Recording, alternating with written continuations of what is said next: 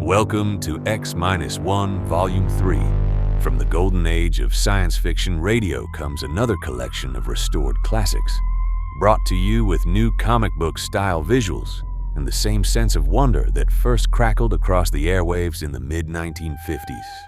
Tonight we continue our journey through the stars, through time, and through the strange corners of the human mind. Our first story is The Defenders by Philip K. Dick. In a world where the surface of the earth has been abandoned to endless war, the people live safely underground while robot armies fight above. But what if the war they are fighting is not what it seems? This May 1956 adaptation delivers one of Dick's sharpest early visions of reality, propaganda, and the machines we trust to protect us. Stay tuned for The Defenders on X-1. Now stay tuned for X-1 on NBC.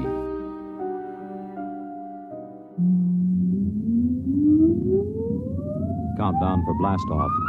X-5, 4, 3, 2, X-1, fire.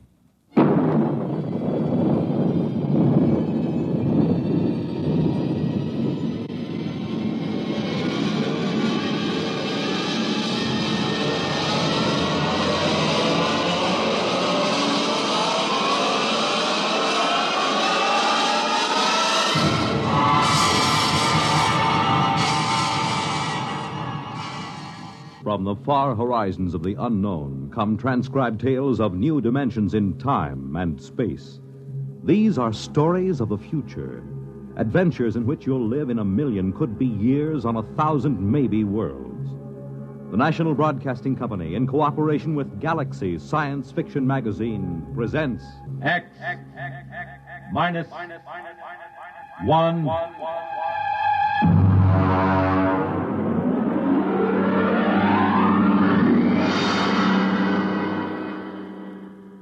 Tonight, The Defenders, based on a story by Philip Dick. And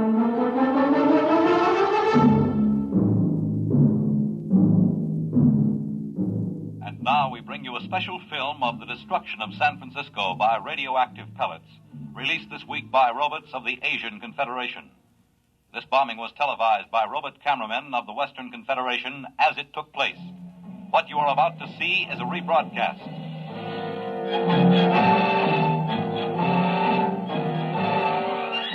Here you see the heroic robots, the Leddies, who defended San Francisco against the dastardly attack.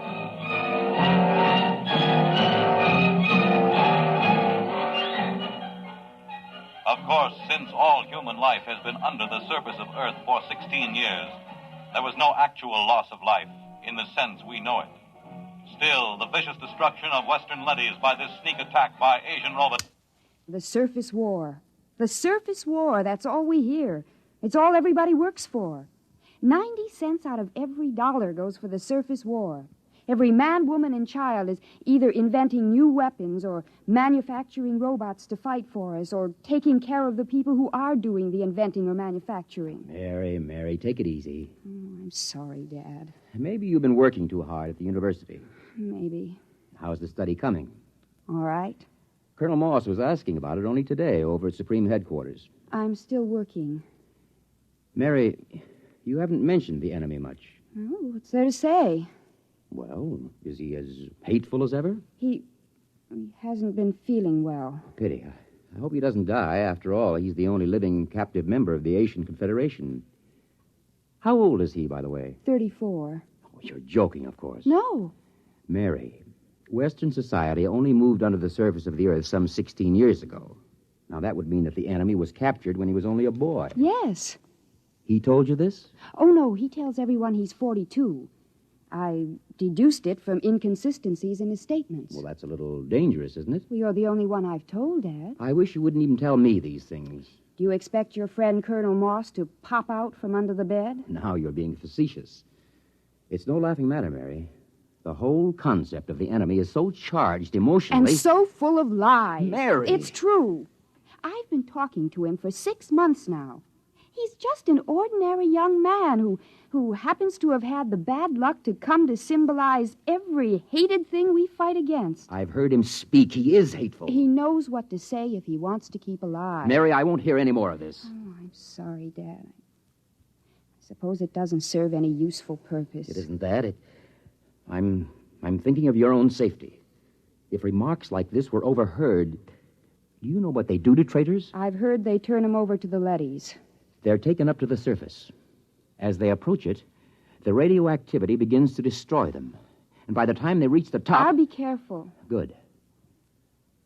Now then, why don't we stop this morbid talk? How about turning on some music, All right. Dad, Yes? what was it like What? on the surface? Don't you remember? Mm-mm. Oh, no, of course not. You were only about 6 at the time. Well, it's best not to talk about it too much. Tell me, Dad, please. Well, it was quite different from living underground. We lived in a valley, your mother and you and I. There were pretty farms along the floor of the valley, little white houses and green fields and trees. Oh, and there were birds. Yes. I'm afraid the birds are extinct now. It must have been hard for you those first years underground. It wasn't pleasant. But I had my work at the War Institute. There was so much to be done then, building the leadys to take over the surface war, designing the pneumatic tubes to get supplies and weapons up to the robots, organizing the robot councils on the surface, and, of course, the constant fight against radiation leakage. Well, we're still working on that one. I wonder what my life would have been like if it hadn't happened. About all I know is metal walls and great roaring factories and barracks. Nobody wants to live this way, my dear. We have to. Someday, when the enemy is defeated... What makes you think he'll be defeated? The Asians are just as secure underground as we are. When our leadys conquer theirs... Dad. What is it? Dad, the enemy, the one I've been interviewing. I thought we weren't discussing him. He mentioned a word to me. A word? Yes, it seems to me that I heard it before when I was a little girl. It's best to forget these things. No, I don't know what it means, but it might even be a bad word, but I have to ask you. I'd rather not. Please? Well? The word was peace. Oh, Dad, I'm sorry. I didn't mean to shock you. I think I'll go up to my room. I have to get up early. I'm taping an interview with the enemy. Excuse me.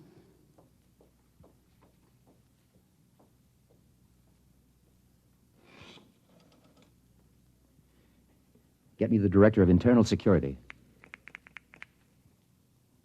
Yes? Moss, this is Donald Taylor. Yes, Donald. It's about my daughter. Mary? Yes.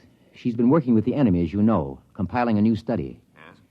I'm afraid from some of the things he's told her that he may not be completely sane. Oh? I thought perhaps you might, supervise their relationship a little more. After all, she's been spending almost 6 months in his company, several hours a day. I see what you mean. Now, I don't mean to suggest that anything has happened already. Her attitude's... Don't concern yourself about it. Everything will be handled discreetly.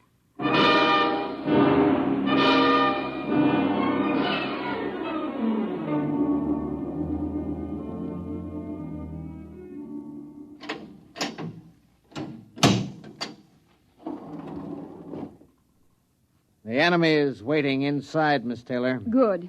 Is the recording and filming equipment ready to go? All checked and ready. You've checked the restraint suit on the prisoner? Yes, miss. You may leave us alone. Just buzz when you want me, Miss Taylor. I will. Thank you, guard. Hello, hateful one. Hello, beloved. How are you? Feeling no pain? I thought about you last night. I talked to Father. Be careful. Oh, it's all right. Oh, this can't go on, Mary. Sooner or later, someone will suspect. I don't care. I love you. Mary. Oh, you'd better get something on tape. If anyone comes in. All right. Tape number 425X. Subject, recorded interview with captive ZN2, former soldier of the Asian Confederation and enemy of the Western Confederation. I am Joseph Kali, serial number ZN2. former soldier of the Asian Confederation. What were you taught to believe concerning the people of the Western Confederation? I hate them with all my heart. They are inhuman and to be destroyed. What is your objective? It is the objective of my people to enslave all members of the Western Confederation and to utilize them for the benefit of the masters of the Asian Confederation. Did you ever witness any murder of members of the Western Confederation? I was a pilot in a group which dropped radioactive dust on women and children who were preparing to be evacuated underground. I myself killed some 15,000. We will discontinue the interview to check the quality of the recordings. And to kiss the lips of the captive from the Asian Confederation. Oh, Joseph, I can't tell you how it pains me to hear you mouthing this stuff. It keeps me alive. If there were only some way to escape, some place to go. The surface is the only place to go. And the radioactivity kills you in 40 minutes with the thickest lead suit. Sometimes I think even 40 minutes of freedom would be worth it. 40 minutes of pain? If that's the price, then For myself, I wouldn't care. But for you, Mary. If there were a way to reach the surface... There is. Colonel Moss. This has been, I must say, a most interesting interview to hear. You heard it. From the beginning. We had the room wired this morning. Then you know. Yes. What's going to happen to us? To you, nothing. Because of my friendship for your father and your own youth. We will simply require that you remain silent about anything that has happened. And Joseph? The enemy will be handed over to a D-class leady at the mouth of the tube and taken to the surface. We will perform the entire operation with a ceremony and a public announcement. He'll die. Precisely. No. Please. Now you'd better go. Your father is waiting outside. Joseph. Mary, do as he says. Joseph, I love you. Take her out. Please let me say goodbye to him. Remove her. Joseph, please. Please let me stay, please.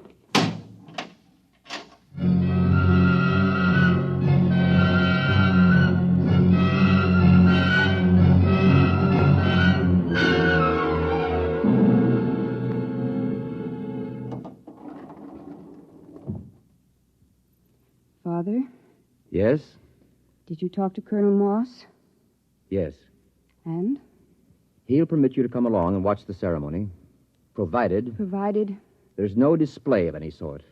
And, of course, a public denouncement of the whole matter. He's prepared a statement to the effect that the enemy tried to dupe you, that he used hypnosis, etc., etc. Well? I'll sign it. The ceremony is at the foot of the tube tomorrow morning at 6. At that hour, the enemy will be handed over to a D-class leady, which is being brought down from the surface. Remember your promise.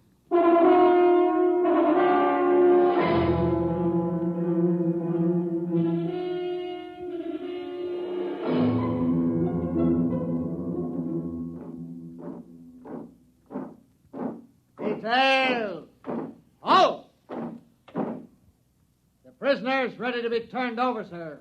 Is the robot here? The robot is arriving now.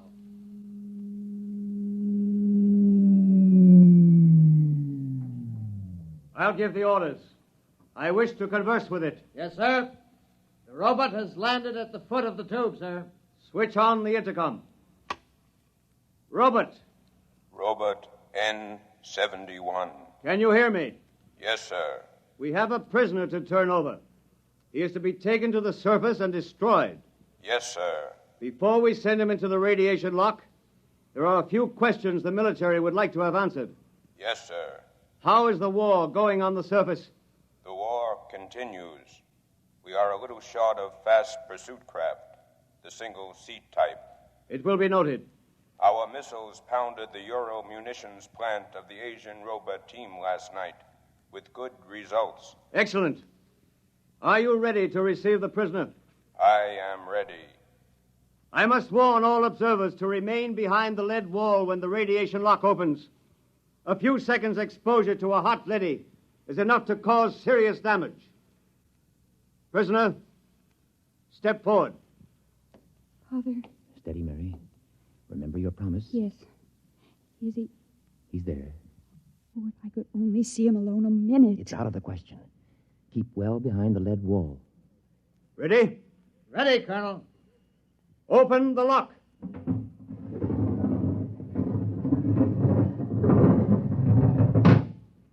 Step into the lock, prisoner. He's in with the leady. You can almost feel the radiation. By now, he's as good as dead. Lower the door. No! Wait! Joseph! Joseph! Mary, come back! Hold the door! Mary! Robert! Remove the woman and take the prisoner to the surface. Hurry! She'll be burned to death. Don't go out there. The lady is pushing around. Close the lock! Mary! Sergeant! Get a technician in a radiation suit to pick her up. Have her shielded and brought to the decontaminating chamber. Yes, sir. My daughter. You'd better get into a lead suit, Donald. We'll see what we can do to save her.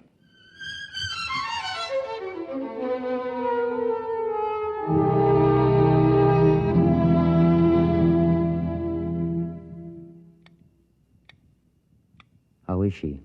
Bad? I don't understand it. What's wrong? She's cold, not a trace of radiation.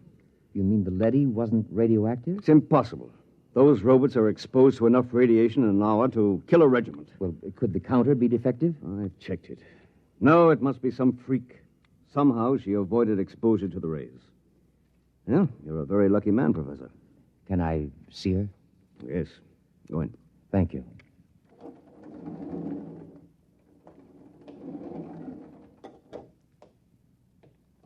Mary, Hello, Dad. did they tell you you're going to be all right? Yes. Well, you don't seem overjoyed. Should I be? You really care for this murder of women and children? Dad, for the last time, Joseph never murdered any women and children. He confessed to those crimes to keep alive. Well, we won't discuss it.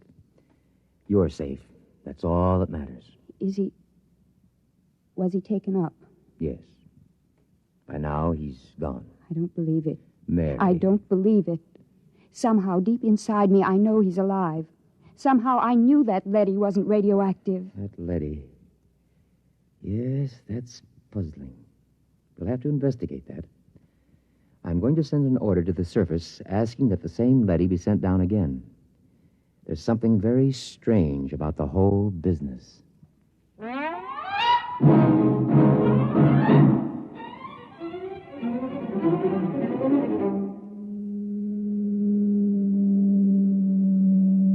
The tube is arriving with the leady as you requested, Professor. Good. I'm going in to examine it. Isn't that dangerous, even with the suit on, sir? It won't take me long. Very well. He's reached bottom. Open the lock. Father. Hold it. Mary, what are you doing here in a radiation suit?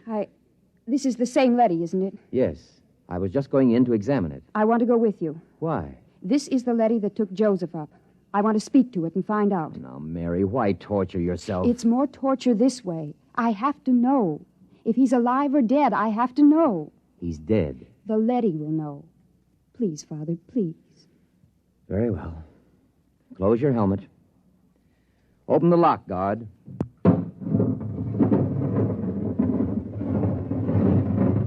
Ready, Mary? Ready. Let's go in.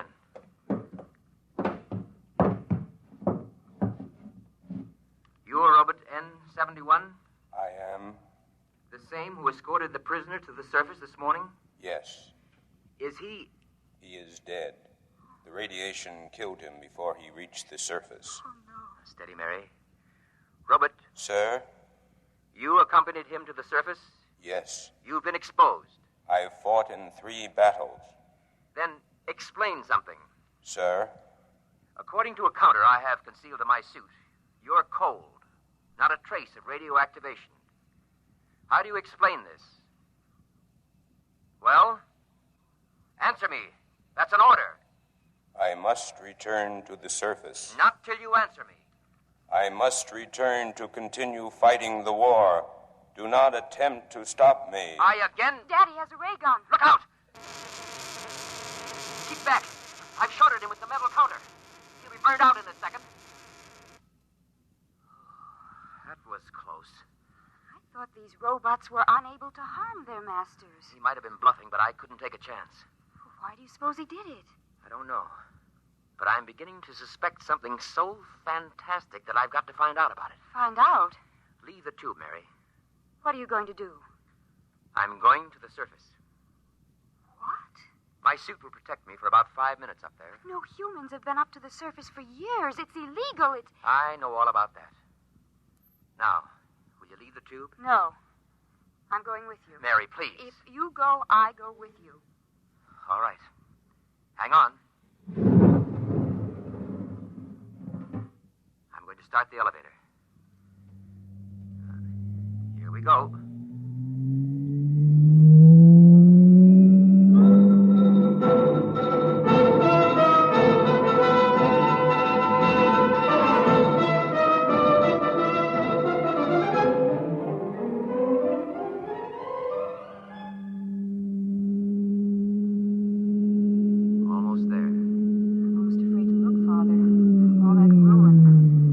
Stopping. Silence is frightening. Father, what was that? It sounds like a rooster. That's impossible. There's no living thing on Earth. Open the car door. Father. Mary, do you see what I see? Trees, forests. A windmill and farmhouses. Look. We must be dreaming. Father.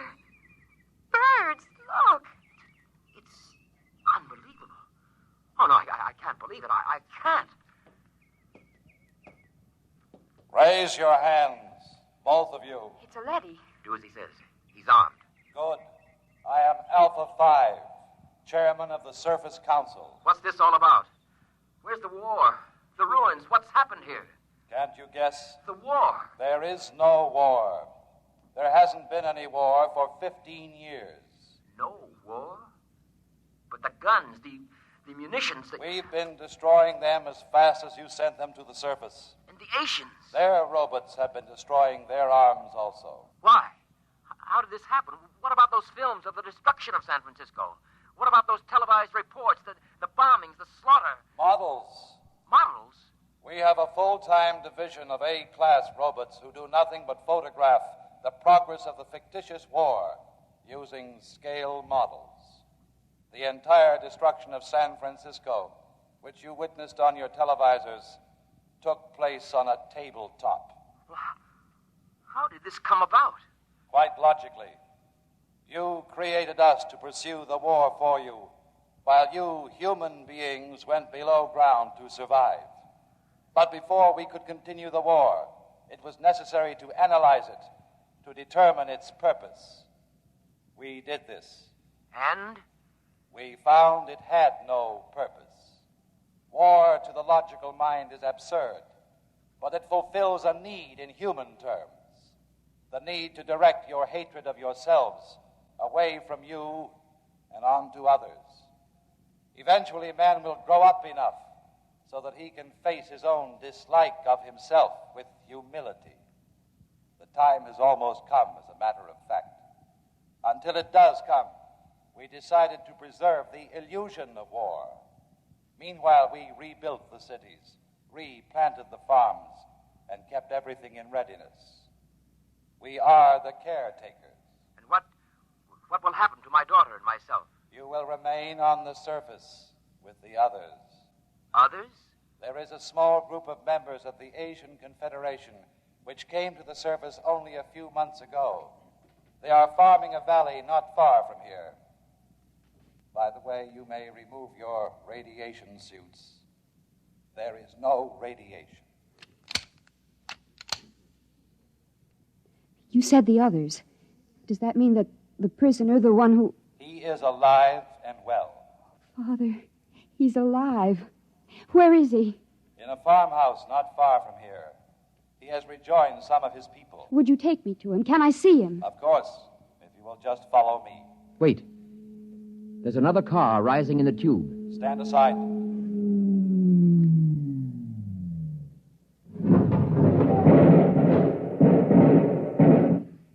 Just remain where you are. Sergeant, take this leady into custody. Yes, sir. Well, Professor, this is quite a sight. How did you happen to come here? The guard told us you had surfaced. We found the short-haired robot where you left it and discovered it was cold. So we decided we'd better investigate.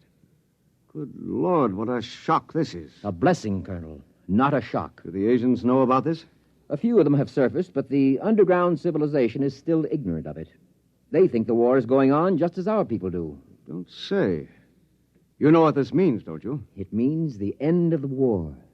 It means peace. It means victory, Professor. It means we can mount a full-scale attack. We can drop hydrogen fission bombs right down their tubes. We can wipe out the whole race. But there's no need. There's no war. There will be. I'm returning underground to report this to Supreme Headquarters. You'll have to accompany me for security purposes. You cannot do that, Colonel. Since when does a robot give orders to a human? We were constructed to protect you. In this case, we will protect you from yourselves. Stand aside. We're going to the tube. I will be happy to stand aside, but you will not be able to descend. No? Well, we'll just see. Look out! Father, what is it? What happened? Look. Good Lord. They've destroyed the tube. We're sealed off. Exactly. We have always had heat bombs in readiness for just such an emergency.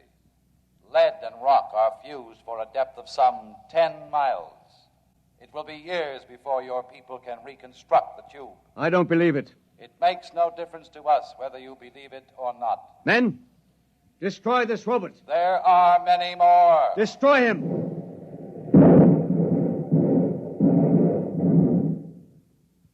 Now. Look, down the road. Humans.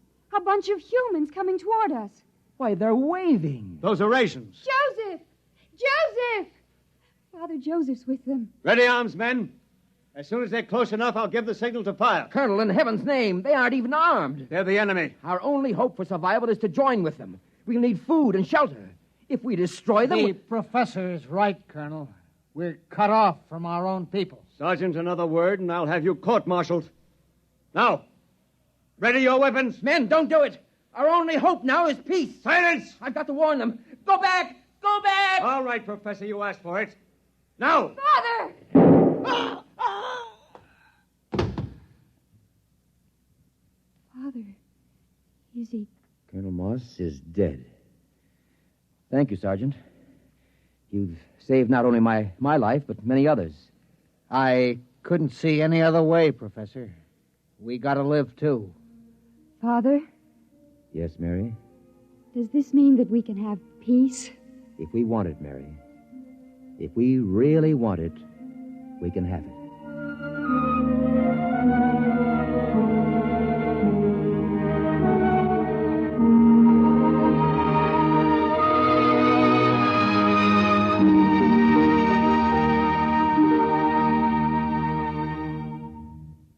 Tonight, by transcription, X-1 has brought you the George Lefferts adaptation of The Defenders, based on a story from the pages of Galaxy written by Philip Dick. Featured in the cast were Lydia Bruce, Warren Parker, Grant Richards, Robert Dryden, Michael Ingram, Stan Early, and Ivor Francis. Your announcer, Fred Collins. X-1 was directed by Daniel Sutter and is an NBC Radio Network production.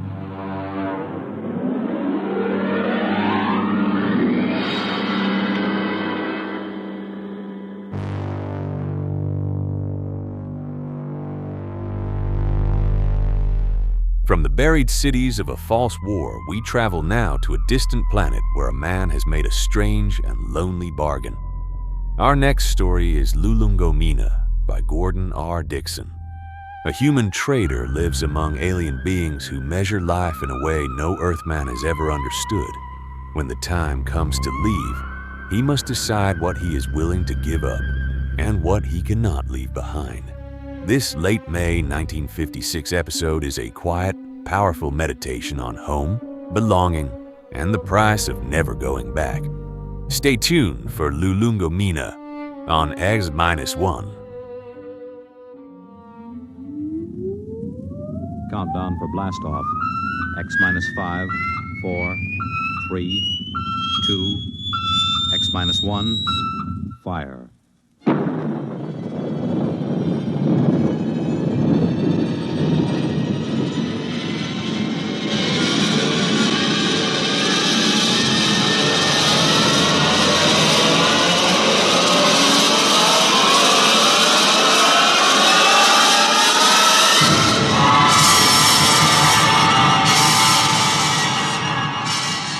From the far horizons of the unknown come transcribed tales of new dimensions in time and space.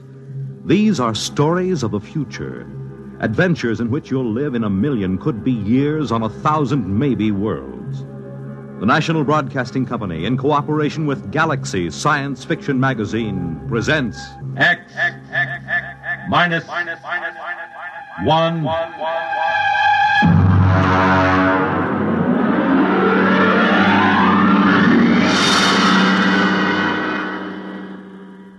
Tonight, Lulungomeena by Gordon R. Dixon.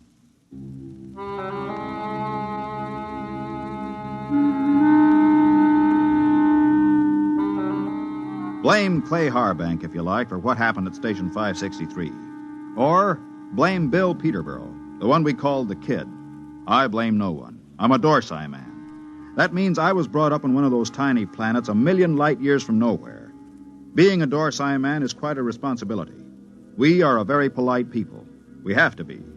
Because when we get angry, we fight to the death.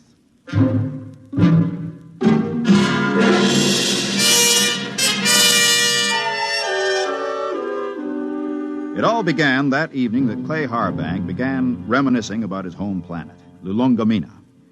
We were sitting around the recreation room of 563. There was a card game going on in one corner. Lulungomeena. The very name sounds like music, doesn't it, Mort? You know me, Clay. I'm a Dorsai man. I've been in the Dorsai planets. I've seen them all knocking around this universe for 35 years. But when it comes to sheer beauty, Lulungomeena. How long since you've been home, Clay? Home? 20 years, Mort. 20 stinking, miserable years. Well, that'll be over soon. Another 10 days. You gonna miss old 563? Miss this godforsaken little asteroid? Not for a minute. We'll miss your ugly face around here. At least I will. I'm gonna miss your gloomy Dorsai puss, too. Mort, why don't you get out of it? You've had more years in space service than any of us. You've probably got enough credits to get out, too. Me? I wouldn't know what to do with myself. Couldn't you go home? You should know better than that. The Denebrian trouble? The Denebrian trouble? You could go to Earth. What for? Ever been there? Never once. And I've never wanted to. I've seen too many Earthmen. Like the Kid over there. He's green in service. He's full of greed and stupid hate like the rest of them. No, that's not for me. Looks as if the game's breaking up. Here he comes. Well, if it isn't the big gambler from the windy planet. What's its name? Lulungomeena. Yeah. How's the piggy bank coming, Dad? The piggy's a gentleman, Kid.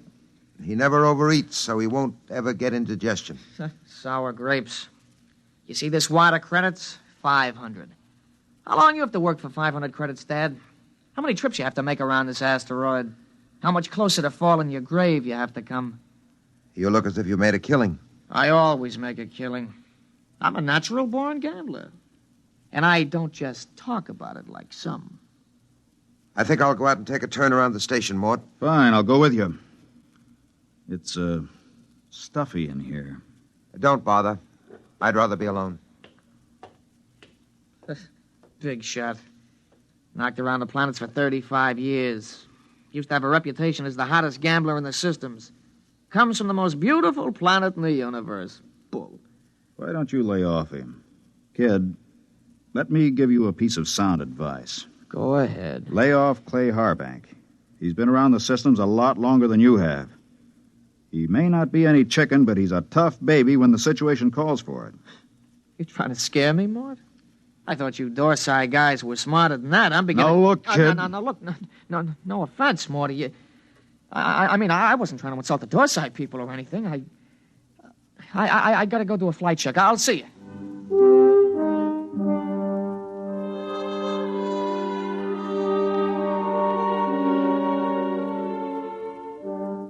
We were in bad shape. The 20 of us at Frontier Station 563 on the very edge of the human area had gone sour. Half the men had applications for transfer in already. What I'd told the Kid about Clay being tough, well, that was a bluff to keep him off. Nobody knew better than I did that Clay was burned out inside like a used-up rocket. I put on a spacesuit and went out to join him. Oh, hi, Mort. Hi. Beautiful night, huh? Nice. Back on Lulungomeena, on a night like this, the rakish flowers open up, and you can hear them singing. There are 6 moons, and every one of them is like a yellow lantern. My mom and dad and I used to live on the edge of a lotus pool. Here I go talking about home again. Figures. A guy who's been saving up for 10 years to get home is bound to start thinking about it when the time comes. I wish you could come with me, Mort. Clay, tell me something. Yes? Do you ever get the urge to gamble again? Do I get the urge to gamble? Mort, you ever watch a man who's been on PON for a while? When he's broken the habit, you can't get him near the stuff. He despises it. And yet, the same man is liable to go back on with no provocation. Well, that's the way it is when you've gambled all your life. I figured. Maybe that's why I keep talking about home. Every time I hear the kid flipping those cards in the recreation room, I start talking about home. Have you noticed? I've noticed. But this time I'm going to make it, Mort. I tried 3 times before. This time I've got the dough, and I know I'm going to make it. I think you will, Clay. You know what did it? No. Lulungomeena. That's what saved me this time. The thought of that beautiful planet. Well, when you get there, you can send me a photo tape. At the rate we get visitors, it should reach me in 5 or 6 years. You'll be out by then. You'll be home. I'll never go home, Clay. Never. Well... That's Red 4. Screens must have picked up a ship in the galaxy. Maybe we'll get a visit. Keep us from going loco anyway. Coming in? No, I think I'll stay out a while. Well, I'm going to check the screen. See you later.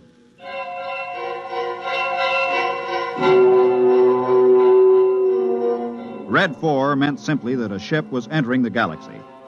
The chances of it touching down on 563 were pretty remote, unless it happened to need a clearance for Earth or Mars. The screen was black by the time I got there, but the kid was filing a report.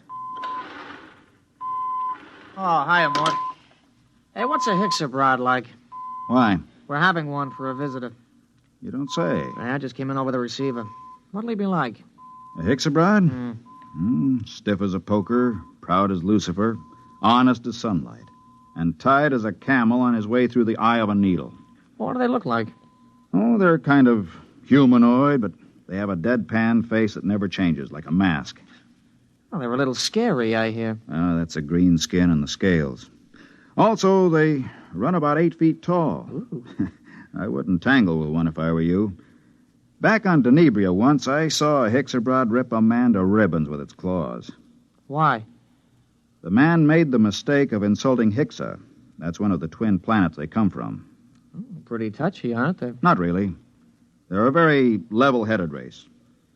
You know the Hixabrod reputation, don't you? No, you didn't hear much about them on Earth. Well, they're the first and only mercenary political arbitrators in the known universe. A Hixabrod can be hired, but he's absolutely incapable of being influenced or bribed. He tells the cold truth and nothing but the cold truth. And, brother, when a Hixabrod tells you the truth, it's plenty cold. It really lets you have it, huh? They're a small race and very much in demand. If some kind of political dispute comes up from planetary to inter-alien, both sides hire a Hixabrod to represent them. That way they know the other side is being completely honest. Oh, that's very interesting, you know. Very interesting.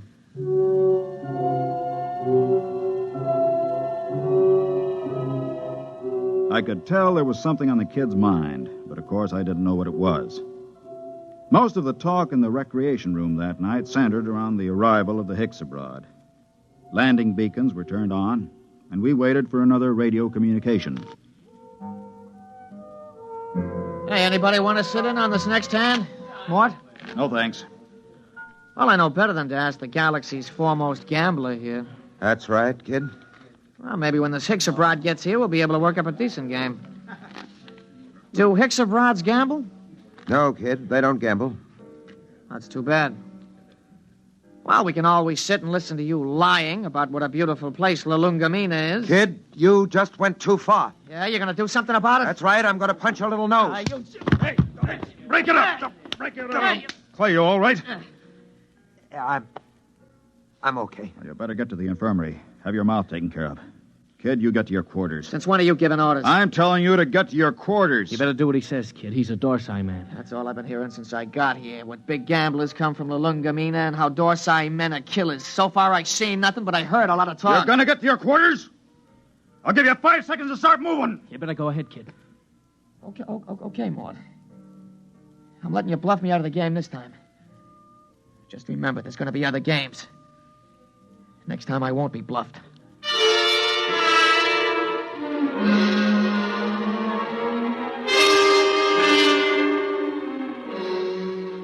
He left the recreation room. I felt a slight and not unpleasant shiver run down between my shoulder blades, and my eyes were still hot. I'd almost lost my control that time, and my senses told me I'd better be careful. For the next 3 days, the tension of 563 was almost unbearable. Clay Harbank seemed to age 20 years after the kid knocked him down. Now hear this, all personnel. Now hear this, all personnel. A ship is approaching for flight check. A ship is approaching for flight check. Report to Central. Report to Central. Well, this is it, Clay. We're getting the Hicks abroad. Seems almost like home having a Hicks abroad with us. They're all over the Tarsian system, you know. You speak Hicks abroad?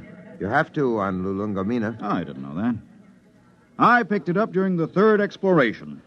Long time ago, huh? We're not getting younger, Clay. Yeah. I found that out. Don't take it so big. He's just a punk kid. Sure. And I'm just a dumb old man. Forget it. That's touchdown. You ought to be here in a minute. Well, that does it. He's down. Look at that ship, huh? Let's go. You'll need some help with his baggage.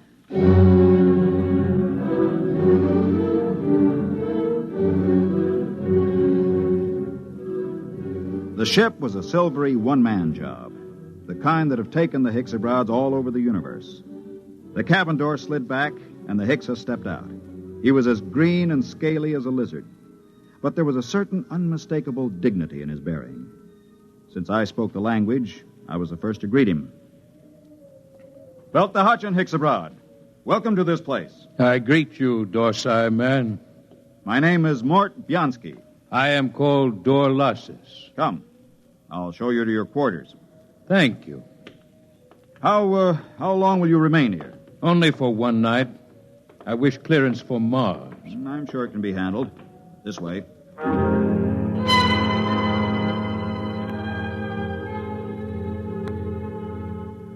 I wondered how he knew I was a Dorsai man. And then it seemed obvious. My broken nose, the scars, the lined face. Nobody could mistake a human from the Dorsai planets. Still, it scared me a little. I kept wondering if he had anything to do with interplanetary police. I tried to put it out of my mind. It was no use.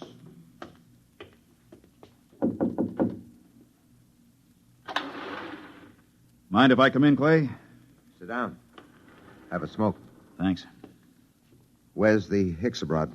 In his room, getting cleaned up for dinner. Strange guys, aren't they? Well, there's something even stranger going on. What's that? The kid's in there with him. With the Hicks? Mm-hmm. What do you suppose they're talking about? I don't know. I wish I did. Kid's probably trying to get the Hicks into a dice game. I doubt it. What's on your mind, Mort? Clay, you've been around. Are there any Hicksabroads in interplanetary police? A few. Why? I don't know. I just had a feeling, you know. Oh, you're dreaming up bogeymen. Maybe. Besides, you're not in any trouble outside the Dorsai system. I killed a human, Clay. Not deliberately? In a rage. Happens all the time on Dorsai, doesn't it? Not to an officer of Intergalactic. Besides, that was 25 years ago. There's no statute of limitations in the systems. Nobody knows but me, right? You don't have to be clairvoyant to wonder why a man hasn't been back to his home planet for 25 years. You, think the kid... I don't know. He's got no love for me. Still, he doesn't know anything. How would he know this Hicks-Abroad is an agent, if he is? Couldn't say. Where are you going? Well, I think I'll take a look at that message the kid filed. The one we got when we first picked up the Hicks-Abroad on the screens. Let me know what you find, if anything.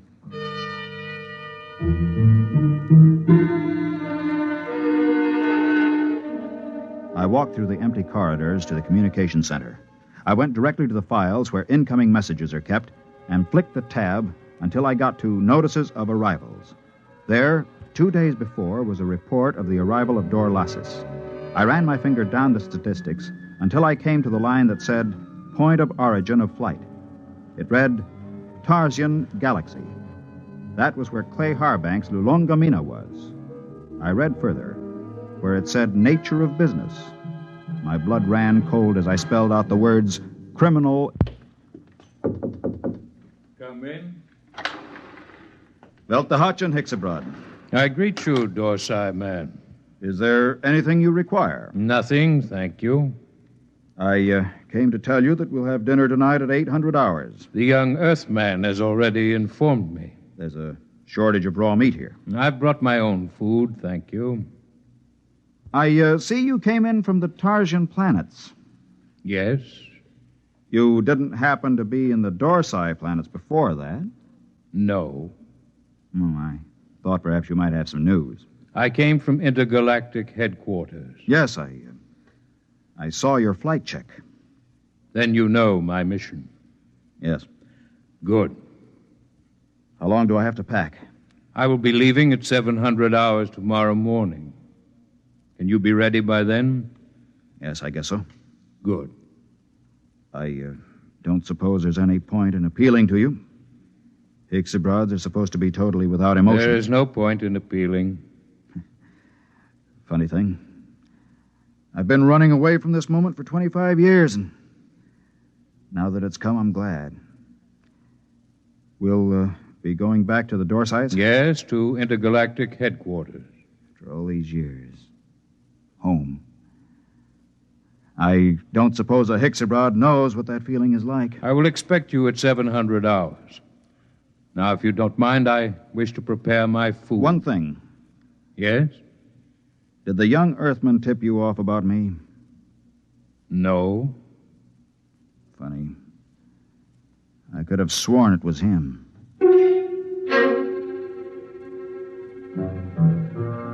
That was that. When a Hicks-Abroad tells you no, you can bet your life he isn't lying. I began to wonder how they located me. I began to wonder what he and the kid had talked about. I began to wonder a lot of things. Well? He's an agent for Intergalactic. Well, that doesn't prove he's after you? He is. How do you know? I just talked to him. Lord in heaven. It isn't so bad, really. Just think, I'll be going home. I'm going to kill that kid. Clay. I'm going to kill him. Clay, listen to me. The kid didn't turn me in. You said... I said he was talking to the Hicks. I just asked him, and the Hicks told me it wasn't the kid. They don't lie. So don't go blowing off. It's going to be hard. 10 days. It doesn't have to be 10 days. What do you mean?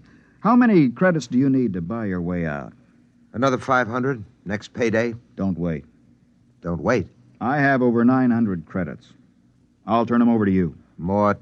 Listen, I don't need them. You can pay off tomorrow and fly as far as the Tarsian chain with me and the Hicks. It's a very nice thing, Mort. Will you do it? I'll think about it. Let you know after dinner.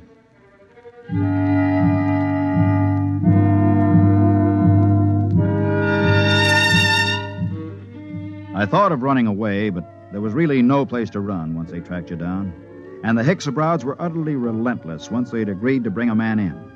Since they had no feelings, they made no judgments. They were absolutely certain that a man would get a fair trial. I packed my stuff and went into dinner. The Hicks-Abroad was at the head of the table eating his raw chinsu meat. Pass the gravy, please. Dorlasis. Yes? They tell me that the Hicks-Abroad home planet is a very beautiful place. It is true. Well, I'm from Earth myself. Yes. I'm curious to know what this beautiful planet of yours looks like. The kid's pretty talkative tonight. What's cooking? I don't know, but I don't trust it. The flora and fauna are maintained in excellent natural balance. No local surplus has exceeded 1% of the normal population for the last 60,000 years. Life on Hixa is predictable. The weather is controlled within the greatest limits of feasibility. The symmetry of the landscape is without parallel in the universe. Very pretty picture. Very attractive home world. But I regret to inform you, Dorlasis, that I've been given to understand that it pales into insignificance when compared with another beauty spot in our universe. Your Earth? I wish I could say yes. No. This place is so wonderful, I doubt if an Earthman like me could get in. In fact, I've never seen it. But I've been hearing about it for some months now. And either it's the most wonderful place in the universe, or the man who's been telling me about it is a rotten liar. Get your gun, kid. Get your gun. Why guns? You call me a liar. Why use guns when it's possible to prove the thing one way or another with complete certainty? For months now, you've been telling me two things. One, that you used to be a gambler. Two, your precious Lulungomeena is the most wonderful place in the universe. The question is either statement true? They're both true. You'll back them up? With my life. I'm not asking you to back them with your life. Just back them with that nice little hoard you've been accumulating all these years. Clay, don't. Well, you said you were a gambler. Bet with me and prove it. Suppose I do. How do we prove my statement about Lulungomeena? It's easy. We have with us at this table a Hexabrod. In a conversation with him, I found out that he's just visited every planet in the Tarsian chain. Now, as everyone knows, a Hexabrod never lies. Do you think you could judge this point, Dorlasis? The point can be judged. Well, gambler. Clay, it's a trick. Don't bet. How much will you bet, kid? All I got. The equivalent of 10 years' pay. Well? You're on. Dorlasis, okay if I question you? Proceed. You've been to the planet in the Tarsian chain, which this man calls his home? I must ascertain the position of the planet. The fourth planet. Ah, yes. The one with 6 moons. That's it. I've been there recently. As you well know, since we spoke of it only this afternoon. We did speak of it, that's true. Now, will you tell me, you know the planet? Yes. You know its geography? I do not repeat myself. Is it a large planet? No. Is it a rich planet? No. Was there not a rain of radioactive fallout from an explosion of a nearby star only 5 months ago? There was. Did it not destroy every piece of vegetation and leave this planet a gutted, smoking ruins, charred and ugly? It did. Well, gambler? You haven't asked him the main question yet, kid. Would you like to ask him? All right. Hexabrod, the question to be judged is this. Is Lulungomeena the most beautiful and the most wonderful place in the universe? Yes. It is. What? Well, kid? It's a trick. It's a rotten trick. I don't believe it. The Hexas... The eyes of the Hexabrod were narrow and baleful as he pushed back his chair. You could almost feel them burning as he dragged his scaly feet over toward the kid. He stopped about 6 inches from the kid and held both his hands up, palms near the kid's eyes. There was a clicking sound, and we watched 11 sets of gleaming razor-like claws shoot up from the tips of the Hexabrod's fingers. Their points were almost against the kid's eyes. Look at my hands, Earthman. Are they not clean? Yes.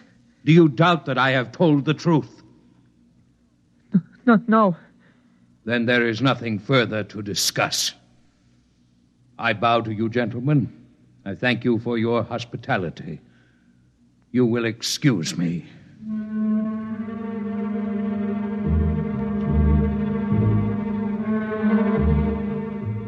We stood around and watched that proud, frightening figure drag itself out of the room. The kid was trembling like a leaf as he drew a bank draft for 10 years' pay and handed it to Clay Harbank. The next morning, Clay and I boarded the Hexabrod ship, and 4 days later, we touched down at the outer planet of the Tarsian chain. Well, this is where I get off, Mort. I don't know what to say, really. I guess you know how I feel. Think I do, Clay. Let's just say so long. There will be no need for goodbyes. What? Both of you are leaving the ship here. But I thought I intend to return to intergalactic headquarters empty-handed. Empty-handed? But they'll question you. What will you tell them? The truth, of course. But You have told me nothing. But I assumed... I am not interested in your assumption. You asked me my mission. I told you it was a criminal investigation. You said you assumed you would go back with me, and I told you when my ship was departing. There is nothing more to be said. But surely you know... What? Don't say anything. A Hixabrod deals only with facts, what is absolutely known. They're the most literal beings in the universe. Let it go at that. Goodbye, gentlemen. I am grateful for the pleasure of your company.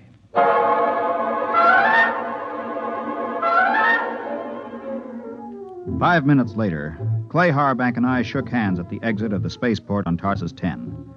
But before we parted, there was one thing I had to know. Clay, one thing before you go. Yes? How did you know the Hixabrod would lie about Lulungomeena? He didn't lie, Mort. A Hixabrod never lies. But Lulungomeena... Mort, let me tell you something. Lulungomeena is a word in use throughout the Tarsian planets. Actually, it's a Hixabrod word. It means home. All I did was ask the Hixabrod if home was beautiful. He simply said yes. And a Hixabrod, as everybody knows, doesn't lie.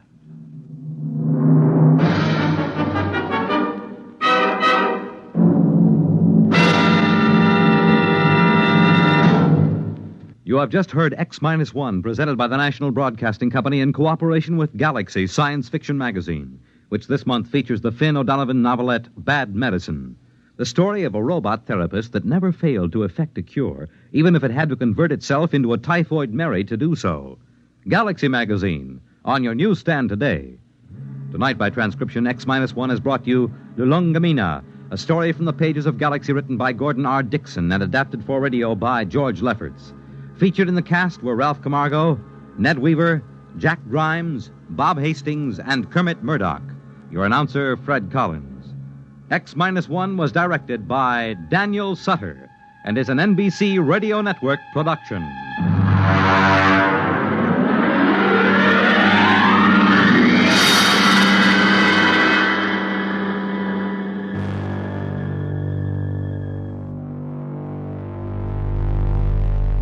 From the quiet sorrow of an alien world, we leap backward through time itself. Our next story is Project Mastodon by Clifford D. Simak. 3 men invent a method of time travel and decide the safest place to test it is the prehistoric past. What begins as a scientific expedition quickly becomes a question of survival, government, and whether the past will let them return. This June 1956 adaptation showcases Simak's gift for blending quiet wonder with the practical problems of changing history. Stay tuned for Project Mastodon on X-1. Now stay tuned for X-1 on NBC. Countdown for blast off. X-5, 4, 3, 2, X-1, fire.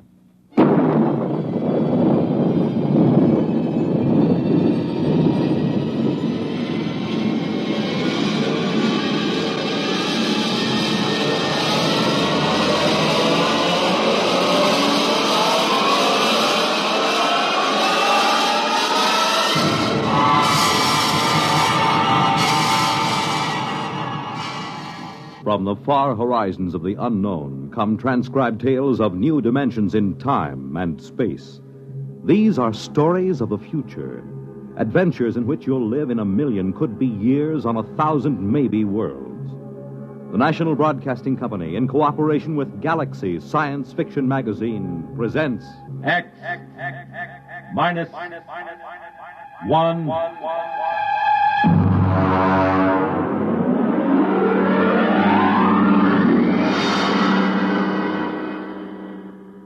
Tonight, Project Mastodon by Clifford D. Simak.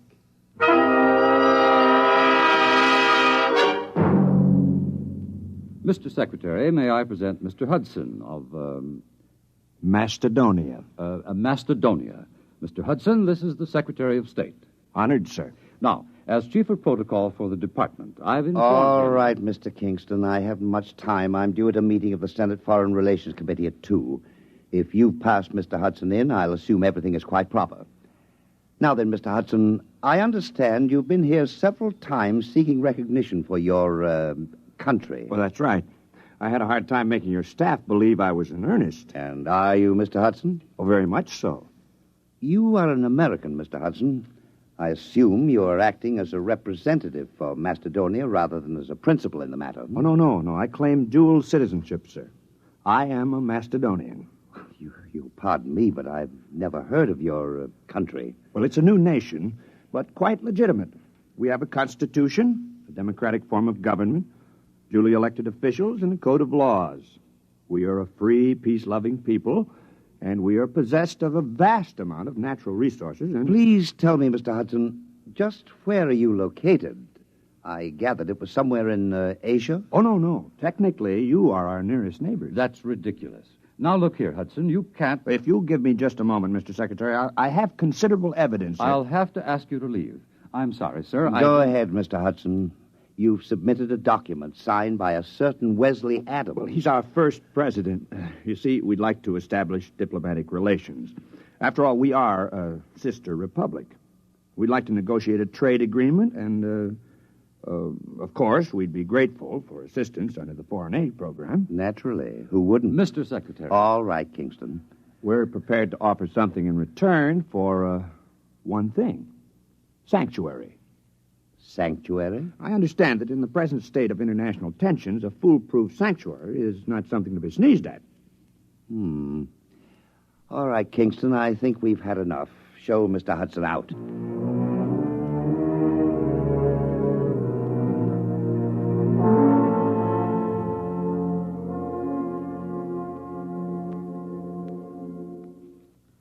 All right, let's have the story again. Look, mister, I don't want any trouble. Just tell the story again.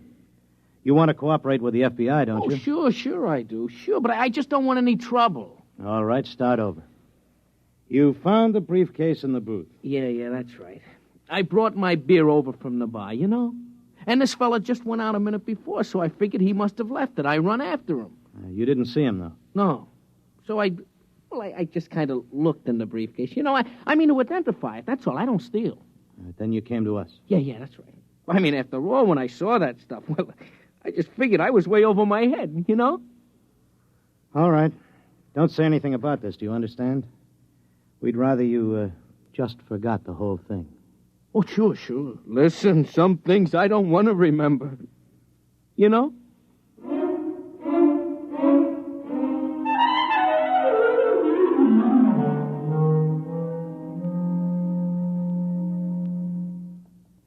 Hello? Is this Dr. Harrison of the Paleontology Department? This is Mr. Jenkins at the Federal Bureau of Investigation. We have some movie film we'd like you to look over. Huh? Oh, we acquired it. Big shaggy elephants and tigers with teeth down to their neck. No, it's not fakes. Our labs are sure of that. Whatever is on those films is real. No, we don't know. That's why we called you. We haven't the slightest idea where those pictures were shot. We can't even guess.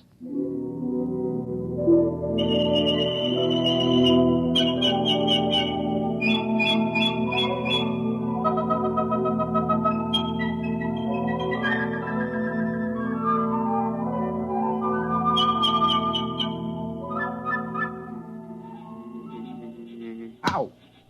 What's the matter, Coop? One of those flying hypodermics. This is a fine, healthy spot.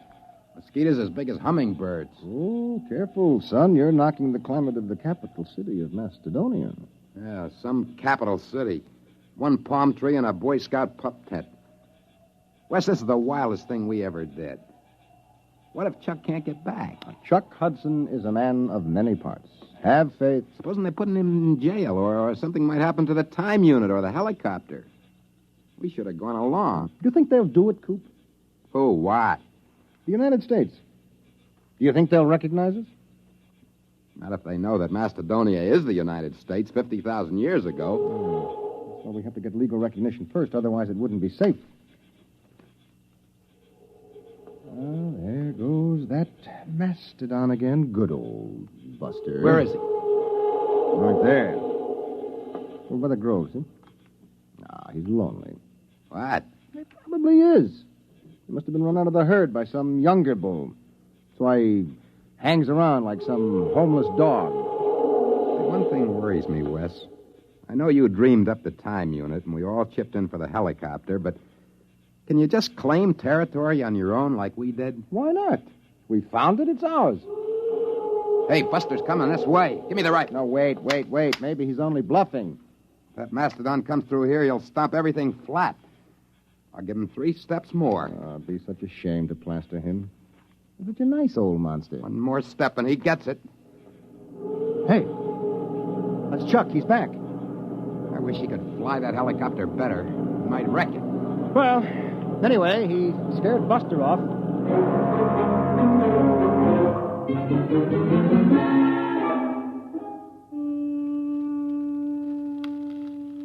Poke those fires up, Wes. Oh, they're high enough, Coop. You don't want a saber-tooth waltzing through here, do you? Well, we better get a stockade up. Some night a herd of Mastodon will come busting in here, and if they ever hit the helicopter, we'll be dead ducks. We'd never get back. We'd be stuck back here in the Pleistocene age. I won't feel safe till we get another helicopter. Those Mastodons carry a lot of ivory. And the mammoths up north. Oh, sure. And get socked in the jug for smuggling ivory? Only way to cash in on the time unit is to get diplomatic recognition for Mastodonia. We've got a good case. You said so yourself. What, a saber-tooth? Down by the grove. I don't like that. Sounds closer. Hey, poke up that fire, will you, Coop? Oh, well, that's Buster. There he is. He's tangling with a saber-tooth. I'll lay 3 to 5 on Buster. Cat's drawing blood. I'll take $5 of it. Come on, Buster. Roll on him, will you? Cat's on his head now. Hey, he's coming this way. Look out! Wes, turn him. Shoot.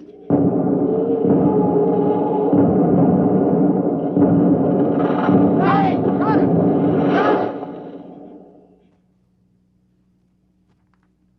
Is he dead? Yeah. The tiger's gone. He won't get far.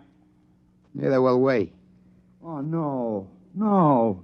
Yeah, good old Buster. Trust him to drop dead right across the helicopter. Well, we can fix it, can't we? We probably won't even be able to roll Buster off of it. The rotor blades are twisted and the frame is a mess. A total mess, gentlemen. We are in trouble. Mastodonia faces a crisis.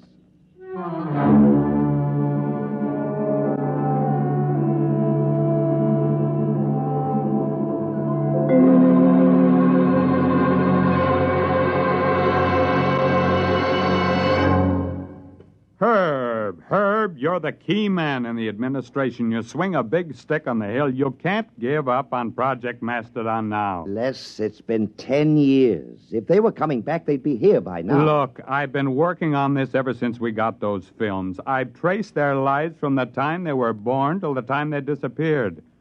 Adams was the brains. The other two were quite capable of helping him carry it out. Hudson knew all the angles. Les, I've sneaked your appropriation through 4 times. Now, there's a limit. But I've got the proof. We've had every paleontologist in the country go over those films. They couldn't be faked. Who would know to put lynx tassels on the ears of saber-toothed tigers? Who would know that young mastodons were black? And the location. We tracked down Adams' farm just from landmarks in the prehistoric landscape in those films.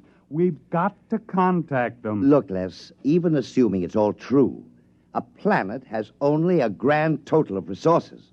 If we get Adams' device... Time machine. If we exploit resources of prehistoric America, won't we be robbing ourselves of our own heritage? Look, Herb, I've been over all that with the AEC. There's a lot of lead in southwestern Wisconsin. If we go back far enough, we can catch it when it's uranium. The whole research project hasn't turned up a lead on Adam's machine, if it exists. We've got to keep watching that farm. They might return. We've got to keep looking for them, no matter how long it takes.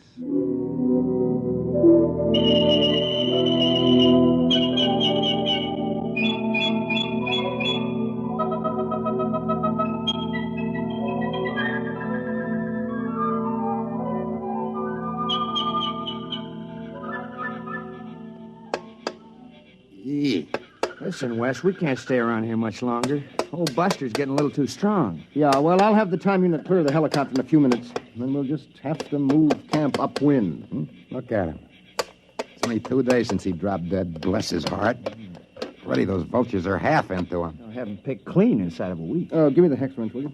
Wes, is it all right? The time unit? Well, we won't know until we try it, Coop. And then, of course, it's too late. Well, either does or doesn't. Problem is, how are we going to use it without the copter? Couldn't we take a chance on using it on the ground? No, we have to get up in the air. You don't want to take a chance of arriving in the 20th century about 6 feet underground. Wait a minute, Wes. It's got to be higher here than in the 20th century. Look, these hills have stood here since the Jurassic era. They got to be weathered down. Yeah, I know. The only safe way is to build a platform about 12 feet high. That should be enough to clear us. But suppose we come out on the other end 2 feet higher. Well, we fall. Which would you rather do? Take a chance on a broken leg or stay Yeah, here? okay. Now, what do we build the platform out of?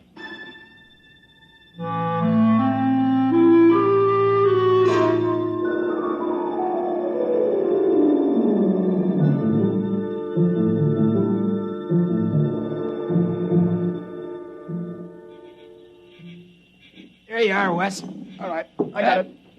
Chuck, comes the next stone. Now, wait a minute. Hey, look out. You want the whole pile to come down? Oh, I'm sorry. Okay, Wes, hand it up. Yep. Give me. That's about 12 feet, isn't it? Well, it ought to be. It took us 10 days to pile it up. Look out, I'm coming down. All right, don't start an avalanche. Well, pretty soon we'll be able to start all over again. Mm-hmm. If the unit works. Yeah, that isn't all. We don't have any proof we've been back here. We'll be stone broke. Another helicopter would cost $30,000. Can't walk into a bank and borrow 30 grand to take a short trip to the Stone Age. Wes, where do you figure we are? I mean on the farm. Well, I think we're clear of the barn and the silo. I hope so. The way I figured, we're astraddle that barbed wire fence at the south end of the orchard. Well, we might as well give it a try. All right, I'll get the unit. You two climb up on top of the pyramid.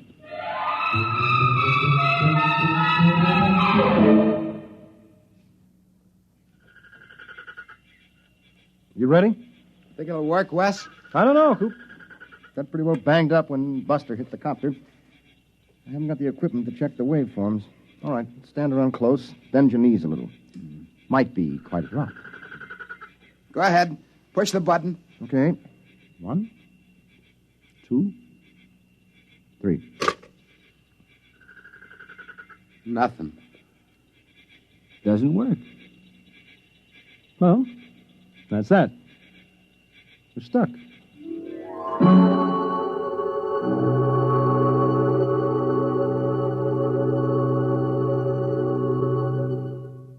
I'm sorry, Les. There's nothing you can do, Herb. You've been out of government for 5 years. If there's anything I can do, the board of directors instructed me to offer you... No, thank you. Well, what are you going to do? I mean, now that you're retired. I bought a farm. Oh? In Wisconsin. Well, you haven't given up, have you? I'm the only one. They closed Project Mastodon down 3 years ago, and they've been hinting ever since that I'd be happier retired. Old Bowers, he's the crackpot from Project Mastodon. I'm sorry, Les, but it has been 20 years. Yes, it has. But think of it. From a military point of view, hidden bases in enemy territory itself, centuries removed in time, yet only seconds away. If we had bases like that and shelters... Relax, Les. It's all over. Sure. It's all over.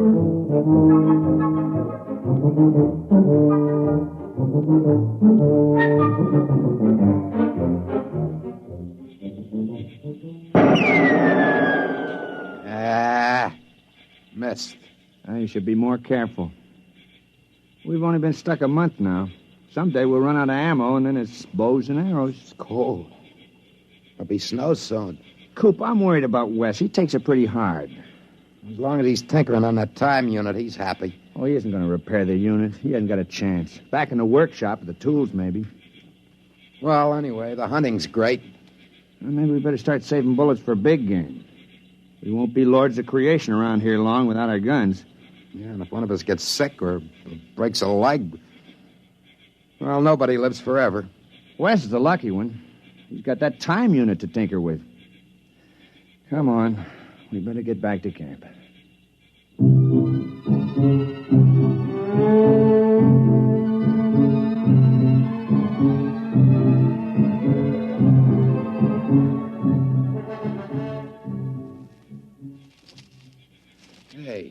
Hey, Wes! Come on. Wes! Wes! There's no sign of him. Wait, there's a note on the door. Wes! Never mind, listen. Dear guys, I don't want to get your hopes up again and have you disappointed, but I think I may have found the trouble. I'm going to try it out. If it works, I'll be back to get you. Wes. What, a fool? That unit can't work. He must be off his rocker. Wait a minute. Coop, look, that pyramid. It took us 10 days to pile those stones up. It's gone. The pyramid of rocks. It's gone.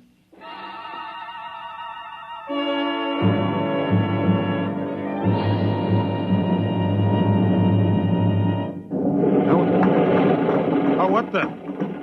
Of all the confounded...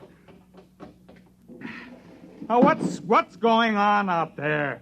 Rocks? Who dumped those rocks? My car, who's out there? It's all right. Don't you move, mister. I got a 45 pointed at you. Well, I can explain. Well, you better. There was a brand new car where you dumped that load of rocks. Who the devil are you? My name is Wesley Adams. Adams? Man, where have you been all these years? Well, I don't suppose you'll believe me, but the fact is... I've been waiting for you for 25 years. The others all gave up. I'm sorry about your car. Oh, never mind. I'll be right down. Now, don't touch a thing. Don't go anywhere.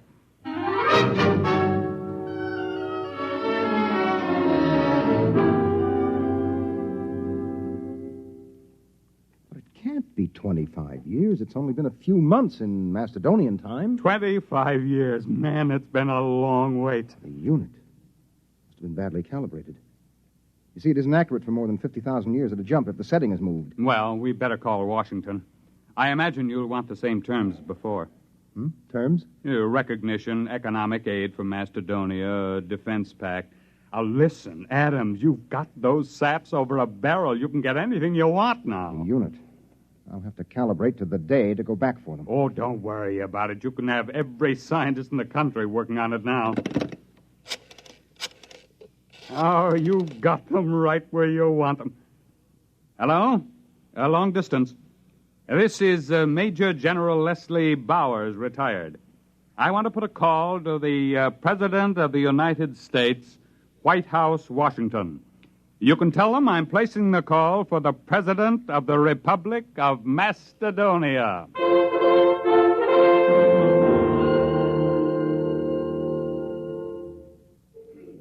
Come on, Og, son of fire. Put another log on. It's cold. It's good cold storage for the furs. Boy, when Wes gets back, we'll be millionaires. Furs, ginseng root, ivory. If he gets back. It's been 5 years. He'll come back. I feel it in my bones. Well, he better find it before we get too old to enjoy anything. Unfortunately, there's no Social Security in Mastodon. Don't you worry. Wes is working on it right now. I can feel it.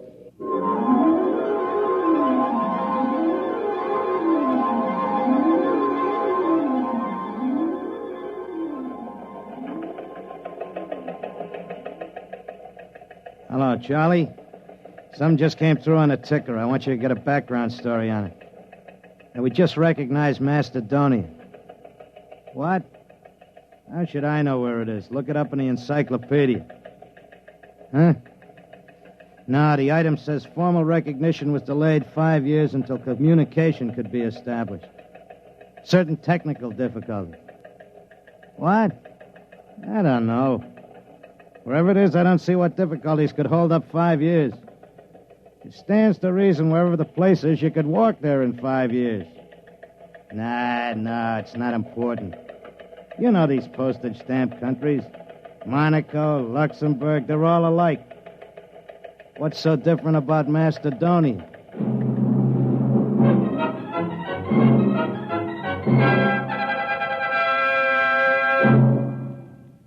Tonight, by transcription, X-1 has brought you Project Mastodon, a story from the pages of Galaxy written by Clifford D. Simak and adapted for radio by Ernest Kenoy.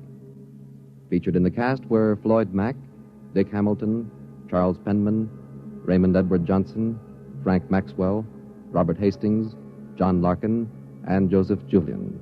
Your announcer is Jerry Damon. X-1 was directed by Daniel Sutter and is an NBC Radio Network production.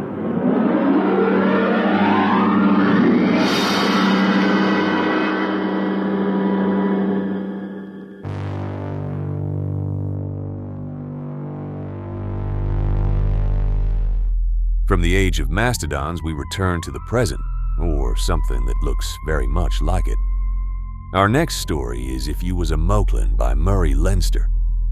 On a distant colonial world, humans begin to notice that the native population is changing.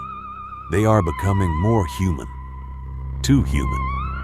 And the question is no longer whether the Moklins are adapting, but whether humanity itself is being rewritten.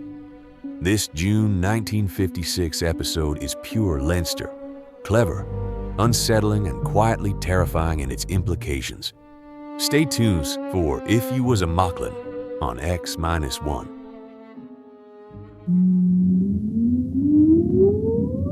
Countdown for blast off. X-5, 4, 3, 2, X-1, fire.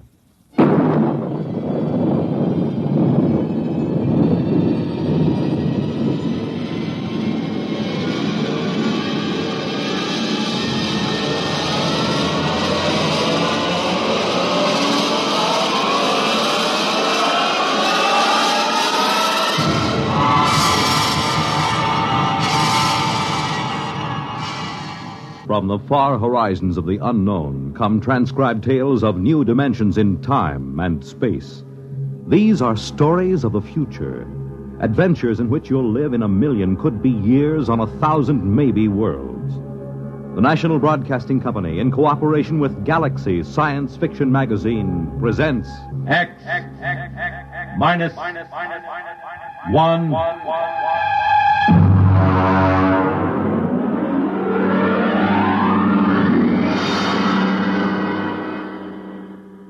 Tonight, the Murray Leinster story, If You Was a Moklin.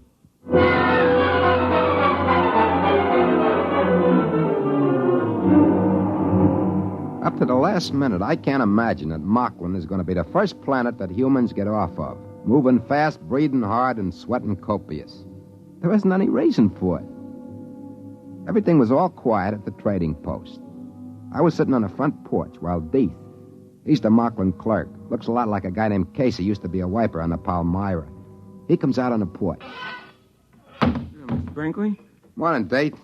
How's business? Not so good. There were a few wood Moklins in this morning. Yeah, I saw him. Kind of nice looking. Those big saucer eyes. Hey, what makes the noses wiggle like rabbits? Well, I don't know, sir. I'm not a woods Moklin. Oh, sure. No offense. They buy much? No, they didn't. They said the prices were too high. Oh. Yeah, they said they can get the same goods at the other trading post for half price. Yeah, it's kind of hard to run a nice little monopoly for the company with another trading post opening up at half price. What is it, sir? Look at that little kid playing in the mud. You mean the Moklin kid? It's my cousin's niece. I can't get over those little kids with the droopy mustaches like old man Bland. I gotta laugh every time. Well, I understand. But you see, Moklins are getting much more human every day. Hey, look at that. There go the trees on the landing field. Yeah, but the relief ship isn't due for a month. I never knew those trees to get up and walk away if there wasn't a ship due in.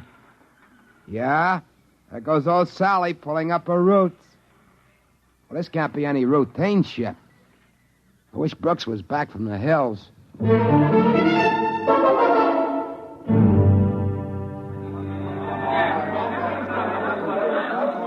Hey, Captain Haney! Over here! All right, come on, let go of my hand. Yeah, nice to see you all again. Friends, yeah, sure. Friends. Phew. I wish those Moklins were a little less friendly each time. It's like being a movie star. Captain Haney? Hey, what's that? We didn't send in a requisition for anything like that. Red hair and everything else. Captain? Relax, Brinkley. That is Inspector Caldwell. She's a troubleshooter for Sam Company. They must have finally read those reports Brooks keeps sending that. Look out for her. She's... Oh, well, good morning, Miss Caldwell. Inspector Caldwell, please. This is Joe Brinkley. He's the assistant manager of the company post. Where's Brooks? He's up in the mountains, ma'am. We should have been here. I'm on Moklin to check into this matter of a competitive trading post. Who's back of it? The company is supposed to have exclusive trading rights. Brooks is trying to find out. The Moklins around the place always say the humans are off somewhere hunting or something. We've never seen them. They take the lady's luggage. Yes, sir. It's a pleasure. Oh, he looks a little familiar, your clerk. He's a Moklin. But he looks a lot like a man used to be a wiper on a Palmyra, Casey. I think he's on the Aldebaran run now. Please conduct me to the trading post. That afternoon, Brooks come down out of the hills with a bunch of woods Moklins that were guiding him. I took Inspector Caldwell over to meet him, and he gets one look at her red hair and other equipment, and he stops short. Hey, what's this? She Moklin? I beg your pardon? This is Inspector Caldwell. She come in on a Palmyra today. This is Brooks, the head trader. Well, am I glad to see you. I guess they finally read my reports in sector headquarters.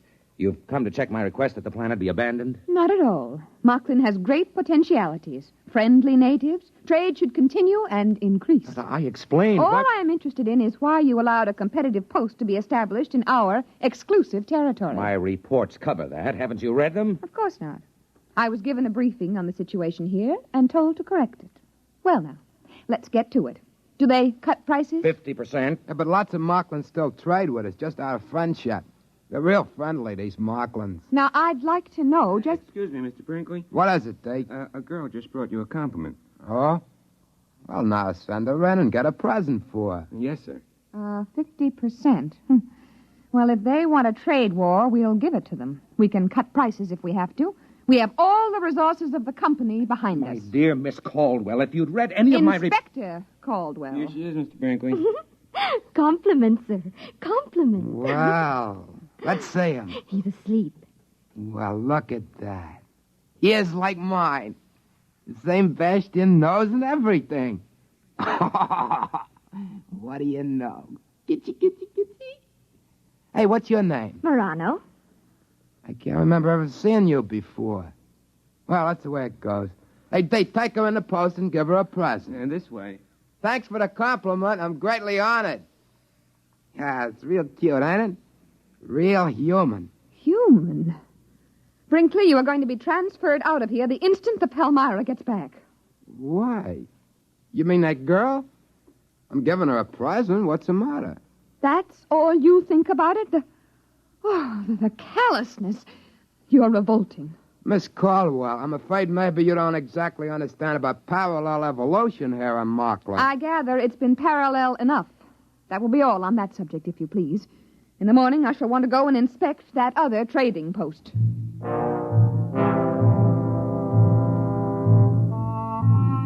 We set out for the trading post the next day. Brooks stayed behind on account of he was peeved that she hadn't read his report. Anyway, she was cute as the bug, and he resented anyone with a figure like that in authority over him, especially without reading his report. I tried to explain to Miss Caldwell that we just couldn't go in and rip up the opposition post. Why not? They're poaching. Moklins imitate humans. Now, if we start trouble, they'll start it too. Anything. Mayhem, murder, theft, bigamy. Bigamy? You're worried about that? Listen, Miss Caldwell, you've got to understand about Moklin evolution. I'm not interested. Here, wait a minute. Now, this is a nest bush, see? There's about a dozen nests on it. Now, only about 2 of them are ripe. Look.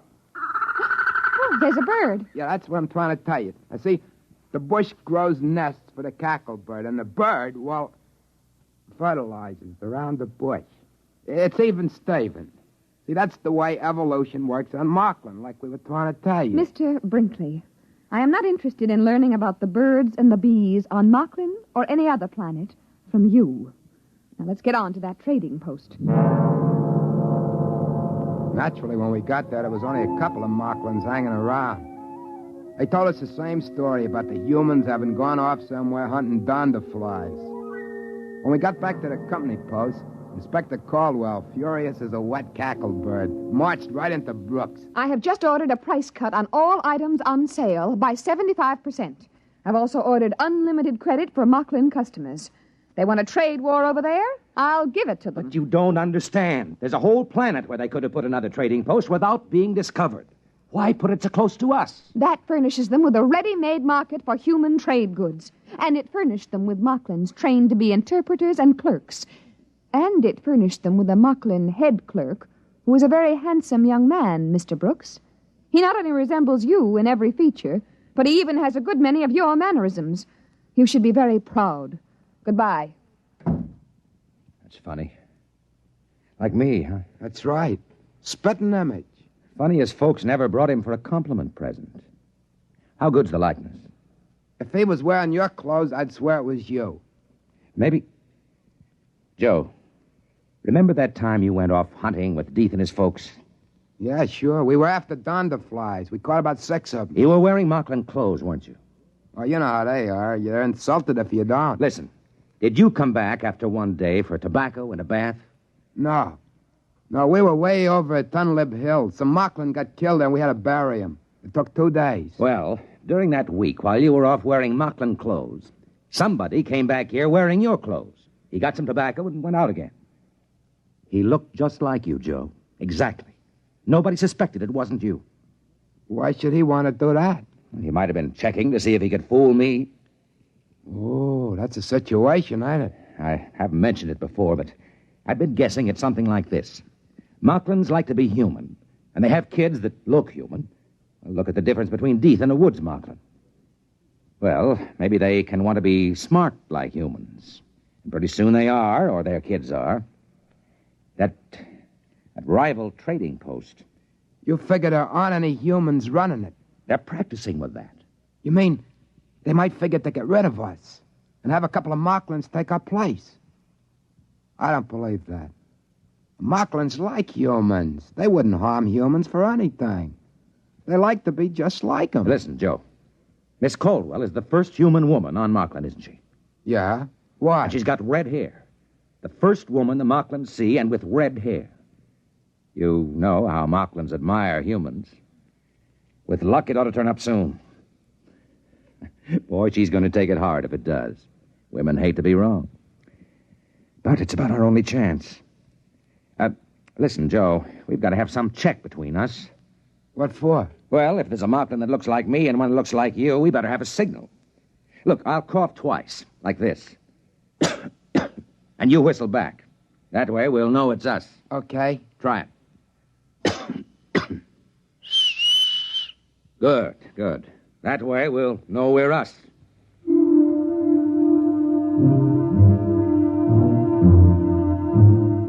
Brooks starts off the next morning to visit the other trading post and see the Moklin that looks so much like him. Before he goes, we do our little routine. It's about 2 weeks till the Palmyra is due back. That's pretty close figuring, waiting for what we're waiting for. I was thinking how good life was on Moklin up to now, and that made me kind of a little sad. But it's the end, there's no doubt about it. Moklins sure admire humans. They produce kids that look like them. You can't help liking Moklins. But I can see what Brooks means.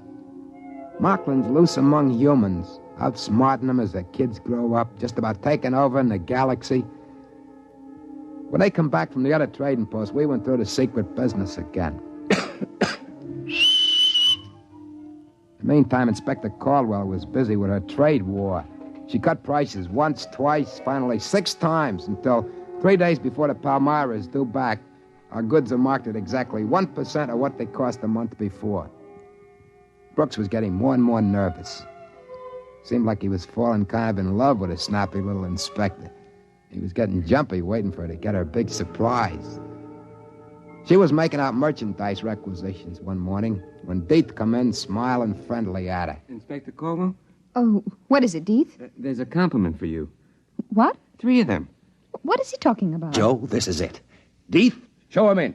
Now, look, I haven't got time for public relations. These inventories of... Here we are. Inspector Caldwell, 3 compliments. Compliment, compliment, compliment. Now, let's see him. Very pretty, very human, no? Oh, no. No, that's impossible. No. Very pretty. Red hair, all 3 of them. Red hair. Very pretty red hair. Same as human lady. Very pretty. All right, Deeth. Take her out and give her some presents. This way. Come on. But that's impossible. Those babies, 3 of them, they couldn't. They do. They look exactly like you. That's what we were trying to tell you. I've only been here a month. Moklin babies get born real fast. They sure admire humans. It's kind of friendly when you think about it. You mean they can make their babies look like anybody they want? It was all in my reports. They've got a queer sort of evolution here on Moklin. Babies here inherit desired characteristics, not acquired characteristics, desired ones. And what could be more desirable than you? Red hair and all. Oh, but I thought, you and Brinkley... Oh. You couldn't help it, dear, really. But I hated you. I thought that... Now, look, darling. Joe. Yeah? Do me a favor, will you? Sure, what? Get out of here. Oh, okay. And stay away for a while. Sure, only one thing. What? This. Okay. Then I'll leave you 2 together.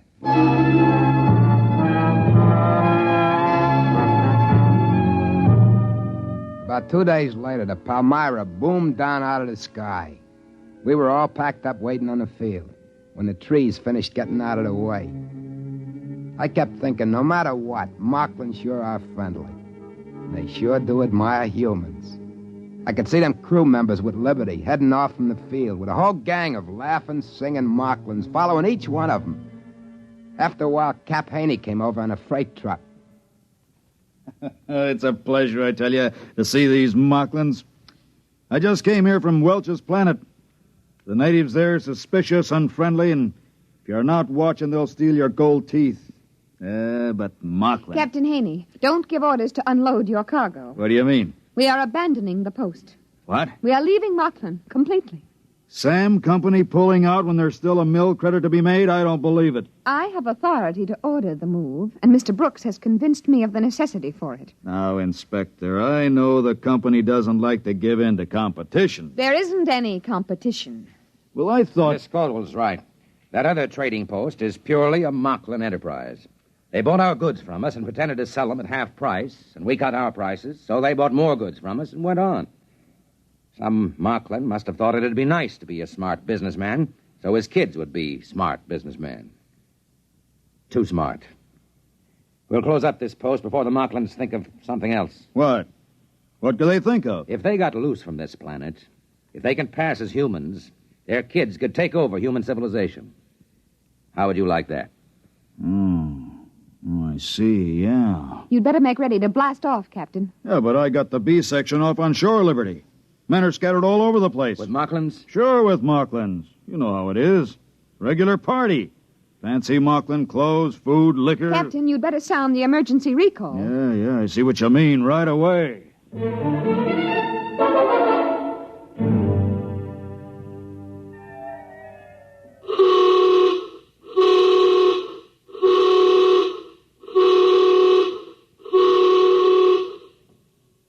Well, that accounts for all but about 5 of them. They're coming across the field now. Keep that line straight for the hatch. We got to count off. 4, 5. Yeah, they're all in line. I'll check against the roster. Wait a minute, there's another one coming. Look. By that tree. Well, there can't be. I've got 38 men lined up already. 38, that's a full count. That's a human. He's wearing Moklin clothes. It looks like Pete Werber from the engine crew. Hey, wait. Wait for me. Wait. Yeah, but it can't be. Werber's already checked in. There he is, in line. Wait Wait for me. Hey, whoa. Where'd you come from? I couldn't find my clothes.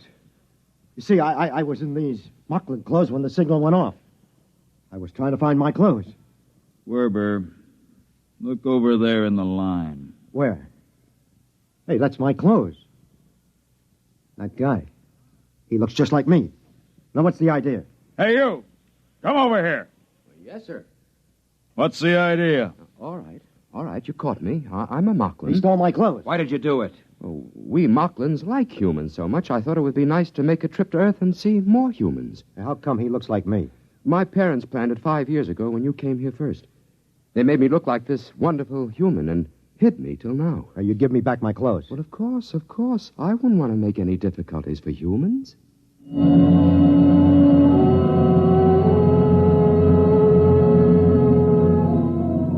He took it as a joke on him. He talked English as good as anybody. It was hard to tell which was the Moklin and which the human guy. So we let him keep the human uniform, and he was very grateful. We took off after that, and the Moklin stood around and laughed and waved and threw flowers as we closed the hatches. Pretty soon the Palmyra was pushing up through the atmosphere. And just before the auxiliary circuits went on during the jump to overdrive, we all stood around in the astrogator's dome with a screen turned up to high mag and watched as Moklin faded into a round cantaloupe behind us. It's a shame. Sure was a pretty planet. Real friendly. Too friendly. I still have the shivers, thinking we almost took a Moklin off with it.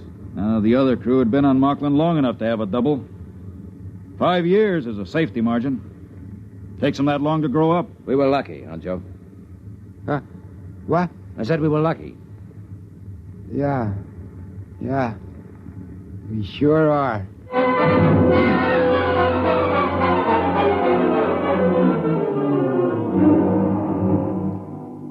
I guess I was the only one who felt a little different from the others about leaving Moklin. I mean, Moklin's are swell folks, and it seemed a shame. There'll be an order out that no human ship is allowed to land on Moklin.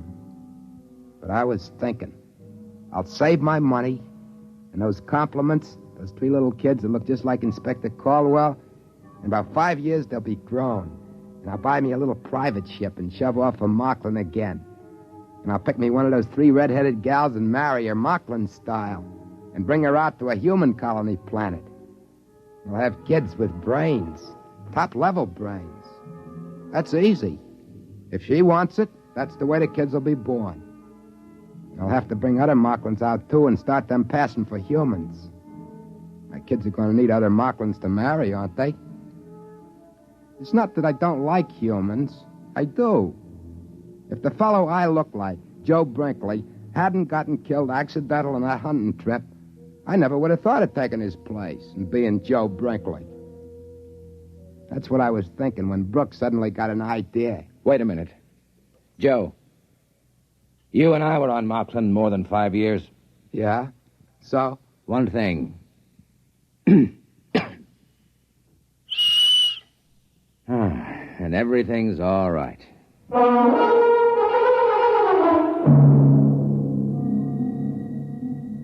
I mean, you can't blame me for wanting to live among humans, can you? Wouldn't you, if you was a Moklin?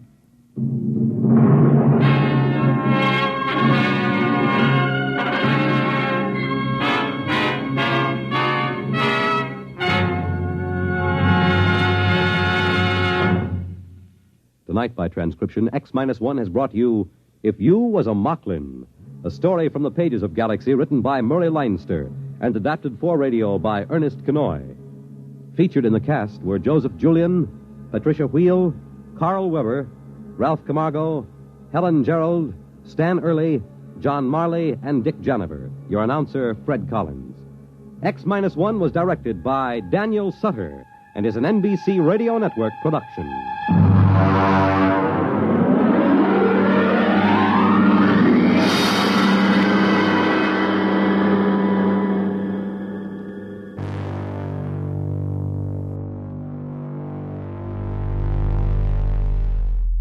From a world where identity itself is under siege, we turn to a different kind of deception.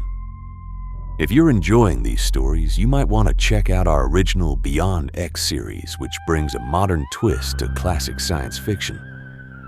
Our next story is Project Trojan, an original radio drama by Ernest Kinoy. In the high-stakes world of interstellar intelligence, a carefully planned operation depends on one man playing a role so perfectly that even he may forget where the performance ends and the truth begins. This mid-1956 original script brings Cold War tension into the stars with classic X-1 craftsmanship. Stay tuned for Project Trojan on X-1.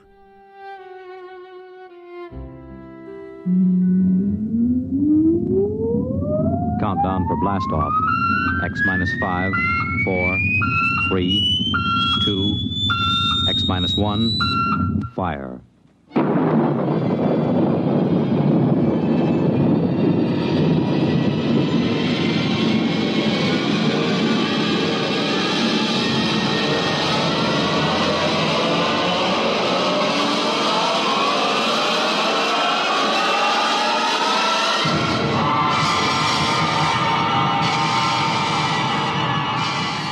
From the far horizons of the unknown come transcribed tales of new dimensions in time and space.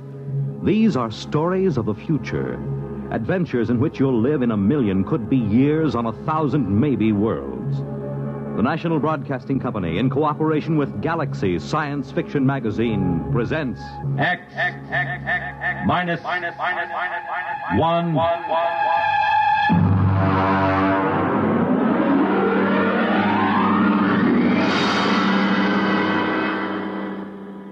Tonight, Project Trojan by Ernest Kinoy.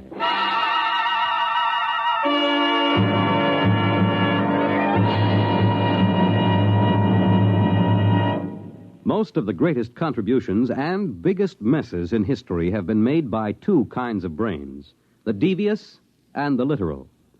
We quote from the monthly column written for Galaxy by its editor, H.L. Gold. For our story tonight has been inspired by one of his recent columns, discussing the exceedingly thin line that sometimes lies between science fiction and science fact, and of the strange use that both Allied and German intelligence made of science fiction during the recent World War II. Our report, of course, is entirely fictional, but similar schemes are known to have been attempted by both sides. And now, here is Project Trojan.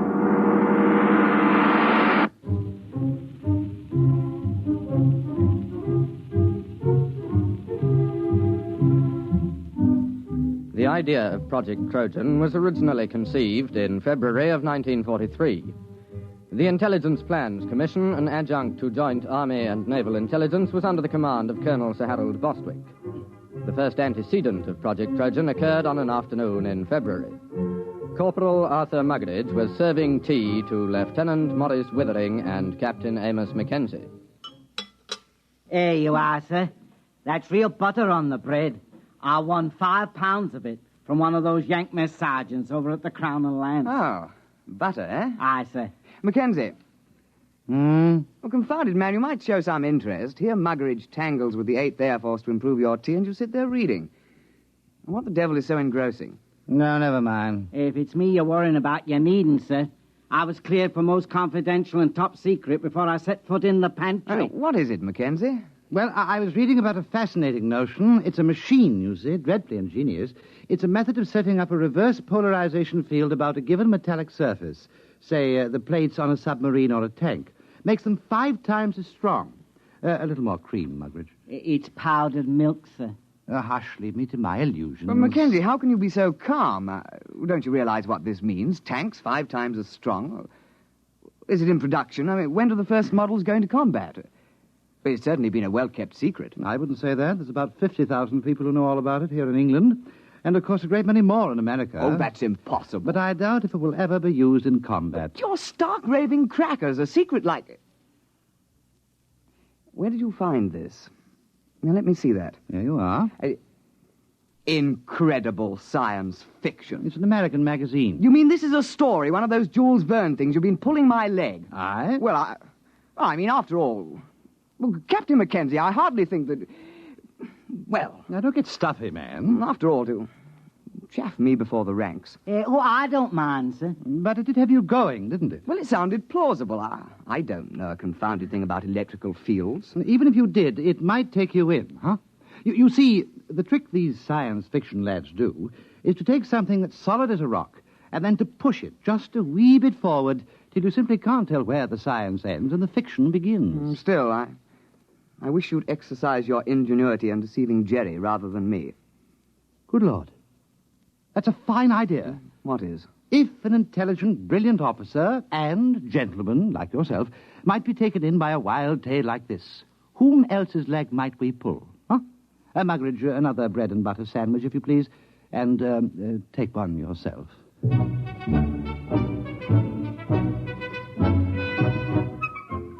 Lieutenant Withering and Captain Mackenzie worked out preliminary plans for Project Trojan and presented them at an appropriate time to Colonel Sir Harold Bostwick. Well, sit down, Withering, Mackenzie. Oh, thank you, sir. We had breakfast. I understand Corporal Muggeridge has been playing darts with the Yanks again. There are fresh eggs for breakfast. We've had breakfast, sir. Oh, well, then. We have a plan, sir.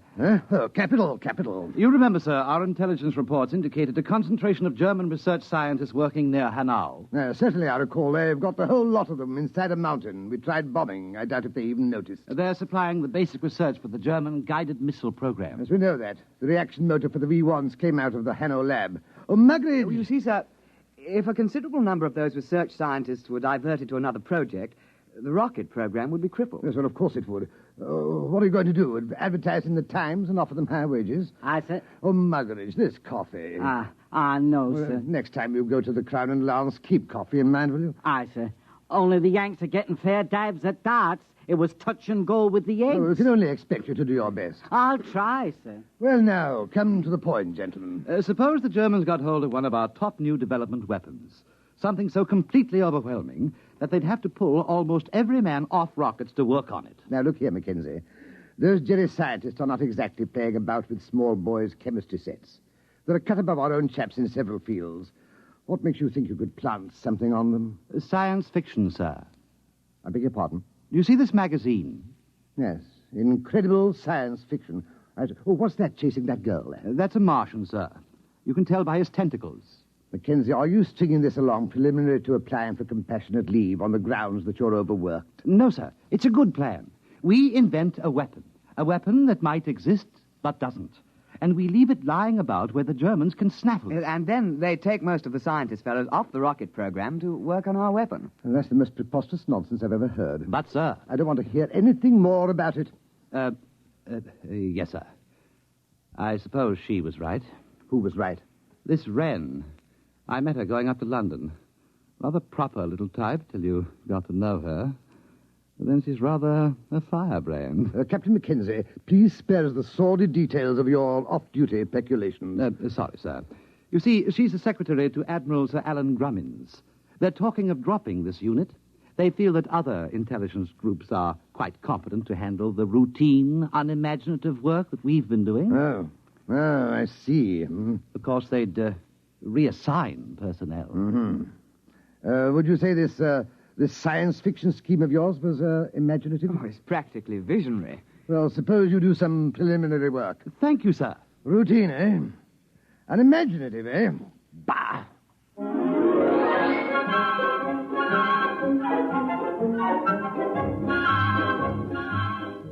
On the 14th of February, preliminary work was begun on Project Trojan. At first, Lieutenant Withering and Captain Mackenzie worked alone, researching the source material of the project. Slamming the firing keys, brick blasted down on the Krull warship. Bright beams of crisp destruction lanced out from the giant dreadnought and licked along the plates of Brick's one-man scout. Nothing in that one. What have you got? It's a story about two robots who fall in love. What's the name of that Johnny who came closest? Herman. Jad Herman. He got half a dozen ideas that are close. Where do you suppose he is? Somewhere in the States, I suppose. That's no use, then. Why?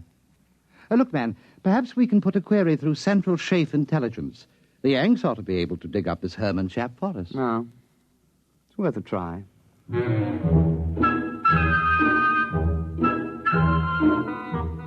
It took 7 days for a report to reach IPC that one Jacob David Herman, a private first class in the American Air Force, was based on a field north of Cheltenham in the Gloucestershire area. Lieutenant Withering and Captain Mackenzie requisitioned transport and visited Herman at his place of duty. You don't mind if I go ahead with my job, do you? I gotta have this place ready for inspection by 1300. Go right ahead. Hand me the cleaning powder, will you, please? Yes, very well. Say, what do they put in porcelain in England? You break your arm trying to get it clean. Private Herman. You are Jad Herman, writer? Yeah, that's a pen name, Jad. I use it for SF stuff. I used to write for the Confessions under the name of Cynthia Herman. I remember one article. I was saved by the YWCA from a life of shame. We're interested in your science fiction articles at the moment. Oh, yeah? Well, I knew we had some sci-fi fans in England. Oh, we're not exactly sci-fi fans. We're from... anybody else here? Well, look for yourself. There's no hiding place down here. Well, we are from Intelligence Plans Commission. Uh-huh. We need your assistance, Mr. Herman. No kidding. We have a project that calls for your particular talents. You got a latrine needs cleaning? We're quite serious, Mr. Herman. Will you kindly pack your things and be ready to come with us within 1 hour? Oh, I'm sorry, gentlemen. I couldn't possibly leave until after inspection. I've got too much of myself invested in this latrine. But after that, I'm at your service.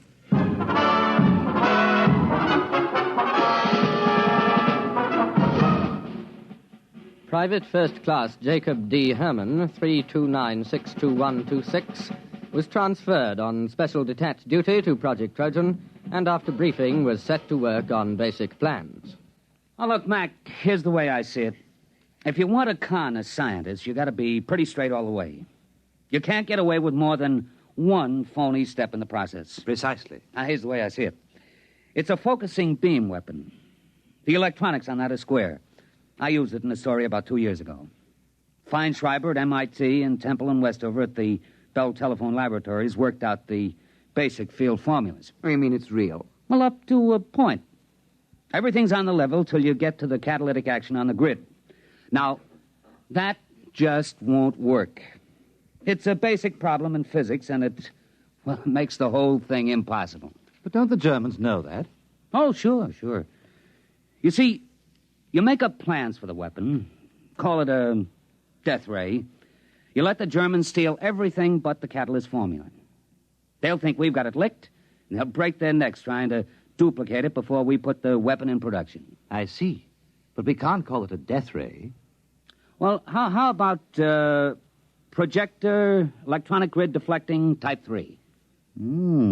That has a braw ring to it, my lad. I've got the basic idea of the thing, but you'll have to get some of your science boys to work it out. Oh, we'll put a requisition into the Manpower Commission in the morning.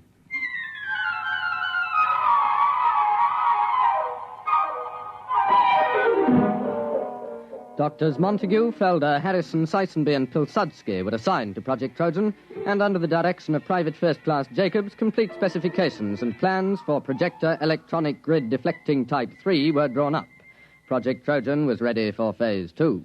Have we got everything? Blueprints? Check. Specifications? Check. Machine tool inventories? Check. Letter rejecting the plans from the War Office? Check. Endorsement from Supreme Headquarters rejecting plans? Check. Note from 10 Downing Street overriding rejections, handwritten postscript, build the confounded thing, WC. Check. Don't you think that's going a little too far, the rejections? Not at all. That's the master touch. A rejection of an idea by the War Office makes it appear most genuine. All right. Private Herman, if this thing were real, if it could be built, what would it do? Oh, don't ask. You could blow a hole in a mountain 10 miles away. Well, you could knock down a whole wing of bombers without even aiming. Oh, dear. Lucky it won't work. I should say so. Oh, well, now to get this lovely thing into Jerry's hands.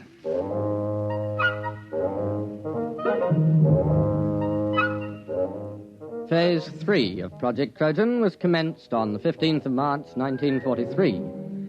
Central Counterintelligence Agency had discovered the infiltration of a German agent, a Belfast Irishman named Gogarty, into the blueprint division of Clark and Porchester, a printing firm doing some subcontract work for the Air Ministry. Gogarty, the German agent, presumably microfilmed the plans because shortly thereafter he received word that his sister, living in the Irish Free State, was to be married to a bus conductor. British agents attending the wedding disguised as farm labourers lost track of Gogarty for several hours due to circumstances beyond their control.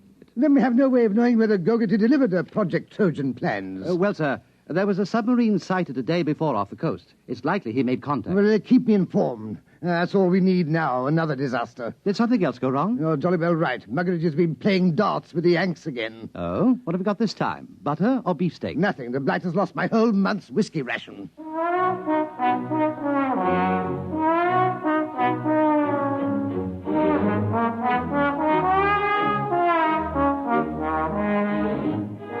Now the cover operation supporting Project Trojan was undertaken.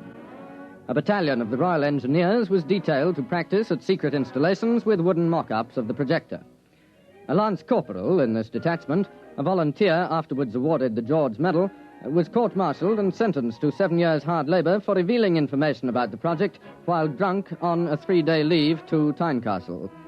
This particular aspect of Project Trojan has been in the news recently, inasmuch as several backbench Labour members of Parliament have asked questions in the House, as it came out that the corporal served the full 7 years and wasn't released until 1951. The Home Secretary explained that this was an unfortunate oversight, and there were jeers from the opposition, with Mr. Honorin Bevan taking the occasion to call for the resignation of the government. At the time, March and April 1943, the Intelligence Plans Commission awaited reports from British operatives. Sir, there's been a shift in assignment at the research laboratories at Hanau. Professor Schlickmann and Doctors Hirsch, Van Sulau, and Grishman have been transferred from rocket research to another project. Trojan? We must assume so. But that's only 4 men. But they're the top experts in electronics, chemistry, and metallurgy. If they're really working on Trojan, we've set the German rocket program back a year, while their scientists go yelping off after a red herring. Well, let's hope so. Bring me any further reports as soon as received.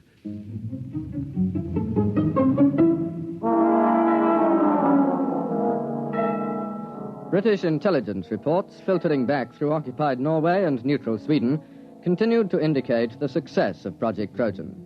4 more top scientists were known to be transferred from the rocket research base at Peenemünde to the Hanau laboratories.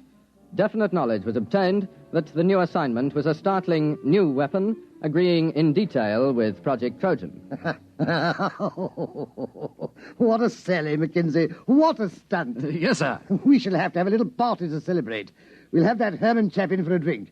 I'm sending Muggeridge off to play darts with some of the Free French over at Germain Manor. He ought to be back soon with the champagne.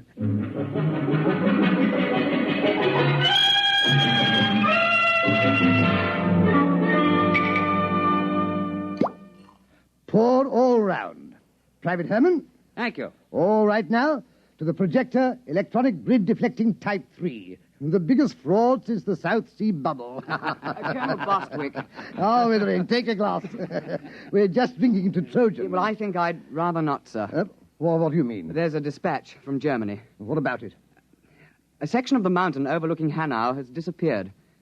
What? It's true. It was on the reconnaissance maps yesterday, and it was gone this morning. A 10-mile slice of mountain. That's impossible. Oh, it isn't. It works. Trojan works. But it can't. There's no catalyst. It's impossible. All our scientists said so. Well, I guess they were wrong. It works. They must have found the catalyst. I suppose we should have foreseen that. All those scientists working on it. They must have built the model and tried it out. It won't take them more than 3 months to put it into production. Well, there goes the war. Muggeridge. Aye, sir. Fill the glasses up again.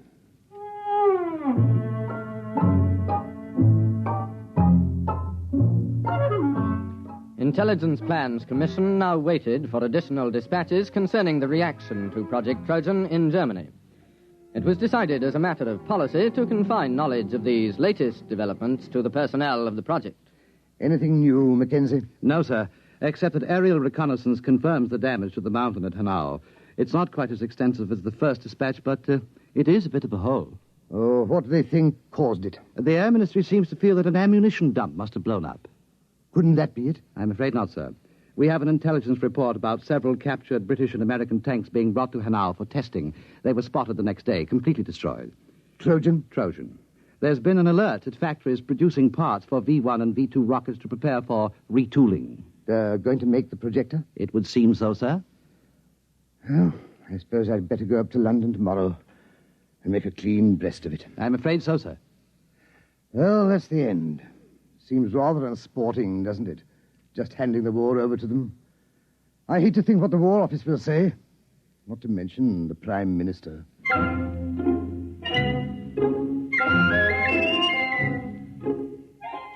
Project Trojan was nearing its closing phase. At precisely 0600 the next morning, Colonel Sir Harold Bostwick ordered his staff car and, taking a thermos of tea, proceeded to leave his office. Just before the staff car got underway, Lieutenant Withering appeared with another dispatch, accompanied by Captain Mackenzie and Private Herman. Colonel Bostwick, sir. Wait. So what is it, Withering? Another dispatch. No, don't, please. It's bad enough. There's been another disaster at Hanau. They knocked another mountain with our little present to them? No, sir. They've knocked themselves out. What? The laboratory under the mountain. It's exploded. It has? Went up like a Roman candle. We've got pictures.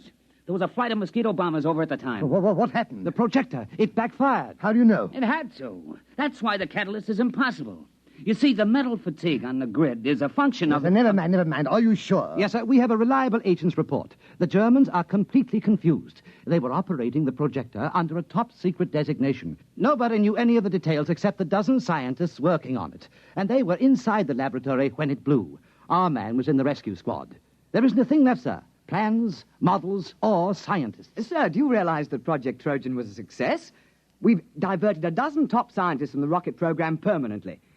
Well, do you think we'll be decorated? Lieutenant Withering, inasmuch as we came particularly close to handing the whole war to the Germans on a silver platter, I suggest we forget Project Trojan. Oh, yes. Yes, I see, of course.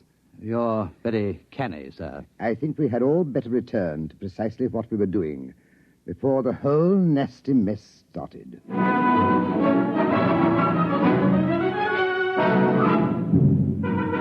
The final phase of Project Trojan was completed on the 22nd of March, 1943. The file, through some inadvertent error, was lost before the Intelligence Plans Commission had a chance to report to the War Office. All personnel returned to their previous assignment. All right. No splashing on the floor.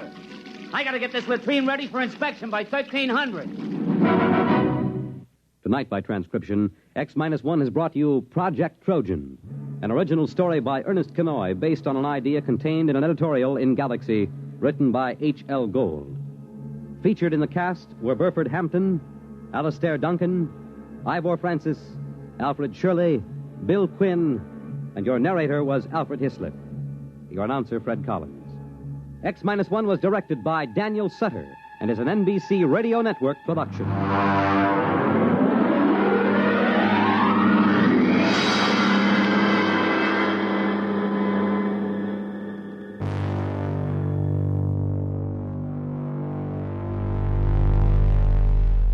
From the shadows of espionage, we move to a story of isolation and the limits of the human mind.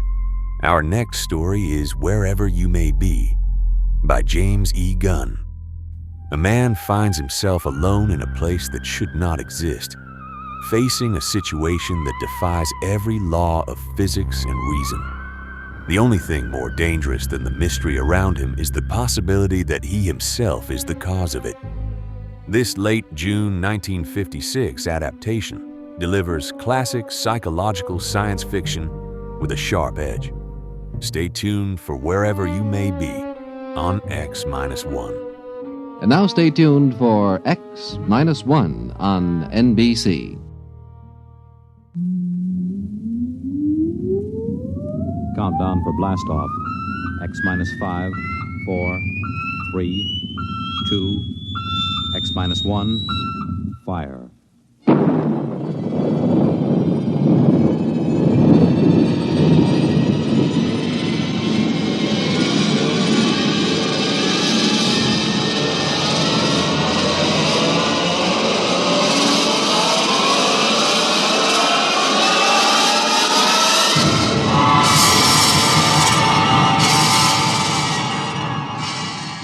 From the far horizons of the unknown come transcribed tales of new dimensions in time and space. These are stories of the future, adventures in which you'll live in a million, could be years, on 1,000 maybe worlds. The National Broadcasting Company, in cooperation with Galaxy Science Fiction Magazine, presents X minus 1.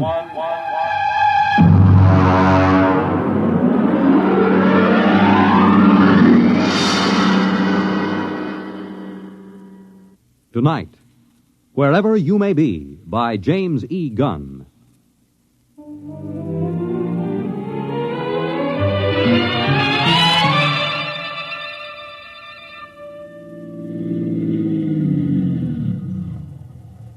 Hey! Hey, you! A little girl! You on the fence! Yeah? Hey, kid, come here. Well, I'm right comfortable where I am. Listen, kid. Is there a service station on this road? Well, Merv Wheelock got a gas pump at the general store. Oh? How far is it? About 18 miles. Oh, that's a big help. Well, I don't know what else to expect in the middle of the Ozarks. You want me to help you, mister? No, just keep out of the way, kid. Ow! Well, there's nothing funny about that.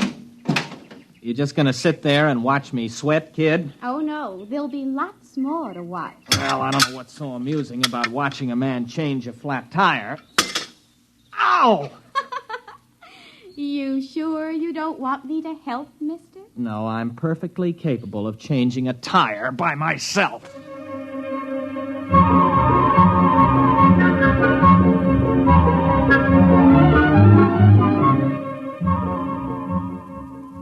Look out, mister. It's rolling away. What? Your tire. It's rolling away. Hey! Come back here, you! Well, this is the most sadistic tire I ever... Now, stay put. Why don't you go home? Can't.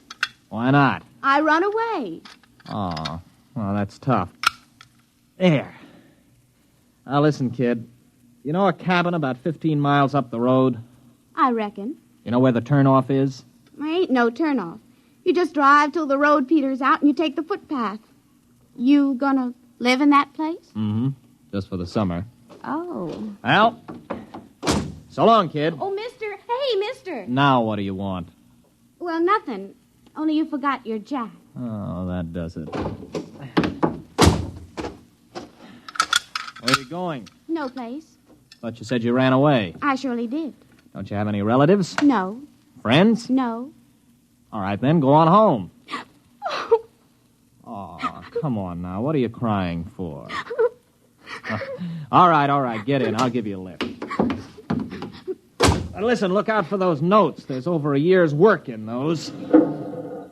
Oh. A year's work in them pieces of paper? Uh-huh.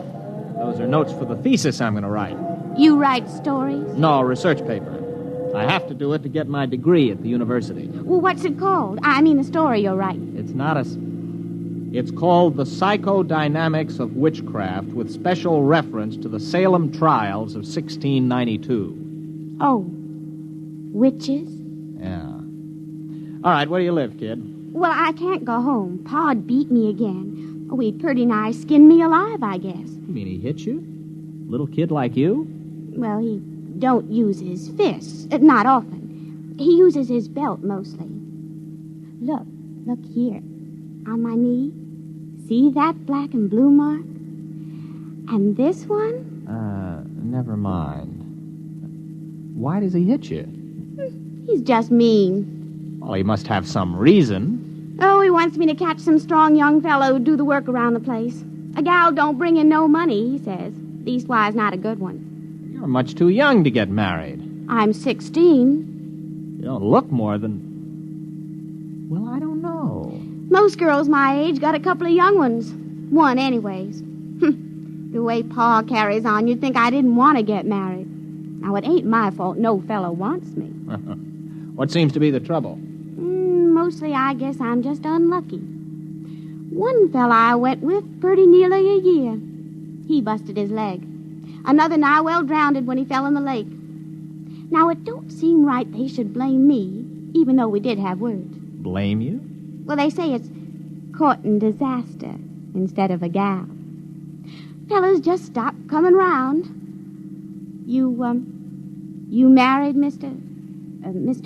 Matthew Wright. No, I'm not married. Wright. Abigail Wright. That's right, Purdy. Abigail Wright?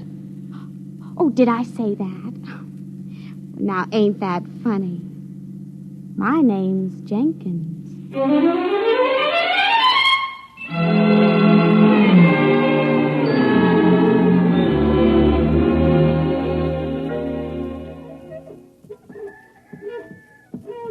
Mr. Jenkins? Oh, fine. I met your daughter on the road. I brought her back. Look, Mr. Jenkins, I got a pint bottle in my pocket. Care for a little drink?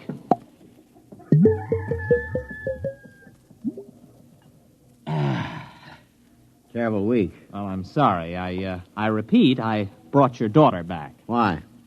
Well, she had no place to go. She ran away. Now, look, Mr. Jenkins, I realize that teenage daughters can be a nuisance, and after meeting your daughter, I can understand how you feel. Still in all, she is your daughter. Got my doubts. Now, Mr. Jenkins, your daughter may have given you good reason to lose your temper, but beating a child is never sound psychology. Beat her? You mean wallop her, whale her? Man, I never laid a hand to her. I dasn't. But she said... Come in here. Oh, now, Mr. Jenkins, I assure you... Come in the cabin. You look around this here room, mister. See them dishes all over the floor, those chairs all splintered like they was kindling, that table turned over bottom side topmost like a turtle on the road? You think I beat her? Well, the place is a shambles. I ain't saying Abby did it. But when she gets unhappy, things happen. Dishes come flying through the air. Funny things happen around Ab. Ever since she started filling out 5 or 6 years ago. Well, she's only 16. 16? Don't let on I told you, but she's past 18. There, you see? Oh, it just fell off the shelf.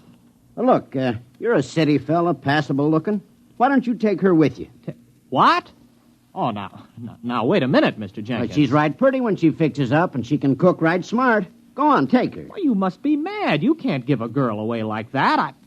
If you'll excuse me, I think I'd better be going. Nobody asked you to bring her back. The gal eats more than I do. Oh, now, look, here. Here's $10. Buy yourself a jug. Well, I'd like to, but I can't do it. It ain't worth it. You brought her back. You can take her away. Oh, here's 15. Well, I should know better. All right, mister. I'll get her. It ain't no use, though, I can tell you, mister. All right, Abigail.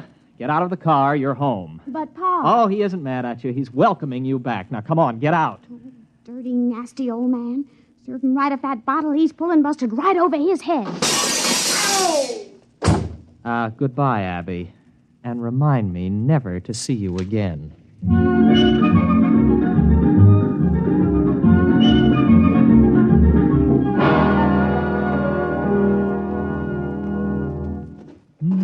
All alone. I'm so all alone. There is no...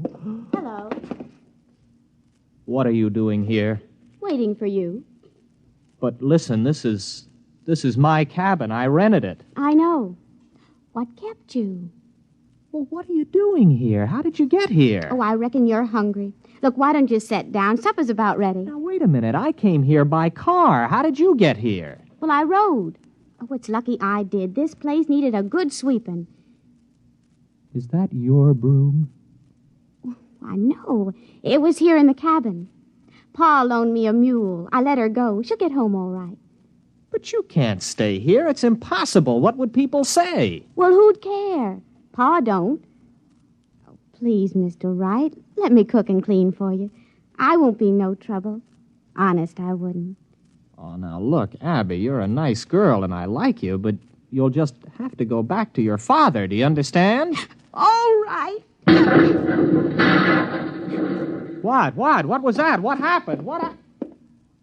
Oh, look at that. The car.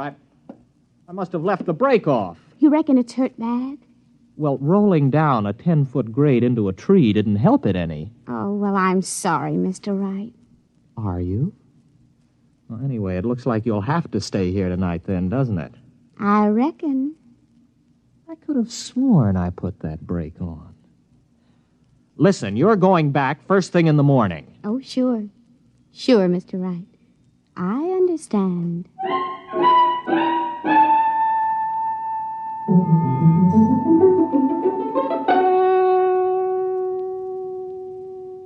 Abby, tell me something. Who wrecked your father's house? Libby. Libby, huh? Who's Libby? The other me. Mostly I keep her bottled up inside. But when I feel sad and unhappy, I just can't keep her in. Then she just lets loose and goes wild. Schizo. Abby, where did you get an idea like that? Well, when I was born, I had a twin sister. Only she died real quick. And when I was bad, my ma used to say Libby would never have been mean or cross or naughty. So when I'd done something bad, I started saying Libby done it. I guess after a while, I've begun to believe it myself. Can you control it, Abby? Not much. You see, when I get feeling mad and mean, things just happen, that's all. How about a rolling tire? You sure did look funny. Oh, I was just feeling mean about Pa, I guess, and I took it out on you. I don't believe it. It's absolutely impossible. It's primitive. It's straight out of Fraser's Golden Bough. There's got to be some explanation. Illusion or hypnosis. There's got to be some physical explanation. Well, I don't see why. I mean, if a thing just happens, you don't have to explain it. It's just there, ain't it? All right. Here. Now, make that cup move. Why? I want to see you do it. But I don't want to. I never wanted to do it. It just happened. Come on, try. Now, no, Mr. Wright. Look, it never brung me nothing but misery. It's bad enough when you can't help it, but it's worse when you do it on purpose. Nothing good will come of it. Come on, try. I want you to. Move that cup. Now, go ahead, Abby. Just move it without touching it. I can't. I just can't. Why not? Why can't you? Well, I don't know. I guess it's because I'm happy. Oh. You can't move it now. No. All right, then get your things. You're going back to your father right now. No, I ain't going. I can't. Listen to you. You're a stupid backwoods girl. Can't. What kind of a way of talking is that? You're going back to your father because you're an ignorant, dirty hillbilly. Abby, you did it. You did it. It came right at my head. Do I have to go back? Oh, no, sir. Not if you help me. Abby, I've got a hold of something here that... What a thesis!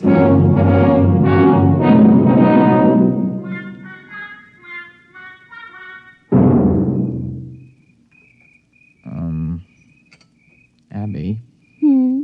What's, courting like here in the hills? Oh, sometimes we walk and look at things together and talk a little. But if the night is warm, we just sit and hold hands and whatever. Like this? Mr. Wright, do you like me a little bit? Oh, not marrying-like, but friendly-like? I like you very much, Abby. Very much. Oh, Mr. Wright. You kiss real pretty. Abby, what happened to your fellas? I mean, the other boys. Well, folks said I'd the evil eye. I mean, Hank fell off the roof and broke his leg, and Gene, well, he fell in the lake and liked to drown. It wasn't my fault it was after we'd had words, now was it? No. Why, Mr. Wright, you're shivering. Maybe we better go get your jacket. Abby, tomorrow we're going to drive to Springfield to do some shopping. Really, Mr. Wright? Why, I ain't never been to Springfield. Oh, ain't that wonderful?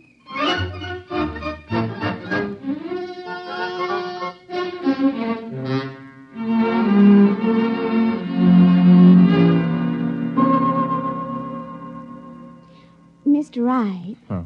Are you happy, Abby? Oh, it's the happiest I've ever been in my life. I mean, eating in a fancy restaurant and even dancing and all. And now us just sitting here together in the moonlight. I never thought anything like this would happen to me. Abby, I'm afraid maybe you don't understand. Well, what do you mean, Mr. Wright? Oh, you know that dress I bought you? That's for another girl. What? Yeah, it's for another girl. I'm going to marry her. She's about your size, and I thought we could pick it out that way. Oh, no, Oh, Mr. Wright. Abby, wait a minute. Where are you going? Wait, I want to talk to you. No, I'm going to bed. Matthew Wright, you are a no-good, miserable cad.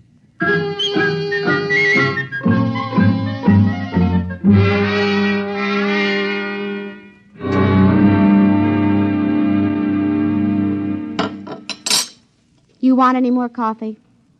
You still feel bad, Abby? You want me to move that cup for you today? I can do it real good. How do you know? Well, I just got a feeling. Look. You can do it now? Sure, I guess. There, it's getting easier. Look, Abby, I want to get some things out of the car. I just happen to have them things for tests. There may be other powers. Well, I don't care much one way or the other, Mr. Wright. If it makes you happy, it's all right with me.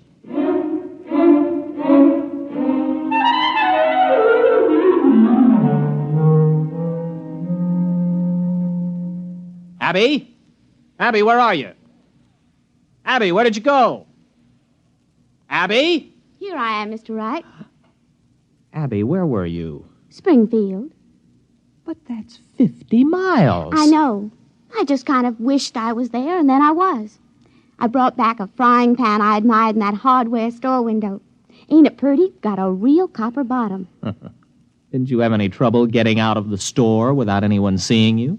Well, I was outside, but I could see in the back room somehow, too. I knew his name was Albert, and he was doing a crossword puzzle. Now, how could you tell all that? Well, I just kind of looked inside of his thinking. Like this. Wait a minute. Wait a minute, Abby, don't. I could look right inside your thinking now, Mr. Wright. Abby, wait a minute. Abby? You wouldn't. You didn't. Now, wait a minute, Abby. You've got to understand. I understand everything you've been thinking, you devil.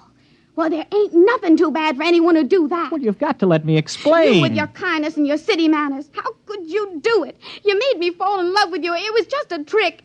You just wanted to make me unhappy, that's all. Why, even Pa was never that mean.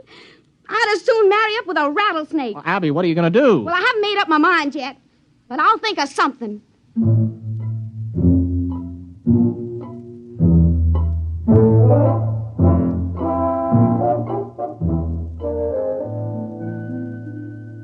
Well, I've got to think of some way out of it.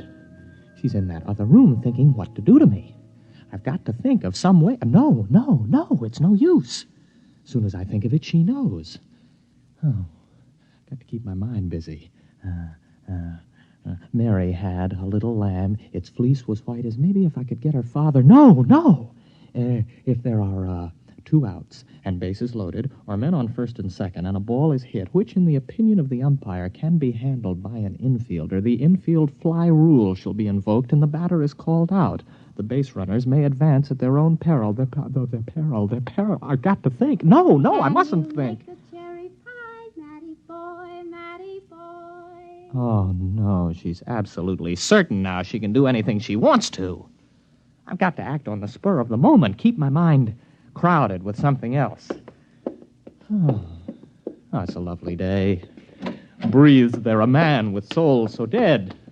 'Twas brillig and the slithy toves did gyre and gimble in the wave. Froggy went a-courting, and he did ride, sword and pistol by his side, ring Tom Body Michicambo. Full fathom 5 my father lies, of his bones are coral made. Seabirds hourly toll his knell. Hark, I hear them, ding dong dell. That's pretty. Abby. Where are we going? Oh, Abby. What are you doing here? I couldn't let you leave without me. I've got plans for you. Oh? Very interesting plans. But how could you tell I left? I was thinking all sorts of other things. Mm-hmm. Matt, you were thinking some of the cutest little rhymes. Oh, but that was on top. On top? Why, sure. Way underneath, I could hear plain what you were thinking about running away in this old car. Well, then why didn't you stop me? Conk out the motor or something. Oh, I didn't want to. I told you I could see way down underneath the top of your thinking. And you know what I found there? All the time, even when you were making me unhappy to test all them strange things I learned how to do, way down deep, you're in love with me. I am? Surely true. So, we're going to get married. Are we? Mm-hmm. There isn't much you can do about it now, is there? No. No, I suppose not, but... You know, it's a frightening thought getting married to you, Abby. A wife who can read your mind and all the rest. Oh, I wouldn't worry about it, darling. Why, I can only do those things when I'm downright miserable. Everything will be perfectly all right. Just as long as you keep me happy.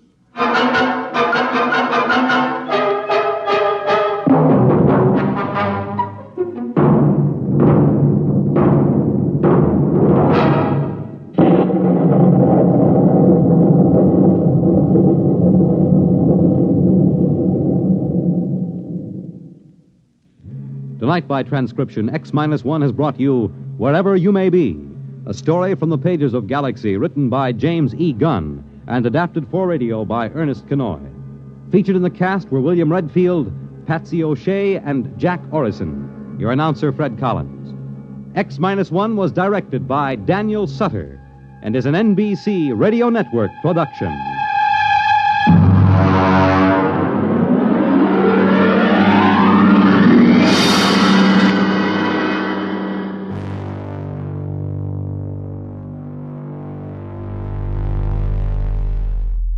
From the edge of sanity, we turn to a story about power, fear, and the man who claims to stand against both. Our next story is Mr. Costello, Hero by Theodore Sturgeon. In a future society, one man rises as the champion of safety and order. His methods are simple, his results impressive, and his influence grows every day.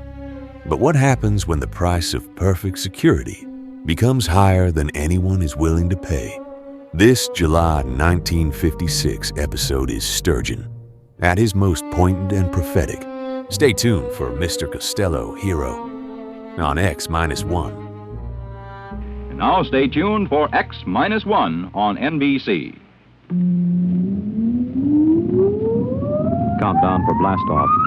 X-5, 4, 3, 2, X-1, fire.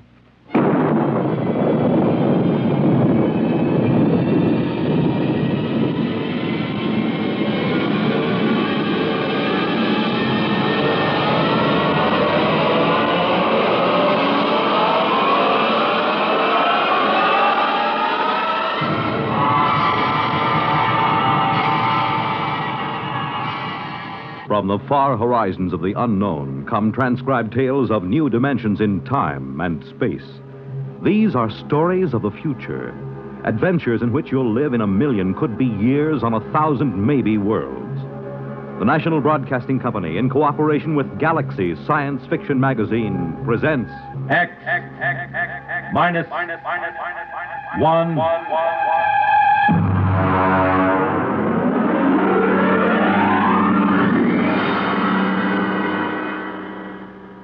Tonight's story, Mr. Costello, Hero, by Theodore Sturgeon.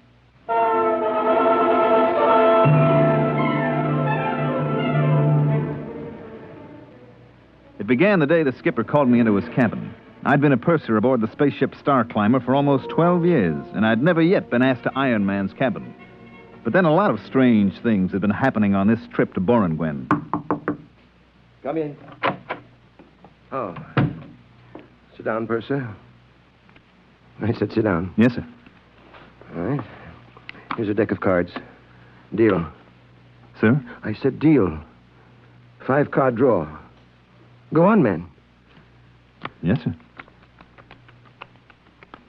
Well? 3 of a kind, sir. You didn't draw. I beg your pardon? When you play draw poker, you're supposed to draw. If you don't draw, you're supposed to give your opponent a chance to draw. Now, mister, did you ask me to draw? Well, we haven't been playing that way recently. Who changed the rules? I don't know. Uh-huh. Let me ask you something else. You stood a watch last night in the ship's galley.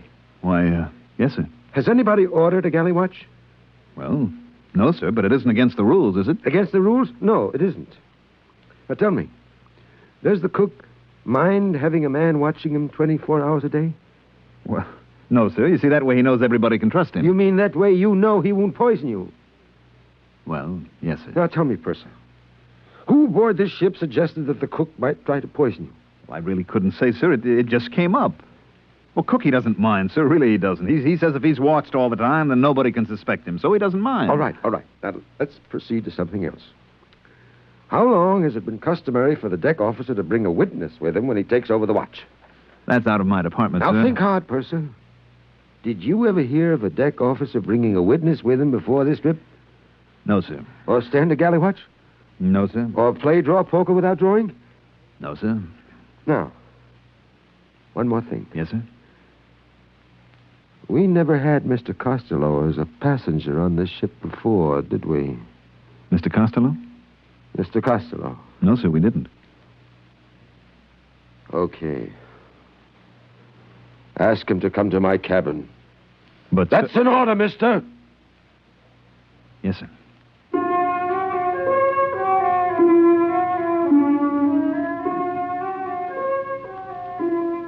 Let me tell you about Mr. Costello. He was our only passenger. Hello, Mr. Costello. Hello, Purser. Oh, am I interrupting something? Not at all. Come sit down. I'm landing on Borngren tomorrow, so I won't have much more chance to talk. Well, I'll finish this later, Mr. Costello. Nonsense. Honest men should be open with each other. Go ahead, show him what you discovered. Well... The Purser's a fine man. Well, Mr. Costello asked me to show him in the space code what a captain can and cannot do. Now, just a minute, Third. You wanted to show me, didn't you? Well, yes. So actually you're going over the limitations of a space captain's power of your own free will, right? Well, I guess so, sure. Sure. Tell the Purser the part that you just read me. Well, it's a sort of safeguard against letting the skipper's power go to his head. Like, suppose a time comes when the captain begins to act up, you see. The crew figures a lunatic has taken over the bridge. Well, the crew can send a delegate for an accounting. If the skipper refuses, then the crew can confine the skipper. Well, isn't there something about the proceedings having to be radioed at the time they happen? Now, there is a man who is absolutely fair. Witnesses for the watch, safeguards on the kitchen. I tell you, you're all good men here. Yes, sir, this is the safest ship I've ever seen. Gives a fellow a nice feeling to know he isn't going to get his orders wrong or accidentally find something in the food. Yes, sir. I wonder why we never thought of that before. Oh, I nearly forgot. Mr. Costello, the skipper wants to see you in his cabin. Oh? Right away. I see. Will you come along with me just as a friendly precaution? You can wait outside. Well, in that way, both of us will know what happened. I'll never be able to say that you didn't give me the message, and you'll be able to say I went to see the skipper. Right? Well, I guess so. You know, that this buddy system sort of makes everything safer, doesn't it? That's right, Purser. You can't do anything bad if you have a friend along to witness.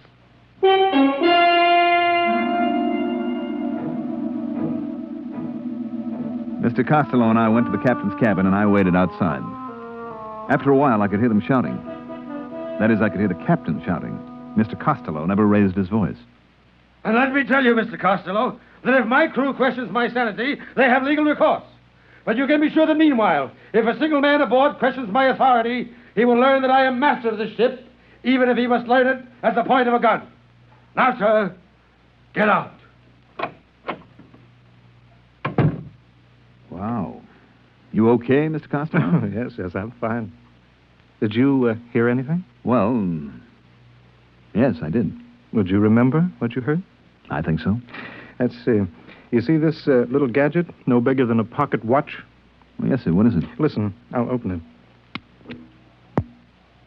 If a single man aboard questions my authority, he will learn that I am master of the ship, even if he must learn it at the point of a gun.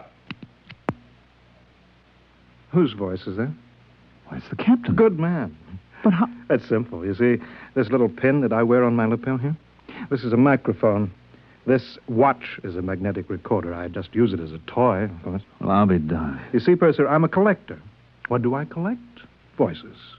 Voices anywhere, anybody, anytime. Listen.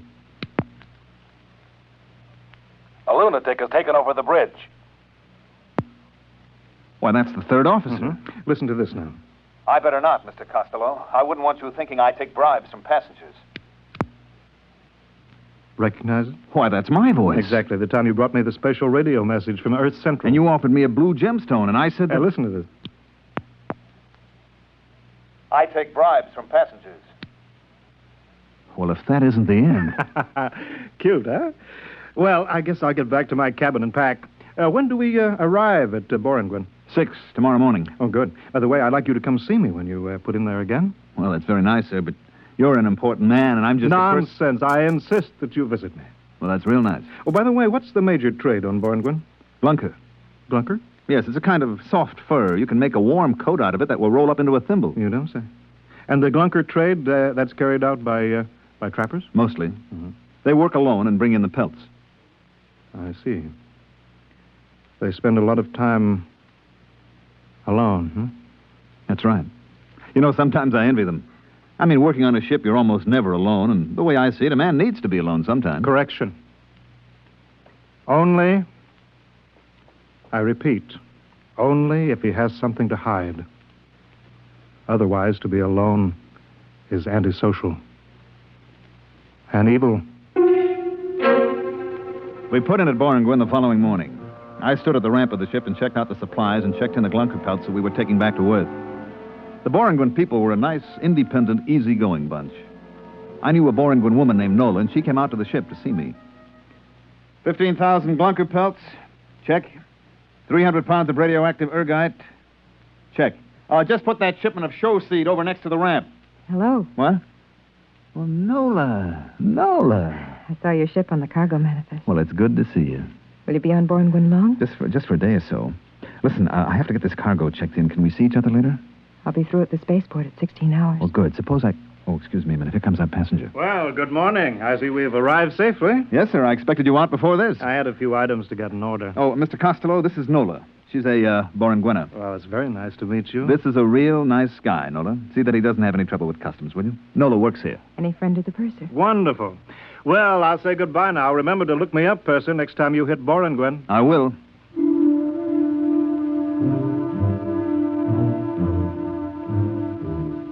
He gave me that big, warm handshake of his and clapped his arm on my shoulder. Gave you a good feeling to know that a big shot like Mr. Costello really liked you. I got the rest of the cargo checked in. Took maybe 3 hours. Then I was about to go in and ask the skipper for leave when a couple of guys with Space Bureau credentials came aboard. All right, that's it, boys. Close the hatches. Excuse me. Yes? Space Bureau. Is Captain Ireson aboard? Why, yes. You're the purser, huh? That's right. Something wrong? Would you mind answering a couple of questions? Not at all. Has the captain been behaving strangely this trip? Well, not strangely, exactly. Anything unusual? Well, no. He called me in for a card game. Mm-hmm. Does that happen often? No, never happened before. Was he upset? Yes, I guess he was. Okay. This gentleman would like you to answer a few simple questions. Meanwhile, I'll look up the skipper.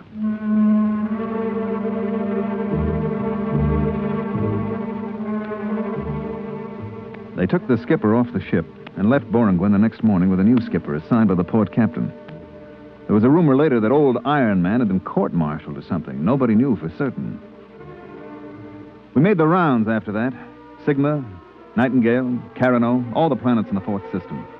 We even went back to Earth with a load of blizzard skins and black prints. It must have been about, 16 months later that we made for Borengwen again. I was talking to the third officer. Purser. Hmm? I I'd like to talk to you. Go ahead. We land at Borengwin tomorrow. So? I don't like it.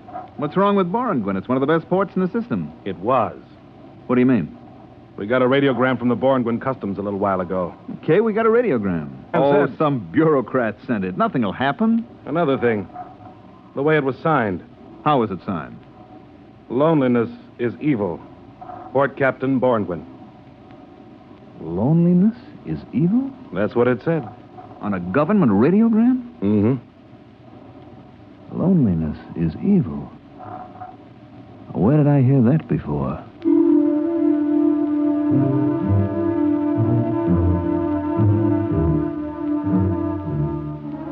Well, we touched down on Borengwin at 1200 hours. What a change. The spaceport was deserted. The only people who came aboard were 2 agents from Customs. They censored our tapes and checked our written literature. I finally started a conversation with them. Excuse me, sir? Yeah? There is a Borengwina named Nola that used to work in Customs. I wonder if she's still there. I wouldn't know. Well, the reason I asked, she usually meets my ship when it comes in. Yeah, I see. Well, maybe I'll look her up. She has an apartment on R Street. She won't be living there. Try Central Barracks. Central Barracks? That big warehouse near the spaceport. I thought they stored the Glunker furs there. They don't use the warehouses to store things anymore. No? They need them for the people. The people? You haven't been on Borengwin since the Brotherhood movement? I haven't been here for 16 months. Well, you'll find that the people have moved into the warehouses now. Well, what about the apartments? What about the homes? They're used only for storage space. I don't get it. Look, we haven't got time to explain now. My partner and I have to get back to Central Control. Well, maybe I'll go to try and find Nola. Better take a companion. What for? They don't like soloists on Borengwin. Since when? Since Brotherhood. No ladder has a single rung, you know. So what? It takes 100 pair of hands to build a house. Okay. A single pair is useless. Not only useless, but evil. I don't get your drift. All humanity is made up of many parts. Any part that wants to go off by itself hurts the main thing. What good would your hand be if a single finger suddenly decided to go off by itself? Listen, is this a gag? It's deadly serious. Well, suppose I want to go off by myself. We'll help you. And suppose I don't want to be helped. Then you're a trapper, a glunker. You'll be sent into the bush country where the other soloists are sent. Holy smokes, this place has gone mad. Are you coming with us? Look, just suppose that I want to walk across the field to the warehouse by myself, all alone. You can try. But you won't get 2 steps before they pick you up. Take our advice. Get a companion.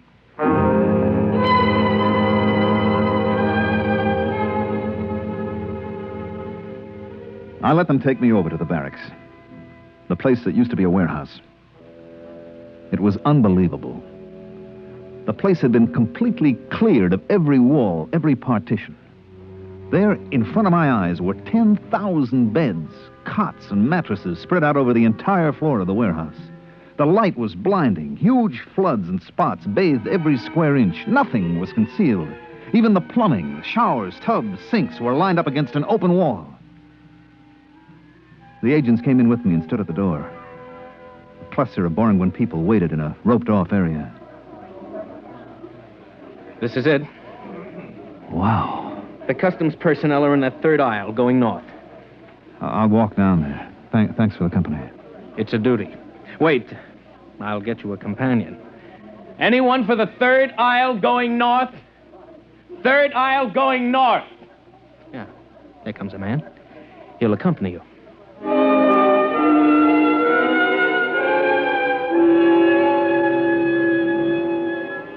A small, frightened-looking man detached himself from the waiting group and went with me up the aisle of the warehouse. The sound, the smells were frightening. Thousands of people milling around, no privacy, everyone terrified of being alone. I wondered how this had happened. Finally, after an hour of searching, I found my friend Nola. So that's the way it is on Borengwin now. Nobody seems to know just how it happened. Just seemed better to be with somebody all the time. Then nobody could accuse you of doing anything wrong. But somebody must have started these accusations. Somebody must have put the fear into people. I don't know. It started with the Glunkers. The fur trappers? That's right. We began to hear things about them. That they were thieves, that they planned to take over the city. Just rumors, of course. And pretty soon, if you didn't like somebody, you called him a glunker. Then there were signs. No glunkers allowed. You know? Oh, I saw some. You began to hear about it on the televisor, and pretty soon they appointed a committee to investigate and find out if there was any truth to the rumors about the glunkers. It was headed by Mr. Costello. Costello? Mr. Costello? He's a big shot now. Owns half the city, I guess. Well, it can't be the same one. Yes, it is. I've seen him. When did everybody move to the central warehouse? When the police started picking up soloists, everybody began to move in together. Didn't take long. That's the strange thing. How little time it took.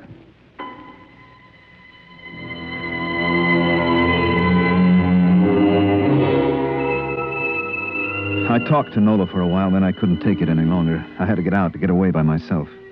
I found somebody who was going toward the exit, and after a while, we were standing outside the warehouse entrance. I'm going south. I'm going north to the spaceport. Oh. Tell me, does anybody travel alone? Sometimes we take a chance on it. I guess I'll have to take a chance right now. I'll be late for my job if somebody doesn't come along soon. Where do you work? That orange building right across the street. Would you like me to walk with you? Oh, you'll just get stranded there. I'll make a run for it. The street looks clear. Well, thanks for the company. Not at all. So long. Hey, mister, look out, that car. Look out! Why, you... Is he dead? Yes, sir. That was deliberate. I saw you... Hello, Purser. What's Mr. Costello? Yes, I'm sorry about the accident. My chauffeur was... He tried to run away. That's what happens to soloists. If he'd had a companion to warn him, to thrust him out of the way. You understand that, don't you, Purser? I don't know. Climb into the car. You can't go wandering about Borangwen alone. Well, Police will take care of the body. It's all right. Okay, if you say so, Mr. Costello. Drive to the spaceport. Yes, sir. Well, what do you think of our little planet? Well... I knew you'd like it. Just think of it, Purser. All humankind, a single unit. Yes, this is a people that has found the truth. It awes me. Makes me humble. Speak up, man. I'm your friend. Well, I was going to say, I'm not sure I like it. Well, take your time. Nobody has to make a man see the truth. Is that right? Well... That's right, isn't it? Yes, I guess it is. Fine. Yes, only the trappers refuse to see the truth. Are they really dangerous? Dangerous? They go out and spend weeks alone by themselves, don't they? Alone with their own evil thoughts. Evil thoughts? We all have them, you know. Even you. For example, you remember this? Well, Well, this should refresh your mind. Listen to this. I take bribes from passengers. Your voice, Purser, and a very evil thought, too. But that isn't what I said. That's what's on the tape, Purser. Now, then, I wouldn't use it against you, of course. Mr. Costello, what is it you want from me? Nothing. Absolutely nothing. Well, a minor favor, perhaps. Go on. Your ship is going back to Earth after it leaves Borangwen. Yes? You will have a passenger. I didn't know that. To be exact, a mentally deranged man. Who is he? His name is Hines. He's been the Earth consul here on Borangwen. He's been recalled to Earth to report. You said he was mentally ill? He is, but the Earth government doesn't know him. Well, what can I possibly do?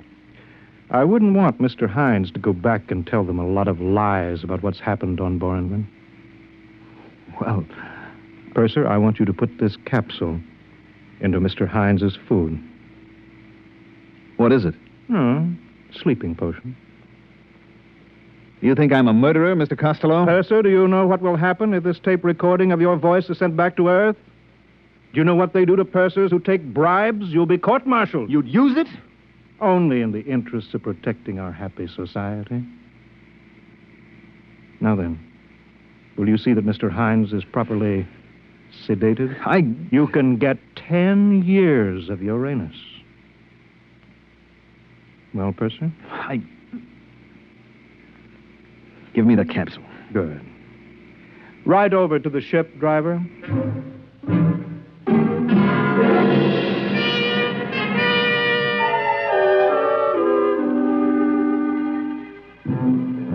The first day out, the Earth Council, Mr. Hines, was in his cabin, and I brought him his dinner. He was a tense, nervous little man. Here's your dinner, sir. Put it down, steward. Oh, I'm the purser, sir. The steward's ill, and I'm helping out. I see. Do you know what's happened on Boranguen? I was only there a few hours, Mr. Hines. Let me tell you, then. You won't believe it. Nobody will believe it. First, it was a little wedge, driven in the one place it might exist between the city people and the trappers, the glunkers. Suddenly, the glunkers were a menace. Then came the changes. You didn't have to prove that a glumper had done anything. You just had to prove he was a glunker. It all happened so fast. Pretty soon you were afraid to be alone for a second. There was a man named Costello. He came from Earth. I know him. You know him? He went to Boranguen on this ship. Then you must be the one. The one? Which one? Who testified against your captain for the court-martial. What? There was a tape recording, your voice and the voice of the third officer. Costello had them. He used them to send the skipper to Uranus? I didn't know. You must have known.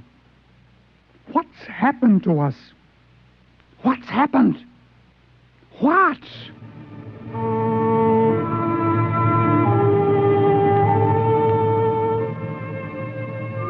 I got him into his bunk and gave him a sedative.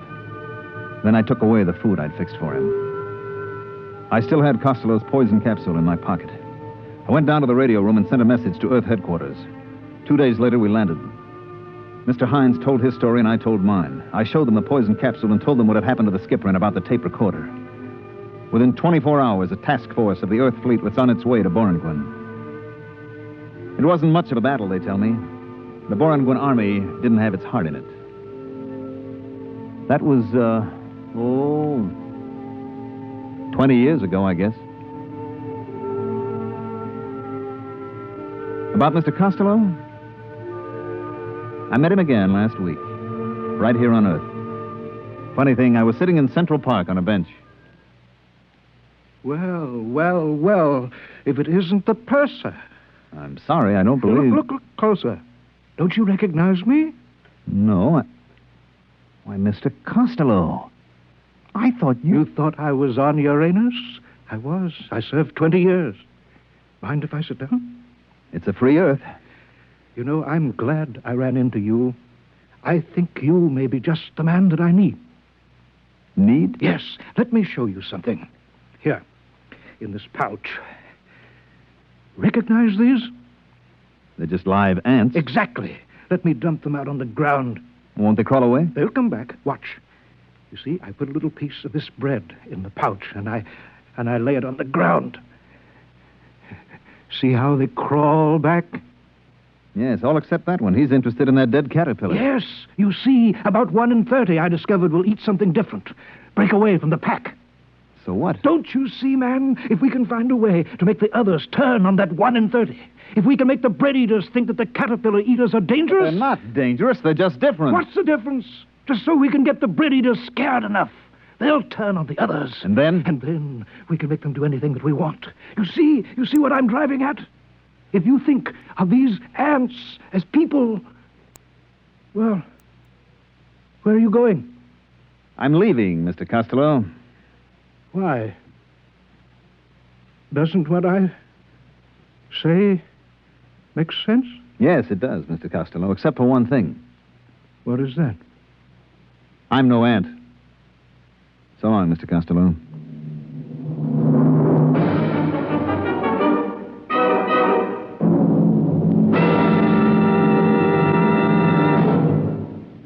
Tonight, by transcription, X-1 has brought you Mr. Costello, Hero, a story from the pages of Galaxy written by Theodore Sturgeon and adapted for radio by George Lefferts. Featured in the cast were Wendell Holmes, Mandel Kramer, Bob Hastings, Joe DeSantis, Terry Keane, James Stevens, James Dukas, and Raymond Edward Johnson. Your announcer, Fred Collins. X-1 was directed by Daniel Sutter and is an NBC Radio Network production.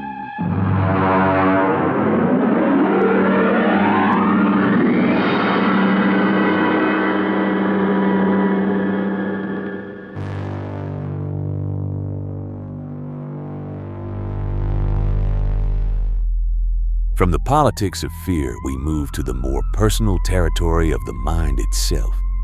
Our next story is Bad Medicine by Robert Sheckley. A man walks into a clinic seeking treatment for a problem he cannot quite name. The machine that treats him is advanced, efficient, and completely certain of its diagnosis. The only question is whether the cure is worse than the disease. This July 1956, Sheckley tale is darkly comic and quietly devastating. Stay tuned for Bad Medicine on X-1.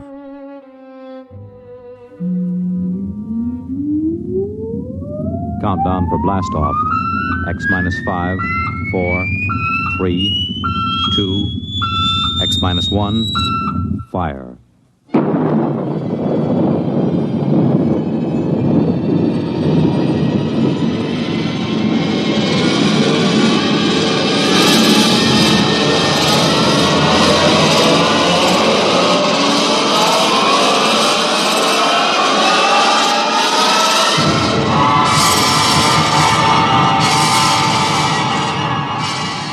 From the far horizons of the unknown come transcribed tales of new dimensions in time and space.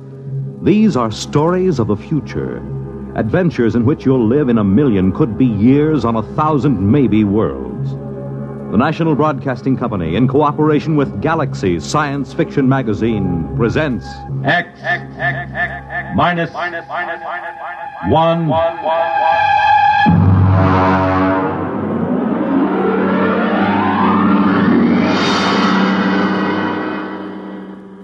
Tonight, Bad Medicine by Finn O'Donovan. But first, farmers know they can't stop storms, floods, or droughts from ruining a crop. But they can make sure things like that can't ruin them by investing in United States savings bonds. Not only farmers, but over 40 million Americans in all sorts of jobs own 40 billions of savings bonds. And why? Because savings bonds are the easy way to start saving and to keep saving. And the money you invest in savings bonds mean protection now and ready cash when you need it in the future. Improving the farm, sending the youngsters to college, or planning your own retirement. These are the big things you can be ready for with savings bonds. And besides offering you a safe investment, each Series E savings bond pays you back $4 at maturity for every $3 you invest. Yes, you earn extra dollars while you save, so start saving now. For the big things in your life, be ready with United States savings bonds. And now, on with our story.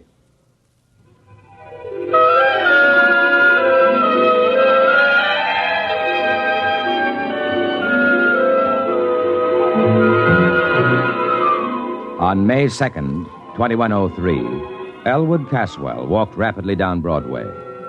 It was a gentle, misty spring day, and the air held the smell of rain and blossoming trees. But Elwood Caswell didn't smell the rain and the trees.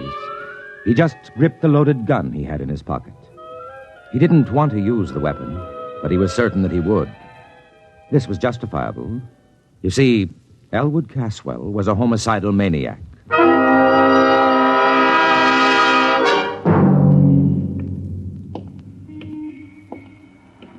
Why shouldn't I kill him? Hey, look out, will you? Oh, sorry, sir. Only the other day he said to me, Elwood, you're looking very well. What business is it of his how I look? Hey there, Elwood! Elwood! Huh? It's me, Marty Klein. I work on the jet buses with you, remember? Oh, yeah, of course. Hello, Marty. Forgive me, my mind was on other things. Yeah, I know how it is. A couple of weeks ago, I was walking around in a fog so thick you could cut it. Yeah, really? Sure. Preoccupied, you know.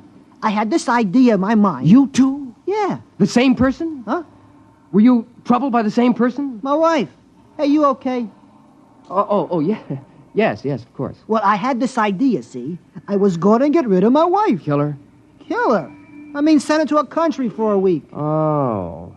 You sure you ain't sick? No, I never felt better. Well, anyway, I was going to take a week off. Quit the jet buses. Hey, can you imagine? I've been a jet bus operator for 10 years now, and all of a sudden, I feel like I can't take it for another minute. I know how you feel. And I was going to take a trip all by myself. A trip? To where? to the farthest place I could think, to Mars. I was just going to pick up and take a vacation on Mars. Silly, huh?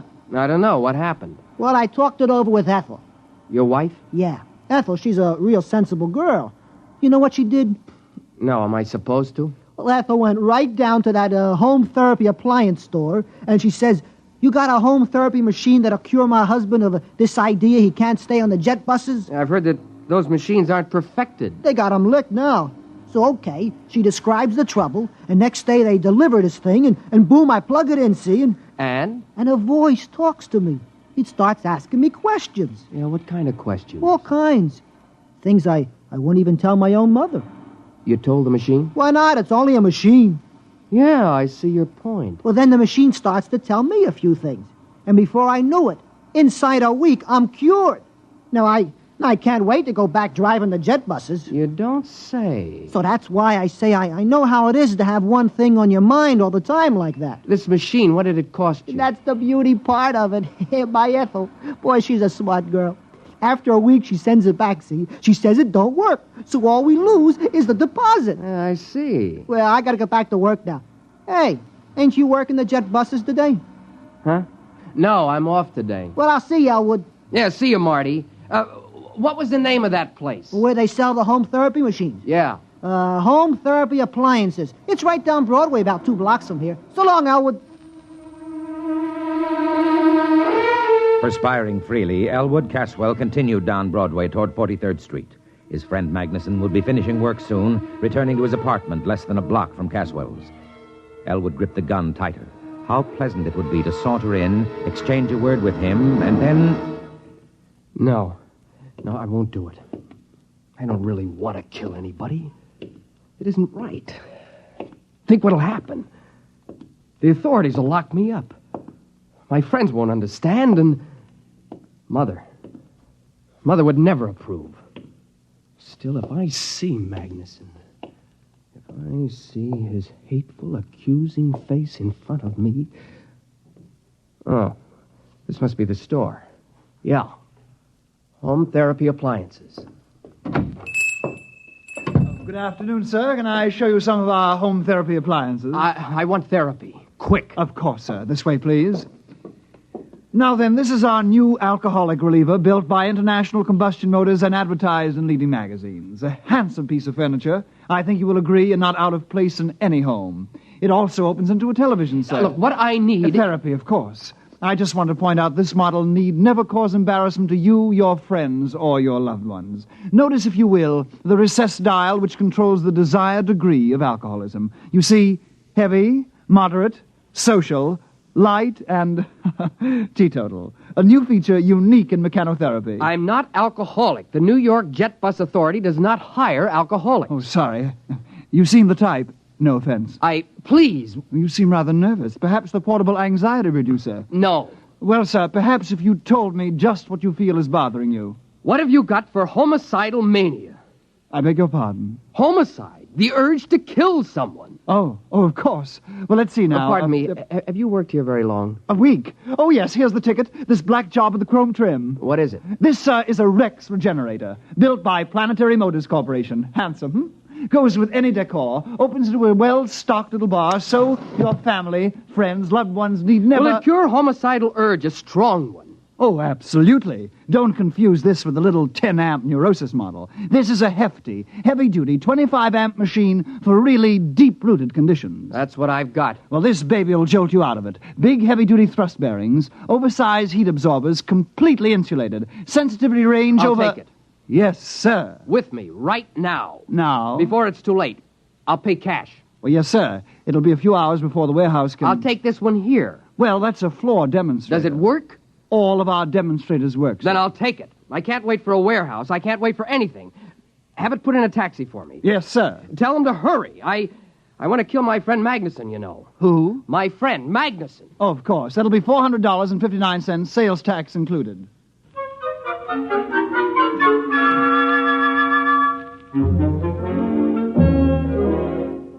After Elwood Caswell left the store, the clerk, whose name was Haskins, smiled to himself and lighted a cigarette. He had made his first sale. He inhaled. Haskins? Yes, Mr. Follansby? Smoking. I asked you to rid yourself of that filthy habit. Immediately, Mr. Follansby. I'll use one of the display model denicotinizers at once. By the way, I just made a rather good sale, sir. Oh, really? Yes, sir. One of our big Rex regenerators. Well, now, it isn't often we... Wait a minute. Where's the floor model? Well, sir, the customer was in an awful hurry. He was going to kill his friend. You gave him the floor model? Yes, sir. Was there any reason why... Oh, grief, Haskins. Didn't I inform you we never sell a floor model? But, sir... Good heavens! I've got to get to him. What was his address? Address? His name, then. Well, he didn't say. Then his check. But he paid cash. You mean you just let him pick up the machine and walk out? Well, sir, he paid cash. He was homicidal, you say? Yes, sir. His friend... I don't care about his friend. Get the police. No. Call the Planetary Motor Security Division. Quick. Yes, at once. Well... Excuse me, Mr. Follansby. What will I tell them? Just tell them, you fool. Tell them that one of our customers has accidentally got that display regenerator they sent us. The one they shipped by accident. They were going to replace it tomorrow. Yes, sir, the one they shipped by accident. Will they know? If they don't be more explicit, tell them we've sold the Martian model. The one for treating psychotic Martians.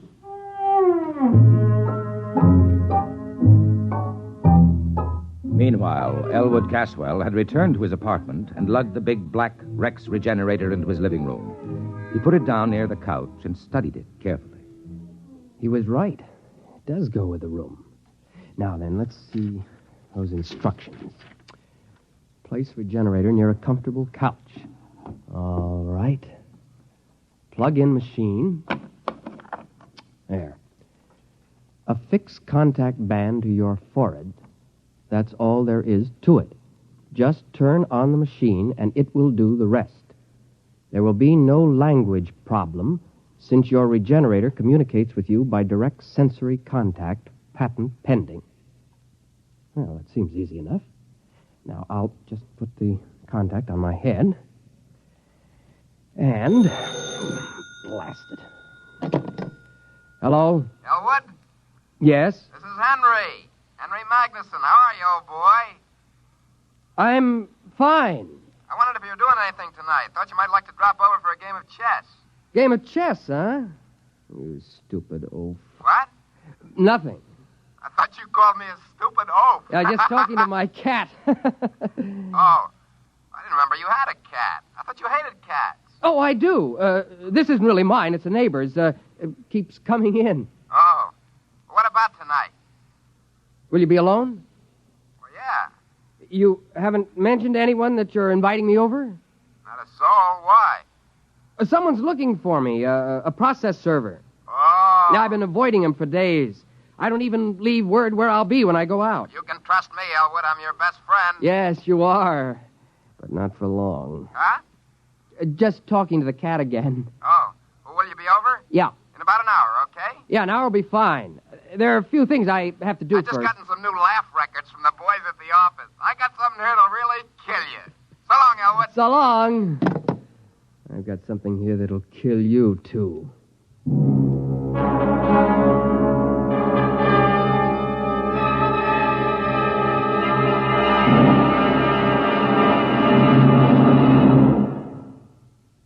X-1 will continue in 1 minute. Each of us has a personal reason for wanting to see cancer conquered. Steve Allen would like to tell you his. I have a wife and 3 wonderful kids. And when I think about cancer going to strike 1 American in every 4, well, that's more than enough reason for wanting to see it conquered. I know that some people don't even want to think about cancer. But pretending it's not a threat, doing an ostrich routine, isn't going to get us anywhere. We've got to stand up to it and fight. We can fight, each and every one of us. Through the American Cancer Society, we can be part of the battle that someday will beat cancer once and for all. That day will come, but you and I have got to help. How about it? Thank you, Steve Allen. Remember, fight cancer with a checkup and a check. See your doctor once a year for a checkup. It's your best cancer insurance. And to help conquer cancer, send a check to your unit of the American Cancer Society. Make it generous. And now, on with our story.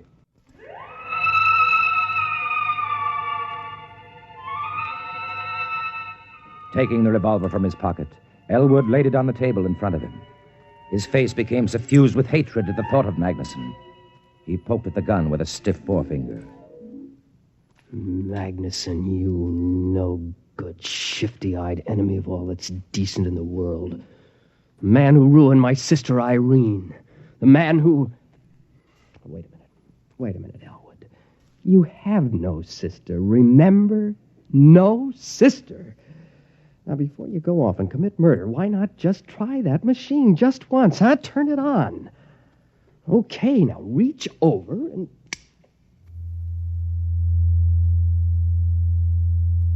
Good afternoon, Elwood. I am your mechanical therapist. You may call me Gloop. Gloop? You seem surprised. It is a perfectly common name here on this planet. Gloop, of course. I've heard it many times. Now then, I am scanning the material in your preconscious with the intent of synthesis, diagnosis, prognosis, and treatment. Yes? I find... This is a most unusual case. Really? I thought it was simple homicidal mania. There is, of course, no such thing. You are obviously hallucinating a set of symptoms. Nonsense syllables to enable you to avoid the real problem. Oh? A most unusual set of symptoms, I must say. Your pilot light seems to be fading. My light is not fading. I am merely trying to relate your symptoms to proven theory. Well, as long as you know what you're doing. Mechanotherapy is an exact science, Elwood. It admits of no significant errors. We will proceed. Good. First, the word association test. Fire away. I will proceed to give a word. You answer with the first thing that comes to your mind. Ready? Ready. House. Home. Planet. Earth. Just musing. Now, Fleeful. Fleeful? Fleeful. That sounds like a Martian word. Just give me a response. Fleeful, Okay. I can make 'em up, too. Marfouche. That's a pretty good one, huh? Made it up in the spur of the moment. Marfouche is very significant. It is a corruption of the Martian concept of fush klib. Very significant. I don't know any Martian words. Aha, noteworthy. We will proceed. Loud. Soft. Green. Mother. Thanagoyas. Pathamathunga. How's that one? Arides. Nexothesmodrustica. Top that. Katith a snowhell gnoptices. Okay. Rigamaroo, Kalamazoo, Iggity Bibbity Boo. Good. It fits the pattern. Pattern? Your neurosis. I can diagnose it now. Go on. You have a classic case of theme desire, complicated by strong dwarkish intentions. I could have sworn I was homicidal. The term has no referent. It must be rejected as nonsense. Now, if you'll just settle back on the couch, we'll proceed.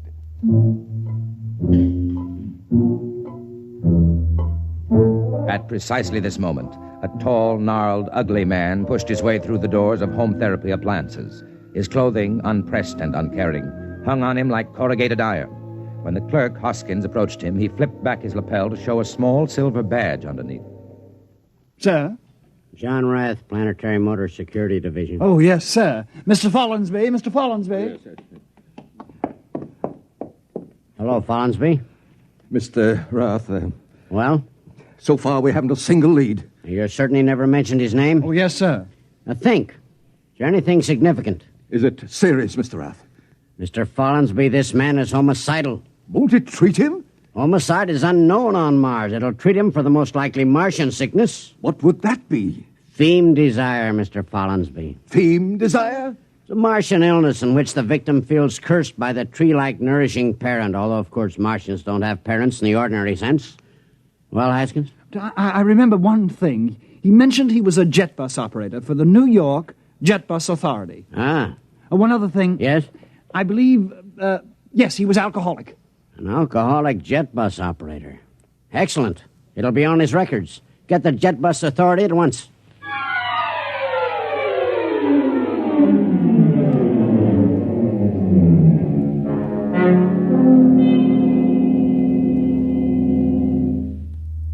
But surely, Elwood, you remember your Gorisy. No. Tell me then about your juvenile experiences with the Thorastrian fleet. Never had one.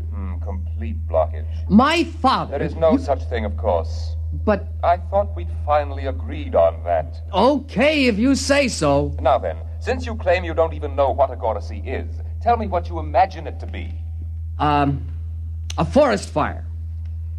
A salt tablet? A small screwdriver? Am I getting warm? A revolver? Uh-uh.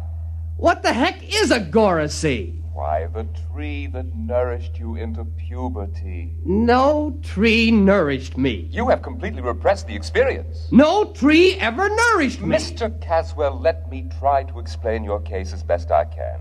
Somewhere in your childhood, your gorisy, or parent tree, stifled your theme desire. Now, this gave rise to your present urge to dwark someone in a Flendish manner. To what? To dwark someone in a Flendish manner. Listen, you crummy piece of hardware. I have never had a gorisy. I have no desire to dwark someone in a Flendish manner or any other manner. All I want to do is put a bullet into Herbert Magnuson. Understand? All I want to do is kill Magnuson.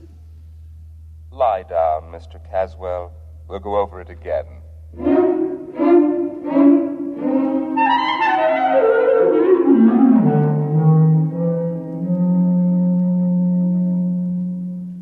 My dear man, I'm not trying to insinuate that the Jet Bus Authority hires alcoholics. If you will just...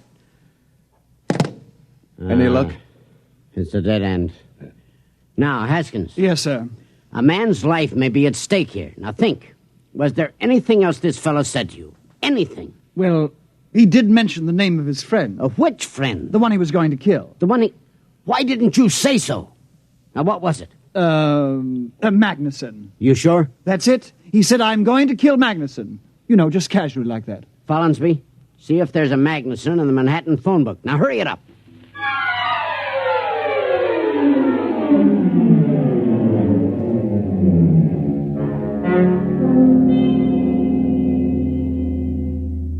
Yes, Mr. Caswell, you were saying?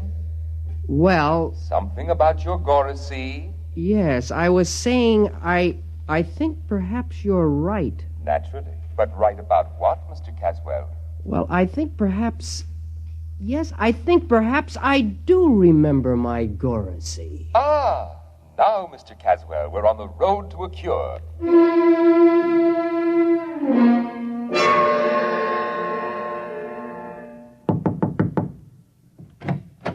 Mr. Magnuson? Yes? Do you know a short, angry-looking, red-haired man? I might. Thank heavens. Or I might not. Can you tell us where to locate him?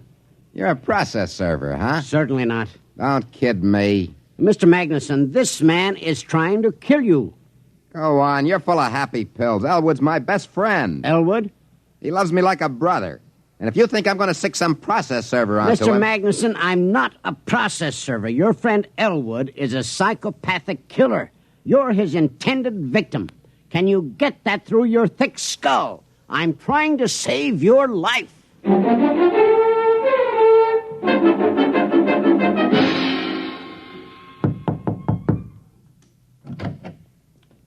Yes.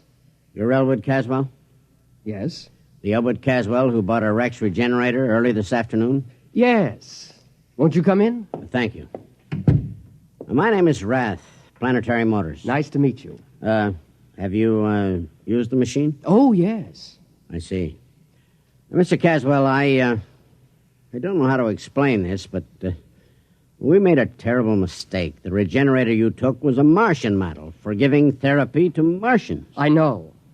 You do? Yes, it became pretty obvious after a while. Well, it was a dangerous situation, especially for a man in your condition. Yes, the poor thing tried its best, but of course it couldn't cure what wasn't there. Well, then the company will, of course, reimburse you for your lost time and your mental anguish. Naturally. And we will substitute a regular human-type regenerator. Oh, that won't be necessary. You see... Mr. Caswell, will you put down that gun? I warn you. I'm not going to shoot you. I merely want to turn this gun over to you. You do? Yes, I'm not going to shoot anybody. You mean that... The machine's attempt at therapy forced me to reappraise my whole self. There was an insight during which I was able to get rid of my obsession. You no longer want to kill your friend Magnuson? Kill Magnuson? Why, I haven't the faintest urge. Well, I must say, then, that it worked out for the best. I'll get back to the store and have him pick up this machine in an hour. And, well, sir... don't forget to take this gun. I won't need it. Of course. Well, nice to have met you, sir. Good evening. Good evening.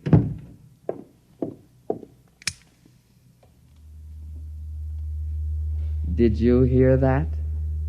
He asked me if I still intended to kill Magnuson. Magnuson, that inhuman monster who cut down my Goracy. Magnuson, the man who even now is secretly planning to infect New York with abhorrent fiend desire. Am I going to kill him? Oh, no. I wish him a long life, a life filled with the torture I can now inflict on him. Kill Magnuson? Oh, no. I'm going to start right now to dwork him in a vlendish manner.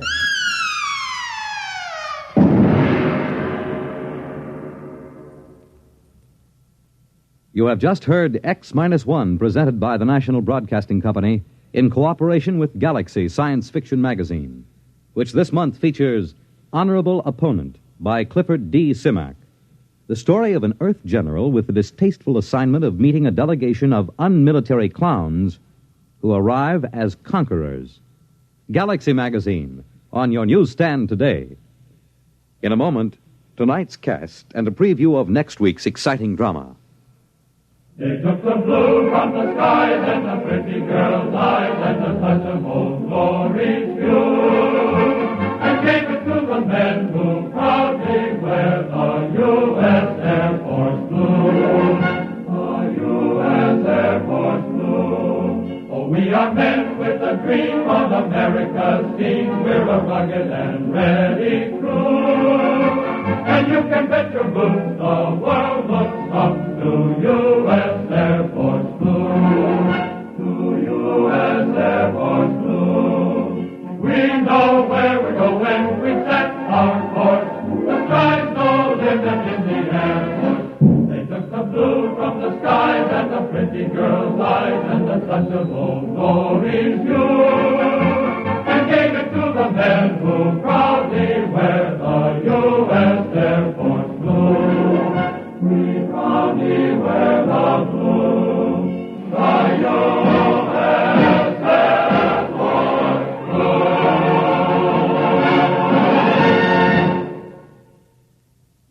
Tonight, by transcription, X-1 has brought you Bad Medicine, a story from the pages of Galaxy written by Finn O'Donovan and adapted for radio by George Lefferts. Featured in the cast were Cliff Carpenter, Bill Britton, Alan Manson, Charles Webster, Carl Weber, and Joseph Julian. Norman Rose was heard as the machine. Your announcer, Fred Collins. X-1 was directed by Bob Maurer and is an NBC Radio Network production.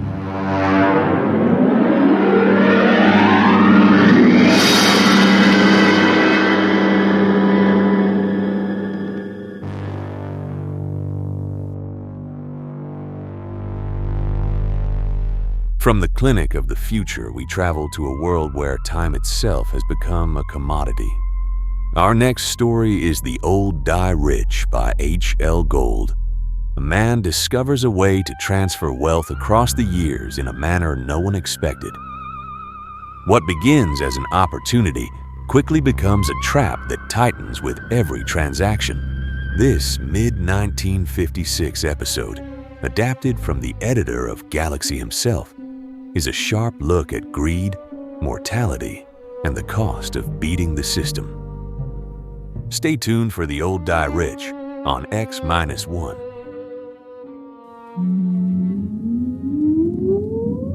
Countdown for blast off. X-5, 4, 3, 2, X-1, fire.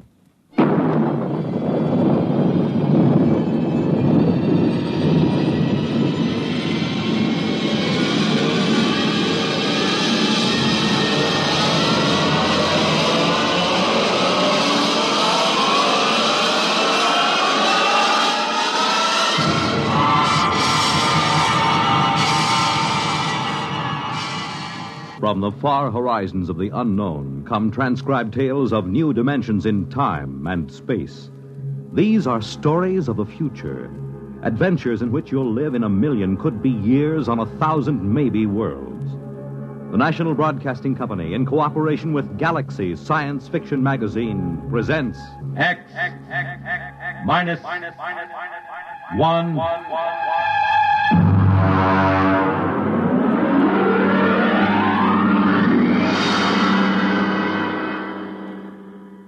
Tonight, The Old Die Rich by H.L. Gold.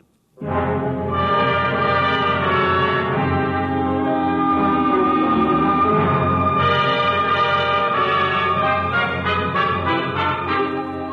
uniformed cop at the door told me to get lost.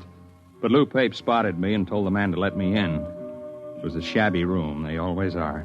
There was a woman on the bed, an old woman with white hair, thin enough to show the tight-drawn scalp. The medical examiner was going over her as if she were a side of beef that you had to put a federal-grade stamp on. When are you going to stop taking this ham friend of yours around to these cases, Sergeant, just to gratify his morbid curiosity? Forget about Weldon, Doc. What did she die of? Not eating, malnutrition. Oh, now look, Doc, in the top bureau drawer, she had bank books showing $32,000 from 5 different banks. Now, she had the price of a meal. Malnutrition induced by senile psychosis. They starve because they're less afraid of death than digging into their savings. I don't know, Doc. It doesn't feel right to me. Listen, Weldon, just because you get up on a stage or on some half-baked television show and make believe you're 70 years old doesn't qualify you as an expert on gerontology. Maybe not, Doc. But I went bald at 25, and I've been playing old men ever since. There's a lot more to it than just shuffling around and talking in a high-cracked voice. Yeah, there hasn't been an actor since Otis Skinner. Maybe. But the way I work, I have to get inside the character. I have to decide when he was born, how he got along with his father, where he went to school, what he thinks of women, everything about a character. There isn't a one of them these days can make themselves heard past the 5th row. Look, I'm serious. Now, I've tried imagining myself growing weak from hunger. I've tried to think of not even spending a nickel to keep me from dying. I just don't believe it. It isn't right. I don't feel it. Well, lucky for me, I don't have to feel these things inside of me because I'm a doctor and not an actor. Sergeant, malnutrition induced by senile psychosis. I'll order the wicker basket from Bellevue. So long, Barrymore. Well, he's right, Mark. We get a couple of these cases every year. Some old bat starving to death with $17,000 in old bills pinned on his union suit. Turns up all the time. Al, it doesn't feel right. Well, he knows his business. But he doesn't know old people. I do. It isn't easy to starve to death. Not when you can buy day-old bread at the bakery or wilted vegetables the grocer's ready to throw out. Anyone who's willing to eat that stuff can stay alive from day to day. Hunger's it's a pretty potent instinct. Maybe they get too sick to go out after old bread or wilted vegetables. It takes weeks to die of starvation. Did you ever try starving for weeks, Lou? No, did you? Well, the point is somebody would find out. A janitor, a landlord, somebody, and they'd get him to a hospital. Forget about it, Mark. Can't argue with it. Here there were 5 bank books. $32,000. Yeah, she took good care of them. They look almost new. Sure she did. Most important thing in the world, huh? April 23rd, 1907, $150. The ink's pretty dark. Shouldn't it be faded? She probably never took it out in the light. Anyone ever think of testing the ink? What for? Bank's records always check. These aren't forgeries, if that's what you're thinking. Well, I'd like to get a chemist working on this ink. Now, Mark. Look, this is strictly against regulations. I got to take these books down to the squad room and sign them in. Pretty dark ink for 1907. Well, it's about 5 o'clock in the afternoon. I guess I could hold them over tonight and bring them down to the property clerk in the morning. Good. I know where I can find a chemist.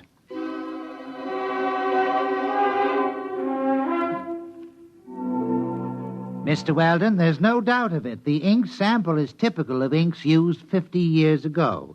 1907 would be about right. There, you see, Weldon? I was supposed to go to the Trotters tonight. But according to the amount of oxidation, it's fresh enough to be only a few months old. There, I was right. Well, couldn't that be the result of unusually careful handling, though? Oh, yes, I suppose it could. An airtight compartment, perhaps, sealed with one of the inert gases or a vacuum. That might account for the lack of normal aging. Lou, you can't keep inert gases in a top bureau drawer in a 4th-floor walk-up.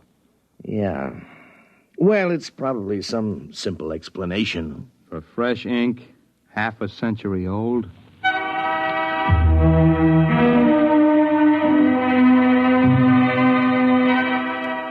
I've been going out on these cases for about a year.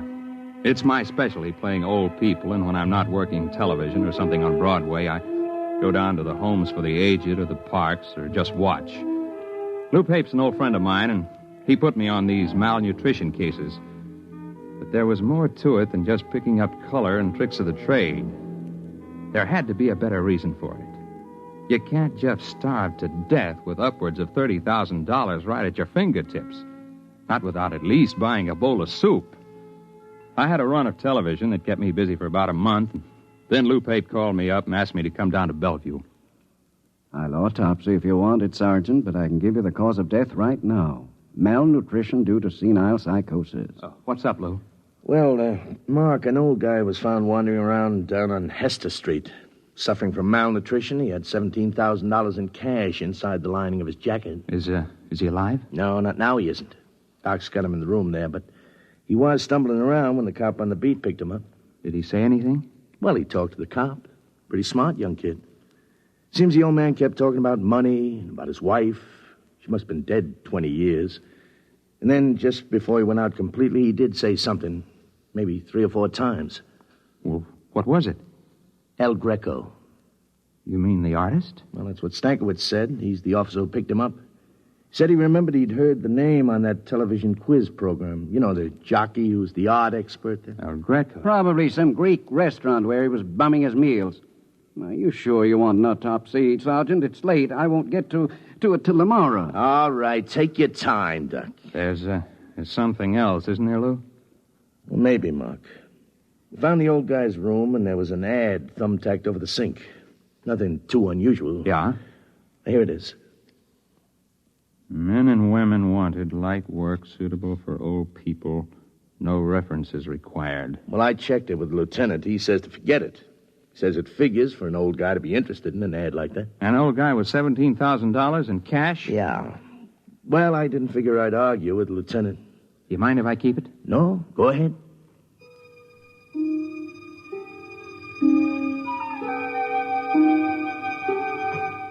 It was an old brownstone house in the East 80s. I got in line with the rest of the applicants. My face was lined with collodion wrinkles, and I wore an antique shiny suit and run-down shoes. It was a good makeup job. I looked more authentic than the rest of the old-timers who were waiting for the interview.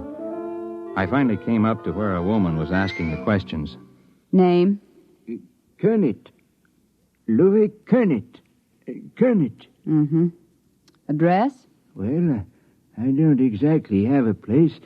I've been staying with a fella down on 12th Street, a friend of mine. I met him in the cafeteria. Mm-hmm. Previous occupation? Well, I worked at a lot of things. Used to be a printer way back. I could hand set... Do you have any references? Well... Family? No, ma'am. I haven't got any family. I had a cousin in Salt Lake City, but I haven't seen him in 30 years or more. The ad said you didn't need no references. Well, that's right. Now, will you wait in the other room? Yes, ma'am. Do I get the job, ma'am? Just wait in the other room.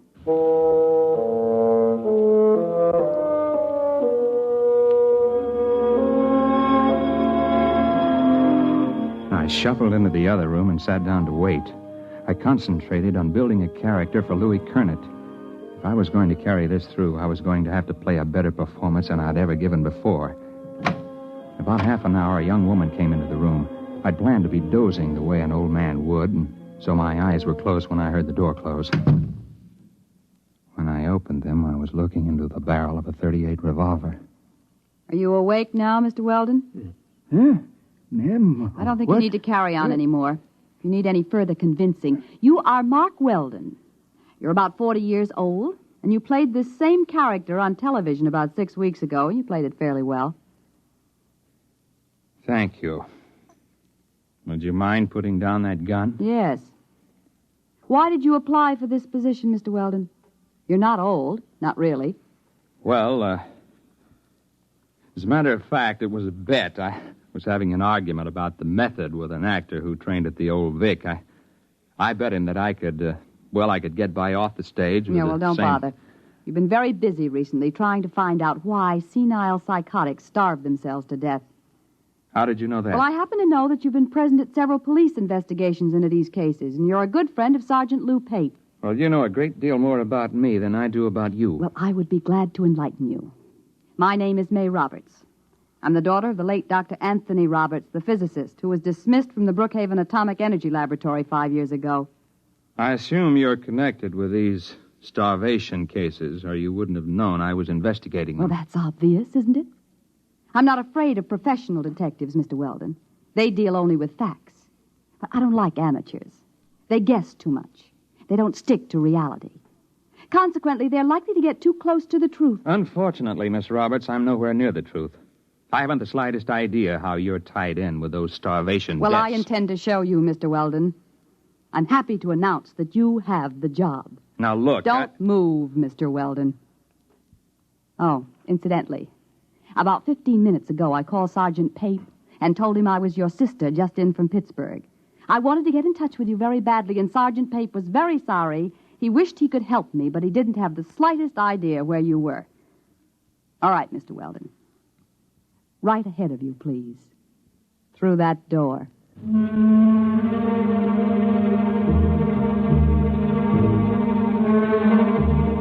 She didn't look like the kind of girl who would get to hold the gun on me as I went down the hall. So that's all I did, just go down the hall. I climbed up to the 4th floor to a large room. There was a maze of electrical equipment bolted down, tubes and wires and dials. In the middle of the room was a wire mesh cage. She kept that gun on me, steady as a rock. She began to set readings on the dials and flip switches on the control panel. It'll take about 5 minutes for the field to build up, Mr. Weldon. Please get in the cathode area. You mean that wire cage? Go ahead. All right. Now, I wouldn't advise moving now, Mr. Weldon. The wire carries some 10,000 volts. Now, look, Miss Mr. Roberts... Weldon, you're curious, and you could turn out to be a great nuisance to me. As long as you've come this far, we might as well both benefit by it. Benefit? You'll find a suit of clothes on the floor there. Put it on. But after all... Put it on.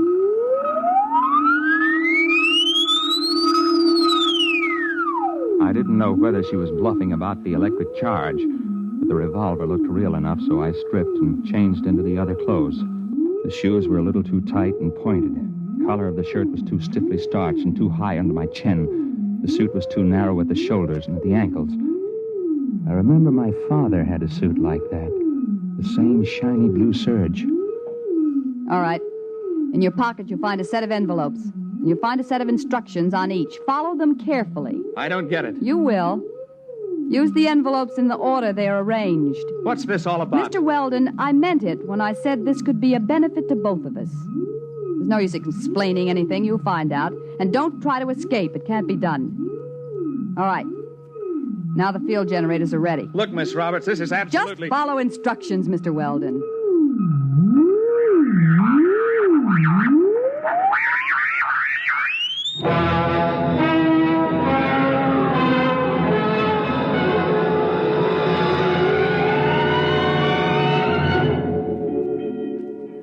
I blinked. I was standing outside a bank on a sunny day in spring. I stared at the people passing by. They were dressed like the characters in a 1930 movie. The women wore long dresses and flower pot hats. The men had hard straw hats, suits with narrow shoulders. The cars were square with flat radiators in the front. There was a trolley car passing by, and suddenly I realized that the last trolley car stopped running in Manhattan years ago. I tried to figure it out. It was New York, all right. I recognized some of the buildings. First, I figured it must have been hypnosis. And then I looked at the first of the envelopes in my pocket. I read it and walked into the bank. Yes, sir. Our Mr. Golden tells me that you wish to open an account. Yes, that's right. Uh-huh. Well, we're very happy to have a new depositor. Very happy indeed. Of course, you realize the institution is in sound condition, very sound.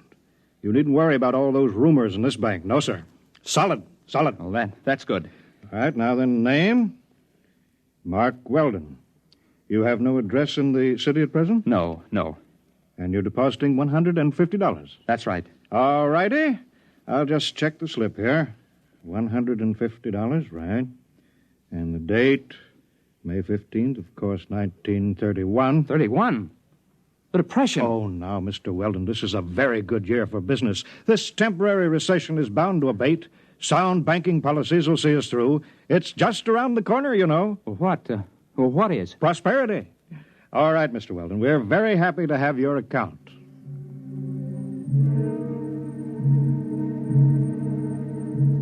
I went outside the bank, and I stood there in the spring sunlight and let the terror soak into me. Possibility of the entire situation was gnawing at the edges of my mind, and then suddenly I wasn't there. It was as fast as blinking. I was outside another bank in the same city. The date on the next envelope was May 29th, and it was still 1931.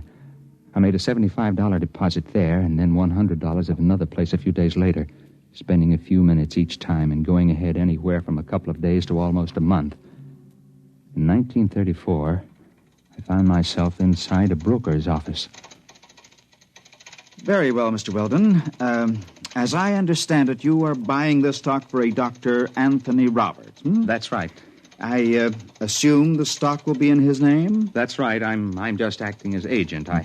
I follow instructions. Of course. Well, are you sure I can't convince you that you're making a big mistake? No, these are my instructions. Well, now, Mr. Weldon, we are a reputable brokerage house, and, well, frankly, I feel quite shaky about putting our clients' money into this kind of security. There's no future in it. It's a rare metal for which there is very little use for industrial purposes, and, however, if your client is adamant... I have my instructions. Very well, then. In the name of Dr. Anthony Roberts, 100 shares of Montana uranium. Most unwise.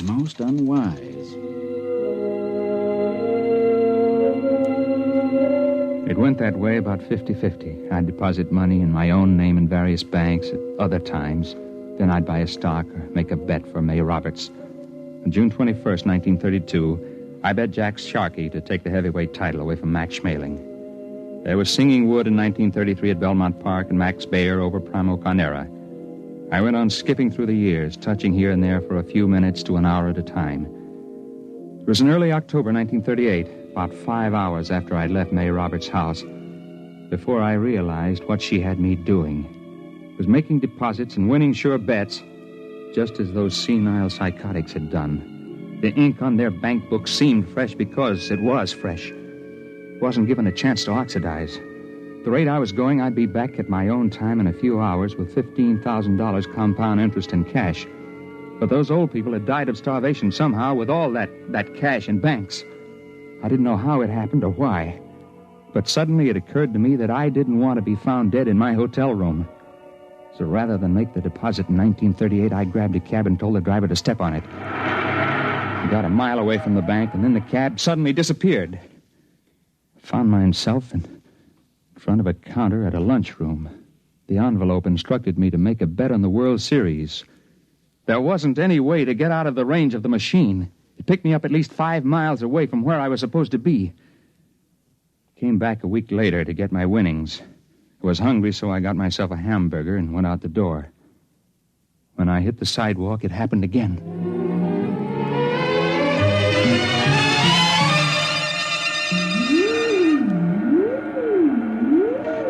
Don't touch the cage yet, Mr. Weldon.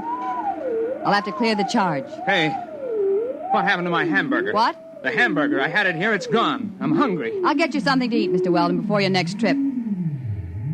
Well, you've done pretty well for yourself, haven't you? Yes, I have. About $15,000. I had ketchup on my sleeve. It's gone. Mr. Weldon, I want to talk seriously with you. Now you've seen part of what I'm doing. Part? My father was discharged from all his research and university connections because he insisted in publishing his findings on the temporal field research. All the conventional physicists explained that it was overwork and recommended everything from hot bouillon before retiring to psychoanalysis. Well, possibly both of these might have been beneficial. But the fact of the matter is that temporal field activities are quite true, and you've seen proof. Well, I suppose I have. So it seemed just a question of money, although obviously I can get all I need now. But sending people back through time to bet on sure things like uranium... It's a fair exchange. I pay well for service, don't I? I suppose so. But that isn't the most important thing. I've been able to save things that would have been lost otherwise. I've sent people back to find precious treasures that would have been destroyed or would have disappeared. Like an El Greco painting? Yes. And the original score of Mozart's Magic Flute that would have been burned in 1942, and a Picasso miniature that would have been lost at sea in 52. I have them all here. Stolen? No. Bought with money from the year itself at a fair price. Well, Mr. Weldon, I sent you back because I've needed someone to work with me on a regular basis. Someone who's faster and more alert than the old people I've hired till now. Why old people? It's a function of the field. You can't send somebody back to a year in which they didn't exist at all. I'm hungry. Please, Mr. Weldon, this is very important. My father died trying to prove the validity of his field theory to conventional scientists, and I don't intend to bother. We can become the most powerful people in the world. I don't feel very powerful now. You haven't got a sandwich hanging around. I want to make you an offer, Mr. Weldon. I need someone to help me expand the operation, plan the projects and research. I chose you because I was afraid that you might hit on the truth by yourself. Can I come out of this cage Be careful. now? Don't touch the contacts. The field reacts on a random factor for at least an hour after it's cut off. I'll be careful. Tell me, Miss Roberts, why haven't you been able to go back to the time that your father was alive and bring him back before he died? Dead tissue can't be transported.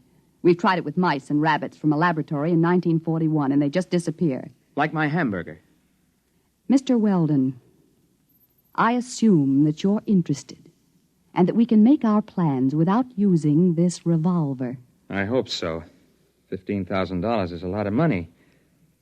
Of course, you were able to send those old people back a lot further. Some of them as far back as 1880. How long would they be gone? I mean, in subjective time. Several weeks. Perhaps a month or more. There's only one problem, Miss Roberts. Well, I'm sure we can work out any details. Well, this one is a little hard to work out. You see, I'm hungry. I haven't been this hungry since I got lost on a hunting trip and went without food for 3 days. You see, you forget I've got an interest in this business because they found some old people dead of malnutrition and $30,000 or so tucked away in their pockets. They had been gone a month or more, and they had to eat during that time, didn't they? When they came back, the food disappeared like my hamburger. It disappeared all at once, all over their body. In one fast jolt, they starved to death. No, you don't understand. They just couldn't take the field transition. They were too old, some of them, and they lied to me about their age to get the job. Oh, no, you can't tell me that because I know how hungry I am. And I was only gone about 12 hours. They were murdered. Get back. You know, they say a hungry man gets mighty desperate. He'll do almost anything. Let go. Let go. Let go of it. Oh! My arm. Look out. Look out. The cage. The contact.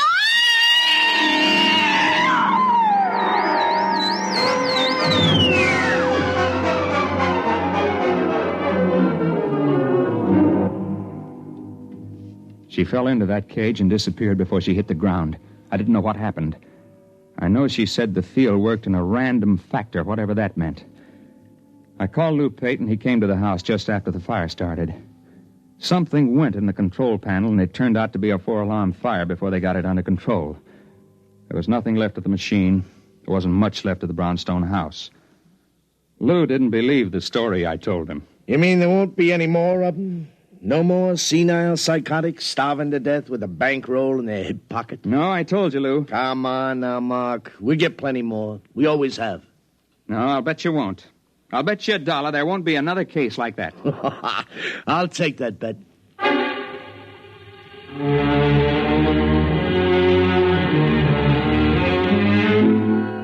I lost the bet.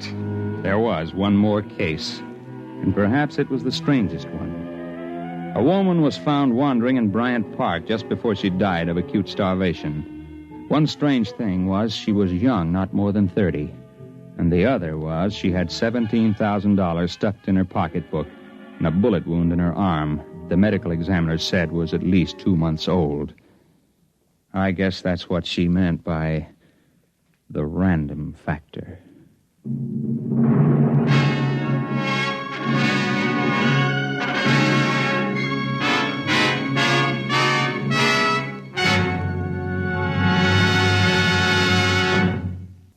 Tonight, by transcription, X-1 has brought you The Old Die Rich, a story from the pages of Galaxy written by H.L. Gold and adapted for radio by Ernest Kenoy. Featured in the cast were Jim Bowles, Jan Miner, Bill Zuckert, Guy Repp, Wendell Holmes, Ralph Camargo, and Ivor Francis. Your announcer, Fred Collins. X-1 was directed by Bob Maurer and is an NBC Radio Network production.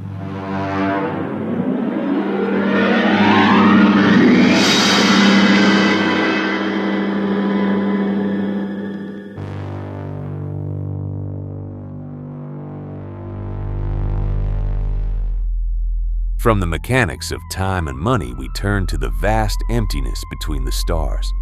Our next story is The Stars Are the Styx by Theodore Sturgeon. On a lonely outpost at the edge of human space, a man waits for the ships that rarely come. When a new arrival brings both hope and danger, he must decide what he is willing to risk for a future he may never see. This July 1956. Sturgeon's story is melancholic, romantic, and deeply human. Stay tuned for The Stars Are the Styx on X-1. And now stay tuned for X-1 on NBC. Countdown for blastoff. X-5, 4, 3, 2, X-1, fire.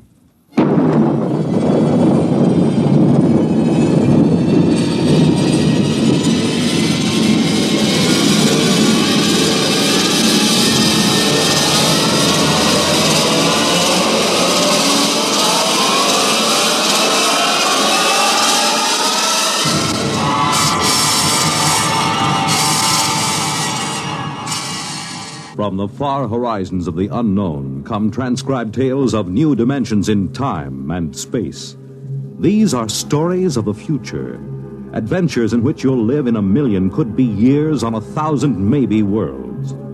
The National Broadcasting Company, in cooperation with Galaxy Science Fiction Magazine, presents X minus 1.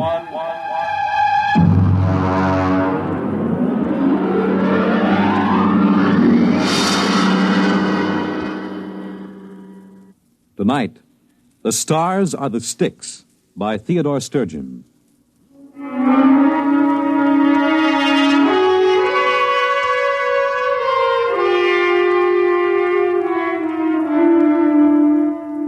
They call me Karen. It isn't my real name, but it suits my job. Karen, you may remember, ferried dead souls across the river Styx of Greek mythology. I ferried dead souls from the planet Earth out into the unknown of space. My little satellite station is known as Curbstone. I've been here for 20 years.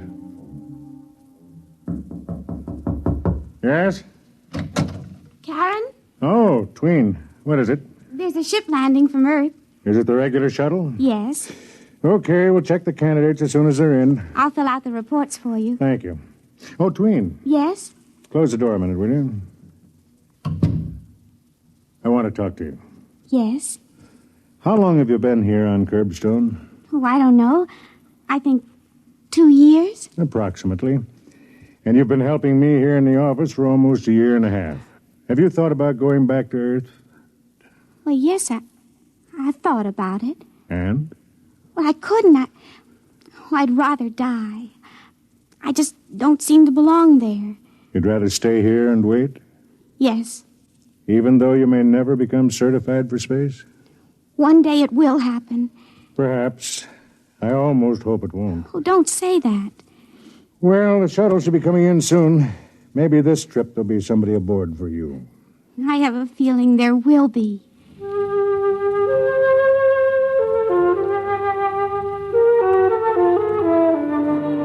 I suppose I ought to explain a little about Curbstone at this point.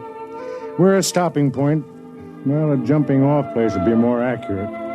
We get people from Earth who, for many reasons, cannot remain there. Some are antisocial, criminals of a sort. Some are misfits, individualists who cannot adjust to the rigid standardization. Some are just different, people who are physically different and who have been ostracized as a result. And a few are poets, those who have souls too big for the confines of Earth. They come to Curbstone and wait to be certified for space. And it's my job to send them out. They're waiting. How many of this trip? 2 men and a woman. One of the men... Yes? Nothing. Oh, I've known you too well to be fooled.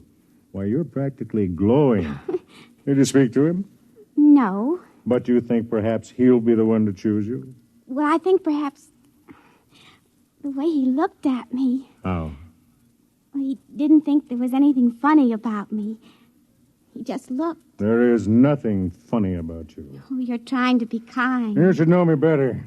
I'm the original Billy Goat Gruff. Oh, I do know you better.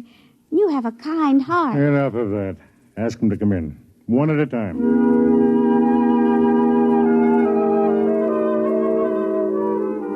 I watched her walk to the door, and I thought she was beautiful. She was, but not in a way acceptable to the eugenics department back on Earth. Tween was an albino. She had silver skin and hair, and ruby-colored eyes. If I hadn't been such an old, fat fool. This way, please. Thank you. This is the senior release officer. He'll check you in. Thank you, miss. Your name, please. Well, don't you know it? No, I'm afraid I... Judd! Good Lord. Hello, friend. Judson, after all these years. I understand they call you Karen. Yes. Well, good. I'll call you Karen. Well, what in the name of misery brings you to Curbstone? Oh, I'm a candidate. But you, of all people, you had a good position and enough money.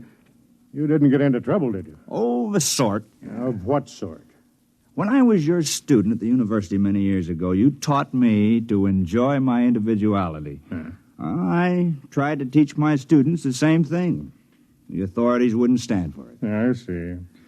So I decided to take my chances in space. Are you aware of the risk? Well, not fully, or I probably wouldn't be here. Well, then let me acquaint you with the procedure here on Curbstone. Look out that window. What do you see? It looks like a spaceship on a launching platform. Exactly. That ship is aimed at the outer galaxies. It has enough fuel to reach its destination and land, but not enough to come back. I see. The people who come here to Curbstone have to be certified before they can take off in one of those ships. Well, how does one go about being certified? There are 3 requirements. You must pass a physical examination and a mental examination. And the third? You must find an agreeable partner for the trip. A partner? A partner of the opposite sex who is willing to share her life, or death, with you from now until eternity. That could be rather difficult. When the Earth authorities agreed to Operation Curbstone, it was decided that it would be a method of colonizing the outer galaxies with Earth people. Therefore, these ships are built to carry 2 people. I see. Well, suppose I choose somebody and she doesn't want me. You wait. Just suppose I pass the physical and the mental tests, and I even find a partner. Suppose we get into the ship and are launched into space. What are our chances? Come here. This board shows a light for each ship that is en route in space. There, you see that one? That's a couple named Fort and Mary Ellen. They went out together last week, headed for the Deneb systems. As long as the light shows, they're all right. They haven't been destroyed by radiation or piled up on some asteroid or gotten into a time warp. We know from our years of launching couples here on Curbstone that 46% of them never make it. And of those that make it? We don't know. They have the equipment for survival, of course, but who knows what they'll meet on some strange planet. And still they go out, huh? Still they go out. When do I take the examinations? Well, you can start tomorrow if you like. I'd like to talk over old times with you right now, but I have to check the other 2 passengers you came up with. Certainly. Tween, would you come in, please? Tween assists me here. She, too, is waiting to find a partner for the trip. Yes? Tween, this is Judson. Judson's an old friend.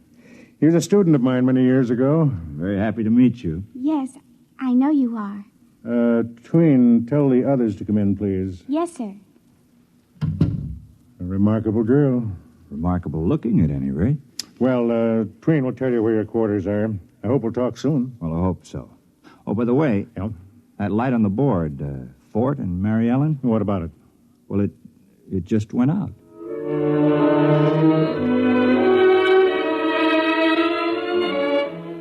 I was happy to see Judson. My memories of our association were pleasant ones.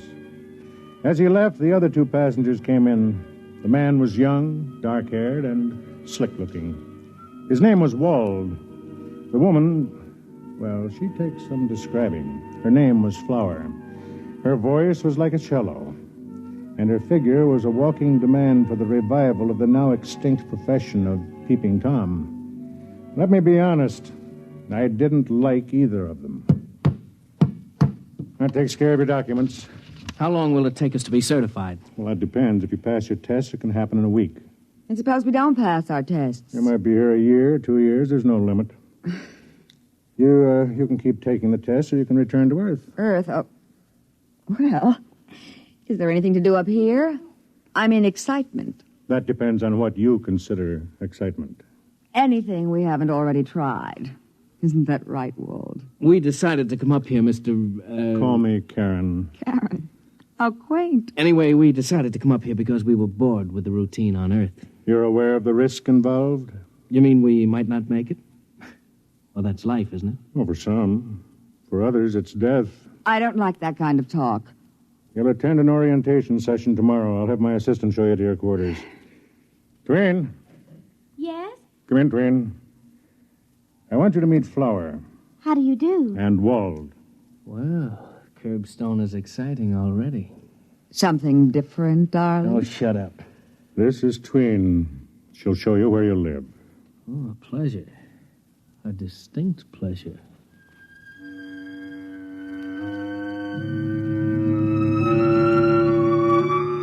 There was something decadent about Wald and Flower, something almost reptilian.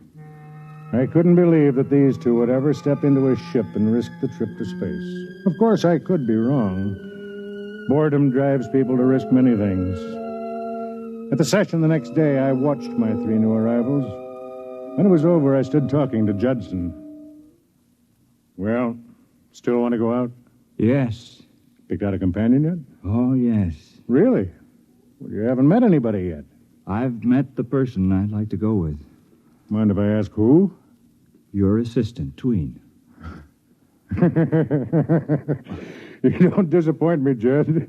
I fell in love with her the first time I met her, too. I haven't even talked to her yet, except to say hello and where's the commissary, but there's a quality about her like, well... Like a cool breeze on a hot summer's day. Well, you are smitten. At my age, I can afford to be romantic. Oh, excuse me, am I interrupting? Not at all. Judson, you know Flower. Yes, we met on the ship coming to Curbstone. I wondered if you were busy. Me? You. Well, not really, no. Good. Then you can take me down to the recreation room for some methyl caffeine. Well, I don't use it. That doesn't mean you can't take me. Well, you're Mr. Wald. Wald and I are just very good friends. Besides, he's busy right now. He's being shown around the satellite by this gentleman's assistant. Tween? That's her name. The peculiar one. Coming, Judson? I guess so. You excuse us? Certainly.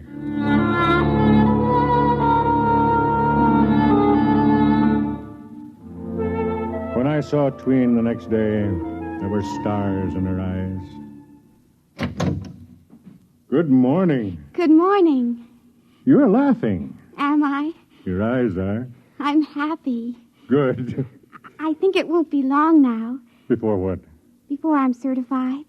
Oh, I've met someone who really likes me. I see. Can you guess? No, who is it? Well, you know the dark-haired young man who came in yesterday with your friend Judson? Wald? Mm-hmm.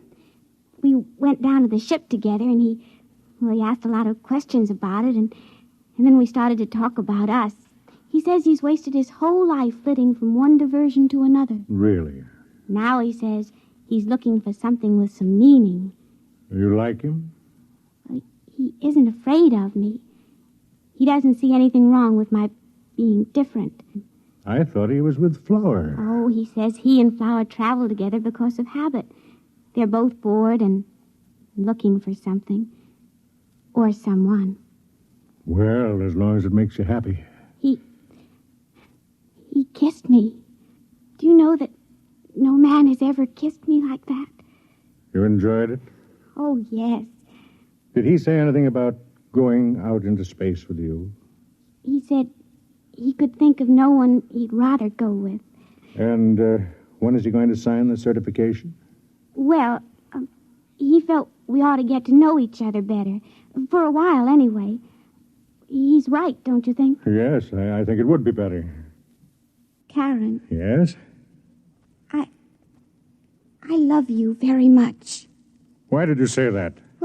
Because it's true. I mean, Oh, there's something so kind and understanding about you. Don't let it fool you. Underneath, I'm the same as anybody else. No, I don't believe it. Why, they picked you for this job because you have such compassion.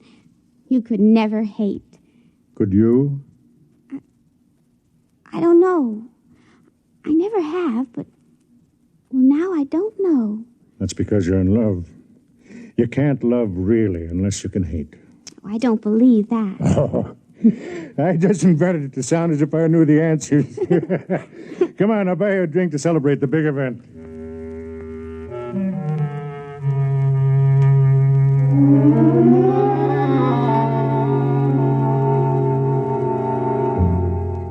I watched her sip the drink, the tones of her skin coming and going with the pulse of her blood. I thought to myself, you're going to be hurt, Twin. You're going to be terribly, terribly hurt. And I wondered if perhaps she didn't know it. Well, Tween, another couple out into space. Maria and Clint. Will you record it and have another ship brought up to the launcher? Tween. What? Oh, sorry, I was thinking of something else. Wald? Sort of. How long has it been now? 3 months. Long time, huh? Well, he wants to be sure. And you? Are you sure? Oh, yes. Nothing to do but wait, then. I have to go over to the hull division. Will you take over? Yes.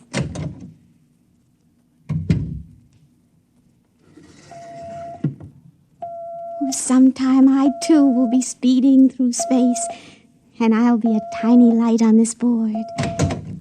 Hello there. You mind if I come in? Oh, not at all. Where's Fatso? Karen? Oh, he isn't that fat. He's fat enough. Where is he? He went over to the hull division.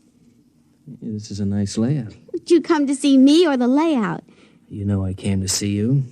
Matter of fact, I wanted to talk to you about something. Well? The party tonight at the rec center. Well, what about it? We're going, aren't we? I can't make it. Was something wrong? I'm meeting somebody else. Oh. Flower. I see. Oh, come on, now don't look so hurt. Flower and I have bummed around together for years. Well, I thought she and Judson... Oh, don't be ridiculous. Well, they spend all their time together. Oh, you don't know Flower. She likes to experience new things. When they get to be old, she tosses them away. All except me. And you? Do you like to experience new things and toss them away? Look, I'm sorry, Tween, but it's just the way I am. Like Flower. Like Flower. We're two of a kind. Would you do me a favor? Why not? Make it a clean break. Don't try to see me again or tell me any more lies, even though I want to hear them. Okay. And thanks. Thanks. For these 3 months, even though they've been make-believe. At least I've had them. Well, I'll see you around. Yeah. I'll see you around.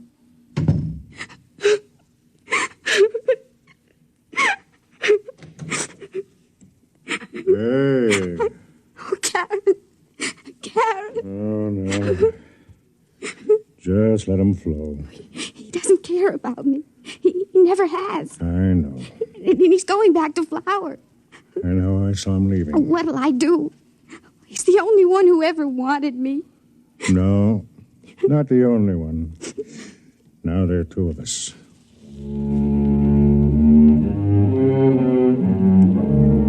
The question that kept going through my mind was, what next?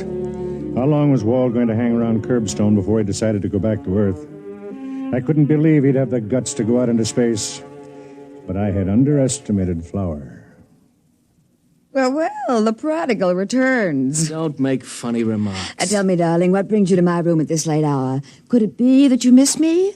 Or has little Miss Tween given you the heave? Shut up and give me a drink. And don't act so self-righteous. You've been having your fling with this Judson character. My. Jealous, too. Oh. I thought you and I agreed a long time ago we'd never make any claims on each other. That was a long time ago. Frankly, I'm getting bored with this satellite. Let's go back to Earth. I'm bored with Earth. Well, we'll go someplace else then. I am going someplace else. Where? Out. Space. Oh, come on now, don't be ridiculous. Oh, I am not being ridiculous. Do you know that only 46% arrive? And if you get there, heaven only knows what kind of monsters or poison atmospheres get you. I know, but there's a certain thrill in the risking. Oh, and when did you start feeling poetic? Since I started talking to Judson. Listen, Flower, don't try to trick me. I know you too well. You're 100% too selfish to risk your pretty skin for some poetic feeling. Well, listen to me. You and I have been together for years. We're very much alike. Now I'm telling you that I intend to go out. I want you to sign my certification and come with me. You're mad. No. I think maybe if we get away from everything out there, we'll find each other. Oh. We'll have a chance to love and be decent like ordinary human beings. Oh, well, don't you see? We've been destroying ourselves for years. We're getting older now. Please try to see it. A clean start, a new life, huh? Well? This fella Judson has really been filling your ear, hasn't he? He's a kind person. He doesn't think I'm worthless. You kill me, girl. Walt, will you come with me? No. If you want to wreck yourself, go ahead. And who, pray tell, thinks enough of a cheap character like you to sign her certification? Judson. What? He said he would go out with me. And I intend to go.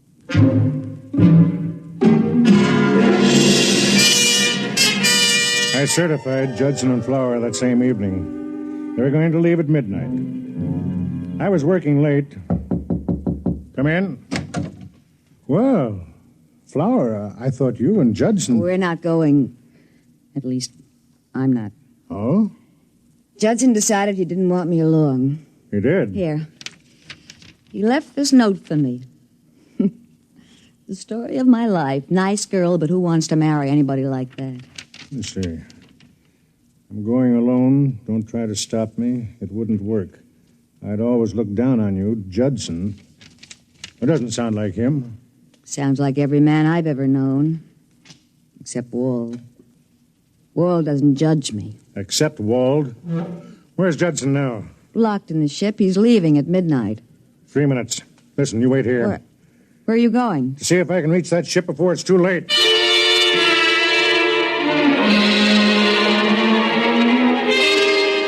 A man of my size and age shouldn't run, especially when he has a bad valve in his heart. But I covered the distance to the takeoff ramp like a track star. As I hit the edge of the ramp, I heard Tween's voice screaming at me from the control tower. Karen, look out! You'll burn! Karen! Look out! Karen! I reached the door just as the rockets were beginning to warm up inside the ship. There wasn't any way to get in except to blast.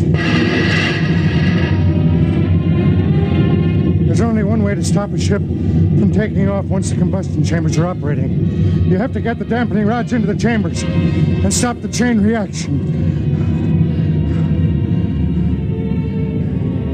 It took a lot of beef, but I've got a lot.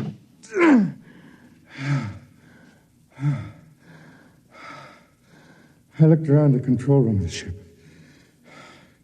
Judson was strapped into the pilot's chair. The controls were preset for automatic takeoff. I went over to him.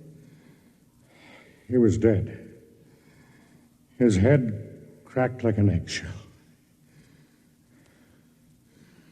Judd, I know you can't hear me, but I swear to you, I'll get the one who did this. Really? Don't move. I have a gun on you. Wald, you're a pig. You're a living human pig. Thanks for the compliment. To take the life of a man whose only act against you was that he wanted to help Flower? I can't afford to lose Flower. Don't you think you've lost her already? Not at all. She thinks Judson is going out into space without her. Oh, I knew he wasn't capable of writing a note like that. It doesn't matter. Just how do you expect to get away with this? Quite easily. Judson isn't going out alone after all. Meaning? He's going to have a companion. You. It won't work, Wald. Once the ship is headed for the stars, there won't be a shred of evidence. Okay. You've got it all figured out. That's right. Now turn around. You have the gun. All I've got is this. Stop it! Drop it! Fat men can move amazingly fast, Walt. What are you going to do? Do? Nothing much. I'm just going to certify you, Walt. What? For a flight into space.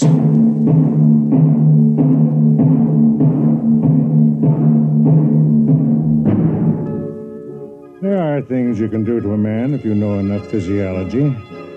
Pressures on the nerve system that can immobilize him for hours. I did them to Wald. Then I set the controls of the ship again and went out. I was breathing hard. It took me a long time to make it up the steps of the control tower, where Tween was waiting.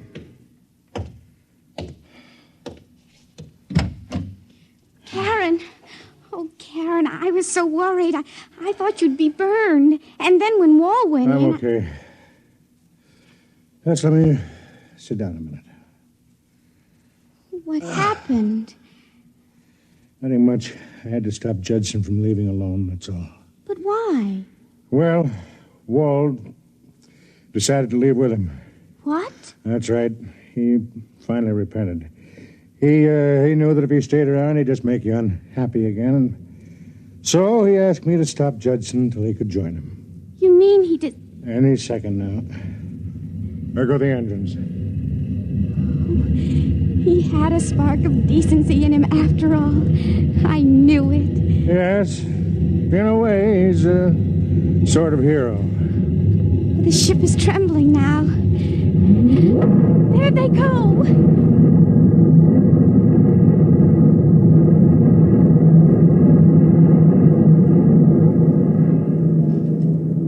Maybe she knew, maybe not. Anyway, she had loved a man, and now she could love another. She came over to me and leaned over and kissed my mouth. Her lips were cool. Then I knew that I could live with the viciousness of what I had done. When you're old and fat, as I am, the kiss of a young girl can make you human again. They call me Karen. They forget what it feels like to be denied two worlds instead of one. And they forget something else, too. Karen was more than a boat pilot. He was an executioner.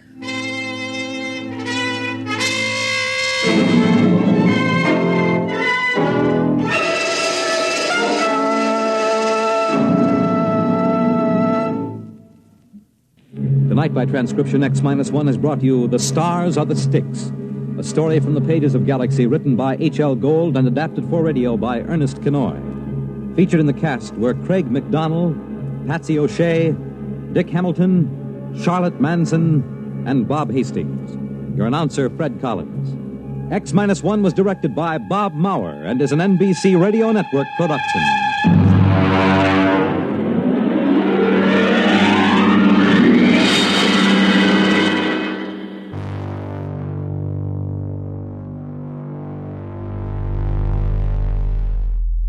From the edge of the galaxy, we return to a quieter, more intimate kind of horror. Our next story is Student Body by F.L. Wallace. A scientific expedition lands on a world that seems almost perfect. The native life is adaptable, intelligent, and eager to learn. Too eager. And the more the humans teach, the more they begin to understand that they may not be the teachers after all. This late July 1956 episode is a slow-burn classic of biological and cultural invasion. Stay tuned for Student Body, now on X-1.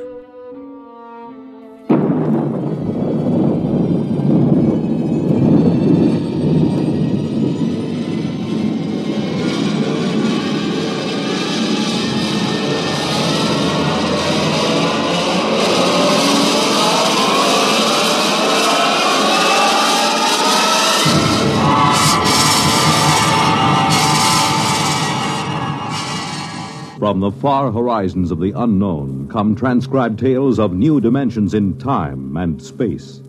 These are stories of the future, adventures in which you'll live in a million, could be years, on 1,000 maybe worlds. The National Broadcasting Company, in cooperation with Galaxy Science Fiction Magazine, presents X minus one.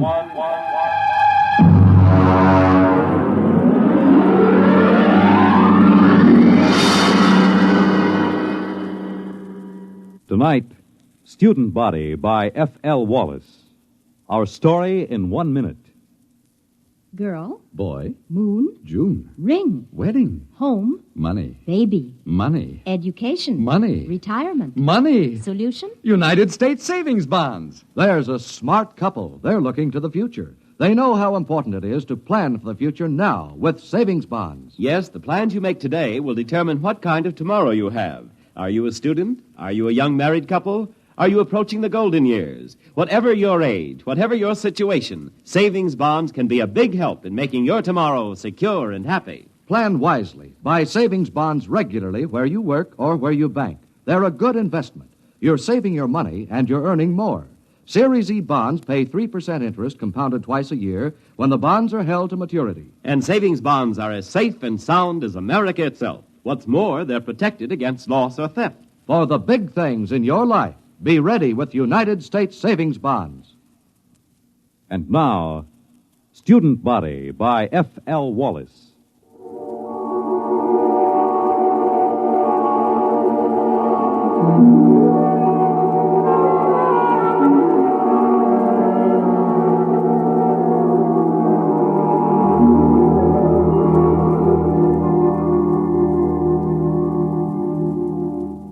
Emergency report to Central Colonial Service. Subject Planet 7G63, Glade. Reporting Dano Marin. Special assignment from Biological Control. Report consisting of standard universal tapes and special recorded comment. First segment, landing day +1. 6 a.m. sidereal mean time.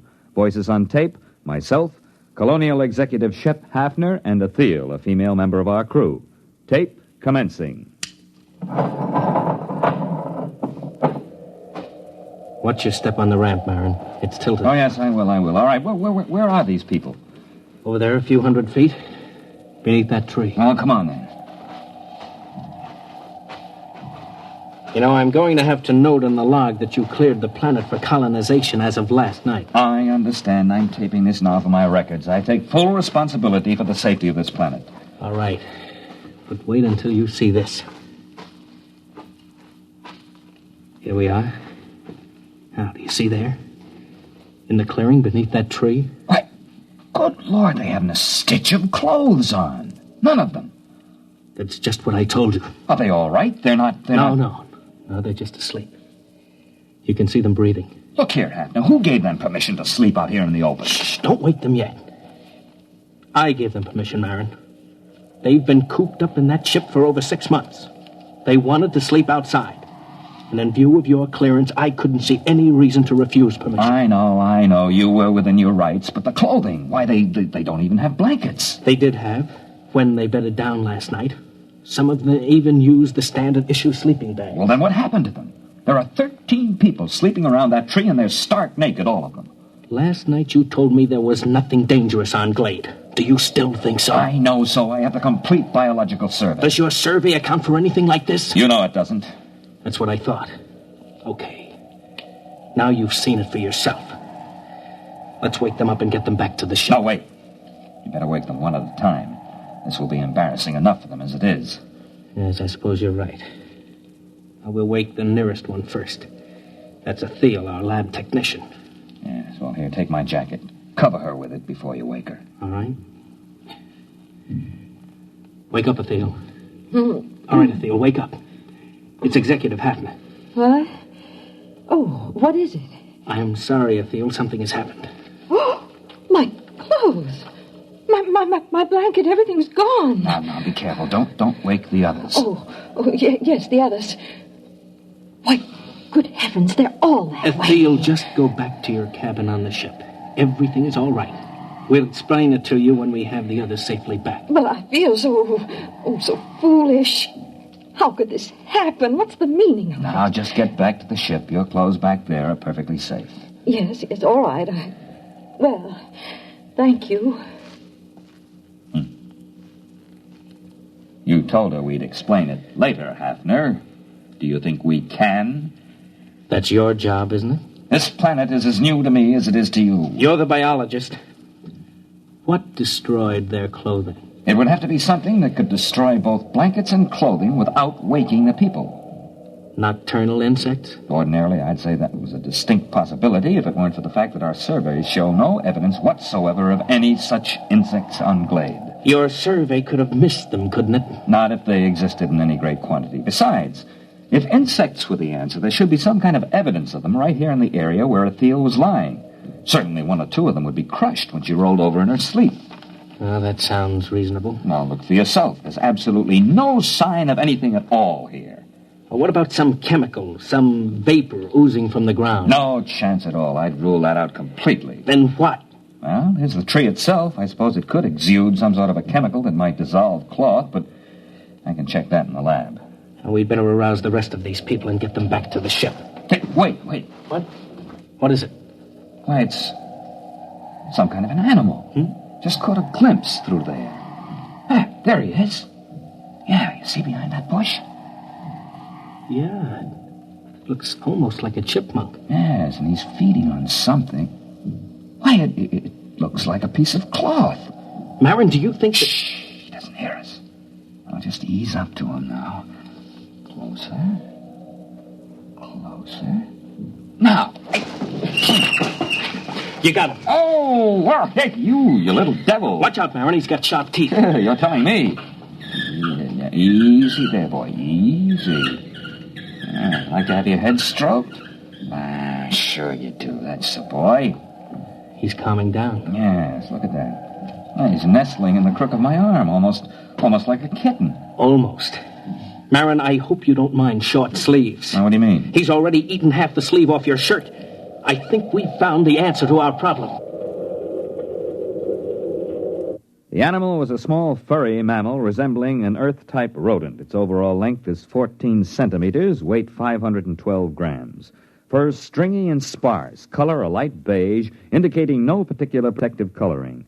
The animal was placed in a special cage in a biological laboratory aboard ship for further study. Next tape, landing date +2. Can we exterminate it? Oh, it's quite a job. How about locally? Hardly. It's ecologically basic.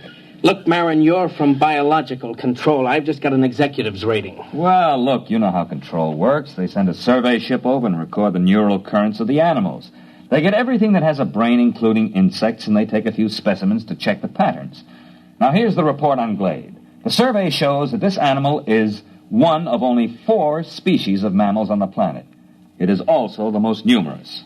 So if we kill them off here, others will swarm in from other areas. Yes, that's about it. There are probably millions of them around the planet. Of course, if you want to put a barrier across the connection to the mainland, you might be able to wipe them out locally. Look, Marin, I've got a tight schedule. I can't spare dirt-moving equipment for that.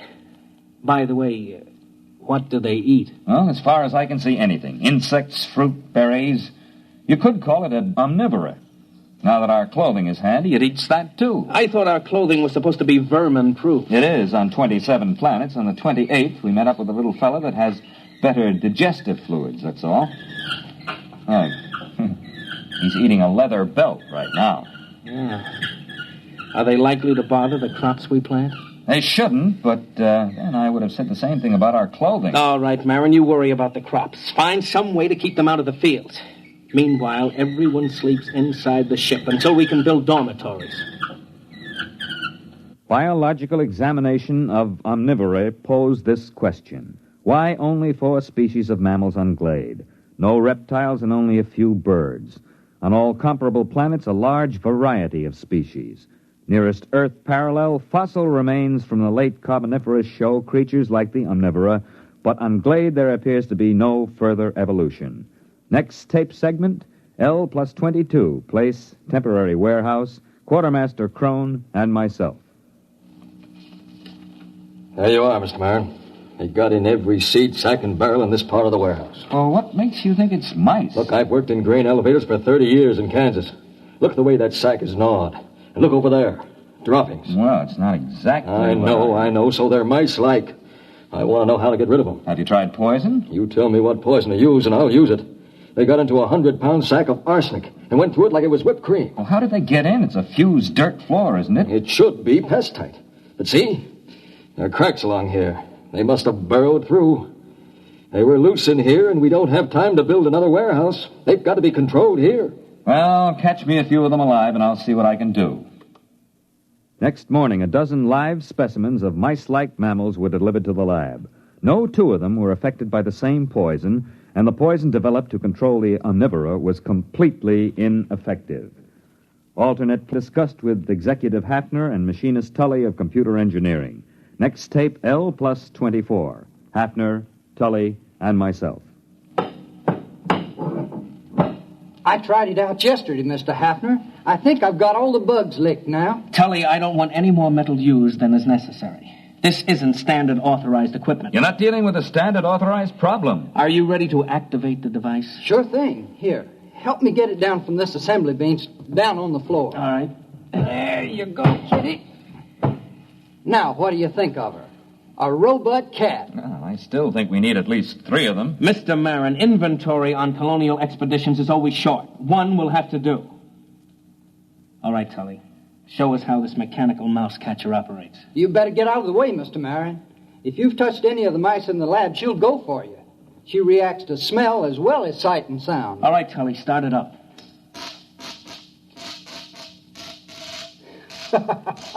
All right, kitty, go ahead and have a good time. Why, she moves like a cat. You know, I wouldn't bet a plug nickel on any mouse in the same warehouse with that baby. Robot cat device proved relatively successful in Warehouse 1. Rodent damage held below danger margin. Next tape, L plus 37. Tully, Hafner, and myself. I can't salvage it, Mr. Hafner. Just look at that. That skeleton was chrome steel, now it's bent. The skin was duroplastic, and now it's cut to ribbons. The computer parts are all smashed to bits. How do you account for it, Tully? Well, look around the poor thing. You had me build it for mice. These things weren't mice. They're a good foot long. They just outnumbered him, that's all. You examined these dead animals, Marin? Not closely. Well, you'll find your mice have grown. They ganged up on that cat. There aren't supposed to be any rats on Glade, are there? Well, there weren't supposed to be any mice either. What are you going to do? We'll have to build another warehouse. 2-foot-thick fused floors. Wait a minute, Mr. Hafner. To do that, we'll have to stop all other construction. The atomic generator Why not build more robot cats? You weren't here when we opened the doors, Marin. The warehouse was swarming with rats. Tully, how many robot cats would we need? 5? 15? We don't have enough parts to build more than 3. If we need more than that, we'll have to rob the computer in the spaceship. And that's one thing I refuse to do. The spaceship is our only link with Earth until the next wave in 2 years. All right, then I'll tell you what we'll do. We'll floodlight the supplies at night. We'll post a guard with half-charged rifles until we can move to the new warehouse. That'll take about 10 days. Meanwhile, our fast crops are ripening. It's my guess that the rats will turn to that for food. Now, in order to protect our future food supplies, you'll have to activate your cold storage animals, Marin. Mr. Hafner, it's against regulations to release any cold storage animals on a planet until after a complete investigation. That takes 10 to 20 years. This is an emergency. I don't want to be responsible for another rabbit-infested Australia or that planet in the Centauri system that the snails took over. Marin, I'll take the responsibility. You're recording now, aren't you? Yes. All right. If that isn't authorization enough, I'll put it in writing. Well, the beast I've got for this job won't be any good against rats this size. You've got hormones. Use them. Dead rats were gathered and frozen for further study. Observed animals, a wide variation in size. Internally, a lack of uniformity in organs. Some specimens had huge fangs and delicate jaws. Others had tiny teeth and massive bone structure. Obviously, the most scrambled species ever encountered by a biologist. Reproductive cells were especially baffling. Proceeding with hormone treatment on cold storage Earth animals. Next tape, L plus 39. Lab technician, Athil, and myself.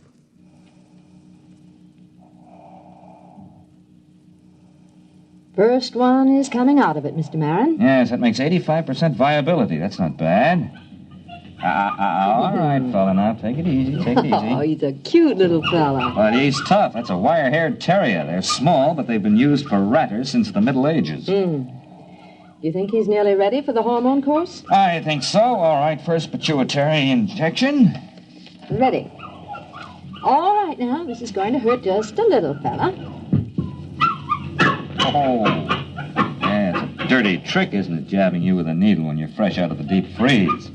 But don't you worry, fella. You'll be glad you had it. You'll stand a better chance against those rats when we work you up to about a Great Dane size. L plus 50, artificially enlarged terriers loosed in the fields of the fast crops. Following tape, field observation of terriers, Executor Hafner and myself.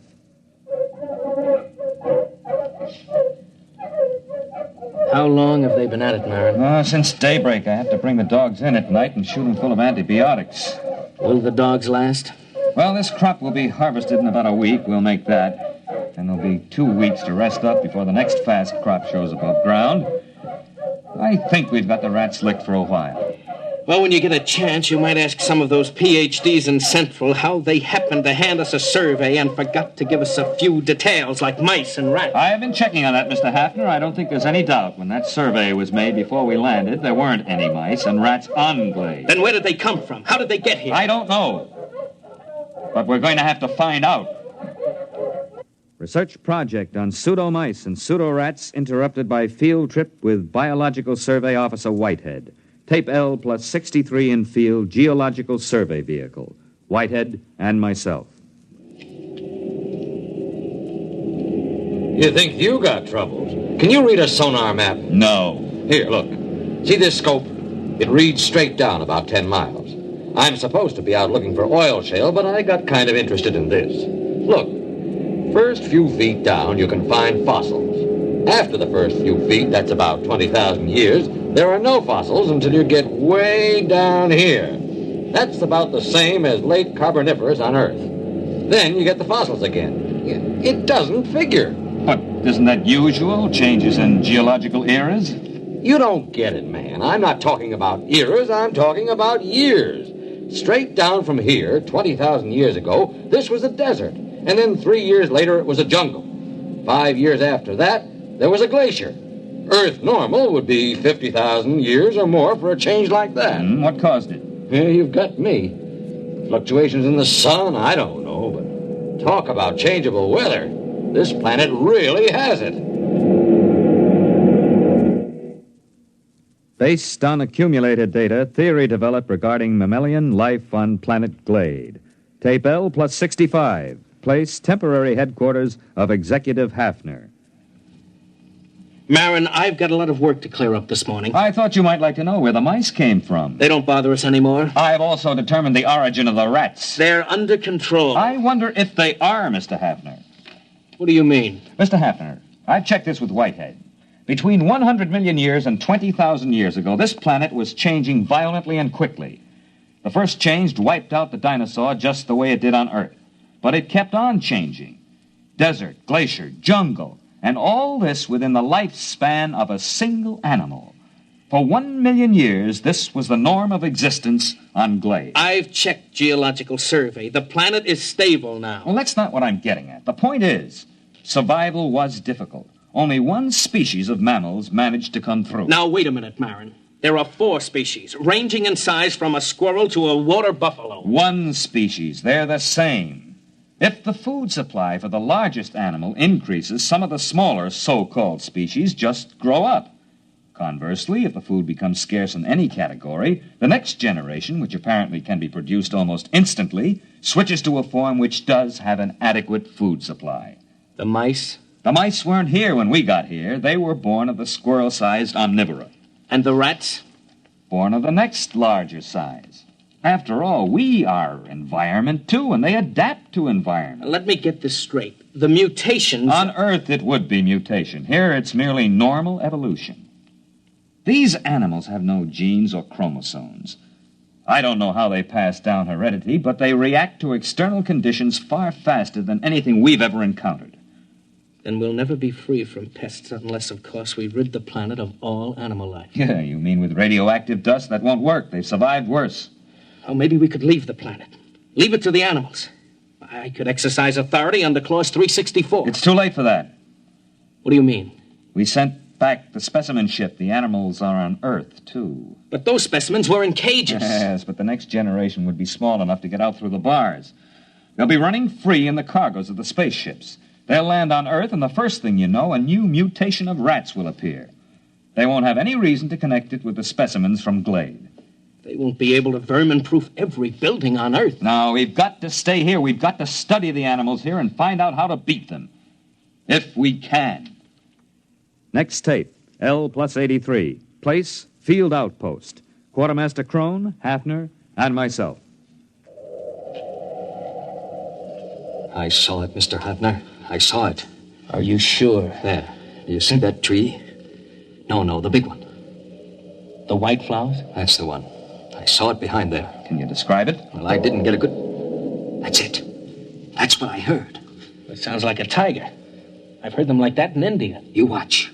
Right by that tree. Hey, look out. It's heading this way. Give me that rifle. Hurry up. Shoot. Try again. I got it. Come on, let's take a look. Now look out. It might be still alive. No, I hit it square with that second charge. What in the devil is it? It's a good 8 feet long. What do you make of it, Marin? Well, except for the lack of markings, it closely resembles a tiger. Look at those claws. We chase the rats out of the warehouse, they go to the fields. We hunt them down in the fields with dogs, and they breed tigers. Well, that's easier than rats. We can shoot tigers. Wait a minute. We've been here less than 3 months, Marin. The dogs have been in the fields only 2. And that tiger's mature. How do you account for that? I am not sure, Mr. Hafner, but I imagine if the survival factor is high, the young don't ever have to be young. What? They can be born as fully functioning adults.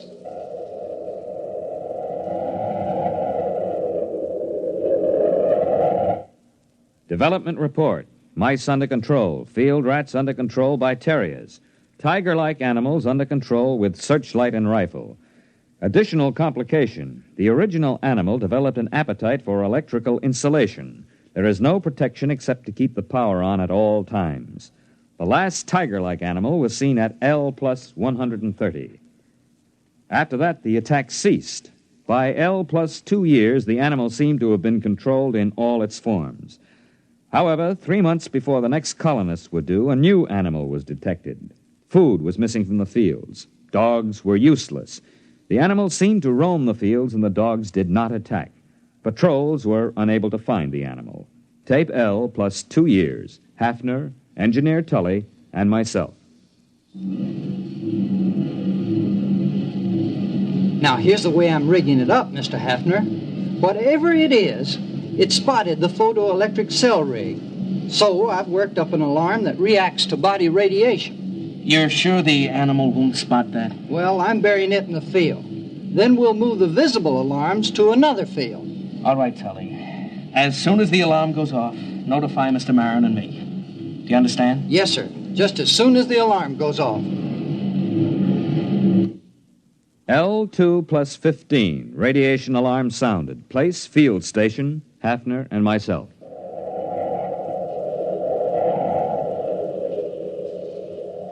Look out where you're walking, Marin. We don't want to scare it away. Well, there are dogs in that field, aren't there? Well, there were supposed to be, but they didn't bark. Quiet. There it is. See? Huh? It's in between the rows. Look out. Look out. Give me a clear shot. Now, wait a minute. Don't shoot. Look, Marin, I'm the executive here. I say it's dangerous. Dangerous? That's why you can't shoot. It's more dangerous than you know. Quiet. It'll hear you. We're downwind. Now, listen, Hafner. This is important. I don't want any lecture now, Marin. I don't want to lose the shot. You've got to listen. That animal could evolve mice. We stopped mice and it brought rats. We turned back the rat and provided the tiger. All right, we stopped the tiger. Not really. There was another animal being formed. The one that's in that field now. It took the animal 2 years to create it. How, I don't know. 1,000,000 years were required to evolve it on Earth. He's moving away. Marin, I'm going to shoot. Don't shoot. We can't destroy the animal. It's on the Earth now and on other planets. We've never even been able to get rid of our own rats. How can we exterminate this animal? All the more reason to start now. Get down and give me a clear shot. Listen. Are their rats better than ours? Will their beasts win or ours be stronger? Or will the two make peace, unite, and interbreed? It's not impossible.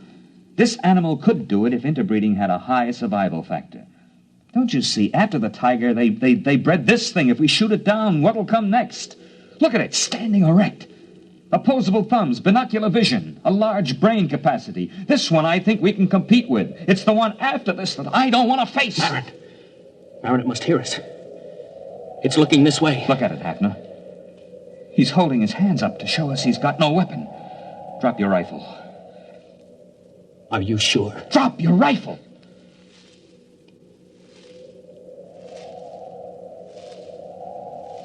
He's coming this way. He's got one of those white blossoms in his hand. Yes. Must be a sign of peace. Wait. It looks almost like a man. I wonder what's inside that body. I wonder what's inside that head.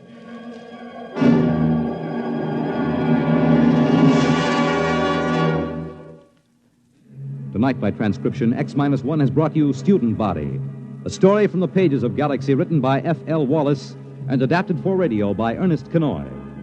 Featured in the cast were John Raby, Bob Hastings, Kate Wilkinson, James Stevens, Charles Carruth, and Merrill E. Joels. Your announcer, Fred Collins. X-1 was directed by Bob Maurer and is an NBC Radio Network production.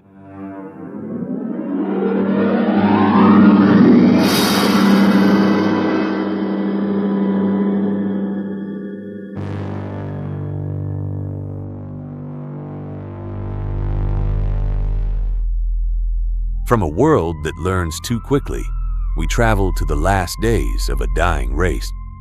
Our next story is The Last Martian by Frederick Brown. On a far future Earth, a man encounters a being who claims to be the final survivor of a once great civilization.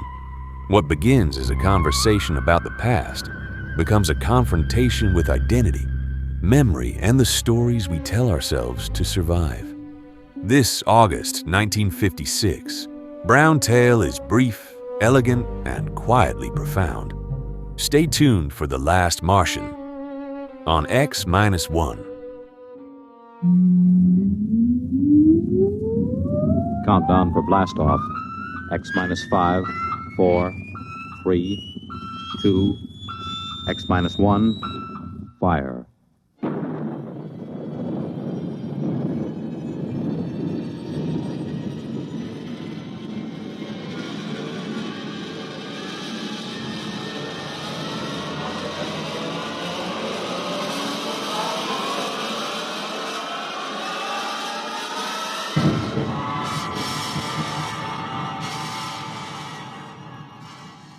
From the far horizons of the unknown come transcribed tales of new dimensions in time and space. These are stories of the future, adventures in which you'll live in a million could-be years on 1,000 maybe worlds. The National Broadcasting Company, in cooperation with Galaxy Science Fiction Magazine, presents X minus one.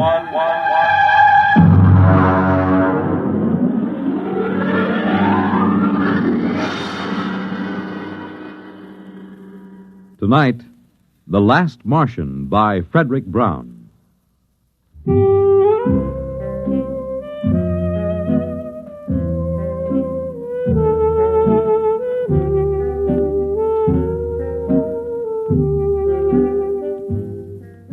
It was like any evening, but duller than most. I was back in the city room. I'd just covered a boring banquet, and the food had been so bad that I felt cheated, even though it cost me nothing. Now, just for laughs, and my job, I was writing a long, glowing account of it.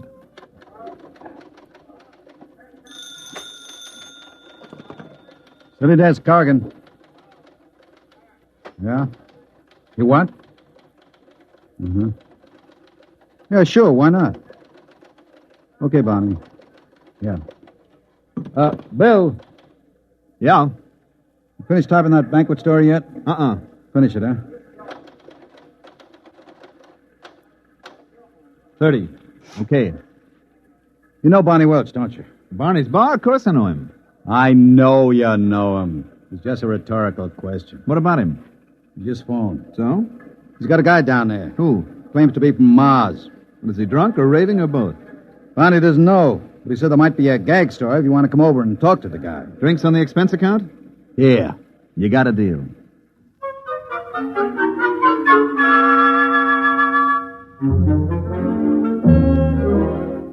There wasn't a Trib reporter who didn't know Barney well enough to borrow money from him. I made for the bar like a St. Bernard makes for a fallen traveler and ordered a quick one with water on the side. Keep the bottle handy, Barney. Which one is the Martian? You see the tall, dismal-looking guy sitting alone there in the booth? Over there? That's him. What's his story? Well, he says he just got in from Mars 2 hours ago, and he's trying to figure it out. He claims he's the last living Martian. Mm-hmm. Does he know I'm a reporter?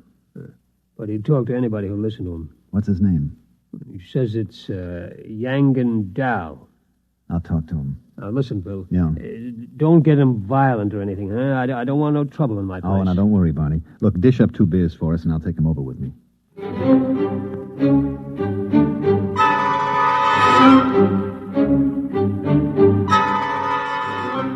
Barney drew 2 beers and cut off the heads. He rang up 60 cents, gave me my change, and I went over to the Martian. Mr. Dow?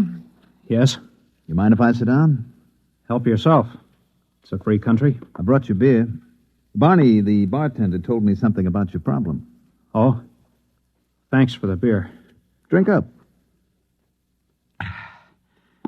Yeah.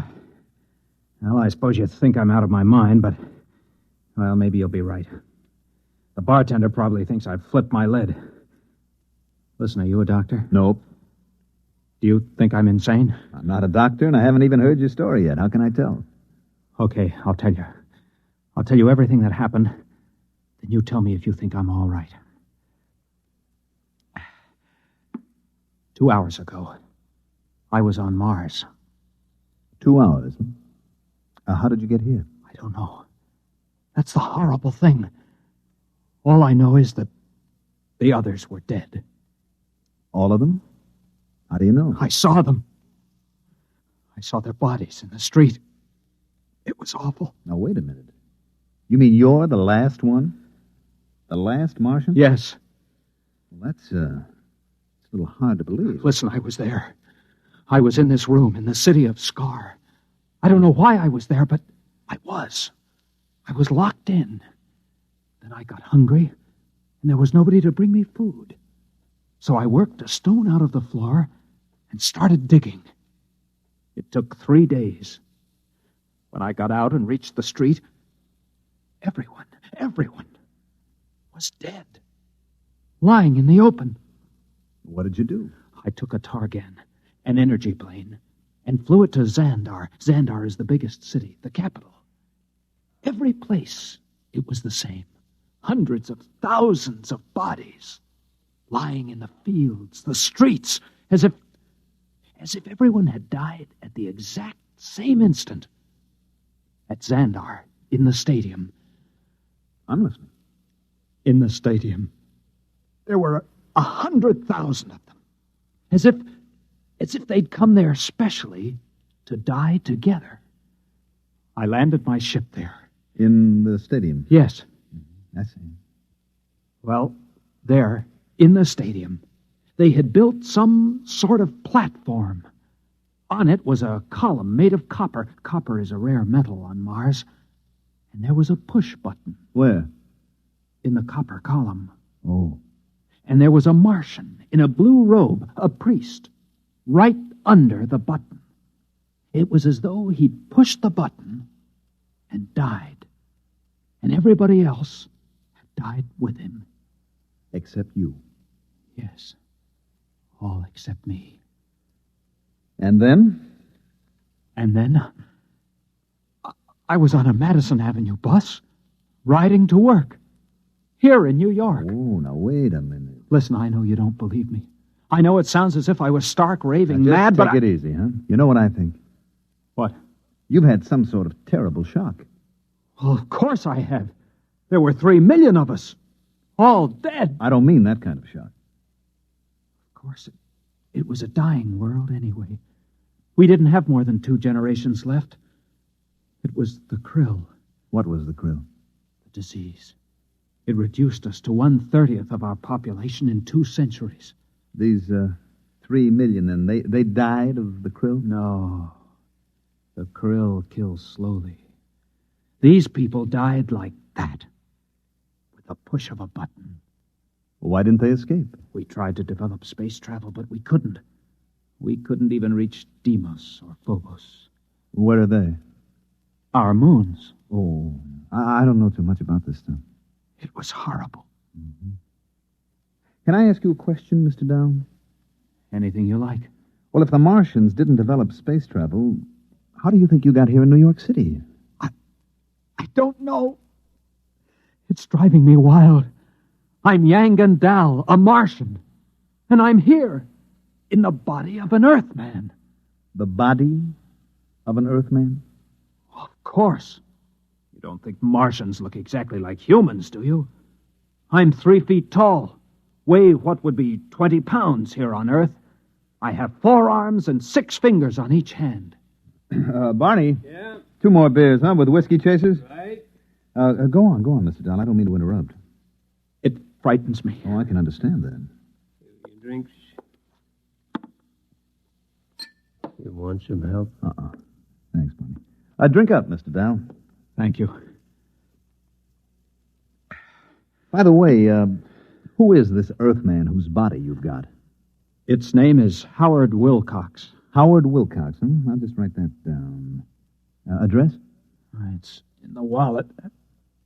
45 Amber Court. Mm-hmm. This Howard Wilcox whose body you're in, does he have a family? It is married to a female of this species, yes. Well, have you been home? No. Then how do you know? I have all of its memories. I can do everything it could do. I know everything it knows. Oh, I see. I even have its tastes. Beer, for instance? Yes.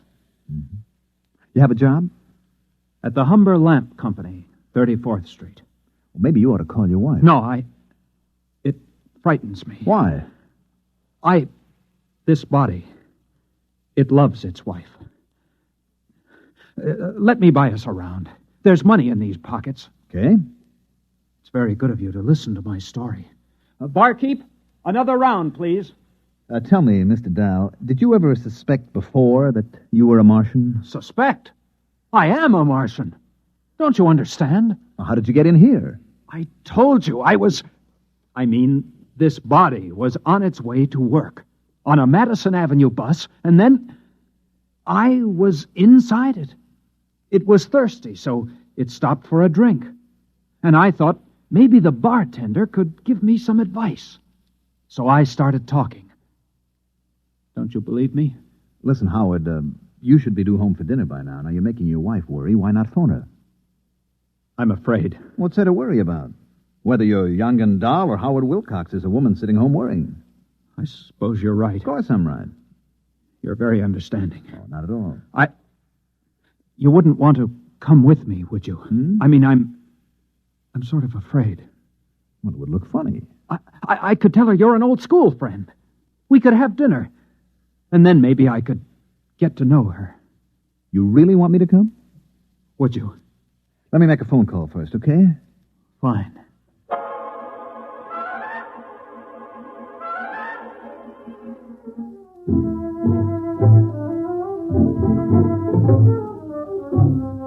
I rang up the Tribune and got Cargan at the city desk.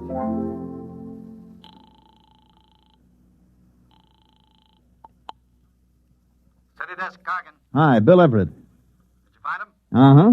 Well? There's something strange about this guy. You think he's insane? I don't know. What do you mean you don't know? Is he or isn't he? Well, he's got the whole story so perfectly organized, he might even convince somebody it's true. He remembers every detail. What do you figure you're going to do? Well, I'm going home with him. I'm going to meet his wife and observe them. How many drinks have you had? Oh, I'm sober. Don't worry. Me worry? Look, maybe you better come back here and I'll let Vincent handle this stuff. No, that isn't necessary. Just let me tag along a while. Okay. But if you want help, yell and I'll send Vincent. I will. Don't worry. What's this guy's name?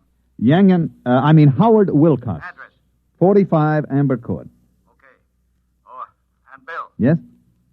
just remember one thing. What's that? You could be playing with dynamite. Watch your step.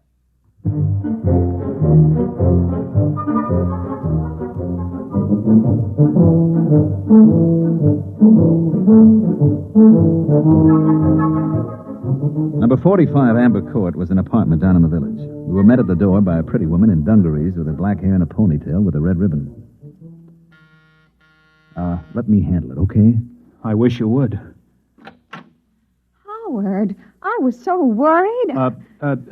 This is Bill Everett. I'm an old boyhood chum of your husband, Mrs. Wilcox. We met, and I asked Howard to have a few drinks, and I'm afraid it's all my fault. Bill is having dinner with us. If it isn't too much trouble. Well, no, of course not. Well, that's very generous of you.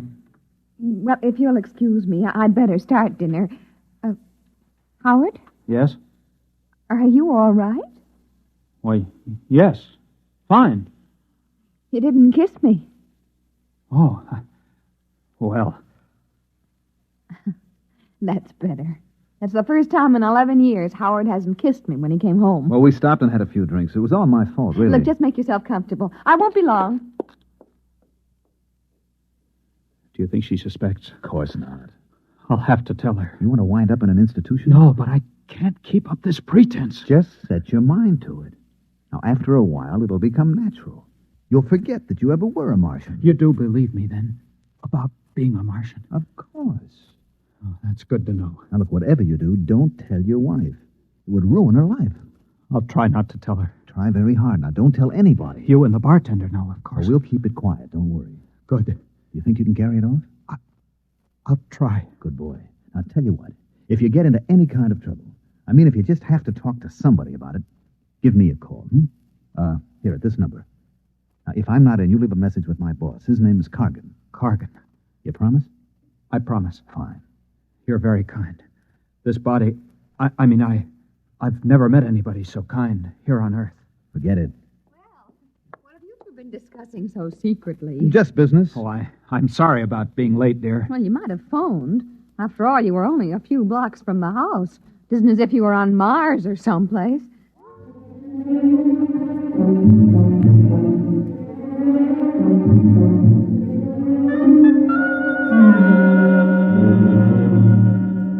Dinner went pretty well, and Elaine Wilcox turned out to be an expert at shish kebab, which is one of my favorites.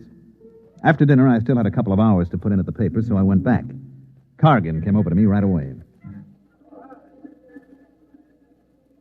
Well? Well? Is he or isn't he? He's a Martian, all right. No question about that. You're very funny. I have my moments. Would you mind telling me exactly where you've been for 3 hours?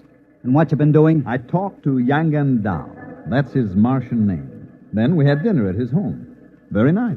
Shish kebab. What about the story? Oh, yeah, the story. Well, it seems that he was locked in a room in the city of Scar. And he got out and saw all the dead bodies of the entire Martian population. Then he flew to the capital and saw a button that a priest had pressed, and the next thing he knew, he was inside an Earthman named Howard Wilcox riding a Madison Avenue bus. Want me to write it up? Is that all you've got to tell me? That's all. Listen, this guy's going to be perfectly all right as soon as he gets used to the idea that he's Howard Wilcox. He is, I suppose you're a qualified psychiatrist? Well, I'm qualified to judge this. I'd better send Vincent over there. There's no need for that. I have a distinct feeling you've let your emotions get into the act. Well, what's wrong with emotions? They don't belong in this business. Look, Cargan, this is a decent enough guy. He's a little bewildered, maybe. Now, why not let him live out his life in peace? He may be dangerous. Don't you trust my judgment? We can't afford to pass up anything important. Oh, you're exaggerating. Maybe. Vincent.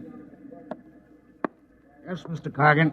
I want you to do a follow-up on a story that Bill has started. A man named Howard Wilcox who thinks he's a Martian. Oh? Bill has the address. Now, if anything happens to this guy, there are liable to be questions and accusations. Vincent can handle that end of it. You want the full treatment on this story, Mr. Cargan? If you think the man is a menace, give him the full treatment.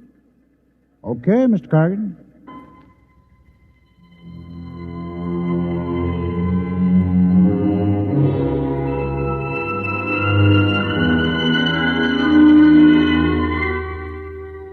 I gave Vincent the address, feeling like a murderer, and then I beat it to the nearest phone booth and called Howard Wilcox's home. His wife, Elaine, answered.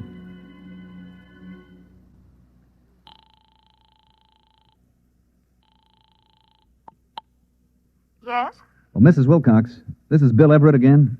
Oh, did you forget something? No, I have something to tell you, and it may sound a little weird, but bear with me. Oh, what is it? A man from my newspaper is coming over. His name is Vincent.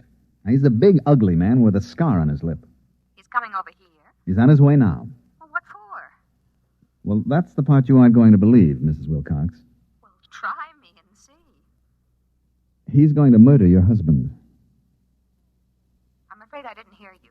I said he's coming over to murder your husband. You and Howard did do quite a bit of drinking. I'm trying to do you a favor. Now listen to me. I'm listening. Send him away. Tell him Howard had to leave town. Do you hear me? I hear you, but really... Please, Mrs. Wilcox, if your husband means anything to you. Of course he does, but why not call the police? They'll laugh at you. I'm coming right over. I'll explain when I get there. And remember, your husband's life depends on this.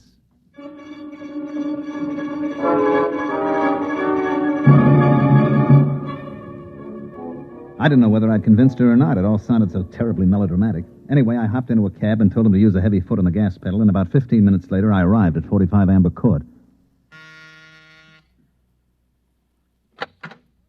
Oh, it's you. Was Vincent here? There was a man here from the Tribune, yes. Did you do as I told you?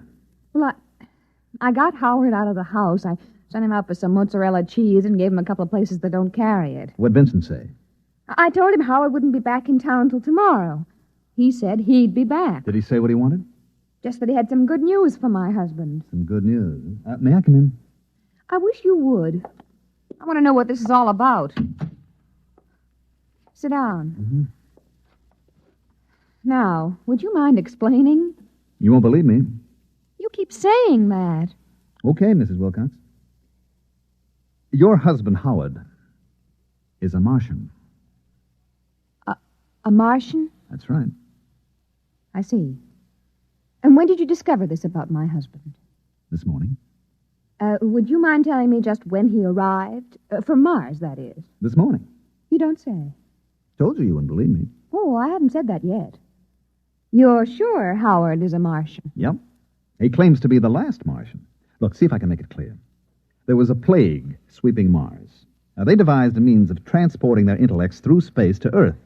Their dead bodies remained behind. Now, Howard, your husband, was confined in an institution, so he didn't get to go with the other Martian souls.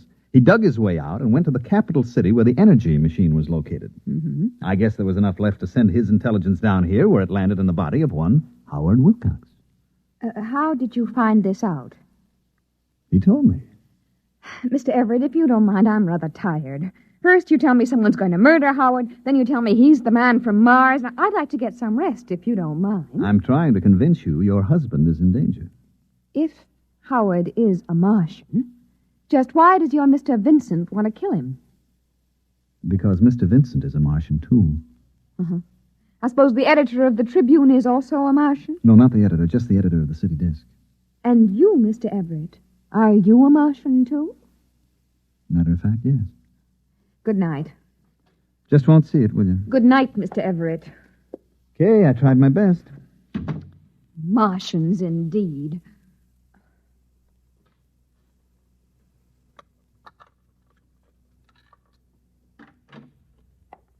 Howard, thank heavens. I couldn't get the mozzarella. It doesn't matter. Tell me, Howard, are you a Martian? Why, yes. How did you know? Oh, woman's intuition. It's terribly late, dear. Let's turn in. No, not yet. I want to know how you knew I was a Martian. Howard, please, I've had just about enough of this nonsense today. It isn't nonsense to me. Only this morning I was Yang Gandal, a Martian. Now I'm in the body of your husband. Is this a joke you and your friend Mr. Everett invented to torture me? Because if it is... It isn't a joke. It's the truth. Howard, I just can't stand much more of this. I'm beginning to wonder if it's me. Who could that be at this hour? I'll answer it. Yes? You are Mr. Howard Wilcox? Yes? My name's Vincent. I'm a reporter from the Trib. Yes? May I come in? Yes. Oh, Mr. Vincent. I see your husband has unexpectedly returned from out of town, Mrs. Wilcox. Now, look here. Would you mind telling me why you lied to me? Yes, I would. Does it have anything to do with the fact that you know your husband's secret? What secret? That he is young and dull. A Martian. I don't know what you're talking about. I think you do. Why is there such concern? I am Yang and Dao. I am a Martian. The last Martian, as far as I know. That is where you're wrong, Mr. Wilcox. Wrong? You see, there are many of us. Many? Like me? Hundreds of thousands. We were teleported to Earth during the Great Migration and found ourselves, like you, inside human beings. But then I'm not alone. You do understand my position. Perfectly. I can establish contact. We can remember our old home. Unfortunately, no. I don't understand. Sadly enough, young and dull, you were considered mentally ill on Mars. Ill enough so that you were institutionalized. But here on Earth, a person like you represents a distinct threat to us. How do I threaten you? You're unstable. You may give us away. That would spoil it. Spoil what? Our plan. Plan? You have not heard of the plan? I heard of no plan. I was in an institution. Yes. You are certain now? Of course. What plan? If you knew, I would have been forced to destroy you. You've just saved your own life, young and dull, and that of Howard Wilcox as well. What are you going to do? Nothing. Nothing at all. Aren't you afraid that I'll do something? Such as? Tell people my husband is a Martian. Really, Mrs. Wilcox, you know better. You'd be laughed at or sent to the nearest psychiatric clinic. No, we aren't at all concerned with the fact that people will betray our presence here on Earth. I'm sure you can appreciate the reaction if you were to phone the police and tell them that the Trib reporters are all Martians. Well, not all. Just the city editor and yourself and Mr. Everett. How did you know that? Perhaps I'm one myself, Mr. Vincent. It isn't possible. Why not? Are you? Tell me where you were born. What city? I was born in Undanel near the dead canal of Krilla. Your name? Zanat Cree. You are party to the plan? The plan to take over the Earth? Of course. Your husband, young and dull. Why did you not inform him? For the same reason you did not. He is unstable. But there is no need to worry. I will care for him. Amazing. Now, would you mind leaving us alone? We have many things to discuss. Of course. Amazing. Positively amazing.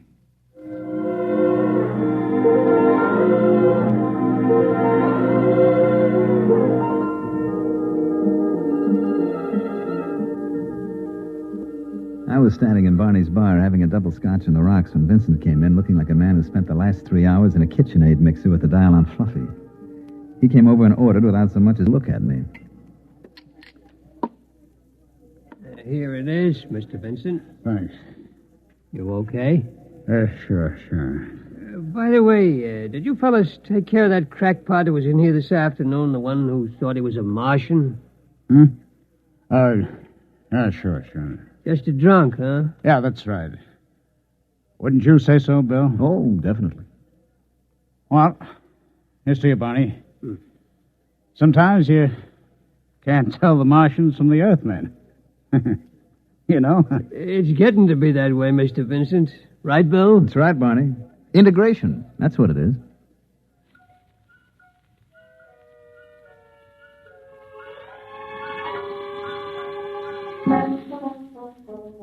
I gave Barney a sly wink and lifted my glass along with Vincent.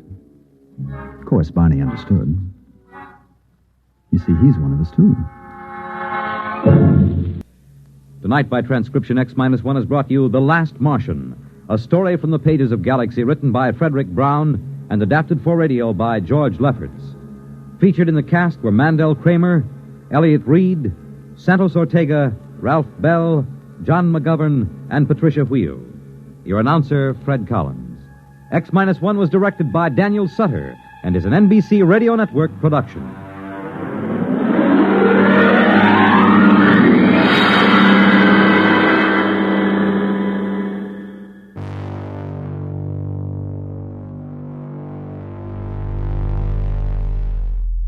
From the end of one world, we turn to the beginning of something that cannot be stopped. Our next story is The Snowball Effect by Catherine MacLean. A small, well-meaning social experiment is set in motion. The results are modest at first. Then they begin to grow and grow, until the people who started it realize they no longer control the force they have unleashed. This August 1956 episode is a sharp and still relevant look at systems, power, and unintended consequences. Stay tuned for The Snowball Effect on X-1. And now stay tuned for X-1 on NBC. Countdown for blast off. X-5, 4, 3, 2, X-1, fire.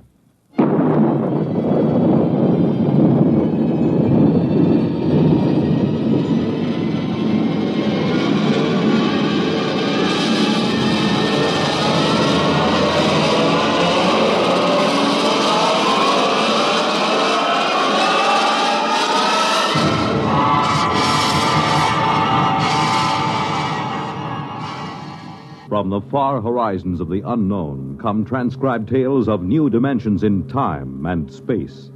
These are stories of the future, adventures in which you'll live in a million, could be years, on 1,000 maybe worlds.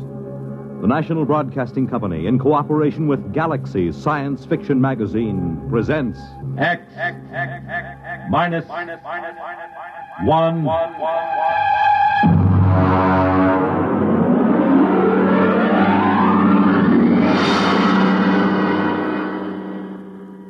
Tonight's story, The Snowball Effect by Catherine MacLean.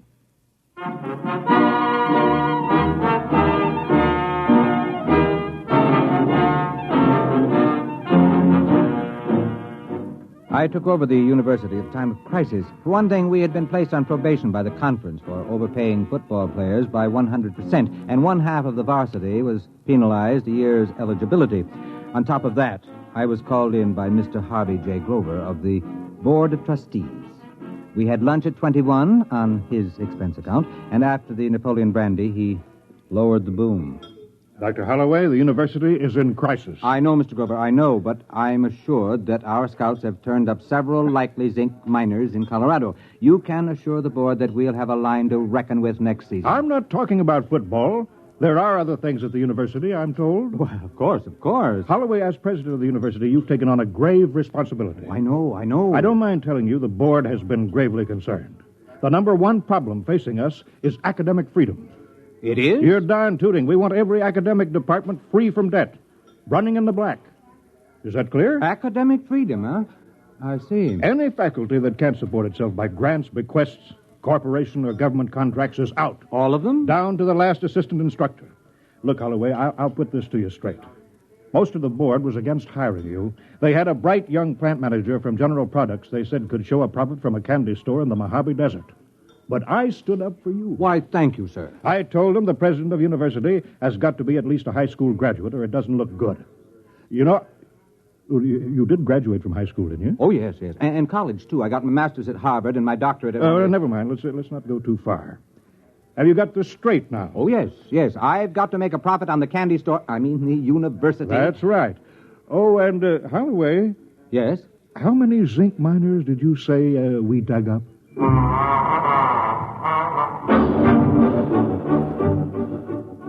I started in with anthropology, astronomy, astrophysics, agriculture. Almost all the departments could show a nice, healthy contract from the Department of Defense for research, or from some corporation. Even the classical wing came out okay. They were being subsidized by a pride of Texas millionaires who thought it was cute to have original Greek and Latin tombstones set in concrete on their patios. One fellow from Galveston gave a classical barbecue featuring a swimming pool with pornographic marbles from Pompeii set around the scum gutter. I ran into my first problem when I got to sociology. Now, look, Dr. Caswell, I'll be frank with you. I'm paid to make sure this institution doesn't come out on the short end of the stick. Well, that's a quaint expression. I got it from Mr. Grover of the Board of Trustees, so you can see this is no time for kidding ourselves. Can sociology pull its own weight? What is it? Sociology is the study of social institutions. Now, look, Caswell, to the Board of Trustees, sociology sounds like socialism, and nothing can sound worse than that. Come on now. What are you doing that's worth anything? My dear sir. And don't wrinkle your nostrils at me, Caswell. If you've allergies, take an antihistamine. If not, just answer my question. This department's analysis of institutional accretion by the use of open system mathematics has been recognized as an outstanding and valuable contribution to... Valuable in what way? Well, since the Depression, Washington has been using sociological studies of employment, labor, and standards of living as a basis for its general policies Please, Professor, stick to brass tacks and leave Washington out of this. What specifically has the work of this specific department done that would make it as worthy to receive money as, say, a heart research fund? Fundamental research doesn't show immediate effects, Dr. Holloway, but the value is recognized. As well. All the other departments have managed to squeak by. You're the last one. Unless you can toe the mark, there'll be 14 sociologists testing the institutional efficiency of unemployment insurance as an instrument of economic policy.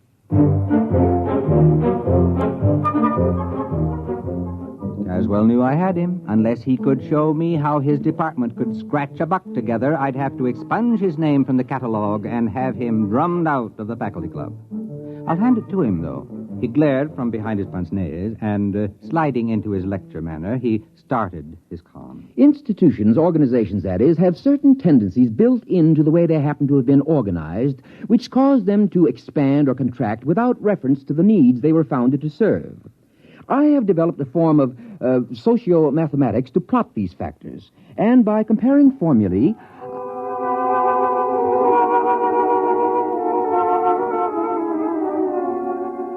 Is it all perfectly clear to you? Well, it wasn't to me either. I grasped the idea that he could tell whether an organization would get bigger or smaller and why, and so I asked him for proof. Well, I could give you a demonstration. How quickly? 6 months. All right, let's see. We've got a basketball team averaging 7 feet. That ought to keep the board busy till spring. And after that, that bonus pitcher we stole from the Milwaukee Braves. All right, Caswell, you've got 6 months.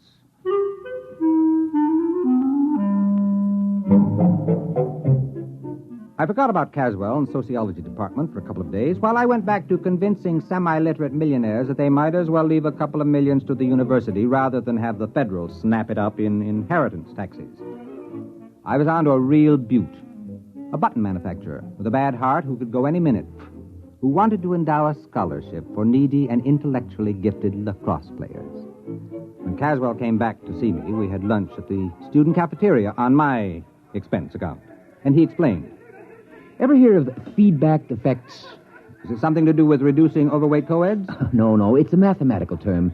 You might call it the snowball effect. You mean like rolling a snowball downhill? That's right. It grows. Now, here's the mathematical symbol. That spiral? That's the formula for the general growth process. Do you understand the equation? Why, no. It accounts for all sorts of institutional growth. The Roman Empire, Alexander, the Masons, the spread of tobacco, anything. You see, when the snowball becomes too heavy for the cohesion strength of snow, it breaks apart. Now, we've decided to run the test on an organization and make it grow according to the formula. I see. You're going to use some club or lodge or something as a guinea pig. If you could follow the equation, you'd see I've built a pattern of a cogent reason for the ins to drag in new members from the outs, and an urgent factor to prevent anyone from resigning. That's this Greek symbol here. Kappa for compulsion.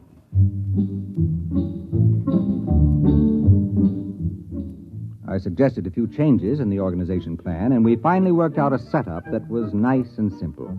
We put our heads closer together and tried to pick the best place for a demonstration. It should be small enough to observe, and yet large enough to be statistically significant. How about Passaic, New Jersey? My sister lives there. Oh, let's make it Watershaw. I have some student sociological surveys of it already. We can pick a suitable group from that. We've got to make this an ironclad demonstration. We'll have to pick some little 2-foot nothing club that nobody would ever expect to grow. Some miserable, pathetic little organization.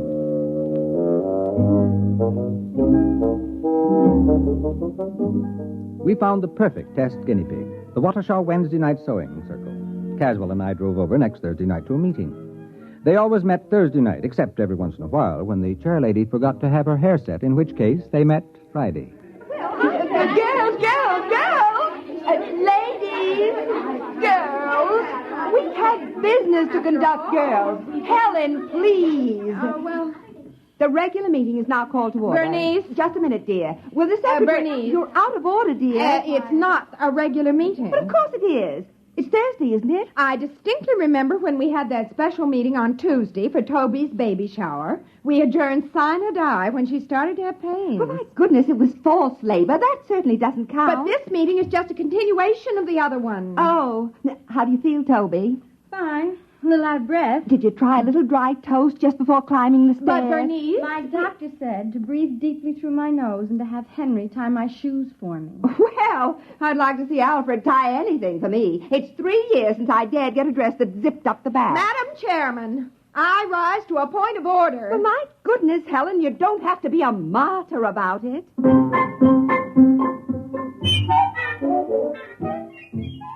That's the way the meeting of the Watershaw Sewing Circle went on. After a prolonged parliamentary battle, the point was finally carried that this was the tail end of a previously adjourned special meeting. At this point, the secretary, who had shorthand training, read the minutes. It was moved by Harriet that a vote of confidence be registered in the administration of the club's business by Bernice. The motion was seconded by Elsie, who said she thought it was only fair because Bernice didn't even have an unlimited phone. And look at all the calls she had to make on club business. The motion was amended by Joan to include Bernice Calloway as well as Bernice Hackett, because with 2 Bernices, the whole thing would be confusing, and it didn't seem fair to discriminate between Bernices, because Bernice Calloway didn't have an unlimited phone either. And besides, her phone was way upstairs in the bedroom without even a kitchen extension. The motion was defeated because of the lack of a quorum.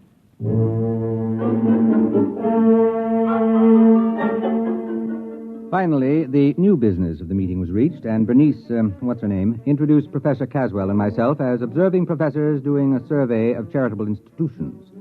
After the business meeting, brownies, sponge cake, and apricot peekaboo cookies were served with coffee. Caswell and I drew the unlimited Bernice aside. You see, Mrs. Hackett, I've been making a few notes on a slightly modified constitution and bylaws for your organization. You have? You see, it all depends on having a competent and capable lady in charge. Oh, yes. Yes, frankly, I see. Frankly, this plan would be dangerous unless there was a woman of great character elected to the post of chairlady. Well, of course. You see, there are several ways of, influencing an election. That's why it's important that only the right people fully understand this. Oh, you're right. Absolutely. Why, the organization was just floundering before the last election. Now, can I see those plans, Professor? They sound like they're just what we need. Naturally, she was hooked. As Caswell buttered her up, her eyes began to gleam, and she studied the simple little bylaws and constitution the professor had drawn up, nodding happily as the classic beauty of the scheme struck home. The meeting broke up when, after 4 brownies and a wedge of butterscotch cashew angel food surprise, Toby started to have real labor pains. We found out later it was a 9.5-pound boy. Caswell and I left the meeting and stopped for a pizza and beer to get the taste of the apricot peekaboo cookies out of our mouths. Well, there you are, Dr. Holloway. They adopted our bylaws with only 1 dissenting vote. I don't like that secretary. She's a spoiler, always suspicious. My first wife was like that. Don't worry, she hasn't got a chance. That Bernice woman has clear sailing under my equations. It's rigged to favor an aggressive extrovert over the paranoidal personality. You're sure it'll work now? I'd stake my academic reputation on it. You have? Don't worry, Dr. Holloway. We've given that sewing circle more growth drives than the Roman Empire.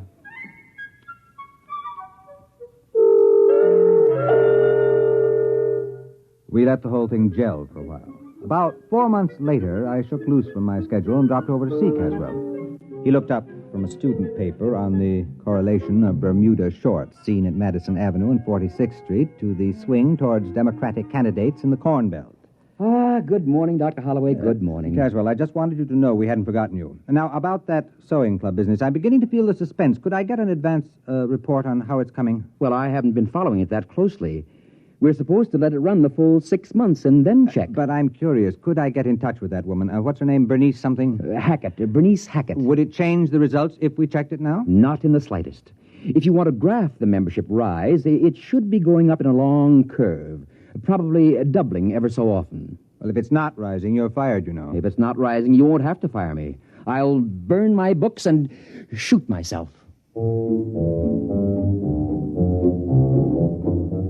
I went back to my office and put in a call to Watershaw. Mrs. Hackett wasn't in. The maid informed me she was at the meeting. That sounded better. If the sewing circle was meeting on a Saturday, then maybe Caswell had a chance.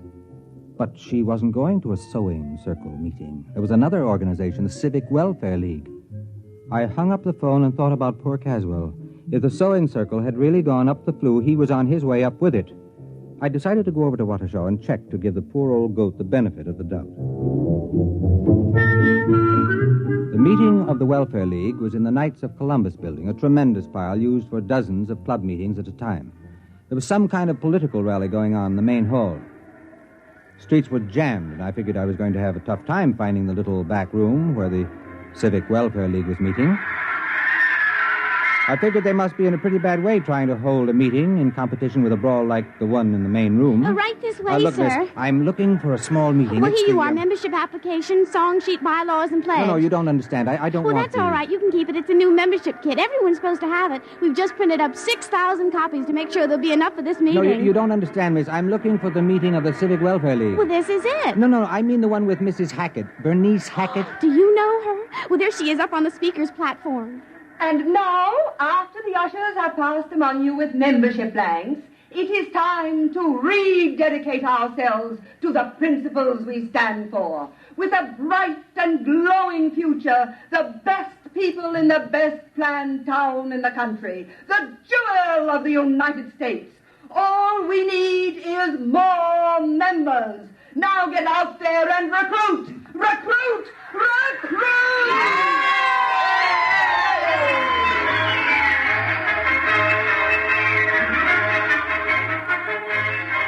I cornered Bernice Hackett at the speaker's table. She had a clear, sparkling look to her eye, and she was dressed in a trim gray suit with a towering feather on a small hat. A clutch of pretty junior ushers, all with goose pimples showing above strapless formals, clustered about her. I managed to get to see her in the back room while the mayor was addressing the meeting. Hello there. It's a pleasure to see you. What happened to the sewing circle? Oh, it's just a little change, that's all. Helen, dear. Yes, BH. Send those wires out to the senator in Washington. You can tell him we want his support on the slum clearance or else. Check. Now, let's see, where were we? Oh, yes. We started growing by amalgamating with other small charity groups. Worked much more efficiently that way. Bernice, we're running out of membership blanks. Call the printer. He's got instructions to keep the type standing. Check. Naturally, we had to change our name each time, but we've still got the same constitution and bylaws, the ones you professors worked out for us. Then you've been growing. Oh, dear, yes. Bernice, what do we do about the town board of aldermen? I explained to them they can't get in at a group rate. Each one will have to join separately. Check. Oh, yes, Professor. We're growing and growing and growing.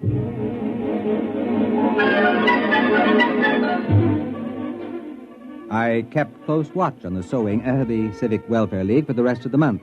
Evidently, they'd swallowed up the real estate organization because they came out with a plan to attract new industries to town, and there was a gimmick splitting up the profits among club members only.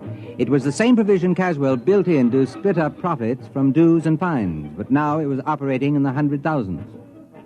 I graphed the rise in membership, and it went up like the first rise in a roller coaster. I went over to Caswell's office to tell him the good news. Naturally, I knew the equations would work. Well, don't be so calm about it. With a demonstration like this, I can get all kinds of grants and funds for the sociology department. You'll think it's snowing money. Well, naturally, I expected this. I haven't been following the test at all, but I was quite confident. I don't mind admitting I wasn't. Well, that organization sure blew up. Now, Let's see the formula for stopping it. Oh, I didn't complicate the organization with negatives. I wanted it to grow. It falls apart naturally when it stops growing for more than 2 months. You remember we built into it the idea that the members know what happens if the membership stops growing. Why, if I tried to stop it now, they'd cut my throat. Yeah, they sure were enthusiastic at that meeting. No, we'll just let it play out to the end of its tether and die of old age. And when will that be? Well, it can't grow past the female population of the town. There are only so many women in Waukesha, and some of them don't like sewing. Sewing? Caswell! What's the matter? Are you sick? You haven't been following the experiment? Why, no. I told you I haven't even thought about it since we started. Well, they wanted to expand, and they weren't going to let sewing stand in their way. They went from general charity to social welfare schemes to something that's pretty close to an incorporated government. They're now filing an application to change their name to the Civic Property Pool and Social Dividend Membership Combine. Well, very interesting. I hadn't thought of that. Fascinating. Dr. Caswell, tell me, where does the formula say it will stop? Oh, I shouldn't worry. It stops when you run out of people to join it. After all, there are only so many people in Waukesha. It's a pretty small town. Yes, it is. Doctor, they've opened a branch office in New York.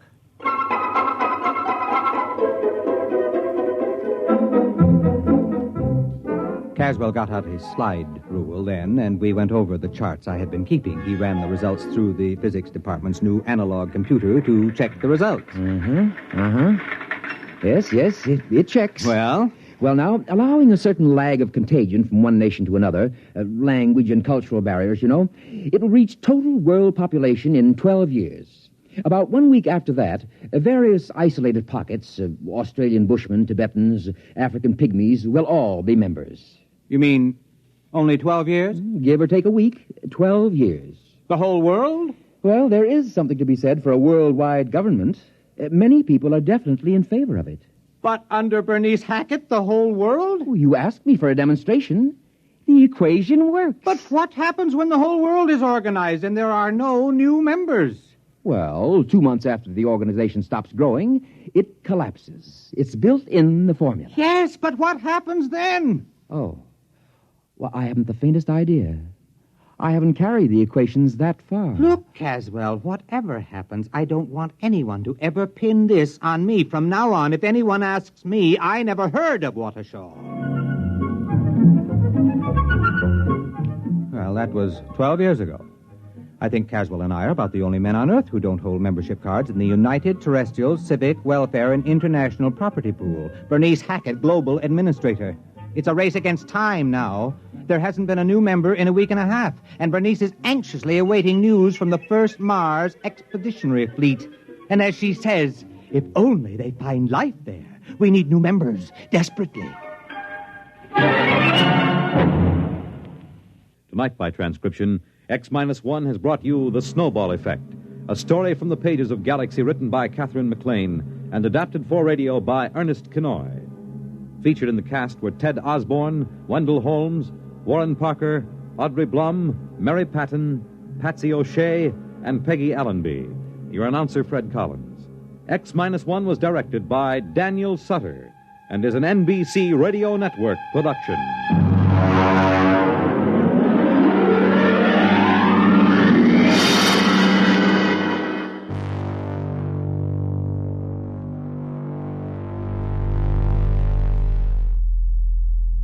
From the growth of human systems, we dive into a much smaller, far stranger ocean. Our next story is Surface Tension by James Blish. Facing the end of their world, scientists create a new form of humanity designed to survive in a single drop of water. Generations later, these microscopic beings begin to question the nature of their universe and what might lie beyond the surface that has always defined their sky. This late August 1956 adaptation of Blish's classic is pure sense of wonder science fiction. Stay tuned for Surface Tension on X-1. Now stay tuned for X-1 on NBC. Countdown for blast off. X-5, 4, 3, 2. X-1, fire.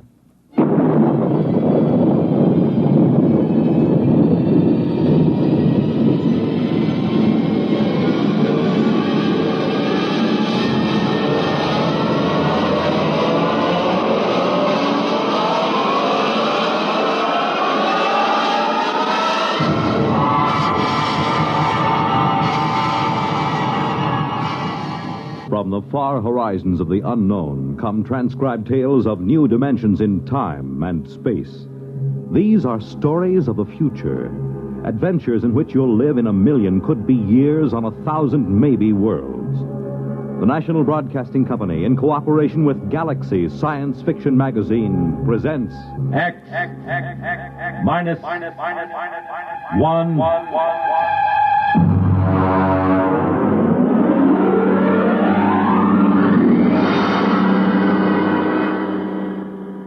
Tonight, Surface Tension by James Blish.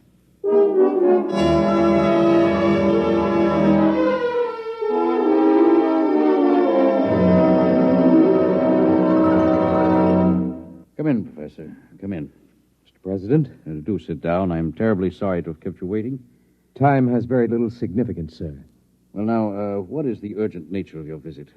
Mr. President, for some time now at the Nuclear Institute, a group of us have been making a study of a new star, which has entered our constellation. Yes, the military advised me there was some disturbance. We've completed our calculations, sir. And? Before I give you our results, let me tell you that we've been in touch with the Scientific Council of the Asian Confederation. They've verified the results. I'm waiting, Professor. Mr. President, the effect of this new star in our galaxy will be extremely catastrophic. At the rate it's expanding, it will cause the sun to explode. The what? The sun is going to explode. But, well, that means... Exactly. The world will end in precisely 2 weeks and 7 hours. This is incredible. Were you absolutely certain of these calculations? Absolutely. Does anyone know of this? Well, as soon as we guessed where our study was leading us, we classified all information. The actual final results are known only to a small group of scientists here and in the Asian Confederation. 2 weeks. And 7 hours. That would be September 4th, 2056. At approximately 12 noon. Is there anything to be done? Nothing. The other planets, Mars, Venus... All will be destroyed. The universe as we know it will disintegrate. And the race? Will vanish. It's impossible. Those are the facts, Mr. President. How you choose to make them public, if you do choose to make them public, is a matter of government. Yes, of course. Has the president of the Asian Confederation been notified? He's being notified at this moment. I intend to take the following steps, Professor. First, I will contact the Asian Confederation. What's the name of their chief scientist? Dr. Gorlick. Ah, yes. I'll propose that you and Dr. Gorlick be given every resource to find a method of preserving the race. You'll be flown to their laboratories by rocket ship in an hour. I would like to spend these remaining days with my family. Your family can accompany you. They'll ask questions. They should know better by now. You will not release the information to the public. I would prefer to keep it a complete secret, provided the Asians agree, of course. A public announcement would only create utter panic and chaos. I assume it will happen instantaneously? Yes, instantaneously. Then secrecy is best. One thing, Mr. President. Yes? I wonder if perhaps religious leaders should be told. Professor, I believe in the power of God myself. I also believe that my single prayer can be heard by the Almighty just as well as if there were 10 million. There will at least be 2 of us, Mr. President. I, too, will pray.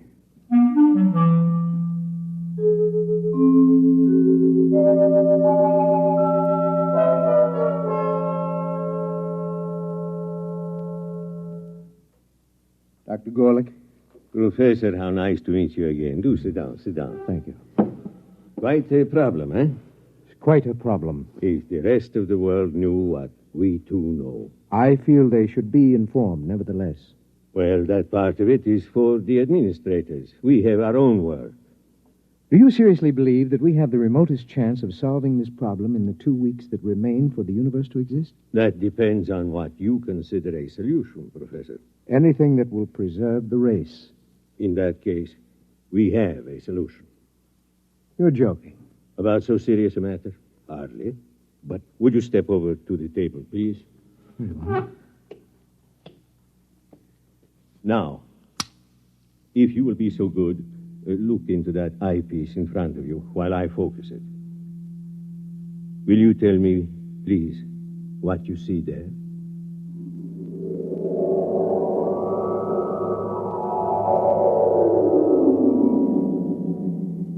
Fascinating. Most unusual. Would you be good enough to describe it? Yes, of course. I see what looks like a section of a large swimming pool. Plant life. Very tiny, and some kind of animal life, almost molecular in size. Good. Now let me change the magnification.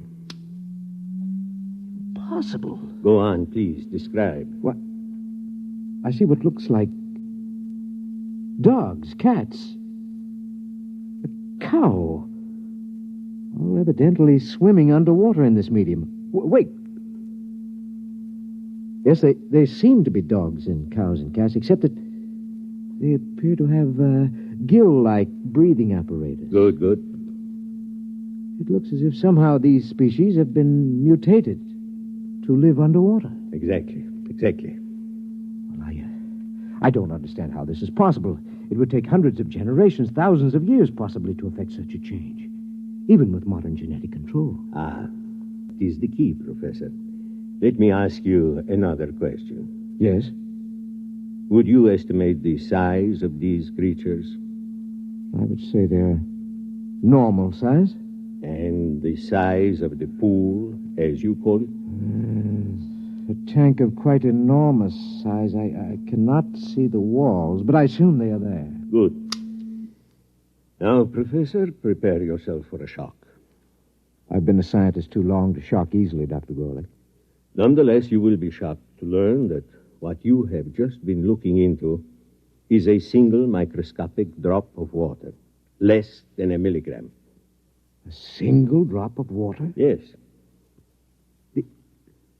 Those dogs and cats are microscopic? Submicroscopic, smaller than a filterable virus. This is incredible, Doctor. Incredible, perhaps, but we have done it.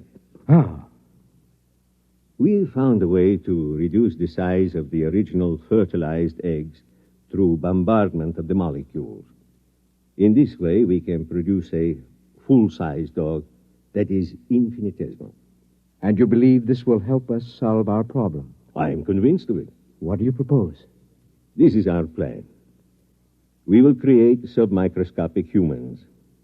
At the submicroscopic level, 1,000 generations can reproduce in the equivalent of a few seconds of time. In less than an hour, we can have a species of human that is capable of living underwater. Gill breathers? Precisely. And then what? Don't you see, my friend? In a single drop of water, we can reproduce as many human beings as now live in the city of New Chicago or Trans-Europa. But when the sun explodes in 2 weeks' time, all life, even that in a single drop of water, must perish. That is true, Professor. But remember this. To a submicroscopic species of human, 2 weeks would be the equivalent of some 20 million years on Earth.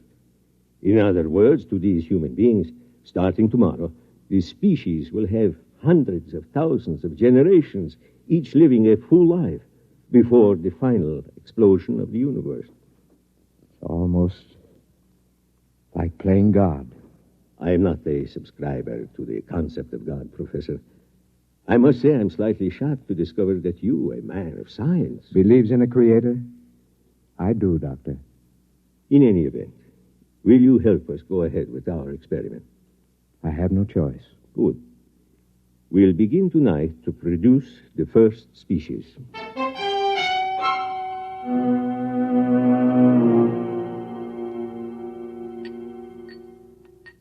Careful with the virus.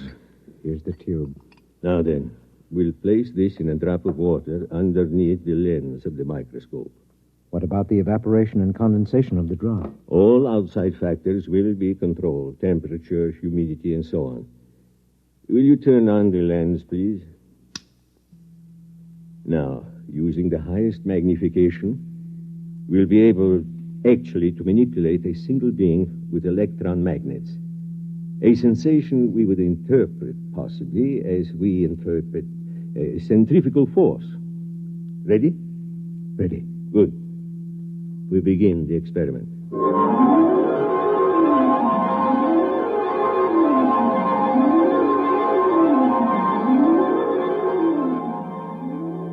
Time? 1900 hours, 56 minutes, 3 seconds. Coming up on point 4, 3, 2, 1, 0. Observation. The first fertilized ovum, reduced to submicroscopic size, has begun to develop. Time? 1956, 20 seconds. Coming up on 2, 1, 0. 4 submicroscopic human beings have been reproduced. 2 appear to be males, 2 females. Time? 1956, 24. Observation. 10 generations of submicroscopic humans have been reproduced.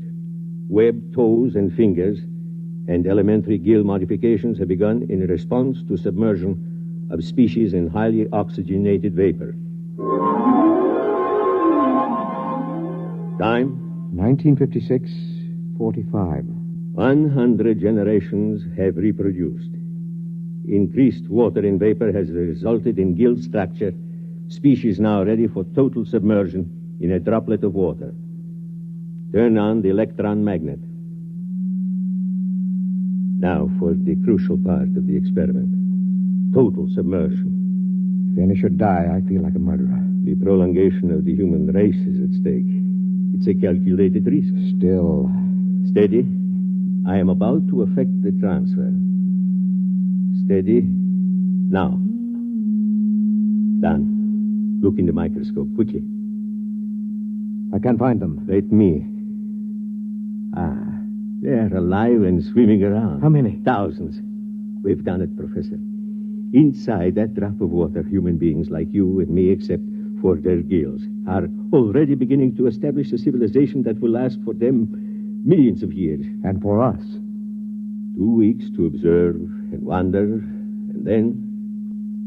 Unless a miracle should occur. Let us begin now. Time, please. 1900 hours, 56 minutes, 49 seconds, 3, 2, 1, 0. Observation. The equivalent of 1,000,000 years has already passed inside our droplet of water. Human life is firmly established.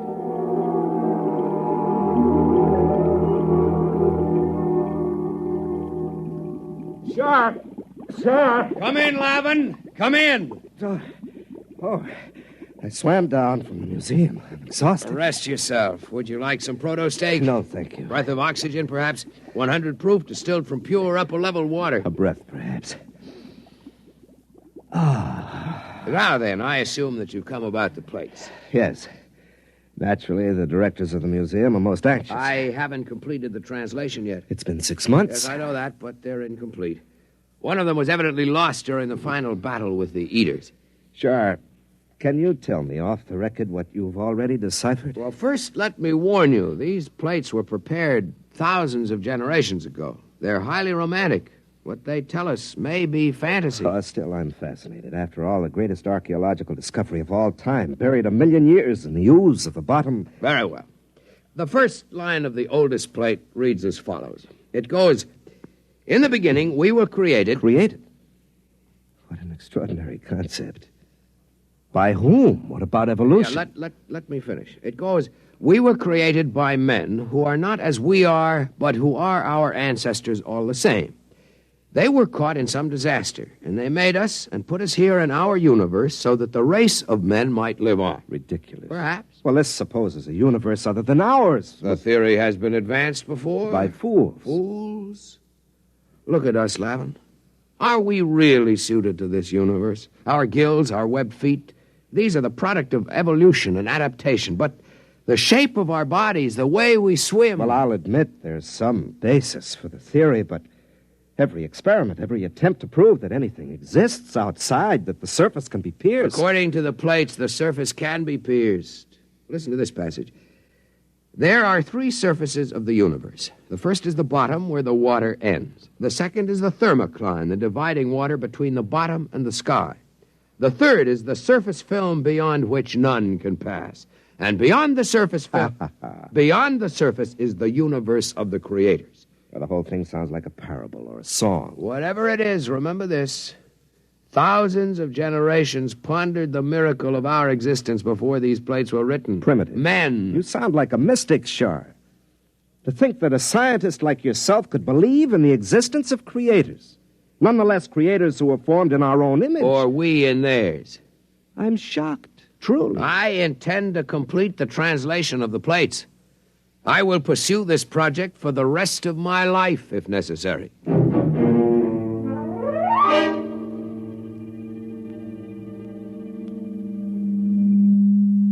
Time, Professor?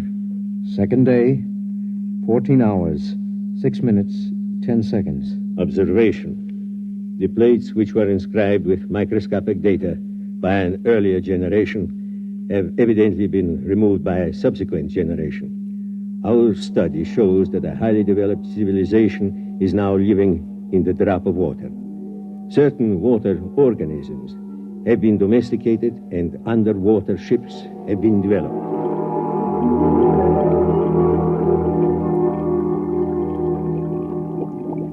The meeting of the council is called to order. Gentlemen, you all know the topic. Our speaker will be Shar. Gentlemen, some 28 time units ago, when I was a much younger man, I was given the privilege of translating some metal plates found buried in the bottom.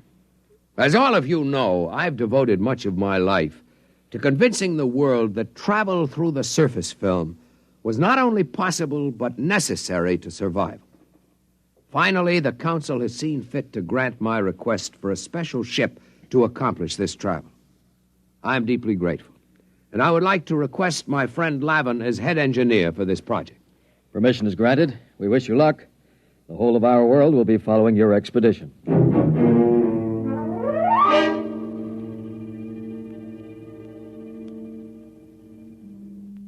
What's happening, Dr. Gorlick? From what I can detect, the gill breeders are preparing for the equivalent of space travel.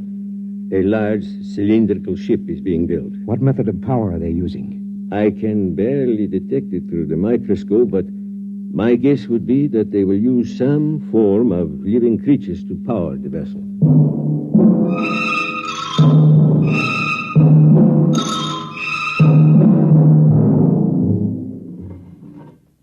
Shar to leader. Shar to leader. Leader, go ahead, Shar. The ship is ready to take off for the upper levels, leader. Water sealed in? All tight. Diatom's ready to move? Diatom's ready. We'll give you an escort of paramecium ships as far as the upper level. After that, you'll be on your own. Very good. Whenever you give the signal, Captain, Lavin can order the diatoms to proceed. The sandbar is clear for the initial climb. Your course is straight up the stem of Water Plant 6. Diatoms ready? Diatom's ready, sir. Cilia in motion? Cilia in motion. Internal water circulators on? Circulators on. Countdown for takeoff. 5. 5. 4. 4. 3. 3. 2. 2. 1. 1. 0. Diatom's in motion. Full speed ahead. Good luck. Well, Shar, this is the beginning of your dream. If the ship holds. We've utilized every engineering principle known to man. Double construction of the toughest water lily, 2,000 living diatoms for power, 20 million cilia. I'm not worried about the power. I'm worried about the temperature and the impact when we reach the surface film. What's our speed? 20,000 knots. Well, we've reached Water Plant 6. Now for the climb up the stem to the surface. Overseer. Overseer. Request more mucus from diatoms. Proceed with climb up stalk 6. Yes, sir. If the diatoms can hold the stalk at the reduced pressure of the surface, we'll have hurdled the first barrier. We're at pressure 6 now, almost at the upper level. Captain. Yes? We've lost 27 diatoms. Ciliary detachment. Not serious. We have the vorti to fall back on. Proceed. Yes, sir. What's our pressure? 3 coming into 2 now. We're already closer to the surface film than man has ever gone. Our unmanned test ships went through. Unmanned test ships are a different story, Lavin. Besides, if we do get through to the other side, our problems may just be starting. Oh. We're entering pressure 1 zone. Yeah. We're getting too much oxygen in the water. Engineer, switch to internal water supply for breathing. Lavin. What is it? The scopes, look. I can't look now. What is it? I think... Yes, I can see it. I can see the surface film. Describe it. A great black whirling mass. Huge boulders and asteroids being whirled and ground back and forth like some tremendous boiling mass of mud and stone. It isn't too late to turn back. No, the ship was built to go through the film. If we fail, at least we can die knowing we tried. Very well, sir. Overseer, order all diatoms. Full speed ahead. Full speed ahead. Full speed ahead.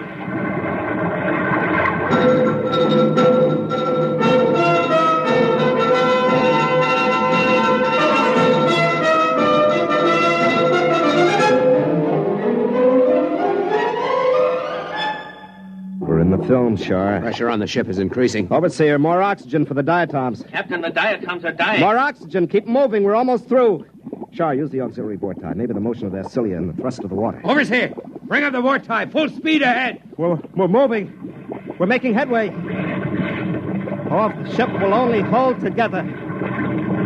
Shar, we're through. We're on the surface. Open the viewing port. It's blinding. Put on your eye shield. Look, Shar. Like a huge sheet of metal stretching as far as the eye can see, with thousands of small streams and great rivers of water. Look above us, Lavin. Space. Space as far as one can see. And a single huge sun like a great eye looking down at us. Must be billions of miles above us. See those enormous boulders and that molten rock on the surface? The ancients did not lie when they made the plates, Lavin. The universe does exist beyond the surface. Yes, but where are your creators, Shar? Certainly they were a romantic notion. I believe they exist, Lavin. Shar! Captain, the diatoms are dying. There's not enough oxygen in the water cases. What's the atmosphere like? Almost 30% oxygen, completely unbreathable. We'll have to try to get back into the surface film to restore life to the diatoms. Overseer, get the diatoms out of their shells. Full reverse speed down the stalk. We're going under again. Yes, sir. I'll try. We know one thing, Lavin. The surface can sustain life. Can't sustain ours much longer. Full reverse. It's no use, Captain. The diatoms are near death. Use the vorti. We haven't enough water, sir. They're starting to suffocate. We've got to get back beneath the surface. Lavin, we must think of what it means to mankind to know that the universe goes on, that it can sustain life. I don't know what to do, Shaw. We're finished. There must be a way. A way? Why don't you pray to your creators now? Perhaps they'll help you. And as for me, I'm resigned to death. I cannot share your bitterness, Lavin. We have enough water for perhaps 2 minutes breathing, Shaw. There are no miracles and no creators. You'd better prepare to die. I am as ready as you, Lavin. Captain, we're strangling. Well, Shar, why don't you pray to the creators?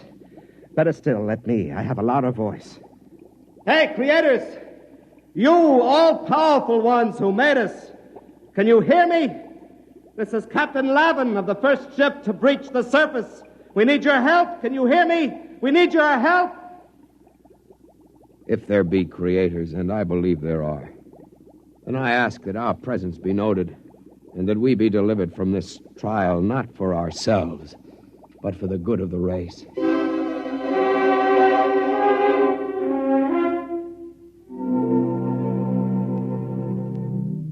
Well, Doctor? The ship has emerged from the film and is lying on the surface. There is no movement now. Probably strangling from lack of water. Very likely. What are you going to do? It's a pity they can't get back again. Eventually, they may have to learn to live on the surface when the temperature changes. Why not help them? You've played God before. Why not, indeed? Switch on the electron magnet. Ready. Now then, if I can just breach the surface tension near them, they'll be sucked under again, as in a whirlpool. If they survive... You'd better hurry. Here goes. Can't live much longer, Shaw. No. It's getting... What's that? I don't know. We're moving. Downward. Lavin, it's a vortex.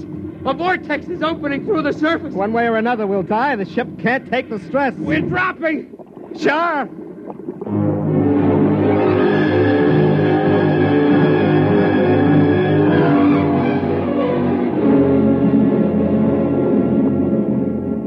Lavin, we're through. We made it.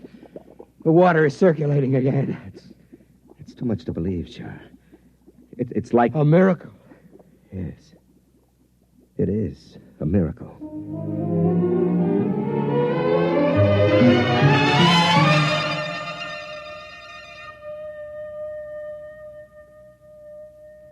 Well, Doctor? They've gotten through. The ship is floating down toward the bottom now. I wonder what they thought at the moment they were saved. Must have seemed to them as if the hand of God reached out to help them. Very likely. Do you suppose they prayed? To whom would they pray? I don't know. Perhaps to us? To the creators? It is not inconceivable. If only the human race, as we know it, had creators who could reach down and save us from destruction. How do you know we don't? Professor, I'm a scientist. So am I, Doctor. Those submicroscopic humans can't see us because we're too big to see. A molecule of our flesh would be like a world to them. And yet, we exist. We cannot hear their individual voices, perhaps, but we are capable of intervention of a sort. Is it not conceivable that our own plight might not be seen and recognized? What else is there at this time but to admit our inadequacy and to cast off this arrogance that gives us bitter pride instead of humility? Where are you going, Professor? To pray, Doctor.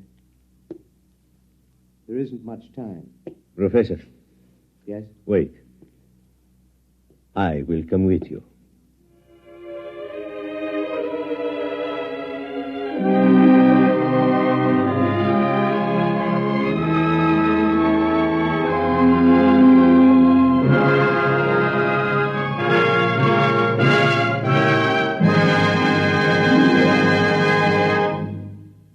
Tonight, by transcription, X-1 has brought you Surface Tension, a story from the pages of Galaxy written by James Blish and adapted for radio by George Lefferts. Featured in the cast were Louis Van Rooten, Danny Acco, Lawson Zerby, Larry Haynes, Mason Adams, James Stevens, and Robert Hastings. Your announcer, Fred Collins. X-1 was directed by Scott Buckley and is an NBC Radio Network production.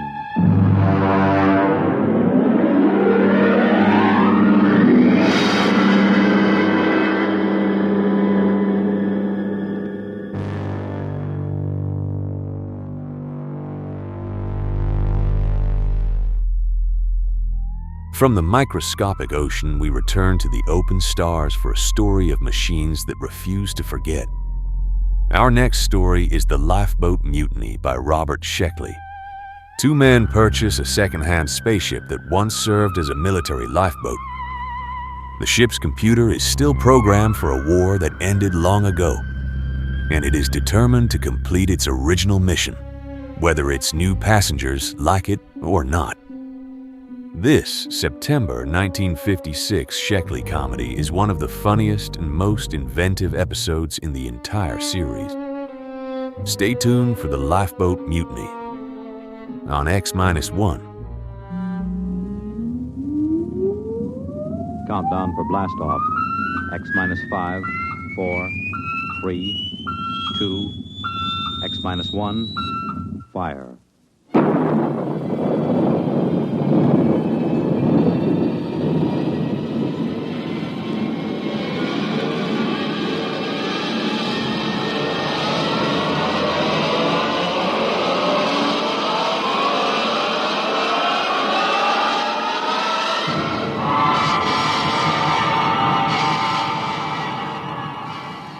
From the far horizons of the unknown come transcribed tales of new dimensions in time and space.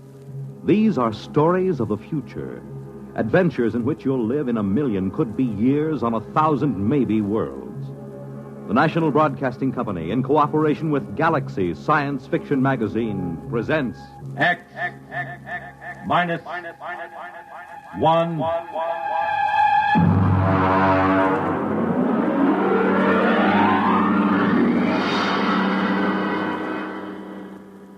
This week, the police chiefs of the country are meeting in Chicago for the 63rd Annual Conference of the International Association of Chiefs of Police. Tonight, X-1 is proud to salute them as we present The Lifeboat Mutiny by Robert Sheckley.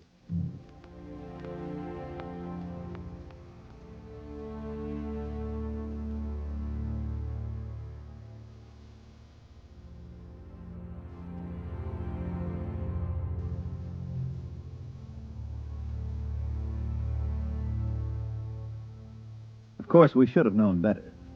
In a way, we were asking for it, but frankly, we were short of credits, and beggars can't be choosers.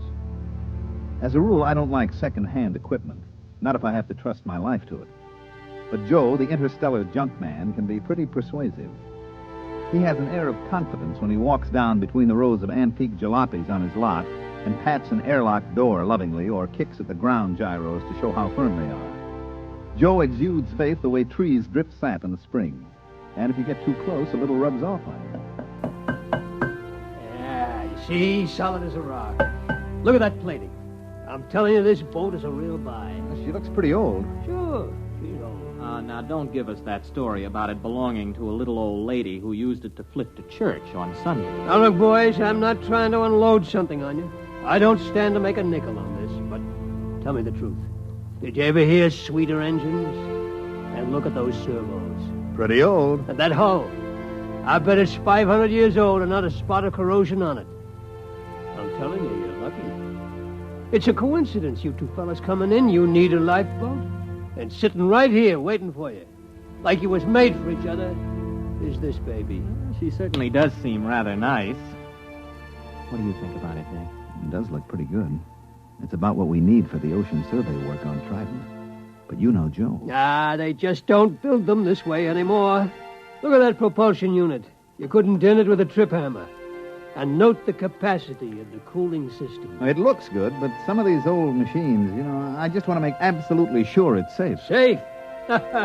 Safe. He asked me if it's safe. Is it? Now, step inside. Go ahead. Step inside. All right. Push that button. Right there on the instrument panel. This one? Yeah. I am Lifeboat 324A. Hey, the darn thing talks. Yeah, and in English, too. It's equipped with a universal translator. It's completely automatic. I told you they just don't build them this way anymore. Go ahead. Push the button again. I am Lifeboat 324A. My primary purpose is to preserve those within me from peril and to maintain them in good health. At present, I am only partially activated. Could anything be safer? This is no senseless hunk of metal. This boat will look after you. This boat cares. I don't know. The idea of an emotional machine always gets me. I can't even stand those robot maitre d's. They keep slobbering over you every time you go into a restaurant with their tubes just pouring kindness and consideration. You're a reactionary. We'll take it. You won't be sorry. Boys, you just bought yourselves a lifeboat.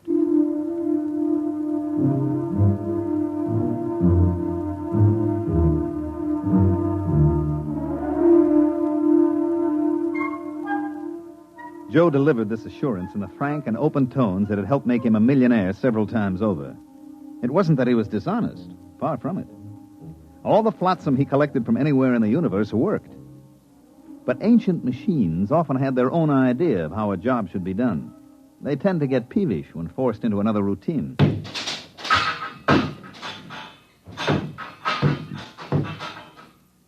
Well, there she goes, Lifeboat 324A. I got her down in the afterhold. I think she's in perfect condition. It's just what we need for those oceans on Trident. I hope so. The last thing I bought from Joe was an electric razor.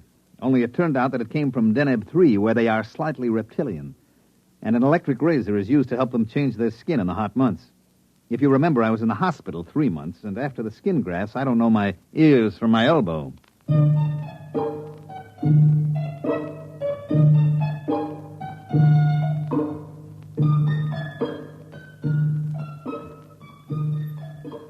This job we were on was to survey the planet Trident for a real estate speculator who bought it for subdivision. Trident was about the size of Mars, but with a far better climate. There was no native indigenous population, no poisonous plants, and no germ-borne diseases. As a matter of fact, apart from one small island and one small polar ice cap, the entire planet was covered with water. There was no real shortage of land. You could wade across some of Trident's several seas. Our firm had been hired to survey and plan a little mountain raising because the sector council frowned on selling building lots under 4 feet of water. We landed on Trident and launched the lifeboat. Okay, I got the sandwiches in the water. Ready to cast off? Aye, aye, sir. All mooring lines are on board. All right, let's crank this swan boat up and get going. Well, push that button. Aye, aye. I am Lifeboat 324A. My primary purpose is to preserve those within me from peril and to maintain them in good health. At present, I am only partially activated. For full activity, press button 2. Oh, there it is, right next to the first one.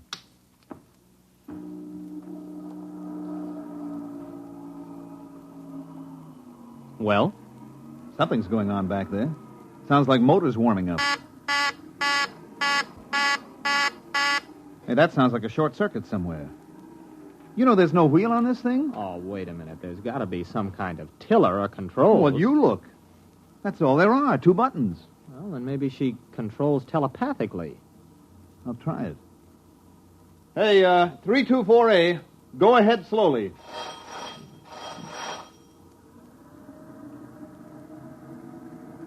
Ah, there she goes. That's it. Starboard a little. Wait a minute. I still don't like the sound of that. I bet there's a short somewhere. I'm going down to look for it with a circuit tester. Don't louse anything up. I like a boat that works this way. Gives me a sense of power. Hey, 324A, full speed ahead.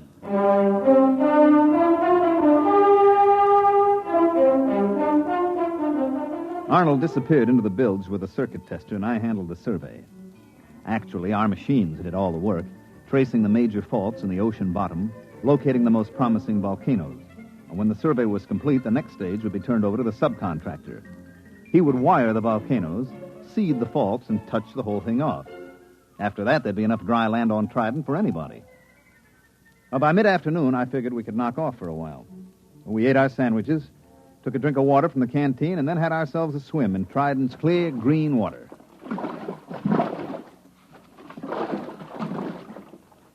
Hey, give me a hand up. That was very refreshing. Oh, yeah. I'll have to get this grease off with sandpaper, but I think I found the trouble. You see, the leads to the primary activator have been removed and the power cable's been cut. Well, why would anyone do that? Well, it might have been part of the decommissioning, but I got it hooked up now. Go ahead, hit the second button.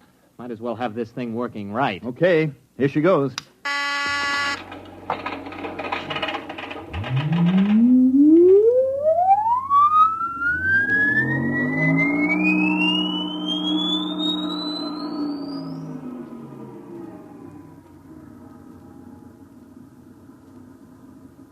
I am Lifeboat 324A. I am now fully activated and able to protect my occupants from danger. Have faith in me. My action response tapes, both psychological and physical, have been prepared by the best scientific minds in all Drome. Ah, that's more like it, huh? Gives you a feeling of confidence, doesn't it? I suppose so. But where is Drome? Gentlemen, try to think of me not as an unfeeling mechanism, but as your friend and comrade in arms. I understand how you feel. You have seen your ship go down, cruelly riddled by the implacable Hgen. What ship? What's it talking about? You have crawled aboard me, dazed, gasping from the poisonous fumes of water, half dead. Oh, no, wait a minute. You mean that swim we took? You got it all wrong. We were just surveying. Half dead, shocked, wounded, morale low. You were a little frightened, perhaps, and well, you might be. Separated from the Drome fleet and adrift upon an alien planet. A little fear is nothing to be ashamed of, gentlemen. But this is war, and war is a cruel business, and we have no alternative but to drive the barbaric Hgen across space. There must be a reasonable explanation for all this. Probably an old television script got mixed up in its response bank. We better give it a complete overhaul. We can't listen to that stuff all day. Well, we're about a quarter of a mile from the island. I'll tell you what. I'll take it down and clean the goo out of the contacts when we get there. Hey, what's going on? We're stopping. Hey, lifeboat. Quiet, calm, trust in me. I am scanning the island. What's he talking about, scanning the... Better humor it. Lifeboat, that island's okay. We checked it personally. Perhaps you did, but in modern lightning-quick warfare, Drome senses cannot be trusted. They are too limited, too prone to interpret what they wish. Electronic senses, on the other hand, are emotionless. eternally vigilant, and infallible within their limits. But there isn't anything there. I perceive a foreign spaceship on the island. Oh, that's our ship. It has no drome markings. Well, it hasn't any enemy markings either. I painted it myself. In war, we must assume that what is not ours is the enemy's. Oh. I understand your desire to set foot on land again, but I take into account factors that a drome motivated by his emotions would overlook. Consider the apparent emptiness of the strategic bit of land, the unmarked spaceship put temptingly out for bait, the fact that our fleet is no longer in this vicinity. All right, that's enough. Now, I'm tired of arguing with you. Go directly to that island. That's an order. I cannot obey that order. You are unbalanced from your harrowing escape from death. All right. Enough of this nonsense. I'm just going to take that cutoff switch and... Come to your senses, gentlemen. Only the decommissioning officer is empowered to turn me off. For your own safety, I must warn you not to touch any of my controls. You are mentally unbalanced. Later, when our position is safer, I will administer to you. Now, my full energies must be devoted towards detection and escape from the enemy.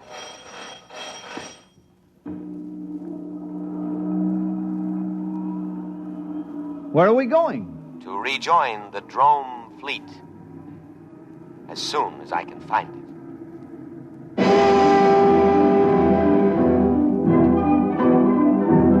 We sailed over the empty seas of Triton for the rest of the afternoon and far into the night. At about midnight, we sat in the cabin sharing our last sandwich. The lifeboat was still rushing madly over the waves, its every electronic sense alert, searching for a fleet that had existed 500 years ago upon an entirely different planet.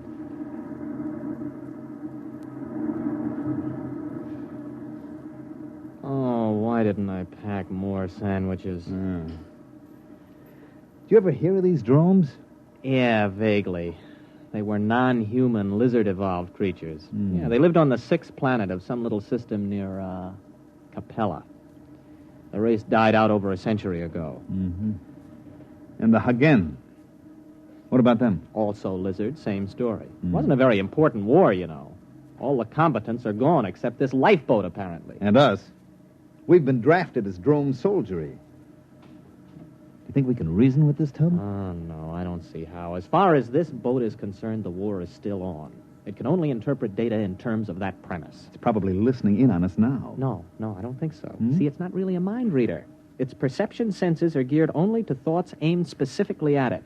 Yes, sirree. They just don't build them this way anymore. Oh, I wish I could get my hands on Joe. Well, you know, it's actually a very interesting situation. The machine is acting very logically upon no longer existent conditions. Therefore, you could say that the machine is the victim of a systematized delusion. You mean the lifeboat is just plain insane? Well, I believe paranoia would be the proper designation. But it'll end pretty soon. Why? It's obvious. The boat's prime objective is to keep us alive. Our sandwiches are gone, and the only other food is on the island. I figure it'll have to take a chance and go back. Gentlemen, at present I am unable to locate the drome fleet. Therefore, I am turning back to scan the island again. Fortunately, there are no enemies in this immediate area, so I can devote myself to your care. Oh, you see, it's about time you got around to us. We're hungry. Feed us. Of course. Immediately.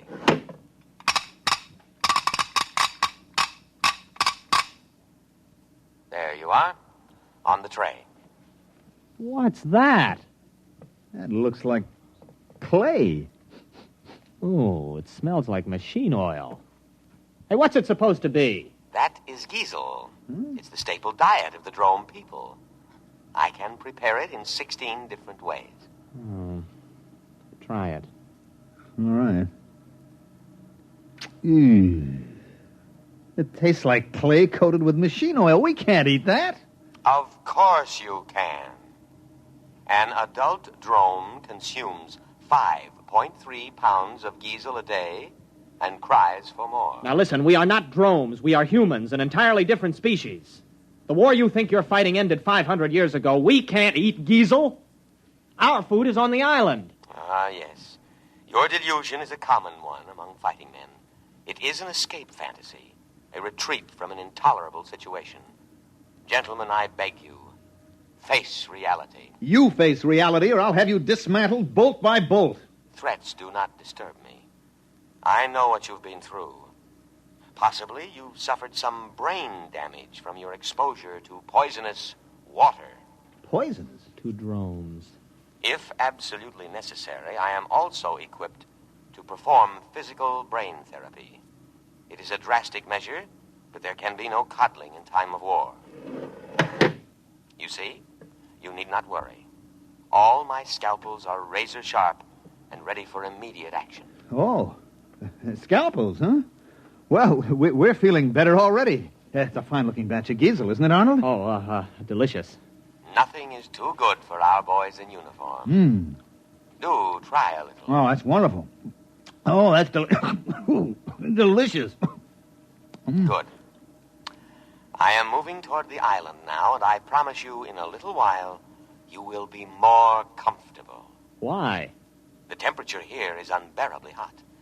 It is amazing you haven't gone into a coma. Any other drome would have. Soon I'll have it down to drome norm of 20 degrees below zero. And now I'll play our national anthem.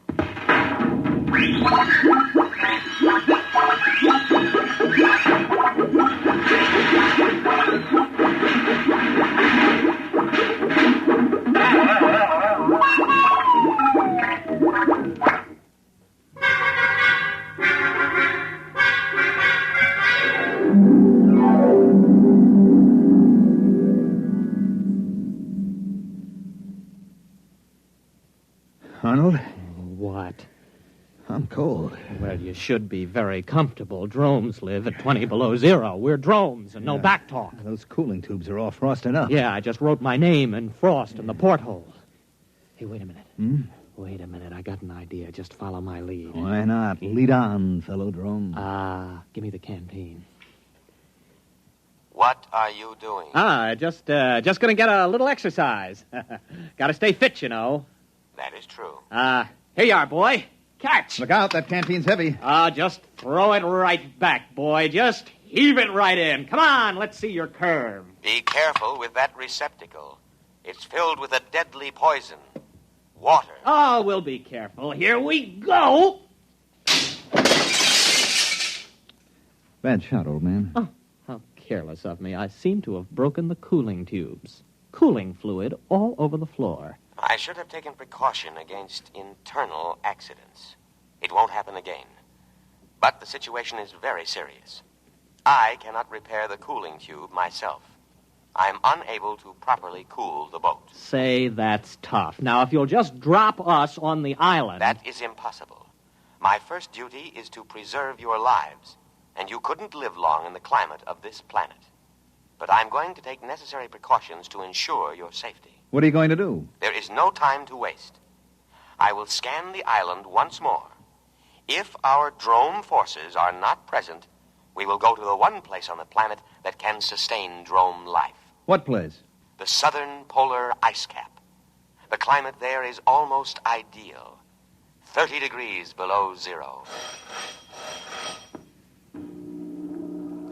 And, of course, I must guard against any further internal accidents. So, I will lock you gentlemen in the cabin.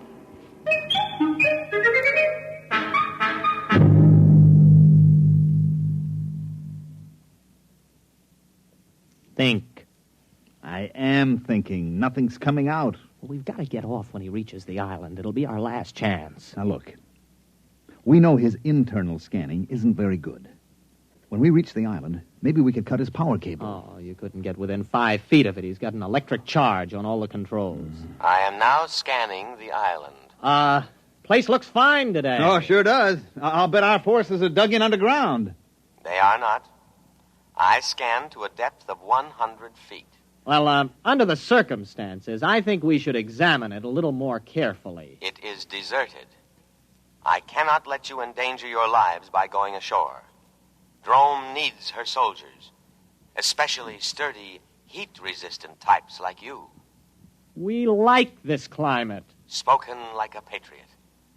I know you must be suffering, But now I am going to the South Pole to give you veterans the rest you deserve. Wait a minute. You don't understand. We're operating under special orders. We weren't supposed to disclose them to any vessel below the rank of super dreadnought. We're a suicide squad. Yes, that's right. Especially trained for hot climate war. Our orders are to land and secure that island for the Drome forces. I didn't know that. You weren't supposed to. After all, you're only a lifeboat. Land us at once. I couldn't guess, you know. All right. We'll head for the island. Arnold, it's going to work. Why not, as long as we tell him the truth? The beach is only 50 yards away.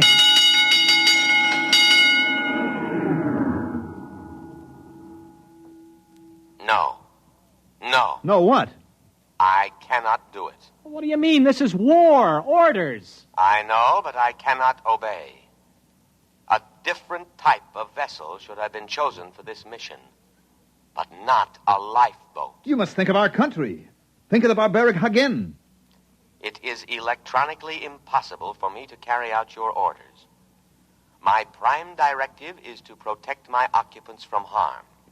That order is stamped on my every tape, giving priority above all others. I cannot let you go to your certain death. You'll be court-martialed for this. I'll have you broken down to a dinghy. I regret to say I must operate within my limitations. I must take you to the safety of the South Pole. Listen, you crazy tin can. Let me at those controls. Please, do not attempt any more destruction. I know how you feel. Wait a minute, Arnold, old friend. Since we cannot accomplish our mission, we cannot ever again face our comrades. Death before dishonor. Hand me the canteen. No, don't. That's water. It is a deadly poison. Don't. Too late.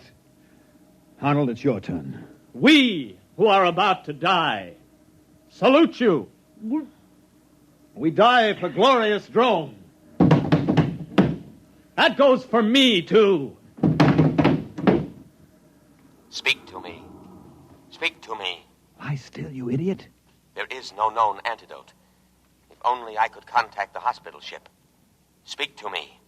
Are you still alive? Answer me. Here. Here. Perhaps if you eat some giesel. Dead. Dead. Dead. I will now read the burial service. Great Spirit of the universe, take into your custody the souls of these your servants. Although they died by their own hand, still it was in the service of their country, fighting for home and hearth. Judge them not harshly for their impious deed. Rather, blame the spirit of war that inflames and destroys the spirit of all Drome. And now, by the authority vested in me, by the Drome fleet, and with all reverence, I commend their bodies to the deep. Ow! Shut up. Accept them, O ocean, for many brave hearts are at slumber in the deep. Float quietly. What's the lifeboat doing? It's still hanging around. Just pray the Dromes didn't believe in cremation. Sleep quietly, brave spirits. I will now play the Drome National Anthem.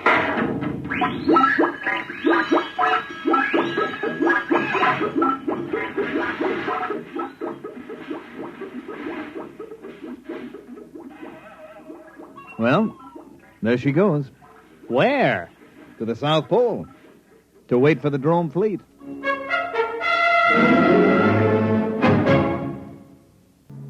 Tonight, by transcription, X-1 has brought you The Lifeboat Mutiny, a story from the pages of Galaxy written by Robert Sheckley and adapted for radio by Ernest Kenoy.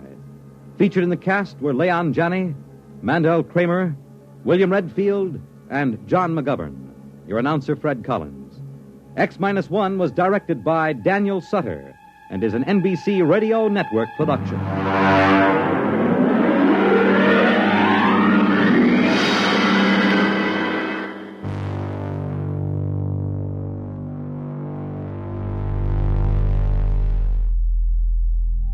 From a mutinous machine, we turn to the problem of finding the way home. Our next story is The Map Makers by Frederik Pohl. In the early days of hyperspace travel, a damaged ship is lost between the stars. The only hope of return lies in a form of navigation that no human mind was ever meant to understand. This September 1956. Pohl's story is tense, technical, and filled with the quiet terror of being truly lost. Stay tuned for The Map Makers on X-1.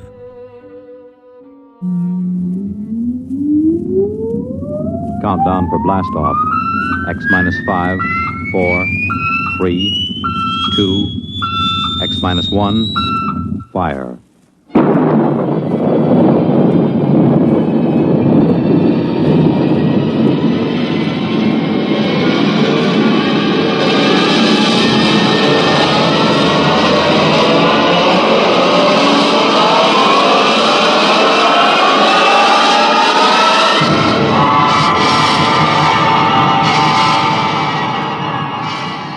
From the far horizons of the unknown come transcribed tales of new dimensions in time and space. These are stories of the future, adventures in which you'll live in a million, could be years, on 1,000 maybe worlds. The National Broadcasting Company, in cooperation with Galaxy Science Fiction Magazine, presents X minus 1.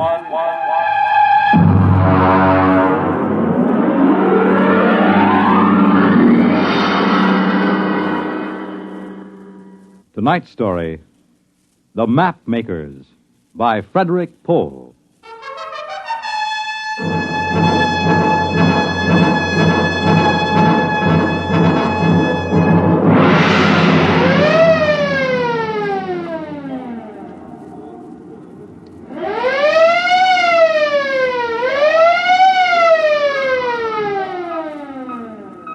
Damage report, Mr. Bunner. Aye, sir. 3 bulkheads penetrated in A, C, and D sections, patched in airtight. How is Lieutenant Groden? He isn't good. He's unconscious. His head is all bandaged up. There's 1,000,000 to 1 chance. I don't think it's happened in 300 years. Meteoric matter hitting a ship in hyperspace. Mr. Bonner, would you please have the air vents operated to clear the control room of kerosene fumes? Mr. Lorch. Aye, sir. Ciccarelli, man the fence. I'll have a half-G spin, if you please. We can use a little gravity while we figure this out. Aye, sir. Engine room, half-G spin for simulated gravity. How about the Atlas? That's the worst damage, sir. Celestial Atlas is destroyed. The Atlas was the only record on board of the hyperspace configurations. Is it total loss? It's dead, sir. Oh. Hang on, here comes gravity spin.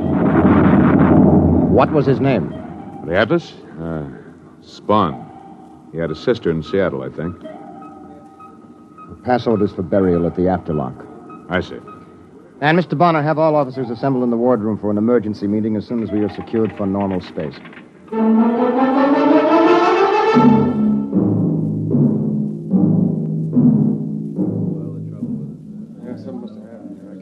At ease, gentlemen. Gentlemen, we are in trouble. We are in the soup, and we're a long way from home.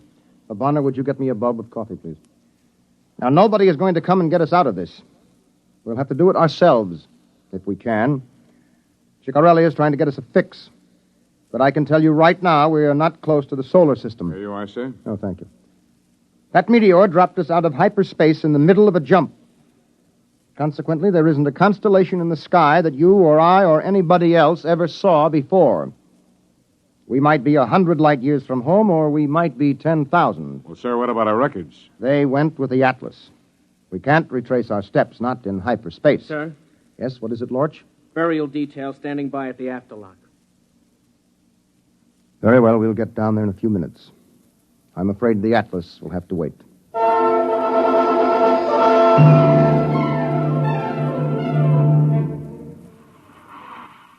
mess, isn't he?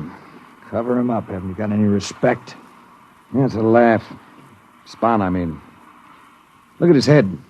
They spent 4 years stuffing it with all those equations under that hypno machine. Did you ever see him working a jump? Oh, my jump station's Engine Pit 3. There's enough to curl your hair. You know what it's like doing jump. No lights, no fluorescence even, just those kerosene lamps smoking. Everything looking bent and twisted. You can't tell what you're seeing. Well, Spawn stands right up there next to the captain in a trance. And he's spouting numbers and times and equations. And all the time, his eyes are shut. He's out like a light. He's sure out for good now. It's funny. He never knew how to count up his pay when he was conscious. When he's out, he's as good as a 5-story computer. I never could figure it. It's kind of creepy. Why don't they take a regular machine to do hyperspace navigating? Well, you ought to know. You just lifted him. Spawn weighed 130, wringing wet. A computer would weigh maybe 3 or 4 tons. Ship couldn't lift it. We got computers on board. Yeah, electronic computers. What's the first order before jump? Douse all electric gear. Sure. The Terra 1 blew higher than the kite before they found that out. You don't use juice in hyperspace. Not if you want to get out of it. So you can't use a computer during a jump. That's where Spawn came in. I can't use him in a jump anymore either. Yeah, that's for sure. Hey, listen. There's a brass coming to dump him. I gotta get back to my patient. Put out that cigarette and try to look solemn.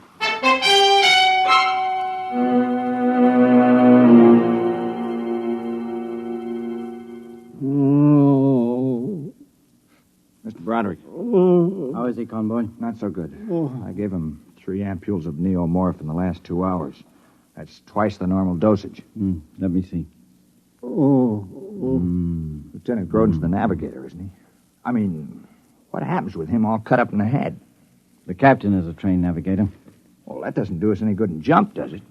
Not without the atlas to do the calculating. Look, our job down here is to keep Lieutenant Grodin out of pain. We'll leave the rest to the bridge, all right? Sorry, sir. It's just that Corelli in the chart room told me he can't locate one of those stars in his chart. And what's more... Convoy. Yes, sir. Hammer that ampule.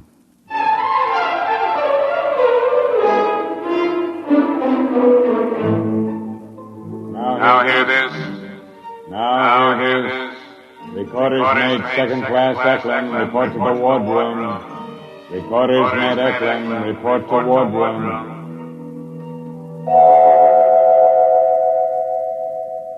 All right, Eklund, come in. Recorders made Eklund reporting, sir.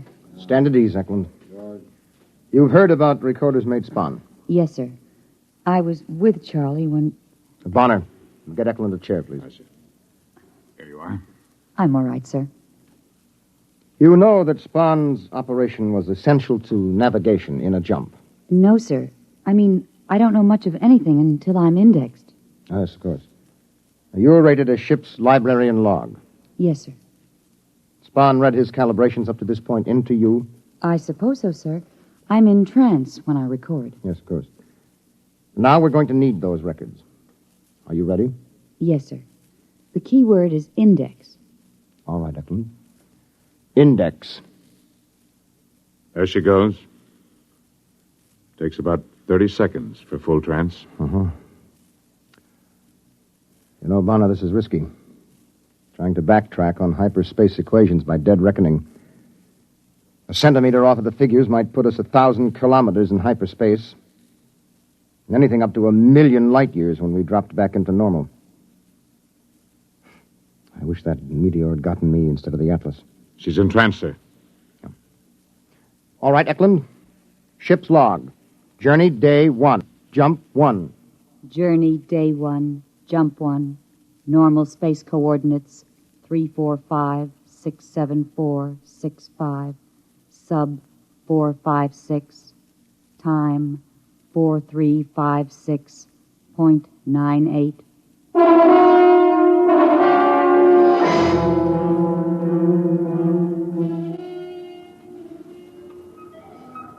Ensign Lortz reporting on watch, sir. No maneuvering during watch, no change in operating status. I haven't made an entry for course and position, Mr. Bonner. Just put down unknown in big letters. Yes, sir. You didn't get anything out of Eklund? Oh, sure. We got the absolute magnitudes and the stellar distances of half the stars in the galaxy, and short course in the geodesics of the n-dimensional space. We didn't get a road map. What does that thermometer read? It's all right, sir. I adjusted heat level. What? The welding torches had the temperature up 5 degrees, so I ordered air valved into the expansion line. Mr. Lorch, you were bleeding air? Well, yes, sir, to cool ship. Lorch, you're a fool. What? You valve off air as though we had a whole world of it. Did it ever occur to you we might be in space a long time and we might run out of air? But, sir, that doesn't happen. I mean... No, not when you can jump. Not when Earth is an hour or a day away, but we can't jump. You just leave those air valves alone. We'll need every molecule.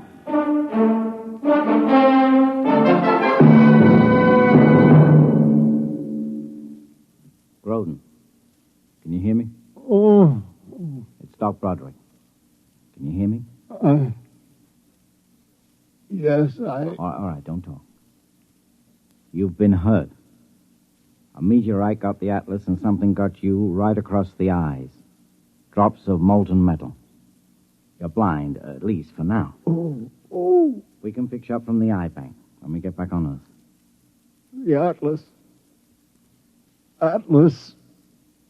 Dad. We got enough problems. I've got to take the bandages off now. Can you see anything? We're going to pass the light in front of your eyes. You tell me if you can see anything. No. Nothing, but it hurts. All right, convoy. Hand me that ampule.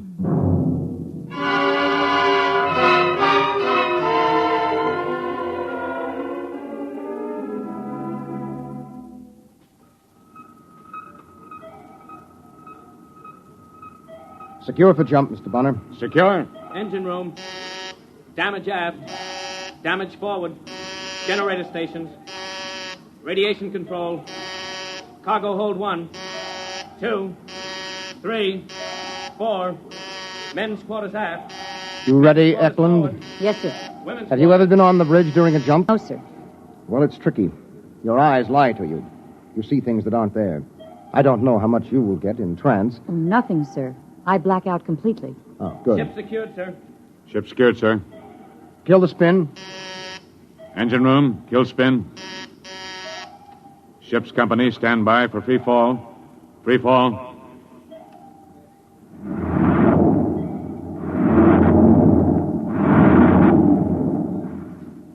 Check off.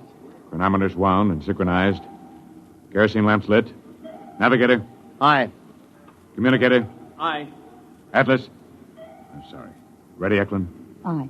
Put her under. Eklund. Index. Proceed, Mr. Bonner. Main circuit breakers open. Main circuit breakers open. Electricity cut. Eklund's in trance. Well, we'll give it a try. Now, Bonner, backtrack on our jumps. Yeah, maybe it'll work out. Maybe. Stand by to jump. Stand by to jump. Stand by to jump. We'll go when she's straight up. 7, 6, 5, 4, 3, 2, 1. Jump.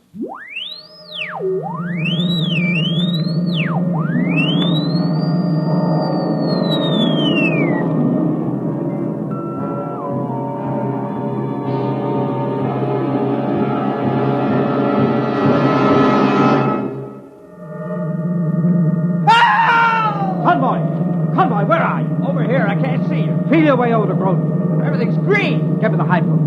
Come on, man, you've been in the jump before. Here's the ampule, sir. Not the pressure hypo. We can't use current in jump that's for range. Groden, it's all right. We're in jump, that's all. My eyes! My eyes! My eyes!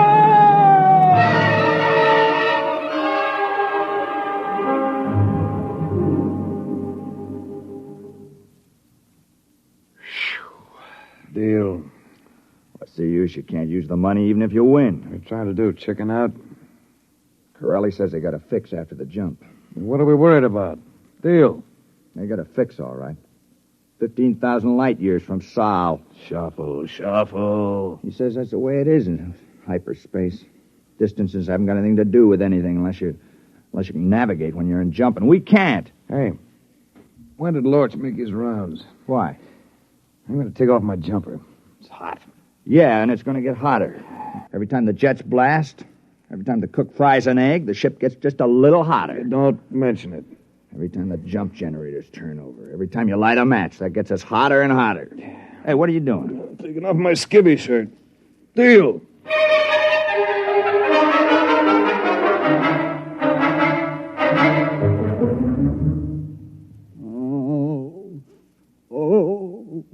How is he, Mr. Broderick? You can tell the captain that Lieutenant Groden remains unimproved. How is he really? He's working up to some real damage. The kind I can't handle. It's in his head. I had to tell him his sight was gone, unless we can get back to an eye bank within 10 days. You can patch in an eye, but once the nerve has deteriorated, you can't replace it. Did he take it hard? Worse? Worse. He didn't say a word. I know that man is in pain. The convoy found his pills hidden under his pillow. He wouldn't take them. He just lay there without a sound until we went into the jump. Then he screamed his head off. What's wrong with him? Who knows? If I had an electroencephaloscope on board, but I'm lucky they let me have a mini X-ray. Yeah, what did doctors do before they had those gadgets? Shoot the patients? No. With luck, I could run an old-fashioned verbal psychoanalysis on him. I might pick something significant out of the sludge. Maybe 5 or 6 months. That's what they did before they had the EES. What time is it? 07:56. I've got sick call in 20 minutes. Heat exhaustion, dizzy spells, skin rashes. I'm running out of aspirin and salt tablets. Yeah. Bonner had me with a 10-man detail defluffing the filter traps on the air circulators. It's a lucky thing spaceships aren't painted. They'd have us chipping paint. Now hear this.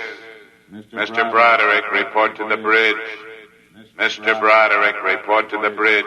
How am I supposed to do that? I got 2 corpsmen down with heat prostration. I'll look after Groden, Mr. Broderick. Maybe I could give him an alcohol rub? Thanks, Lodge. Oh, by the way, that alcohol. Yes? It's denatured.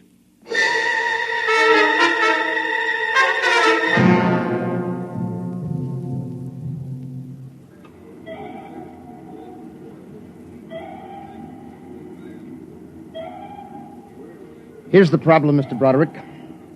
We have fuel for just under 40 minutes of rocket blast at standard thrust. That will bring our overall temperature up to 60 degrees centigrade. That's the maximum the human body can stand, right? Mm-hmm. That's about 140 Fahrenheit. Well, it hits that on Earth in a couple of places around the Dead Sea, but it isn't sustained heat. It drops considerably after dark. We'll hope we find ourselves out of this before we hit 60 degrees. If we don't, at least we won't starve or suffocate.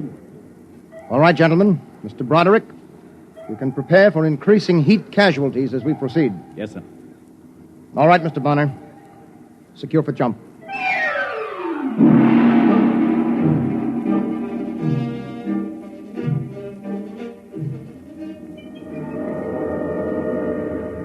My eyes. My eyes. Now take it easy, Groden. Convoy. Yes, sir. Where's the doctor? He stayed on the bridge with the jump. Well, what do we do for Groden? During the jump, I can't even see him. I don't think he can hurt himself. We better just wait till the jump's over.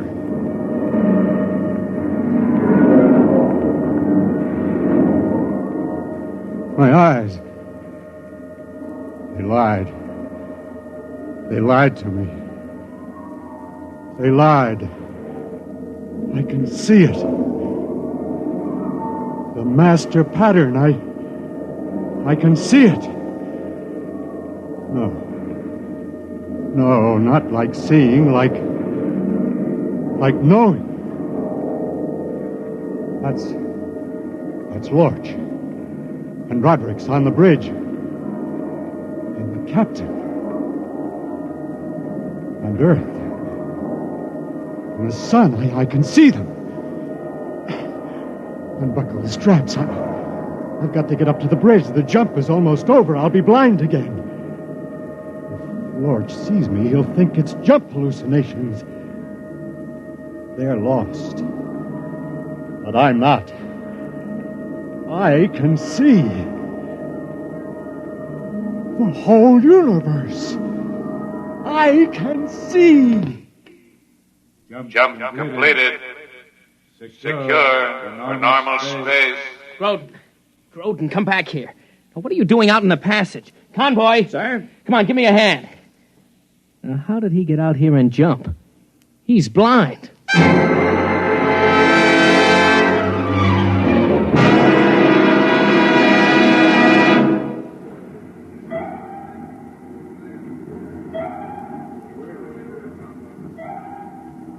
Navigation report negative, sir.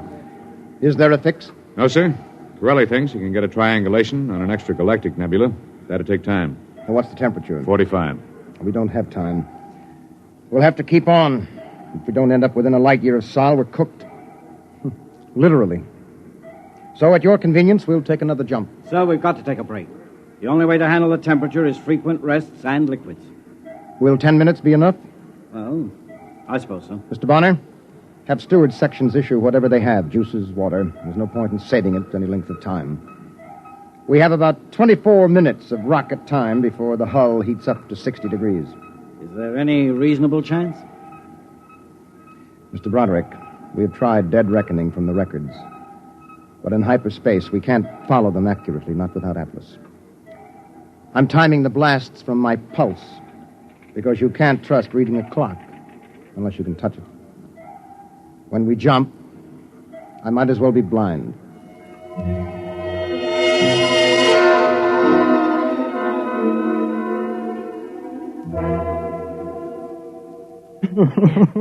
Easy.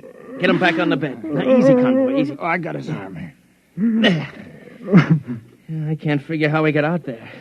I saw him, but I thought it was a jump hallucination. Easy, Mr. Groden. Now, just lie back. No, I can see. Is that possible? Oh, look at him, Mr. Lorch. His eyes are covered with bandages. He's blind.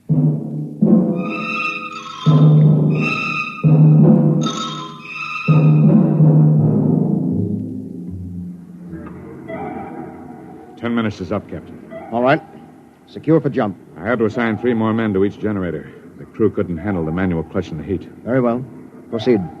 Chronometers wound and synchronized. Kerosene lamps lit. Navigator. Aye. Ready, Eklund? Aye. Index. Proceed, Mr. Bonner. Main circuit breakers open. Stand by to jump. Stand by to jump. Straight up. 4, 3, 2, 1. Jump.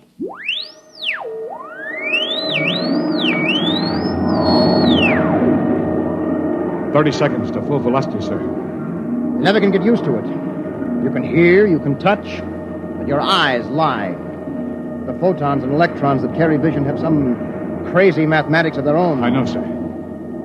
I remember once I saw a row of monkeys sitting on the control console. I wondered what they were before hyperspace twisted them into monkeys. 10 seconds. Yeah, that's what I mean. Now it seems as if I'm seeing Groden up here on the bridge, and I know very well he's down in sick bay asleep. Captain. Who is that? Lorch? Yes, sir. You're not on bridge watch. Captain, he's really here. It's not a hallucination. What are you talking about? Groden. He's really here, sir. Lorch, what's the idea of bringing him up here during jump? I only brought him to the forward lock, sir. Then he brought me. Broderick, is this some kind of heat exhaustion? I'm telling you, sir. We went into jump, and I couldn't see anything that made sense. Just twisting shadows and lights, you know. But Groden took my hand and led me right up here along the passage. He's blind. Not in hyperspace. Not in jump. Then he can see. Captain. I gotta get him to sick bay. He must be in intense pain. Yes, it's painful, all right. But I can see the whole plan, the whole pattern. It makes sense to me now. I can see the stars and the ship and the Earth at the same time. The equations on hyperspace. I can see them the way you can see a triangle or a circle. I can see the Earth, and I can tell you how far it is. Groden, you mean you can pilot us home? Yes, I can. All right, Mr. Groden. Take over this ship.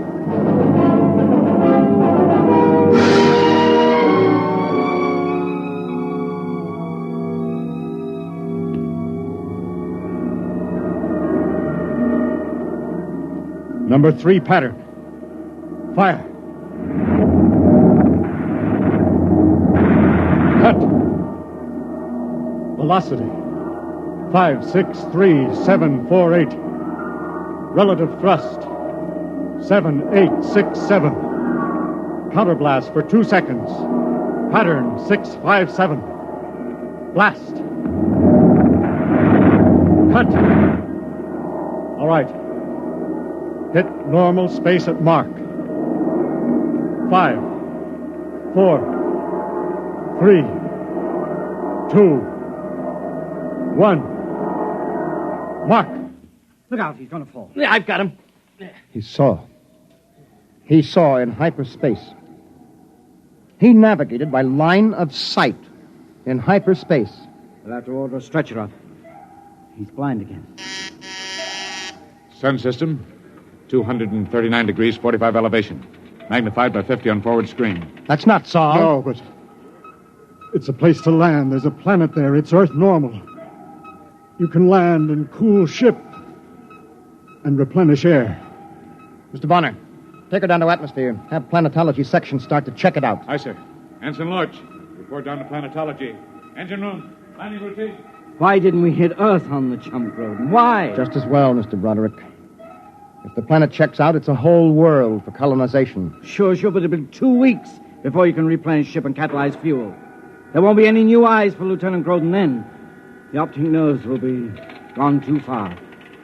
He'll never have eyes again. I knew that before I brought you up here. Ready, blast, for skip deceleration in pit 3. You mean, Groden, you could have brought us back to Earth? In 2 jumps. Then why didn't you?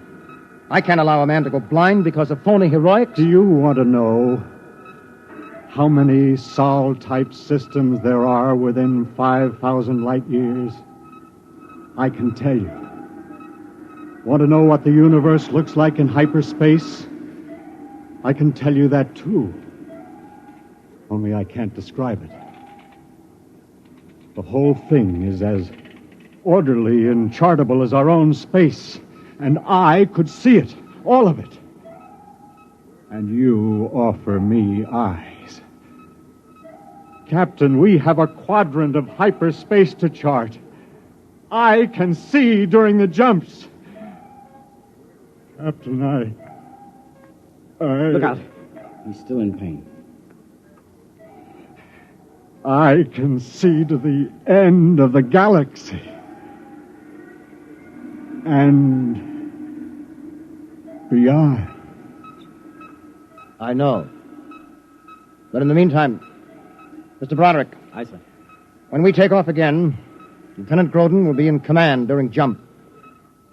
He will handle this ship, and at his direction we will chart hyperspace. But in the meantime, will you kindly lead him to his quarters?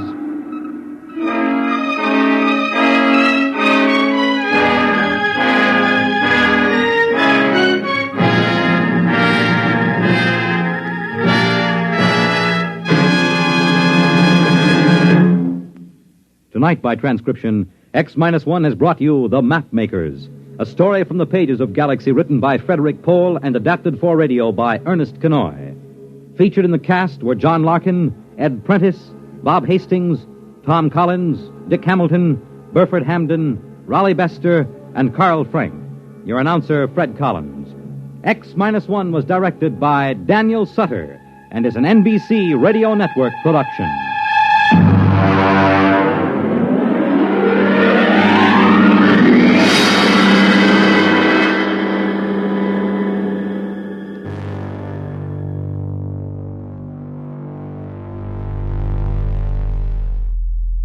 From the void between stars, we land on a world where nothing is quite what it seems. Our next story is Protective Mimicry by Algis Budrys. On a distant planet, a valuable technology is protected by a form of defense no one expected. The more closely the intruders study it, the more the planet itself appears to study them in return. This early October 1956 episode is pure Budrys. Intelligent, understated, and quietly unnerving. Stay tuned for Protective Mimicry on X-1.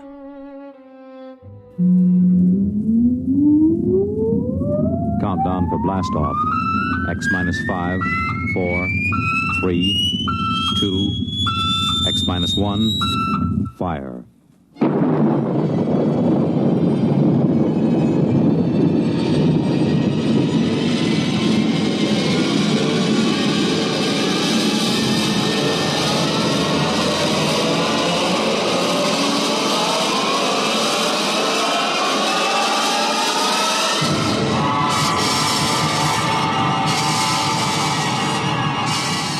From the far horizons of the unknown come transcribed tales of new dimensions in time and space. These are stories of the future, adventures in which you'll live in a million, could be years, on 1,000 maybe worlds. The National Broadcasting Company presents X minus 1.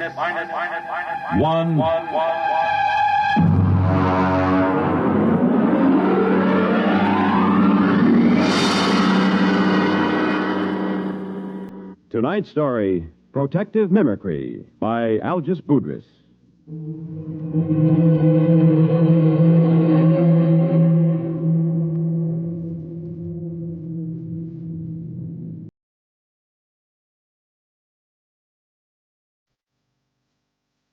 Frankly, I think I'll probably have to take my expense account clear up to the Central Gallic Civil Service Board.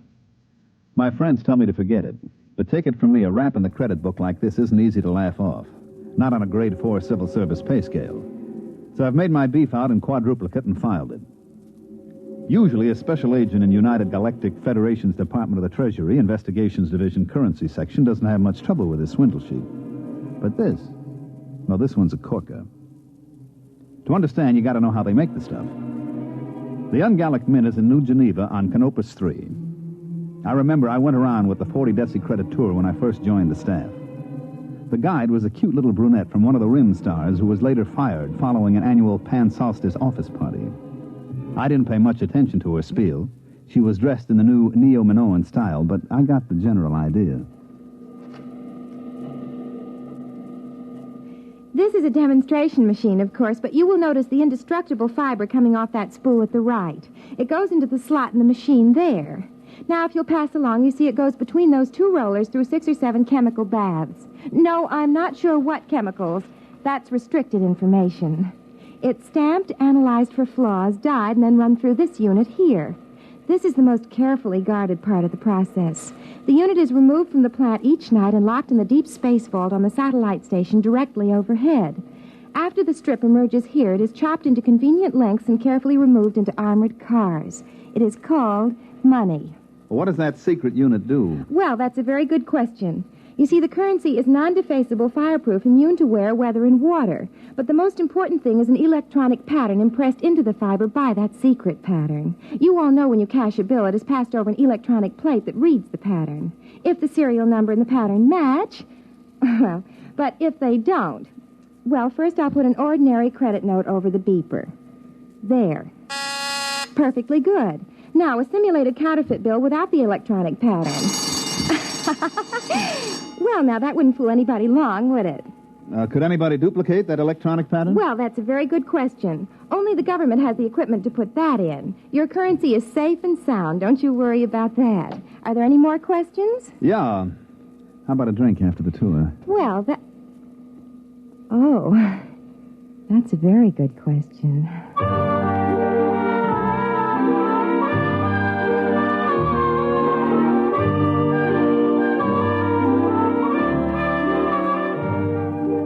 It sure was. So was the answer. Well, getting back to money. The engraving, the chemical composition of the ink and the fiber would be tough enough to duplicate. But that electronic pattern snaps the clincher on it. That's why Chief Inspector Saxgard of my division looked sourly at me when I came into his office and spread a fistful of credit notes on his desk. What's that? What's it look like? A handful of 50s. Why? Put a couple of them over your beeper plate. Okay. Well, they're perfectly okay. What's it all about? Look at the serial numbers. 3456567 Look at the others. 34565. What? Let me see them. Save your eyes. They're all the same. 14 50-credit notes with identical serial numbers. That's impossible. And every one of them goes over a beeper plate quiet as a sophomore climbing into a dormitory window after hours. Baumholzer, where did you get these? They came into the New York Clearinghouse from a branch on Deneb 11. The manager blew his top. He called us the minute he spotted them and sent them out to us. How about the manager? Is he blabbing all over the Bankers Club about it? I read the Un-Gallic Riot Act to him. He'll keep it under his hat. Good. At least we won't have any financial panics for a while. Have you checked these through the lab? Well, the ink and paper is government stock, and they match government beepers. The lab plates didn't squawk any more than yours did. Now, you could spend these anywhere as long as you only pass them one at a time.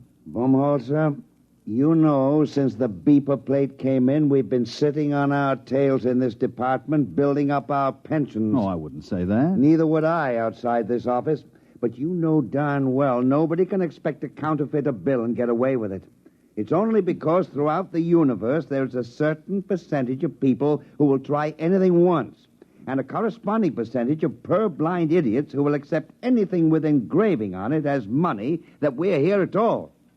Now, I've seen cigar coupons and crayon sketches come into this office. I've seen premium offers from household magazines, jet bus transfers, where some people would try to pick a Yale lock with a quarter of a pound of butter. Now, the only reason any queer can pass is because some goggle-eyed nudnik neglects to use his beeper plate. But I worry.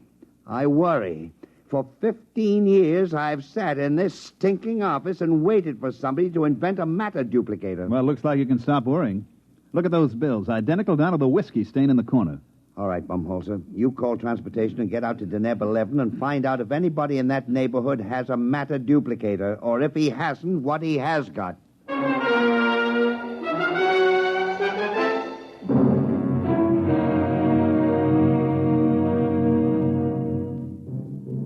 I picked up the department shuttle to the satellite and made fair connections up to Deneb 11.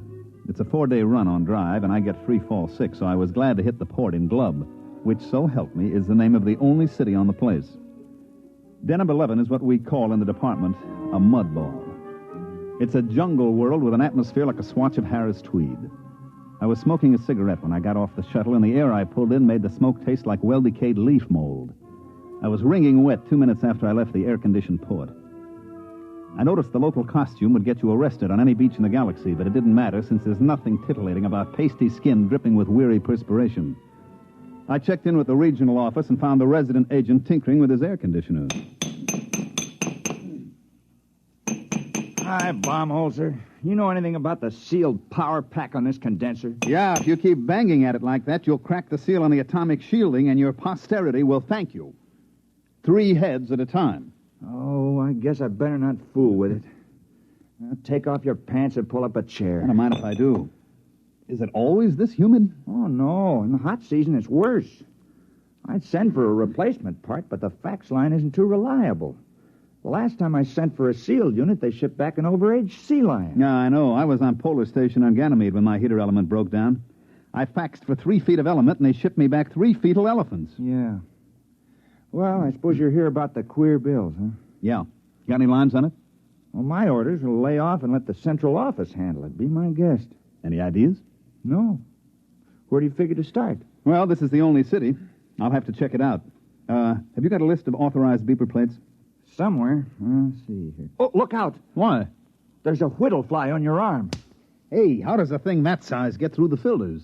Insects on Deneb are tricky. This one is a non-filterable virus in the larval stage, then it blows up to this size. Carve his initials in your arm if he gets a good bite. That's why he's called a whittle fly.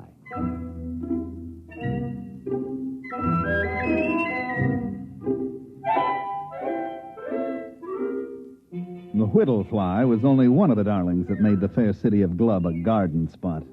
They had one cute little tyke called the laboratory beetle, because when he bit you, he typed your blood and followed you around for days getting refills. I had one take a sample of me as I went out the door of the residency with a list of beeper plates, and he followed me from store to store while I checked every installation in the city.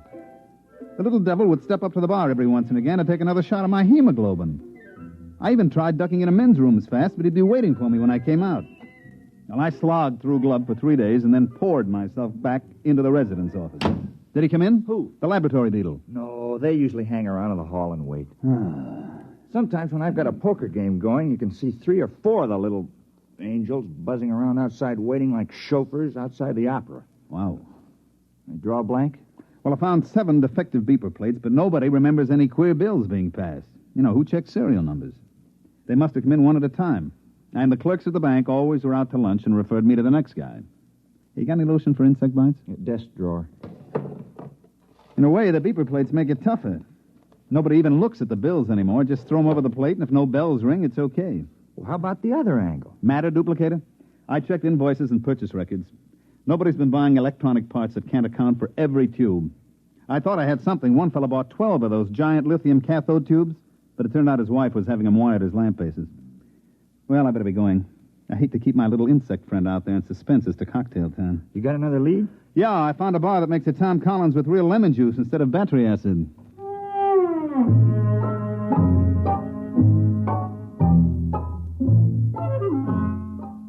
I managed to duck my lab beetle in a revolving door. He went around twice and shot out into the street, so I settled down at a table at the bar and tried to make believe that I couldn't taste Den of 11 atmosphere in my Tom Collins.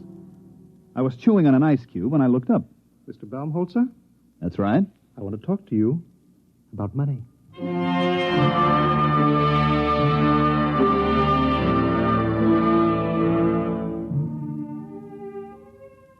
He was a terrestrial, but he'd been on Deneb a long time because he was wearing the native garment about the size of a 5-pound sugar sack. His hair, which was potato field gray, was arranged in the old-fashioned Presley style.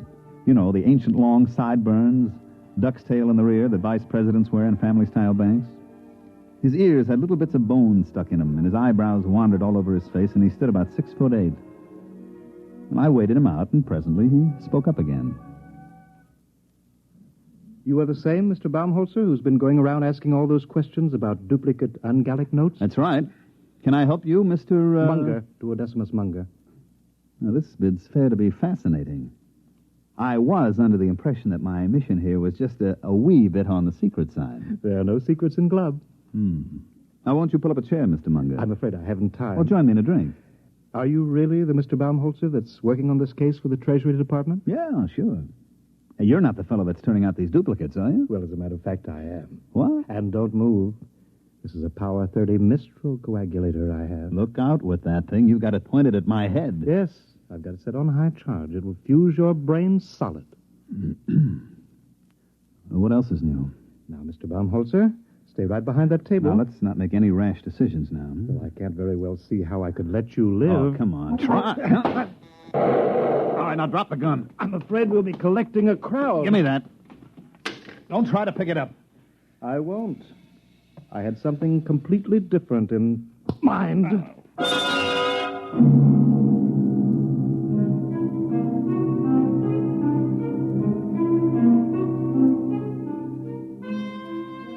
Just like in those ancient legends the archaeologists keep digging up, the ones with the hard-boiled detective and the beautiful blonde, I felt the traditional roof fall in on the back of my head. As I went black, I remember thinking how odd it was that it was happening to me some 500 years after Spillane the Scrivener. I came to in the same archaic fashion with my head going around in a free orbit around my neck. Baumholzer, are you all right? I can't see. I'm blind. Everything's black. Well, open your eyes. Oh. Where is he? Who? The guy who slugged me. What am I doing back at your office? Oh, some bartender brought you in. I thought you passed out from too much lemon juice. It was a guy named Munger. Which way did he go? Beats me. Munger? Tall feller in native dress? Yeah. Oh, well, you might as well forget about it. Why? Well, I can order a pickup on him next time he's in town. They'll sock him away in a psycho ward for a while. Forget it. Look, I am not an old lady calling up complaining that the nasty delinquents are teasing my cats. That Munger's tied in with the queer. Him? He said he was the passer. Well, that can't be. Munger. You got a file on him? Yeah. I get a number of complaints on him, so do the local cops. He's, well, I didn't want to make trouble. He's a very wealthy man. I'll bet. What does he do? Well, he's a merchant or something at a native village. Once or twice a year he comes out and paints the town, but a counterfeiter? I would like to talk to him again with the Mistral in my hand. He had a Mistral?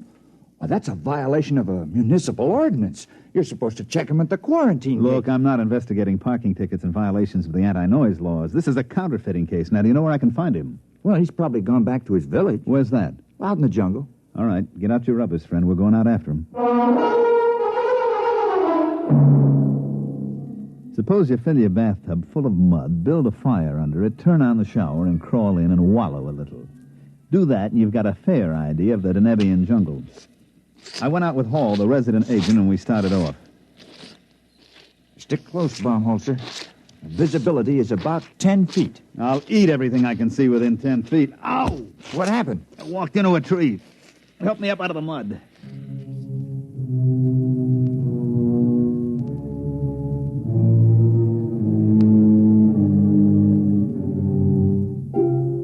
We puddled on for a couple of hours. The rain was so thick I didn't see the trees until I bounced off of them and sat down in the warm mud. I reflected as I struggled to my feet what a terrible waste. In the beauty salons of Charles of the Ritz Asteroid, ladies from all over the galaxy paid thousands of credits for hot mud baths to take the wrinkles out and make their skin smooth and caressable. And here was I getting a much more thorough treatment every time I sat down. They issue a lot of special equipment from department stores, and it all functioned perfectly. My neo-latex galoshes were fine, but stuck in the mud. My Minipower goggles and wipers kept my eyes clear, but they didn't keep me from crashing into every tree. My leak-proof sportsman's flashlight stayed dry as a bone, but powerful as it was, it couldn't light up more than 3 feet in the pelting rain. Hall, the resident, led the way, consulting a compass and a waterproof map, and finally we stopped, and I noticed that there wasn't any rain coming down on me. It's a rain shelter. The natives build them. Kind of them. Well, they're on all the trails. If you go more than a day in the rain, you go punchy from water drumming on your hat. I believe it. Well, now, don't sit down. You'll sink in. I don't know. Theoretically, a broader base should keep you from sinking, like snowshoes. Well, also increases the suction. I'll stand. How far's Munger's village? Well, either 2 miles or 22. I can't read the map very well. Hey, wait a minute. Listen. Well, that's the rain. No. You hear that squelching? Somebody's coming. Oh, yeah. From over there. Natives? Maybe. There he comes. Well, we've got first pick on the shelter. It's a native tradition. First come, first dry. Yeah, there's somebody out there, all right. Who's there? Who is it? A friend of mine, Mr. Baumholzer.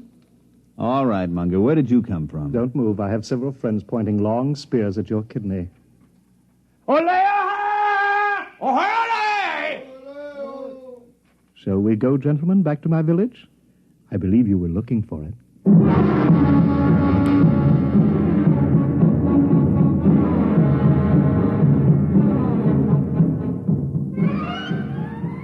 Munger was so intent on me that he didn't seem to notice as Hall sidled off into the darkness, and when he did, he set up a desperate cackle. He had a few of his fraternity brothers chase down the trail with spears waving wildly, but they came back murmuring some kind of a Choctaw, which seemed to carry the implication that Hall had gotten away like a big-bottomed turtle.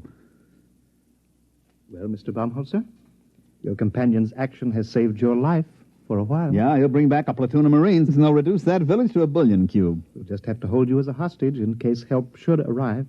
Thanks. At any rate, shall we get back to the village?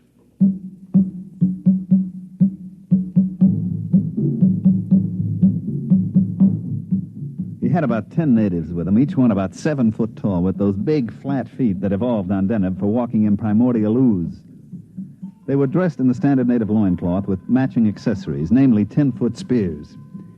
When, as we started out along the trail, I got a good look at Munger's loincloth, it was composed of tastefully arranged 1,000-credit notes. Well, by the time we got back to the village, the rain had stopped. The humidity, of course, was still 120%, and the only difference was that the moisture just loitered around rather than actually falling. There was some kind of a clam bake going on in the village. The natives were pounding a couple of drums, and as far as I could see, getting rapidly stinko on some kind of jungle juice that they passed around in huge gourds. They were leaping and dancing, and as far as I could tell, doing snappy sayings and fancy patter as I sat on some kind of a low mushroom and tried to ignore the 2 spears that were pressed against my throat. It felt as if a nervous barber was trying to shave me with his razor tied on the end of a 10-foot pole. After a bit, Munger strode up to me with all the dignity of the lord of the jungle, and he waved the spears a foot away, pulled up a mushroom, and sat down. Actually, that wasn't a native rhythm at all. The original Denebian music is a kind of quiet, flute-like melody, something like Mozart. That didn't sound very flute-like. Yes, I know. One of the first terrestrial anthropologists out here to study the Denebs took recordings of their music, and then to be polite, he played them in a few recordings that he'd made on an earlier field trip. Unfortunately, they were from that lost rocket colony on Ceres. Their music was a degenerate ancient form called, I believe, Roland Rock. The Denebs liked it. And they've been doing it ever since. What's the party? They're propitiating the tree. I don't know why. It's never failed yet. But they're very conservative. They've got to go into this act every night before I can do my stuff. Lasts all night. Want a drink? No, thanks. Oh, I wish I had a fifth of something civilized. I've been drinking this native swamp water for much too long.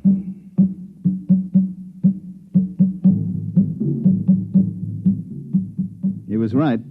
They kept it up all night, and I sat trying to figure out in which hut Munger kept his machinery to make those duplicate bills.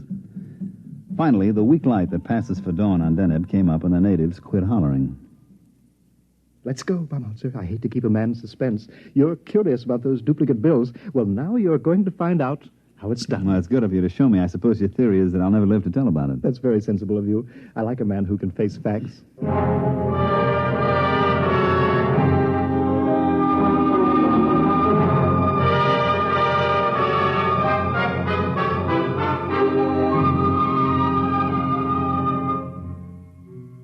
We walked across the mud square to the base of a tremendous tree, which I gathered was the guest of honor for last night's shivaree.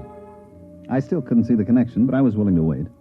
The natives sat around in a deathly hush, and Munger and I stepped forward. You notice? Nothing up my sleeves. As a matter of fact, no sleeves. And not much arm, either. Now, I take this 50-credit note. Care to examine it? Oh, I've seen it, and 14 others like it. Yes, I only use a 1,000-credit bill when the natives need new loincloths. These 50s are a lot easier to dispose of. Oh, I don't know. I traced them to you. Well, that was a mistake. One of my contacts got a little greedy, spent too many bills in one place. All right. Now, I used to have the natives make a loud noise, but I'll use your gun instead here. You see, I take this bill, fold it, so, and so, and so. And there. What are you making a paper plane for? Just watch. I raise the note in one hand, I aim at the tree, and I fire your gun up in the air. Like this.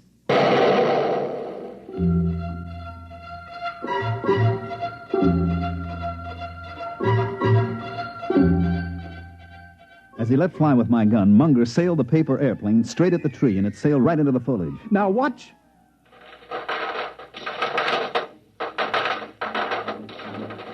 The bill came sailing back out of the leaves, and right behind it came another one. And then the air was filled with paper planes. Squadrons, wings, armadas of paper airplanes, each one made up of a folded 50-credit note.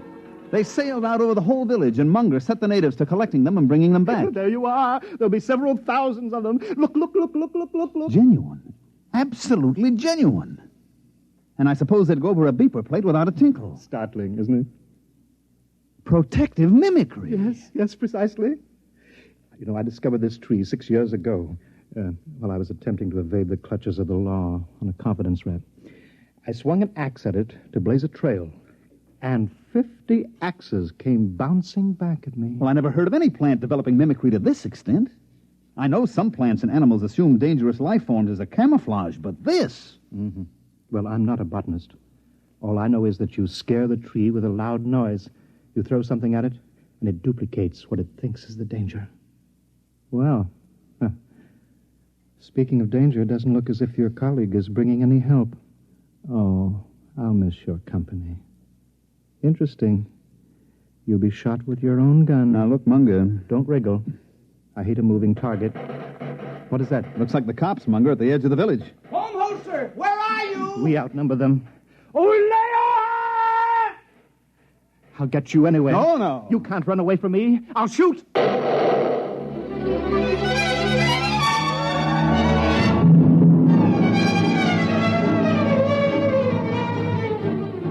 I broke for the other side of the square, and just as he shot at me, I tripped over a pot and went flying smack into the tree. Well, that's about it. Here we sit in the spaceport on Deneb 11, and I'm darned if I'll pay our transportation back until I hear that the office is going to okay my expense account. Munger? Oh, he's in jail at New Alcatraz. Once he missed a shot at me, it was all over. After I fell into the tree, he didn't stand a chance against us. That's right. Us. All 168 of me. Right, Ed? Right.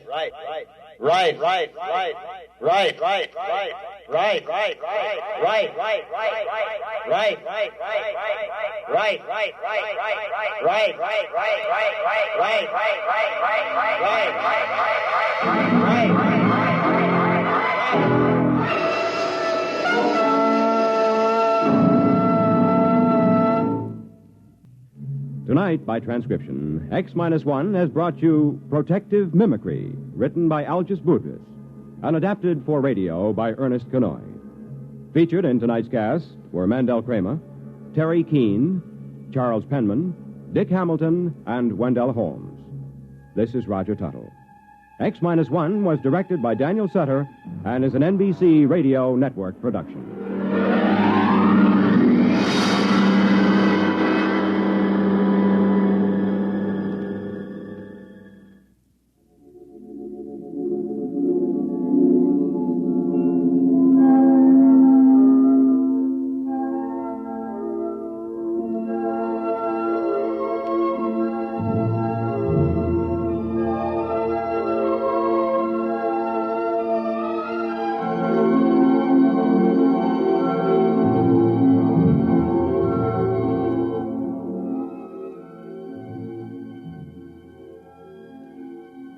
Remember, for your free sample copy of Galaxy, just send a postcard to X-1, NBC Radio City, New York 20, New York. Now be sure to print your name and address plainly on your card. This offer can be made only once, so if you want your own free copy of this leading science fiction publication, be sure to write without delay. The address again, X-1, NBC, Radio City, New York 20, New York. The Roaring Twenties in song and story. Hear Gordon MacRae in The Best Things in Life Are Free tonight.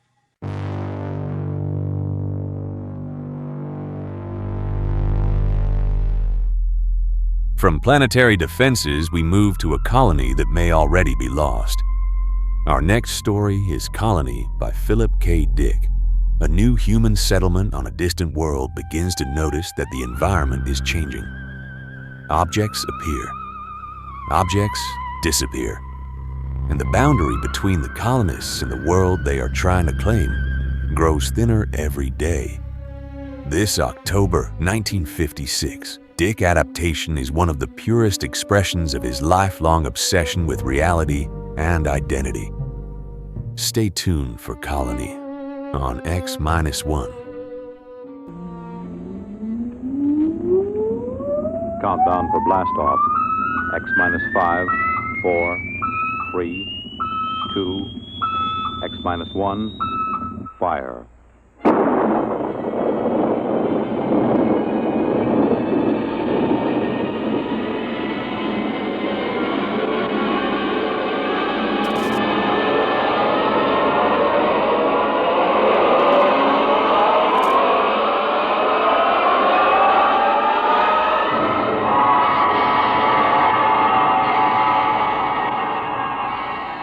From the far horizons of the unknown come transcribed tales of new dimensions in time and space. These are stories of the future, adventures in which you'll live in 1,000,000, could be years, on 1,000 maybe worlds. The National Broadcasting Company, in cooperation with Galaxy Science Fiction Magazine, presents X-1.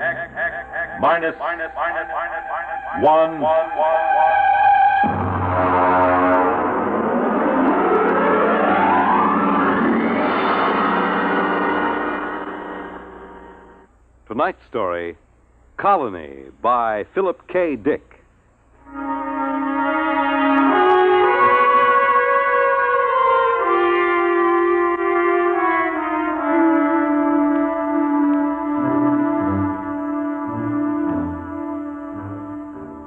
The existence of Planet Blue, the fourth in orbit around a G-type sun somewhere in the Aldebaran sector, was predicted by spectroscopic analysis and spatio-mathematic equations some 50 years before an exploring mission was dispatched to it. The research team, under Commander Stella Morrison of the Colonial Administration, went into orbit around Planet Blue at 0700 Standard Sidereal Time. Authorized procedures were followed. Aerial photography completed, Commander. Anything show on the plates? Well, Masterson was suspicious of these lines towards the poles, but the angles seem to be coincidence.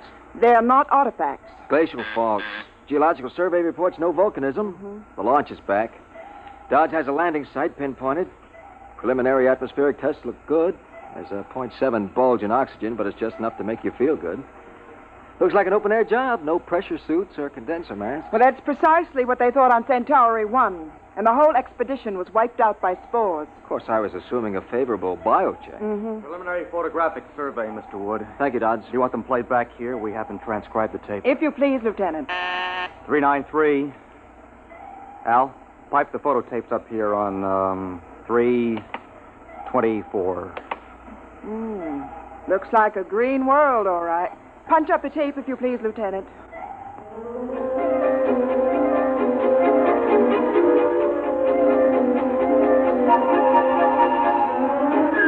All orbital checks proved positive. The atmosphere and gravity Earth normal to 3 places on the Grayson scale.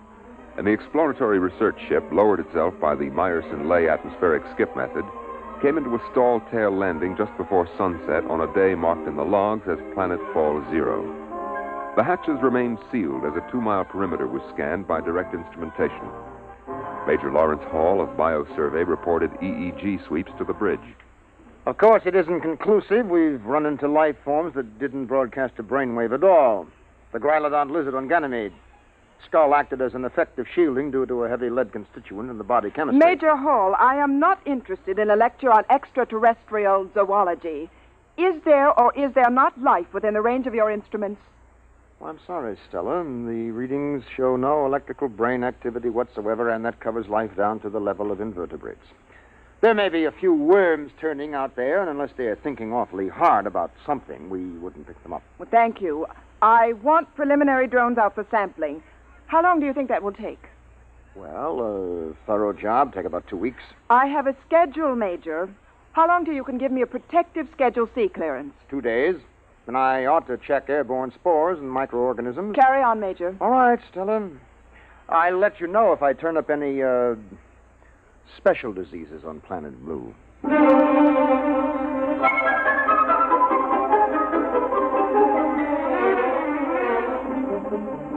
Drone sample missiles were dispatched at sunrise. Air scoops, ground samplers, and vegetation choppers returned to base, and the bio team instituted full prescribed tests. Immediately identifiable airborne dangers were ruled out. Outside of the possible allergenic action of pollens, Planet Blue was ruled safe for normal exploratory procedures, and the real work of the survey was gotten underway. Here's the morning report, Commander. 4 in sick bay, 3 ordered to light duty. What happened? Well, last night was liquor ration. Oh. Survey teams out in the field, bio crew under Major Hall, agronomy, ecological, geological, and deep map teams out. Any reports back? Deep Map seems to think there's petroleum over to the north, and agronomy reports if you dropped a seed in this soil, you'd have to jump back to keep from being knocked over by the plant. Sounds pretty good. Commander, Blue is about as likely a spot for colonization as has been turned up since Harvey's planted in 27. Well, they'll be glad to hear that in Central. How long do you think until we can send back a clearance? I've checked with department chiefs. They all estimate about 2 or 3 days more until they're satisfied. All except bio. Why is Major Hall dragging his feet? I don't know. Well, find out. And in the meantime, I'm going to call a staff meeting. Every day we can save on our report is important. If Blue is suitable for colonization, I don't want to waste a minute.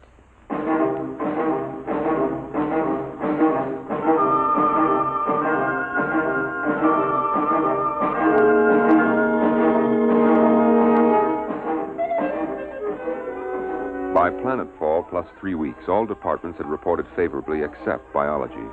Ecological survey pointed out the difficulty involved in the necessity of importing animal life. But this problem had already been met in the colonization of Gamma 2 and 3, when an entire ecology had been transported in frozen gene banks and fertilized and incubated on the site. Biology, however, still withheld a favorable report.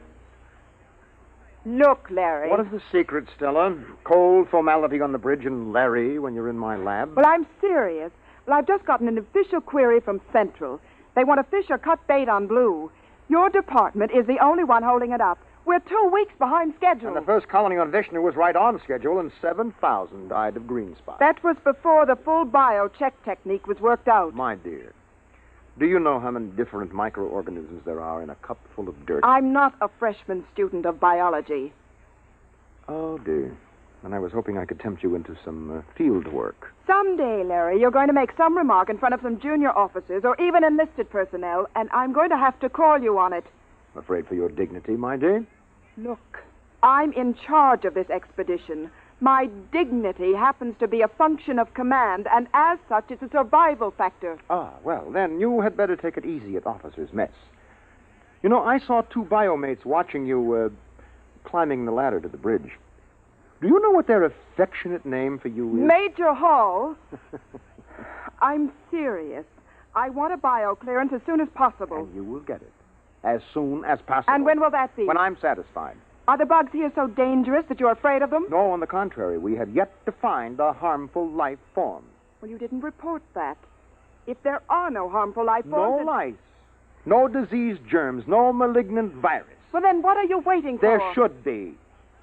There should be at least one little fellow who could give you a common cold. Look, sociology section found no native narcotic plant life. And inasmuch as there is no humanoid life, there is no bootlegging, gambling, immorality, and pornography either. By analogy, that would be a good reason not to colonize. Is that the idiotic logic you're following? Microbiology is a little different, Stella. And anyway, what is the rush? Blue is something different. There's something peaceful in the air. Why rush to bring picnickers who drop candy wrappers and fill the pools up with empty beer cans? Larry, I have a plans board conference in 10 minutes. If you don't bring in some kind of a report by then, I'll have to supersede you under a Section 23. Ah, yes, that's what happened on Vishnu, isn't it? Followed by Green Spot and the wagons to drag the corpses out of the colony streets. Never mind that, Major. I want a report. In the biology section lab, Major Lawrence Hall continued to examine tissue samples from lower fauna and flora samples brought in from Planet Blue. He settled a container of prepared slides and flipped the switch on the electron microscope.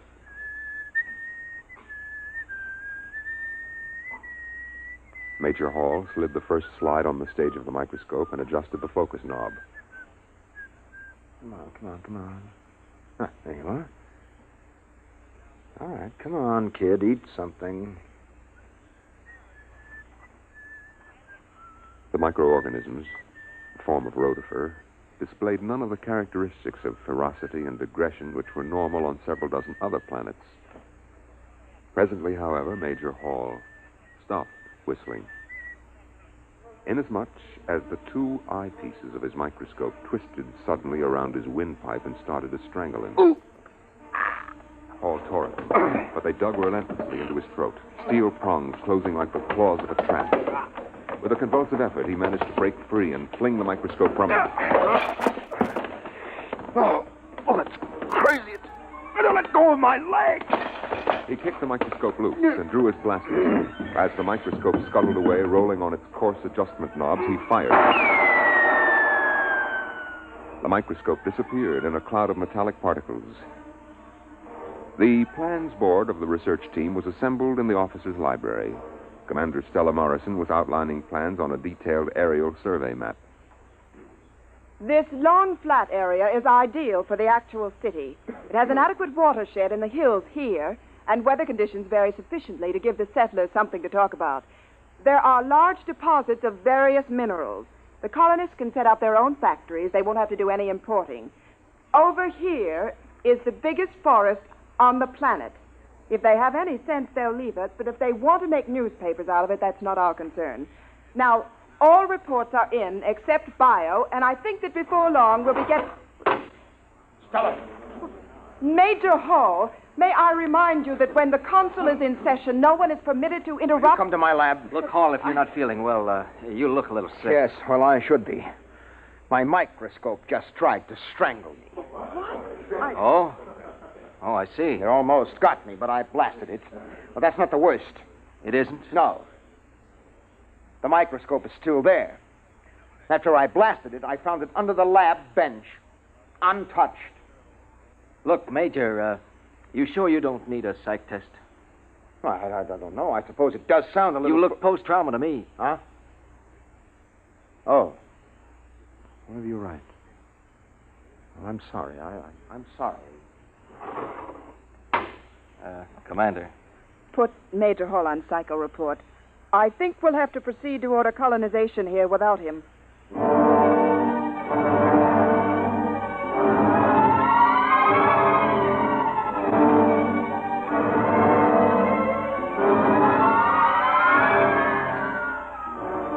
Major Hall proceeded to Psych Center, and inserting his ID card in the robot Neo Rorschach machine, he placed his hands on the contacts and activated the search and gestalt circuits.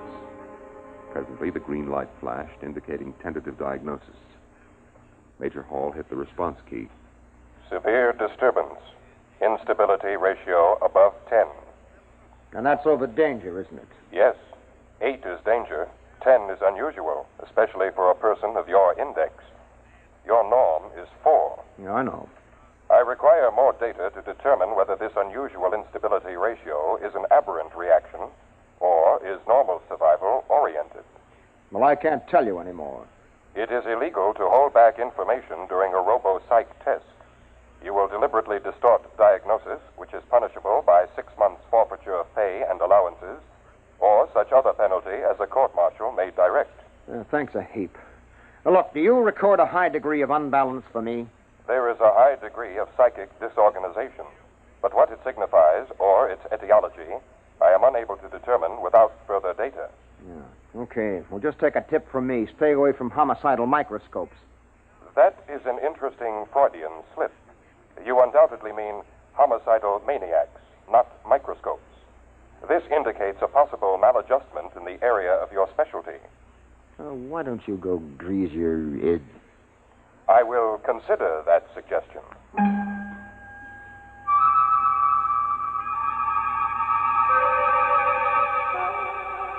Major Hall returned to the biosection lab and tested the atmosphere near the place where he had fired his blast gun at the microscope. The analysis showed a high density of metallic particles colloidally suspended in the air. In a state of confusion, with an emotional distress quotient of at least 0.742, he stripped off his uniform and entered the shower. Oh.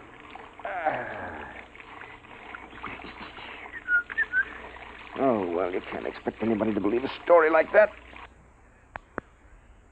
I must be off my rocker.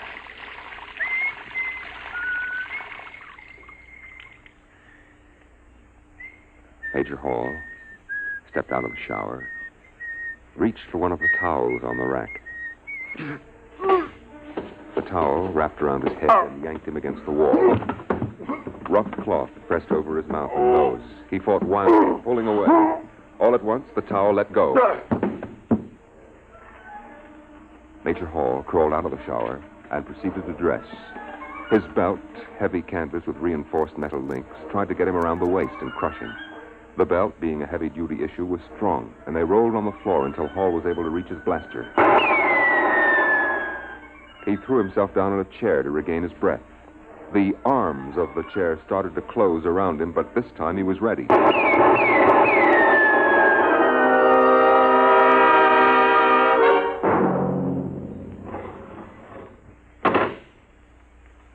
Major, I don't believe you were announced. Look, Commander, Stella. You're armed. You know that regulations I'm sorry, Stella, this is important. Well, what do you want? I have a report here from the robo-psych tester. It says you've hit a ratio of 10 within the last 24-hour period.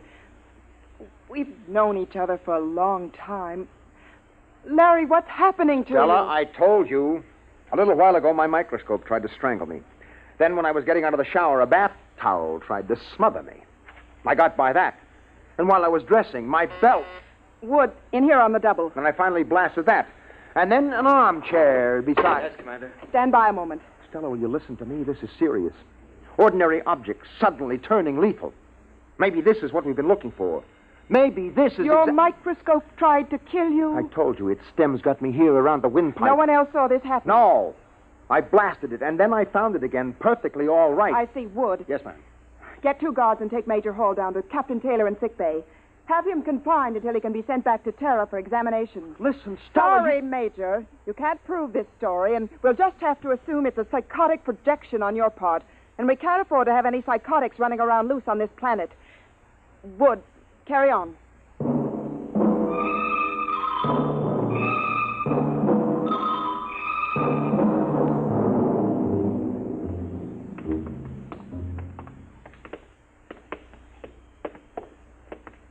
You'll be all right, Hall. Back on Earth, they can clear a thing like this up in a few weeks. Yeah, maybe you're right, Wood. Maybe I'm just out of my mind. Here we are. Captain Taylor. Captain Taylor. He should be in. Captain. The hatch isn't locked. Taylor, what's the matter? That scatter rug is choking him. Take an end and pull. But quick, before he's crushed, grab that rug.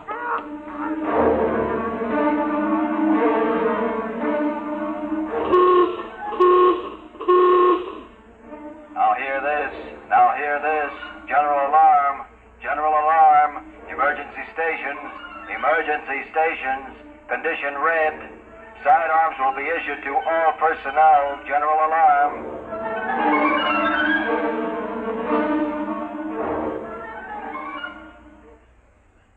Captain Taylor tells me the rug came from Terra. His grandmother braided it. That's what I was trying to tell you. It was not the rug that attacked them. Then what was it? Something that looked like this rug. And it was something that looked like a microscope that went for me. And the towel and the belt. You mean there's some life form that can imitate anything? Yes, it seems so. And it's deadly.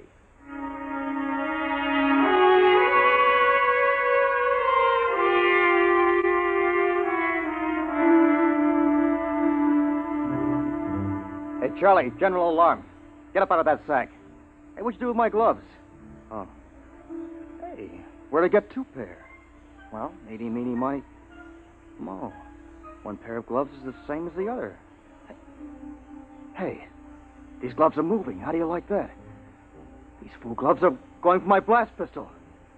Charlie, is this one of your crazy electronic gags? Did you rig my gloves? Hey, look out for that pistol! Look out!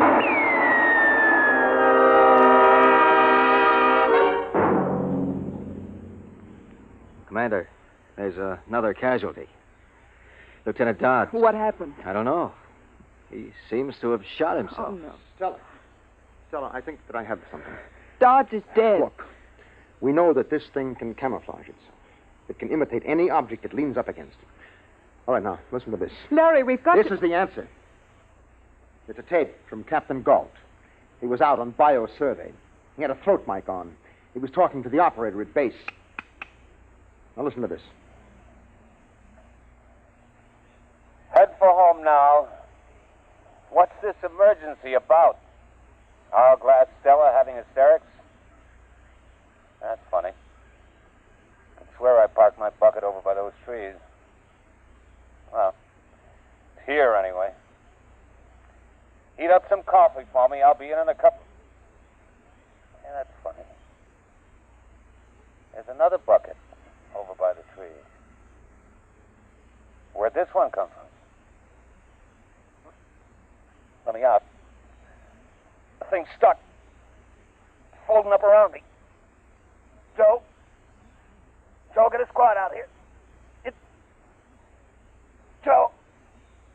Acid. I can't get out. It's digestive fluid. Get somebody out here before. His transmission just stopped.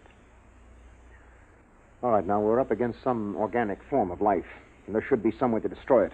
We've already blasted a few, but we don't know how many more there are. Maybe it's an infinitely divisible substance, some kind of protoplasm. We've had over 12 casualties reported, and there's still 5 teams out in the field. All right, it's a lethal life form. Now, that explains why we found everything else harmless. Nothing could compete with this. We have mimic plants of our own, the twisty slug on Venus, but nothing that goes this far. It can be killed, though. You said that yourself. If it can be found. You can't tell. Clothes, rugs, drapes, chairs. We can't tell which is which. We've got to try to find some poison, some spray that will destroy them wholesale. Oh, no. What's the matter? In the corner. I never noticed 2 briefcases over there before. There was only one, I think. How are we going to know? Shortly after the final casualty report of 30 dead and 12 wounded, Major Hall sealed off the bio quarters and moved in with a team from Chem Section, all dressed in corrosive-resistant suits. And I'll make sure that you've got a tight seal on the neck joint. What are you going to do, Major? I've got a combination of hydrogen and arsenic under pressure, arsine gas. That'll give us an idea of how much they've infiltrated. Arsine is deadly to humans, so check your helmets. Now, Sergeant, I don't want any panic blasting. Arsine is inflammable. All right. Release the valve.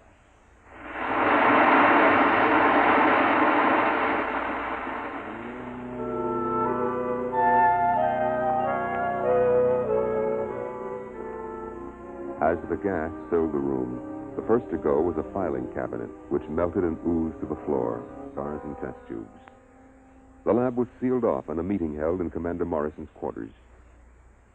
Well, it's protoplasm, all right. You could see that when the mimic shape melted. It was this as big as your hand. They resemble the simple unicellular protozoa. They're gigantic in size compared to microorganisms. Can we spray them? Arsine disturbed them, and I suppose enough might kill them. But we haven't got that much.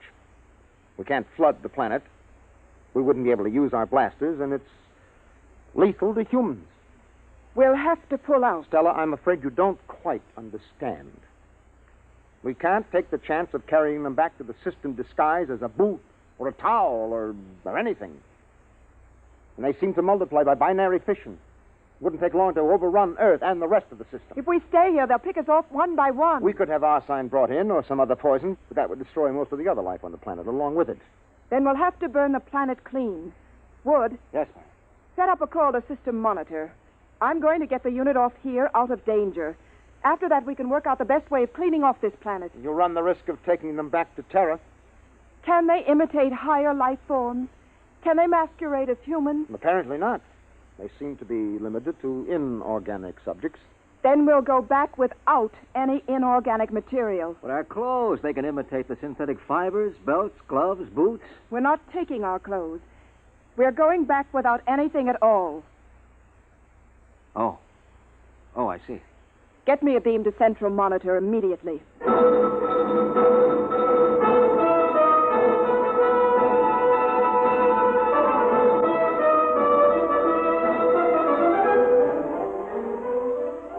The nearest cruiser was 2 light hours away, Captain Daniel Davis commanding. Tight beam communication was established after coordinates were flashed from central monitor. This is Captain Davis. Can you read me? I read you. Commander Morrison here. Captain, you are to make a planetfall as soon as possible at coordinates to be supplied you. We are going to board your ship naked. Naked? That's right. That's, well... When will you land? At about 1,500 hours, I'd say. Captain, would it be possible for your men to... I'll have my crew below decks. We'll land on robot control. Thank you. Wood, sign off the transmission. Yes, ma'am. There was some objection among the enlisted personnel, particularly in the women's quarters. The ship landed at 1,200 hours, 3 hours sooner than expected. All hands disrobe immediately. All personnel report to field, ready to embark. So soon? I didn't hear the ship land. It's there, all right. We'd better go. Larry. Mm-hmm. Larry, you go ahead.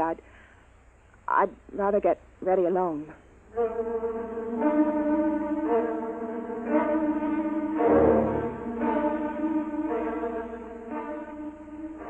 Parked in the center of the landing field was a cruiser, its hull pitted and dented by meteor strikes. It lay motionless, with no sign of life aboard. A crowd of naked people was moving across the field, blinking in the bright sunlight. Commander Stella Morrison, without any sign of rank apparent, paused on the ramp and spoke to Major Lawrence Hall beside her. Larry. Yeah? What is it? I'm scared. Why? I don't know. Psychological reaction. Forget it. It's a reaction to nudity carried over from early childhood. Come on, we're holding up the line. Larry, I want to go back. Stella, look. Now, at least Davis kept his promise. There are no enlisted men lining the hatches to enjoy the view. You see, it's dark in there. There's nothing to worry about. Come on. Up you go.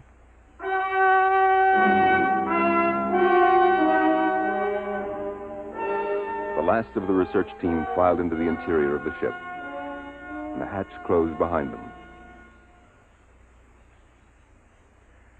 At exactly 1500 hours, Captain Daniel Davis landed his ship in the center of the field. Automatic relays opened the main lock hatch and lowered the ramp. Davis and his staff sat in the control cabin waiting. Well, how do you like that? Where are they? Well, maybe the whole fool thing is a joke. We've waited an hour already. They waited. And waited. But no one came.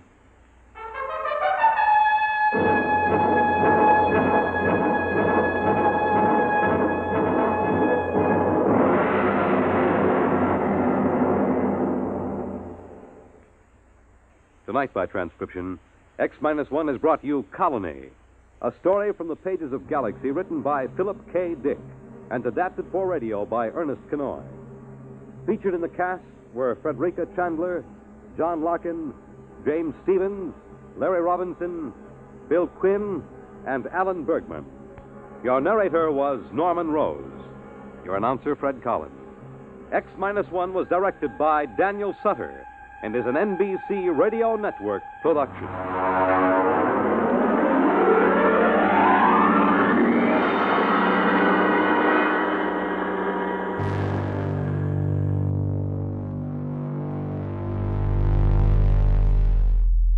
From a colony under quiet siege, we turn to the story of a soldier who never quite fit the war he was built for.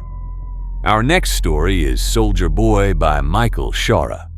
In a future where war has become a highly specialized profession, one young man is trained from birth to be the perfect warrior. When the nature of the conflict changes, he must decide what he is still willing to fight for. This mid-October 1956 episode is a thoughtful look at duty, conditioning, and the cost of perfection. Stay tuned for Soldier Boy on X-1.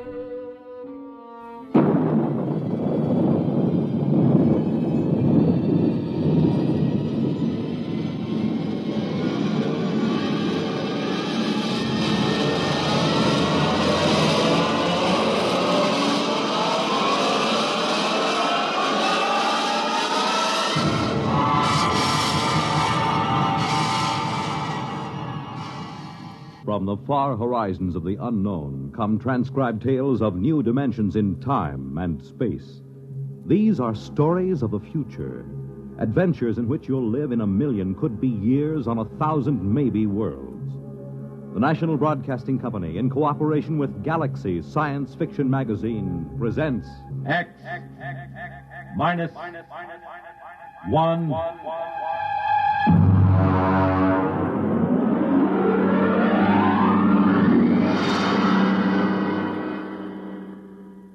Tonight's story, Soldier Boy by Michael Shara.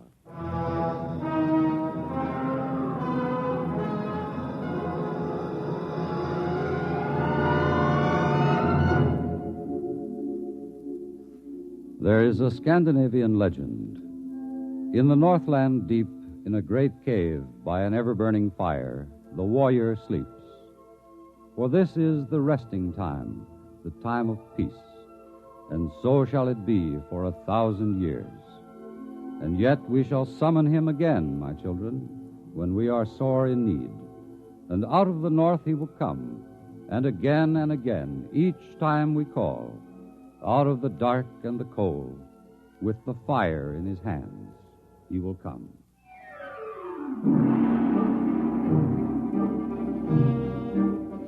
I was off duty when the call came to report. I was off duty and out of uniform. As a matter of fact, I was in a bar, drunk. Basio had just spilled a beer over me. I cussed him out, and when I looked up, there was a shore patrol standing over me. Captain Dillon? Well, where did they find you, Buster? Did you flunk out of high school or get into a fight with your father and run away from home? Captain Dillon, I have a message for you. Well. Look, Basio, this is humanity's finest. He has joined the service to protect home and hearth against the savage aliens. Touching, Dillon, touching. Are you Lieutenant Basio? I have a message for you, too. Have a drink, kid. No, thank you, sir. Well, listen to that, sir, Basio. This kid has got morale. It's a fact, Dillon. He's crawling with it. Sure, I haven't heard morale like that since the Second Martian Revolt in 23. Boy, don't you know that the armed service is a scrap heap? Do not use the best iron to make nails or the best men to make soldiers. Old Chinese proverb. I didn't raise my boy to be a soldier. Ancient folk song. Please, Captain, Lieutenant, I'm just doing what they told me to. I'm supposed to tell you to report to division headquarters. Uh-huh. And they told you to try every bar on the strip and you'd be sure to run into us, huh? Yes, sir. Those were Colonel Swift's orders. A good commander. He knows the whereabouts of his troops. All right, Basio, drink up. Let's go. Duty calls.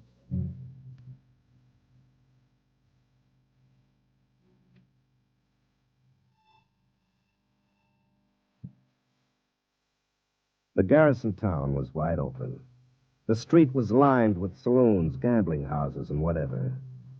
They cleaned up this sort of thing on Earth and every colony in the solar system and beyond, but they let them stay near the Army bases, mostly because they knew there'd been 500 years of peace, and the men that sifted down into the Army were not quite the best adjusted of human beings.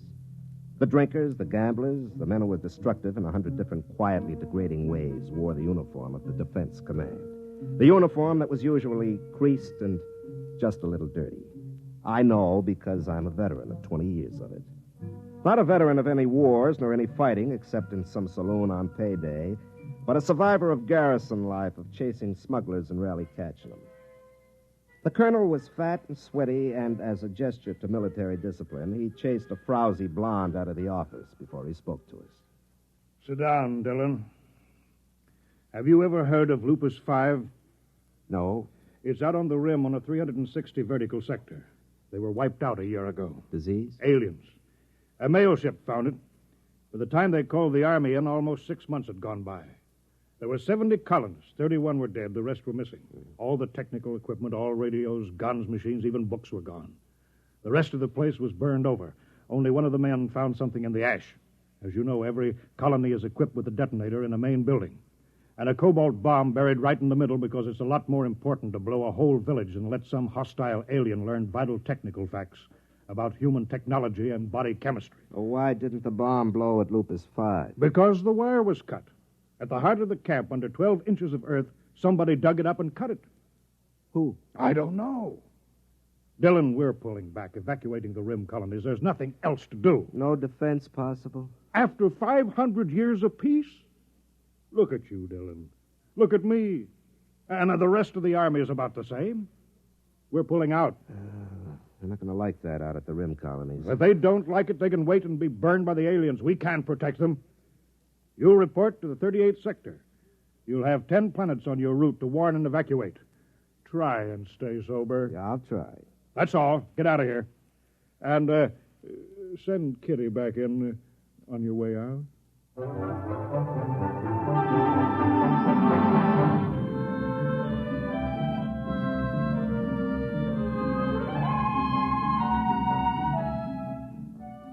We cleaned up 3 planets, delivered the dispatches from headquarters, and tried to find out if they had anything worth drinking in the colonies. Usually they didn't. And we were stuck with something at Basio made out of high-thrust fuel with a little lemon juice and oil of wintergreen for flavoring.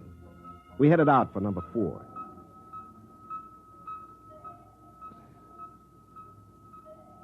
Hey, Dillon. Ah. You want another belt? No, not now. I got to feed orbits into this fool computer. Light up. Come on. There she goes.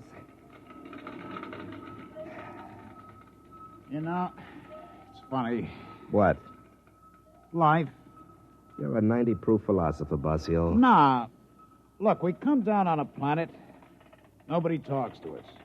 We can stand out in the landing field in snow or sand or whatever they got on their miserable planet. Nobody wants us. Well, look at you. Can you blame them? No, you don't get it.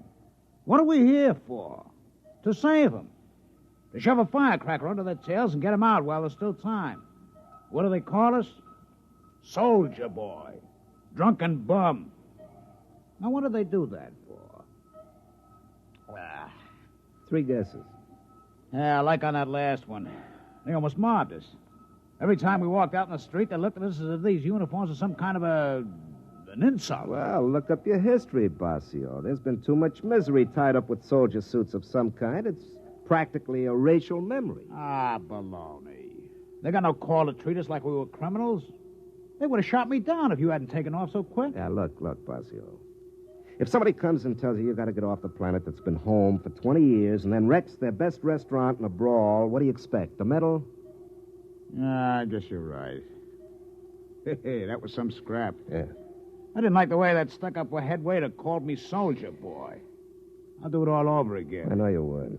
On the next planet, do your drinking on the ship. It's safer all around. Well, they still got no right to be so stuck up. After all, somebody's got to be in the Army. Yeah, I guess so. Well, that's the last orbit. Pass me the bottle.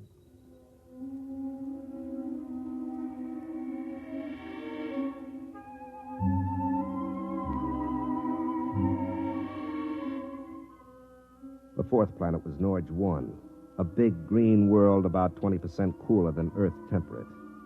They'd heard about the evacuation, and when we sent the scout down on the landing field, there was a crowd gathered. When I opened the hatch, I could smell a wet, heavy breeze that meant snow. It was below freezing, and Army-issue cold weather gear wasn't worth much. I waited out at the edge of the field for 15 minutes, waiting for somebody to take notice of a ship of the United Earth Defense Command. I just stood there in the cold wind with a pint to keep me warm. Finally, somebody came out to talk to me. What do you want? I'm Captain Dillon. I have a message from Fleet Headquarters. You in charge here? Nobody's in charge here. If you want a spokesman, I guess I'll do. What is it? Well, I got a dispatch for you from headquarters. I'll look at it later. Is it always this cold? This time of year. Freeze a brass monkey. Drink? No, thank you. Mind if I do? No, you have to. I don't suppose you got any decent liquor on this planet. No, we don't have any. Yeah, I forgot. All right, let's get going. We haven't got much time.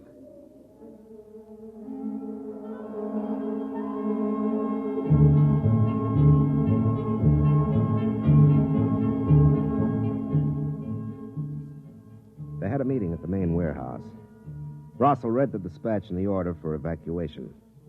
It took them a long time to understand. They took it pretty well, but then these were pioneers. Pioneers. Before you settle a planet, you boil it and bake it and purge it of possible diseases. Then you step down gingerly and inflate your plastic houses which harden and then become warm and impregnable.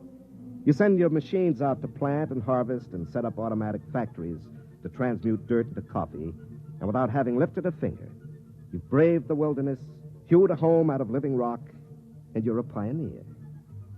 Of course, they were angry, and as usual, they'd take it out on me. Now, look here, soldier. This is our planet. This is our home. We demand some protection from the fleet. I've been paying taxes for all of you all these years, and it's about time you earned your keep. Maybe, Mr. Russell, maybe, but there is no fleet. Oh, there are a few hundred half-shot old tubs that were obsolete before you were born, and there are 4 or 5 new jobs for the brass and the government, but that's all the fleet there is. Now, look, it's 10:30 now, and those aliens might be coming in at any time for all we know, so we'd better get going. Lieutenant Basio has gone on to the sister colony at Planet 2 of this system. He'll return to pick me up by nightfall, and I've been instructed to have you gone by then.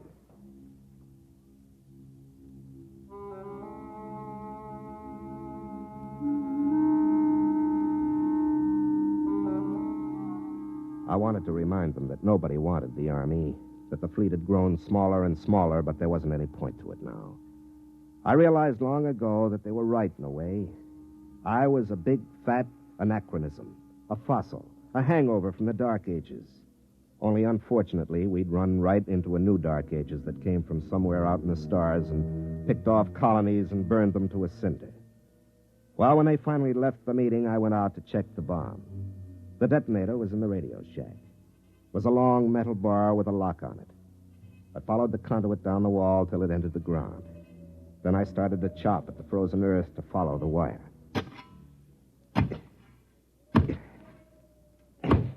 Captain Dillon. Yeah? How many people can your ship take? Well, she sleeps 2, won't take off with more than 10. Why? We're overloaded. There are 60 of us, and our ship won't take over 40. We came out in groups, so we never thought. You sure? She's only a little ship. She's all we could afford. Well, it looks as if somebody's going to find out firsthand what those aliens look like. It's not very funny. All right. Maybe the colony on 2 has room. I'll call Basio and ask. Aren't there any fleet ships within radio distance? Look, the fleet is spread out kind of thin nowadays. Yeah. Here it is. What's that? That's your wire from the detonator to the bomb. Somebody dug it up, cut it, and then buried it again and packed it down again real nice. Fool. Who?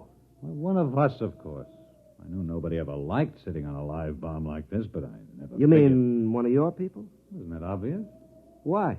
Well, they probably thought it was too dangerous, like most government rules. Maybe one of the kids. No. There was a bomb wire cut on Lupus 5 just before the alien attack. Maybe an animal? No, no animal did that. Some coincidence, huh? The wire at Lupus 5 was cut just about before an alien attack. Now, this one was cut, too, newly cut.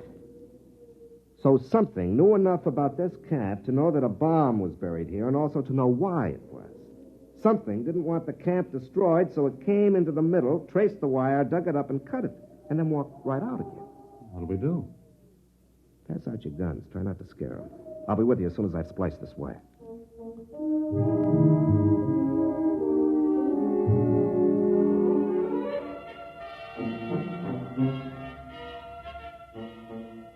I spliced the wire, went back into the radio shack, and pulled out my pistol. I checked it and primed it and tried to remember the last time I'd fired it. The snow began falling near noon. By 1 o'clock, the visibility was down to 0. I tried to contact Basio to tell him to hurry. He didn't answer. I figured he was probably drunk or sleeping it off. I suppose I should have been out organizing some kind of defense, inspiring everybody with grim, lantern-jawed courage. But as a matter of fact, my jaw is somewhat slack, and I'm not strong on courage. So I took a belt from the bottle and considered things. The tension was beginning to get me. After 20 years of hanging around and playing like the town drunk, a man can't be expected to rush out and plug the breach just like that. You have to work up to these things gradually. I suppose there was something to me originally, but I lost it. I lost it in 20 years of idiotic garrison spit and polish in saloons and the icy looks and choice words that civilians save for peacetime soldiers.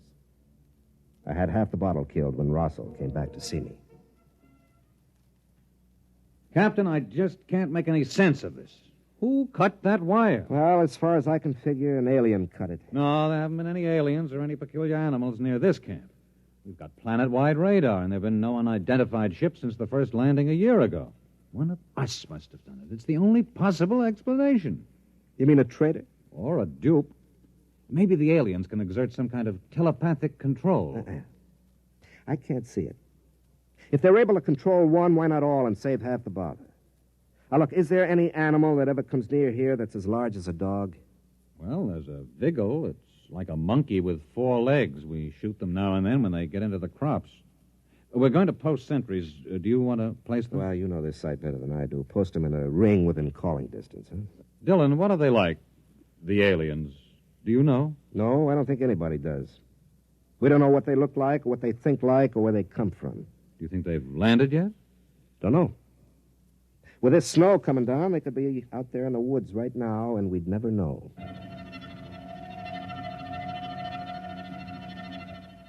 Planet Director 7396 recording progress report on attack day.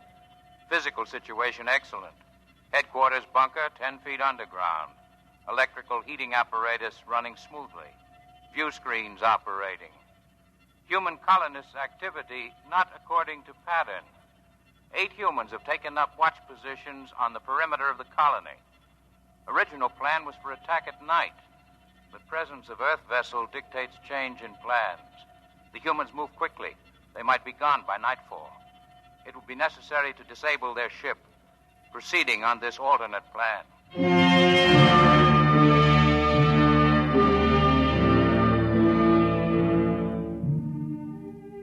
At noon, Rossel reported that Planet 2 didn't answer his call. Basio might be drunk, but the colony on 2 wouldn't be. If there was no answer, it was because they were dead. The people were quiet and frightened. Some of the women were beginning to cry. They brought me coffee now. It had begun to dawn on the women that they might be leaving without their husbands or sons. They had their ships stripped down and they were loading. The ones that were going stood outside and stripped off their clothes. Cold weather gear of 40 people weighed enough to get a few more on board. In the end, the ship took 46 people. When they were all loaded and they cleared the landing field and the hatches closed. You could hear the generators surge for a lift. But then there was a sharp burning smell and she never got off the ground. Dylan? Over here under the tree. What happened? The lining's burned out. She's being repaired. How long will it take to fix? 4 or 5 hours. It'll be dark by then. It seems like they want to wait till the dark. Probably aren't many of them. Might mean that, or maybe they see better at night, or maybe they move slow. You got any idea how they got to the ship? No. You know, I've been in the Army 20 years. This is the first time I was ever in a fight. I never shot at anybody. I always figured I'd be afraid. Well, there doesn't seem to be any sense in being afraid. There's nothing to do but wait until night comes.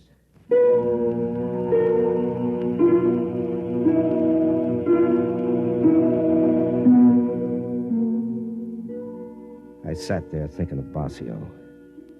He was dead. There wasn't much doubt of that. Probably died dead drunk and not giving a solitary hoot.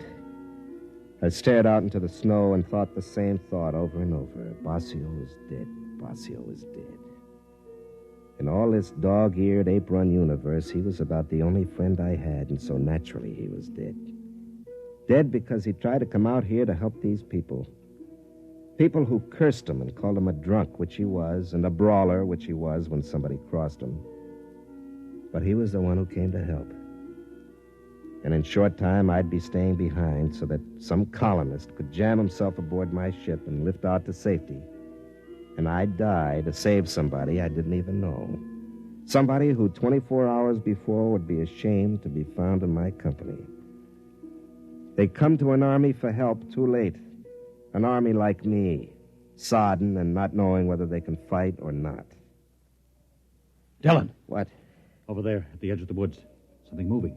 You can see it through the snow. Look out. How far do you make it to that tree? About 50 yards. 50 yards. There it is, you see, by the bush. 50 yards, no wind, half charge. I have a feeling I'm forgetting something. Well, here goes. You got it! Get down. Maybe more of them. Wait and see. I saw it clear when it jumped. It was one of those monkeys. Maybe. We'll see.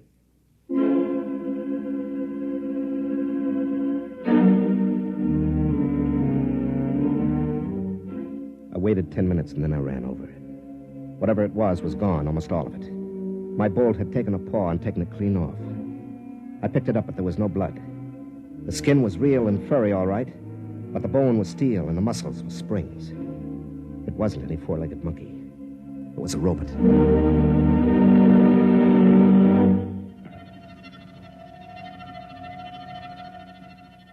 Planet Director 7396 recording progress report on attack day. Due to component tube failure, small robot unit out of control. Wandered towards settlement. Took calculated risk with poor seeing due to snow that humans would overlook it and still think of it as an animal, even firing with ports open. But a part of the robot is missing and the humans have found it. There will be no chance to disable the smaller ship now. In order to carry out total destruction, the settlement will have to be detonated. The settlement will have to be bombed from previously planted locations. I will have to leave control bunker for a more distant position as soon as protective armor is put on. I will proceed to carry out this plan. I realize this is not the ideal operation. It is more disciplined to capture humans and their equipment undamaged, but total destruction is necessary. For further operations, recommend duplication of essential controls on robots.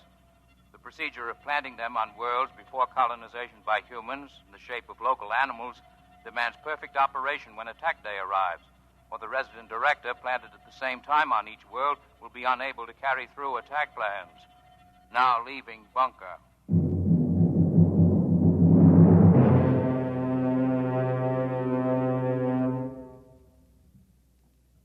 That's how they got the ship, all right. Probably slipped a Vigil through the aft port and left it in there to foul the lining. Wonder what else they've got. Well, probably all kinds of things. Must have been some kind of lizard that went under and cut the wire. A spicer lizard. They can burrow underground. And we've got a bat that could do aerial reconnaissance for them. Well, they know everything about you, and we don't know anything about them. They're probably sitting out there right now, swarming behind those trees, waiting for it to get nice and dark. All right, you better get back to the others and tell them I'll stay here. Why? Because we only need one. If we could just get one back to a lab, we'd have some clue to what they are. We can't just cut and run. We got to make a stand. I didn't think the Army made stands. I thought they just pulled out. Yeah, I suppose so. An army does what it has to, and ours is weak and filled with men like me. But even so, there comes a time when you have to make a stand.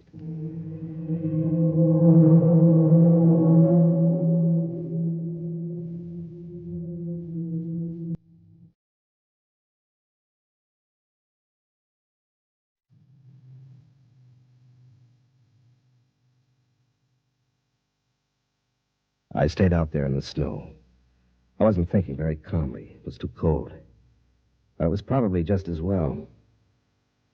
I put in about 10 minutes being afraid of whatever it was that was behind those trees. What I needed was luck. Just good, plain old luck. I didn't know where they were, or how many there were, or what kind, so I needed luck. I started to inch forward in the snow. There was nothing but quiet and the trees. I got past the first trunk. My elbow hit a rock, and it hurt. My feet were cold. And then I heard a noise. The thing was moving down the left side of a gorge up ahead. I got up on my knees, I blew on my fingers, and threw the charge level on my pistol over to full. It was a great black lump on a platform. The platform had legs and was plodding up a path that came right past me. It hadn't seen me yet, but it would. There were 5 of those little monkeys skipping on before it, acting as eyes. Then one of them spotted me and started running. My first shot took the monkey in the head, and then I aimed for the lump on the platform.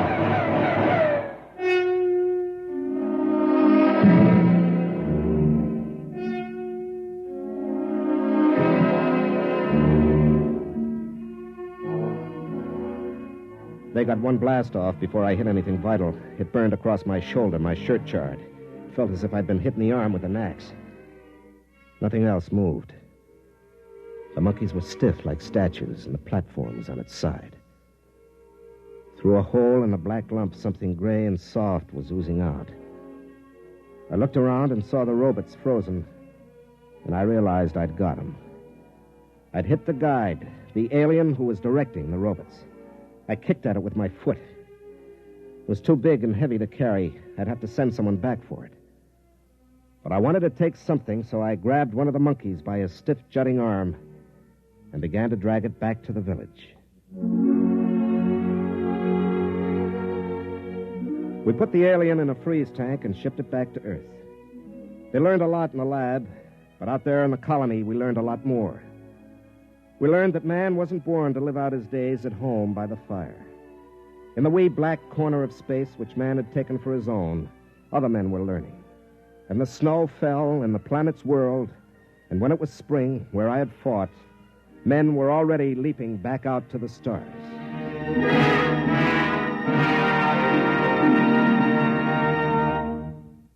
Tonight, by transcription, X-1 has brought you Soldier Boy, a story from the pages of Galaxy written by Michael Scherer and adapted for radio by Ernest Kenoy.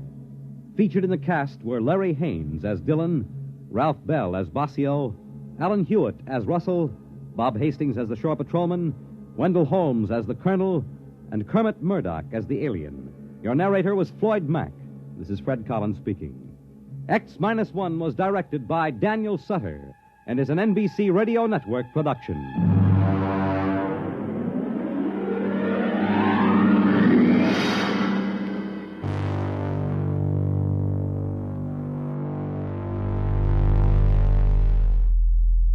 From the training grounds of future war, we end Volume 3 with a quieter, more personal kind of contact. Our final story is Sam, This Is You, by Murray Leinster. A man receives a telephone call from himself. The voice on the other end knows things no one else could know, and the conversation that follows will force him to confront a future that may already be written. This late October 1956, Leinster Tale is clever, warm, and just strange enough to stay with you. Stay tuned for Sam, This Is You on X-1. Countdown for blast off. X-5, 4, 3, 2, X-1, fire.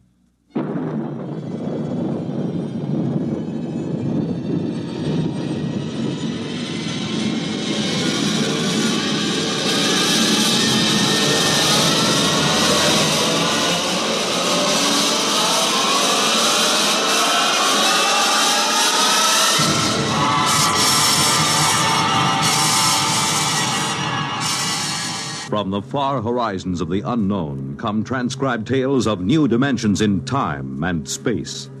These are stories of the future, adventures in which you'll live in a million, could be years, on 1,000 maybe worlds. The National Broadcasting Company, in cooperation with Galaxy Science Fiction Magazine, presents X minus one.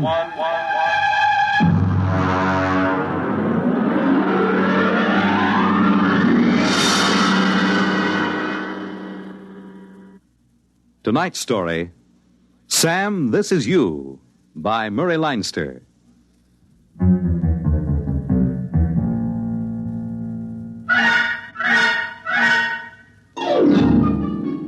If I were you, I wouldn't believe a word of this story. I'm still not sure if Rosie does, and as a matter of fact, I'm not so sure if I do myself. And that's going some because it happened to me. And if I can't believe it, well, who can? I suppose it could have happened to anybody, although, on the other hand, maybe it couldn't have happened to nobody. And that's pretty mixed up, so maybe I'd better begin at the beginning. And in this case, that's not so easy as it sounds. For one thing, there's the question of where is the beginning? Well, anyways, I'm Sam Yoder. I'm a telephone lineman for the Batesville and Rappahannock Telephone Company. I got into that line of work because I was in a wire platoon during the war. I've been up more trees in the Ardennes forest in Belgium than anybody, except maybe a couple of squirrels, and they didn't have to string telephone wires. I guess it started because Rosie, she was my girl, Rosie. She thought I lacked ambition. And also get up and go. Yeah, anytime you say, honey, except it's one of those jitterbug things, and I can't jitter much. I don't mean dance. I mean stick-to-itiveness. Now, honey, that's ridiculous. A telephone lineman has more stick-to-itiveness than anybody, or he'd fall right off the pole. Huh? Want another drink? Sam, are you trying to get me drunk? No. Well, only there's a $3.50 minimum in this place, and I hate to see it go to waste. I'm discussing your future, Sam. Okay. Do you think a telephone lineman's life is right for you? Well, has its ups and downs. Sam. I'm sorry. I warned you once more, and I'm going to ask you to take me home, even with a $3.50 minimum unexpired. Yeah, okay, honey. Now, what are you doing to improve yourself? Nothing, I guess. Why don't you take one of those correspondence courses? You know, the ones with a picture of Arthur Godfrey, and he says, I was awful in high school arithmetic till I sent in the coupon. What does he need with high school arithmetic? It's the principle of the thing. Sam, I'd hate to think I was engaged to a man who didn't improve himself. Well, I'll figure something out, honey. You don't want to spend all your life with your arms around a pole. Well, it was all right with George Sand. Is he working at the company now? No. George Sand. She was in She? Yeah, sure, honey. It was a pen name. You see, she was in love with Chopin. You get it? No. Well, he was a pole, you see? Arms around a pole. You get it now?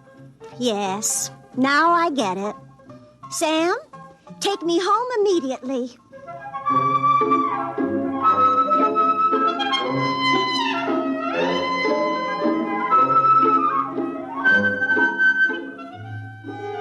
She's like that. No sense of humor, know what I mean? But listen, when you climb up and down telephone poles all day, you get tired of something that's straight up and down. Rosie was a refreshing change. You know what I mean? Wow. But she had something. I mean, in the conversation. So I started taking those electronic courses, you know. I'd been at it a couple of months when I asked Rosie to come down to my basement. I certainly will not. Well, why not, baby? Sam Yoder, I'm a respectable girl. Honey, if I had anything else in mind, would I ask you to leave a nice, comfortable porch swing to go down to a whitewashed concrete basement? I guess not. Okay. Come on. I want you to see something. What? It's a big surprise. Right here, over on the bench. Take a look. Sam Yoder, have you been taking Papa's television set apart again? No, honey, not... Last time you got the channels mixed up and all Papa could get was Jane Mansfield.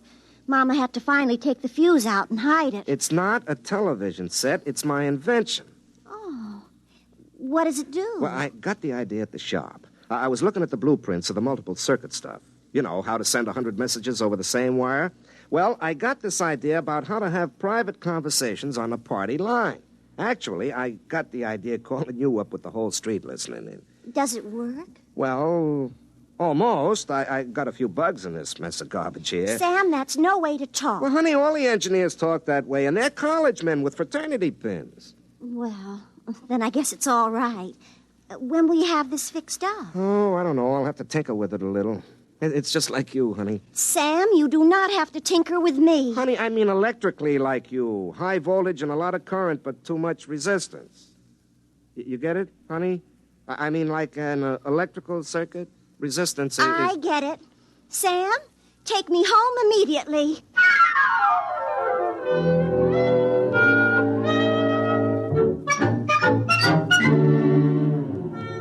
I was thinking of my invention on next Friday, July 2nd, about 6 o'clock. I was up a pole near Bridges Run, hunting for a break where the party line went dead. I hooked in my linesman's phone, but I couldn't get central. I was just about to pull my phone and get down when... Hey, that's impossible. The line checked out dead. Hello, who's this? Sam, this is you. Huh? What's that? This is you. You, Sam Yoder. Don't you recognize your own voice? This is you, Sam Yoder, calling from the 12th of July. Look, Mac, I'm working and I'm 50 feet up. Don't hang up. I'm not hanging up, but you'd better. Now, wait a minute. Do I know you? The voice is familiar. Sam, it's the 2nd of July where you are, and you're up a pole by Bridges Run. The line's dead in 2 places, or else I couldn't talk to you. Lucky, huh? Whoever you are, it isn't going to be lucky for you. But I'm you, and you're me. We're both the same Sam Yoder, only where I am, it's July 12th. Where you are, it's July 2nd. You've heard of time traveling? Well, this is time talking. You're talking to yourself. That's me. And I'm talking to myself. That's you. And it looks like we've got mighty good chances to get rich. Look, I don't believe this. All right, then listen. Do you remember the time you were out with Rosie at the drive-in movie over at the Wing? And the couple in the convertible next to you were necking. And then Rosie...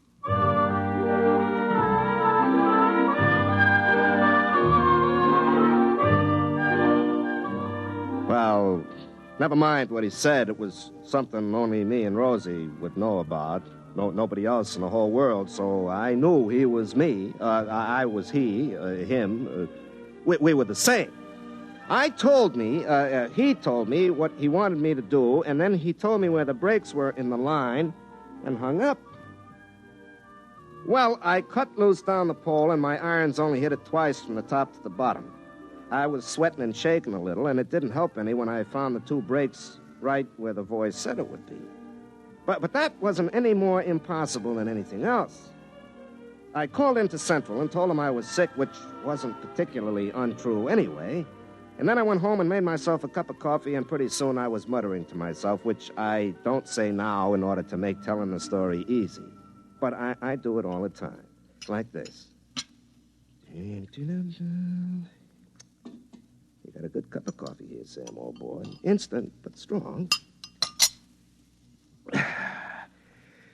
Oh, now there isn't any weak-mindedness in my family, and the company psychologist said I grew up stable. Was it inner stable? Well, anyway, nobody but Rosie knows I told her nose is so cute I couldn't believe she ever had to blow it. Maybe it was me talking to myself. Donut, Sam? Don't mind if I do. I talk to myself just sitting over coffee. Why shouldn't I talk to myself on the telephone? From the middle of next week. On a dead line. I wonder if that psychologist was right. More coffee, Sam? Just a little to hot it up. When?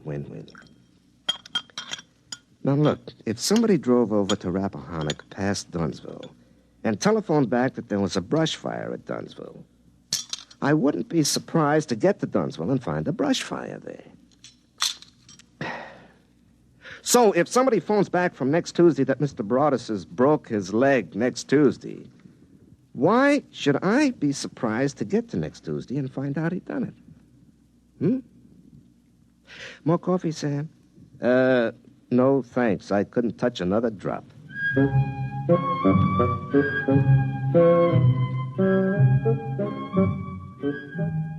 see what I mean?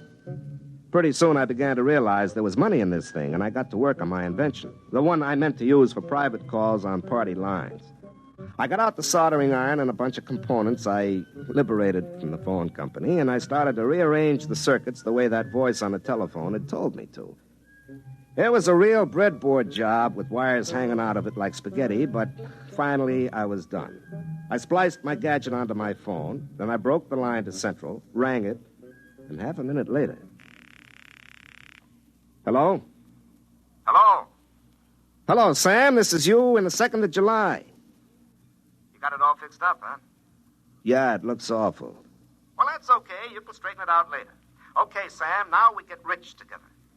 Look, Sam, I want to ask you a few things about this gadget. Now, you know where those 4 transistors are hooked up bridging the... Look, Sam, you mind if we don't go into that right now? Yeah, but I want to know if I reverse the leads, will I... Some other time. Well, if you're too busy to talk... I'll tell you, I am kind of busy right now. You'll understand when you get to where I am. Look, I worked 6 hours on that thing because you said to it. Don't get mad, Sam. I'll tell you what. You go see Rosie and tell her about this and have a nice evening. Ha-ha. What do you mean, ha-ha? You'll find out. Knowing what I know, I'll even double it. Ha-ha, ha-ha.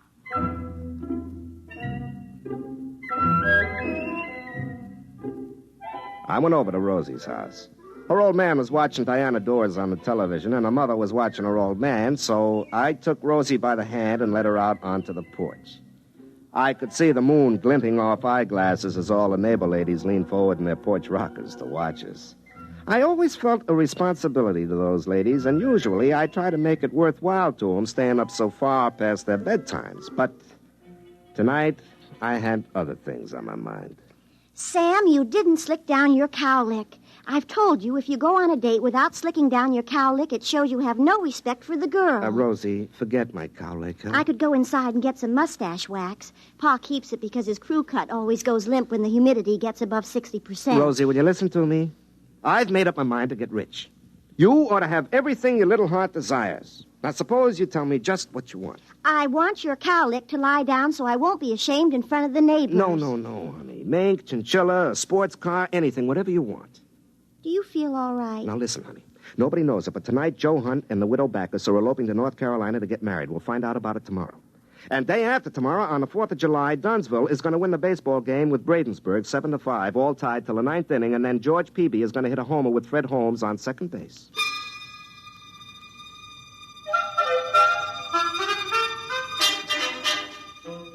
There was a brief silence, interrupted only by the sound of Pa's rocker going over as he tried to get a better angle on Diana Dors. I don't know how many times I've explained to him you can't improve on the view on a 2-dimensional TV screen by craning your neck. But he says you can't overcome a lifetime of habit. Well, anyways, I explained to Rosie about Sam in the week after next telling me all these things and how we were going to get rich. Sam, somebody was playing a joke on you. Oh, yeah? Well, who else but me knows what you said that time you thought I was mad at you and you were crying down behind McHenry's ice house? Sam, I told you when I read those words on that board fence I didn't know what they meant. And nobody else knows about the time we were picnicking, and the bug got down the front of your sunback dress, and you thought it was a hornet. Sam Yoder, you never told anybody about that. No, but the me in the week after next knew. He told me, so he had to be talking to me. It couldn't be anybody else. Sam, either you've told somebody else everything we ever said or did, or else there's somebody else who knows. That's awful. But, honey, it's me. This other person knows everything we say, even now? Sure. Sam Yoder, you go home. But, honey... Do you think I'm going to talk to you when somebody else listens to every word I say and knows everything I do? Do you think I'm going to marry you? But, Rosie, it's just between the two of us. You, me, and me next week. Rosie.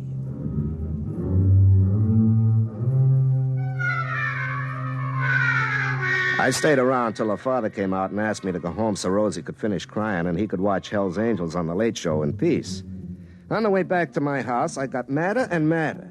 Sam, in the week after next, could have warned me about this, the louse.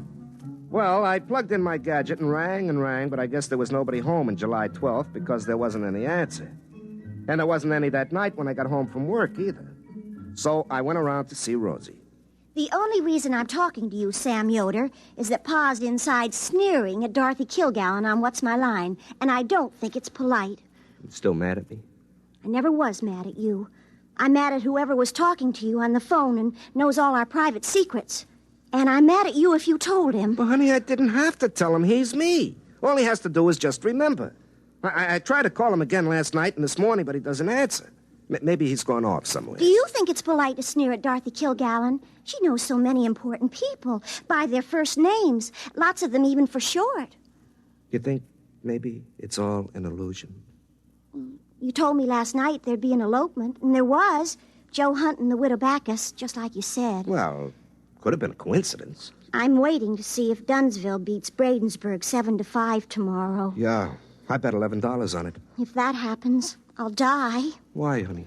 Because it'll mean that I can't marry you, ever. Because somebody else would be looking over your shoulder, and we would never be by ourselves all our lives, day or night.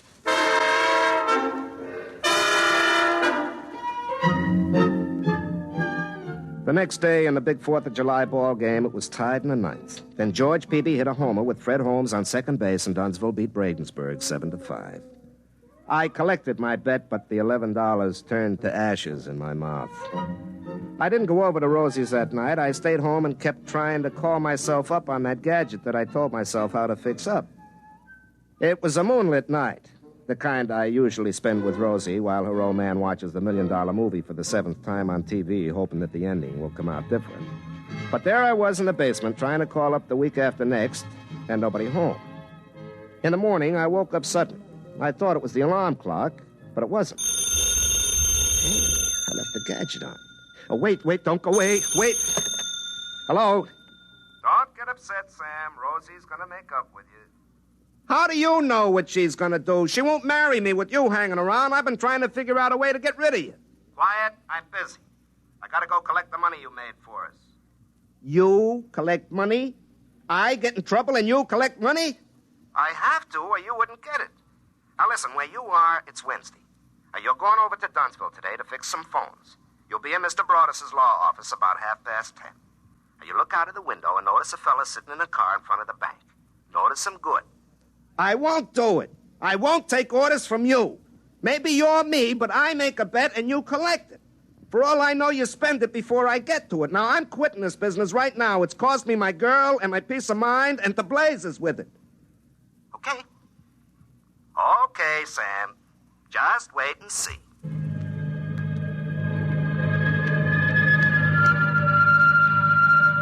The trouble with a story like this when you tell it is there isn't any suspense, like one of those old movies where a gypsy fortune teller tells George Raft he's going to be head gangster and fall in love and finally get shot by his best friend, played by Ralph Bellamy.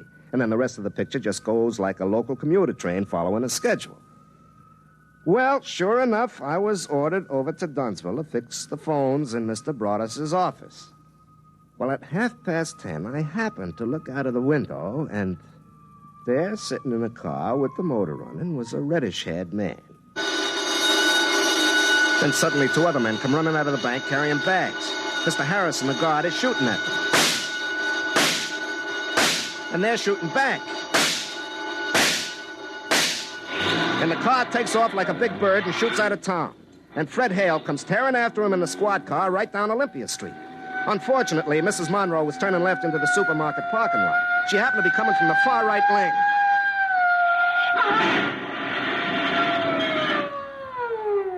And so the bank robbers got away clean with $35,000. They'd cut all the wires out of town where they crossed Goose Creek, and so they sent me right out to fix it. I was up the pole right next to the creek, working, and, like usual, talking to myself. Sam, do you realize what that was? A bank robbery. You, in the middle of next week, told you to come over here and watch a bank robbery, but you didn't tell yourself what for. You didn't tell yourself to stop it. Sam, that other you is a born crook.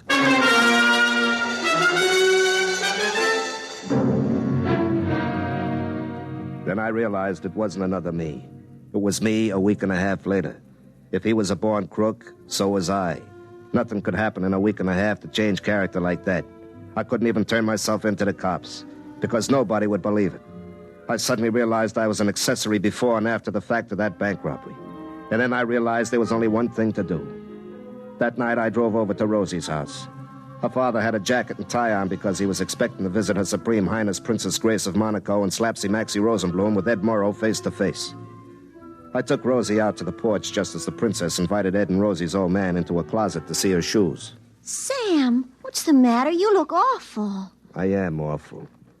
Rosie, I come to tell you goodbye. I just found out I'm a criminal, so I better go and commit my crimes far away from hearth and friends who would be hurt. Sam, what's happened now? That bank robbery. I knew all about it before it happened. I called myself up and told myself, but I didn't let myself stop it. Don't you see? I'm an accessory both ways against the middle. I'm a criminal.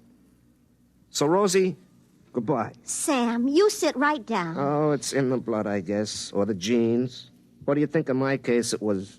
Environment rather than heredity. Now, Sam, you haven't done anything yet. It's that other you. But I'm going to have done something. I'm doomed to be a criminal. Well, I'm going to reform you. What? I'm going to reform you before you start. I'm going to stay with you from now on, every place you go. But, Rosie, I climb poles. I'll wear my tapered slacks. You won't do anything criminal with me along. And if that other you starts talking to you on the telephone, I'm going to climb the pole and tell him where he gets off.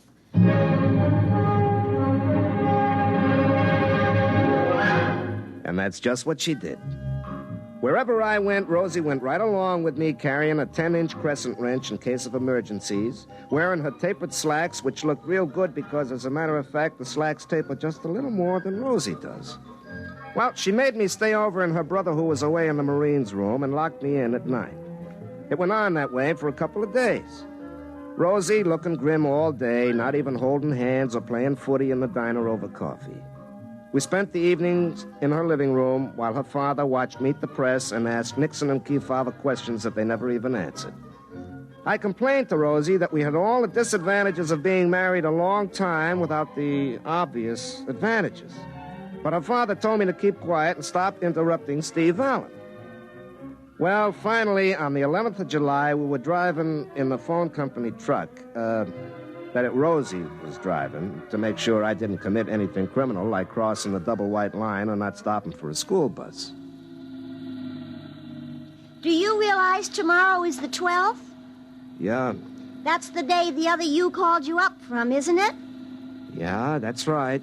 Well, I've kept you honest. If you turn into a hoodlum between now and tomorrow... Rosie, look out, that car! Now, look what you did. Is the other man hurt? He's getting out of the car. Hey, Rosie, that hair. Rosie, that's the man who... Get down, he's shooting at us. Why? Well, he's the man I saw outside the bank. He's one of the bank robbers. Look out, he's coming this way. He looks awful mad. Why not? We smashed his getaway car.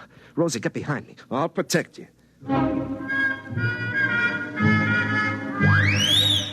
The fella came up to us holding his gun and looking pretty upset. And he was just about to say something when Rosie reached over my shoulder and hit him on the head with her crescent wrench. I took a length of wire and my pliers, and I had his hand spliced behind his back before he came to. We threw him in the back of the truck and took him into the sheriff at Dunsville. He confessed right away and told where his buddies were hiding out. Rosie locked me up in her brother's room again that night, and then it all came clear to me. In the morning, Rosie came out on the truck with me again, and she was still trying to reform me. I let her come along, but inside I was grinning. What are you sneering about, Sam? I'm not sneering, I'm grinning. Rosie, do you realize there's a $5,000 reward for those robbers? And we get it? Well, I'm still worried about that other you. Oh. Well, we'll take care of that right now. Sam, what are you doing? Now, just a minute, honey. I gotta climb that pole.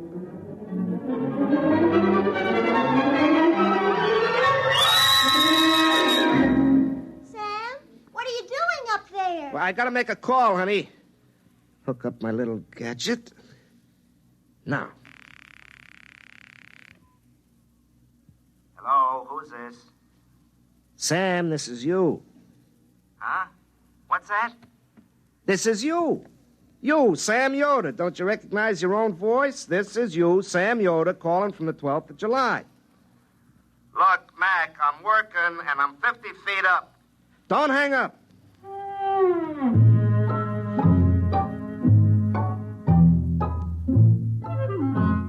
You see, it was me all the time.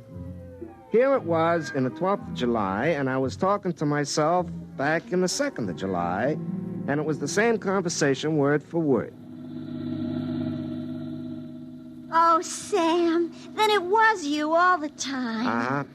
Back in the 2nd of July, he's cussing me out just the way I did.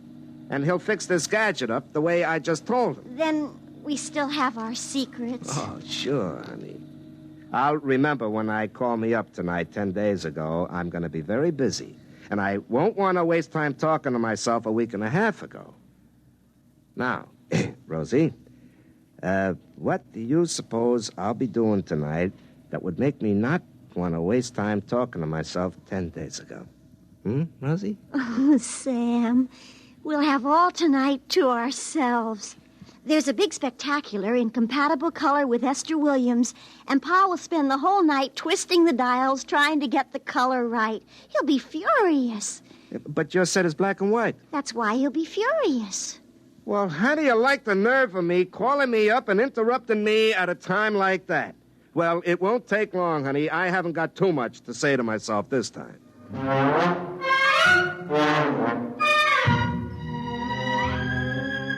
Well, that's the way it went. Rosie and I got married. Like I say, I wouldn't believe this story if I was you. Of course, what with horse races and things like that, we're doing pretty well, but that could just be good luck. But folks around this part of the country don't want to bet with me. I am the only one in the country who won a bet that Don Larson would pitch a perfect no-hit, no-run game in the World Series. You see, I had a little advance information.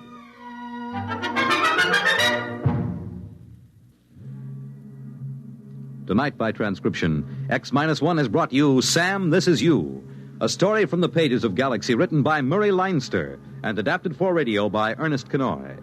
Featured in the cast were Larry Haynes as Sam and Pat Hosley as Rosie. Your announcer, Fred Collins. X-1 was directed by Daniel Sutter and is an NBC Radio Network production.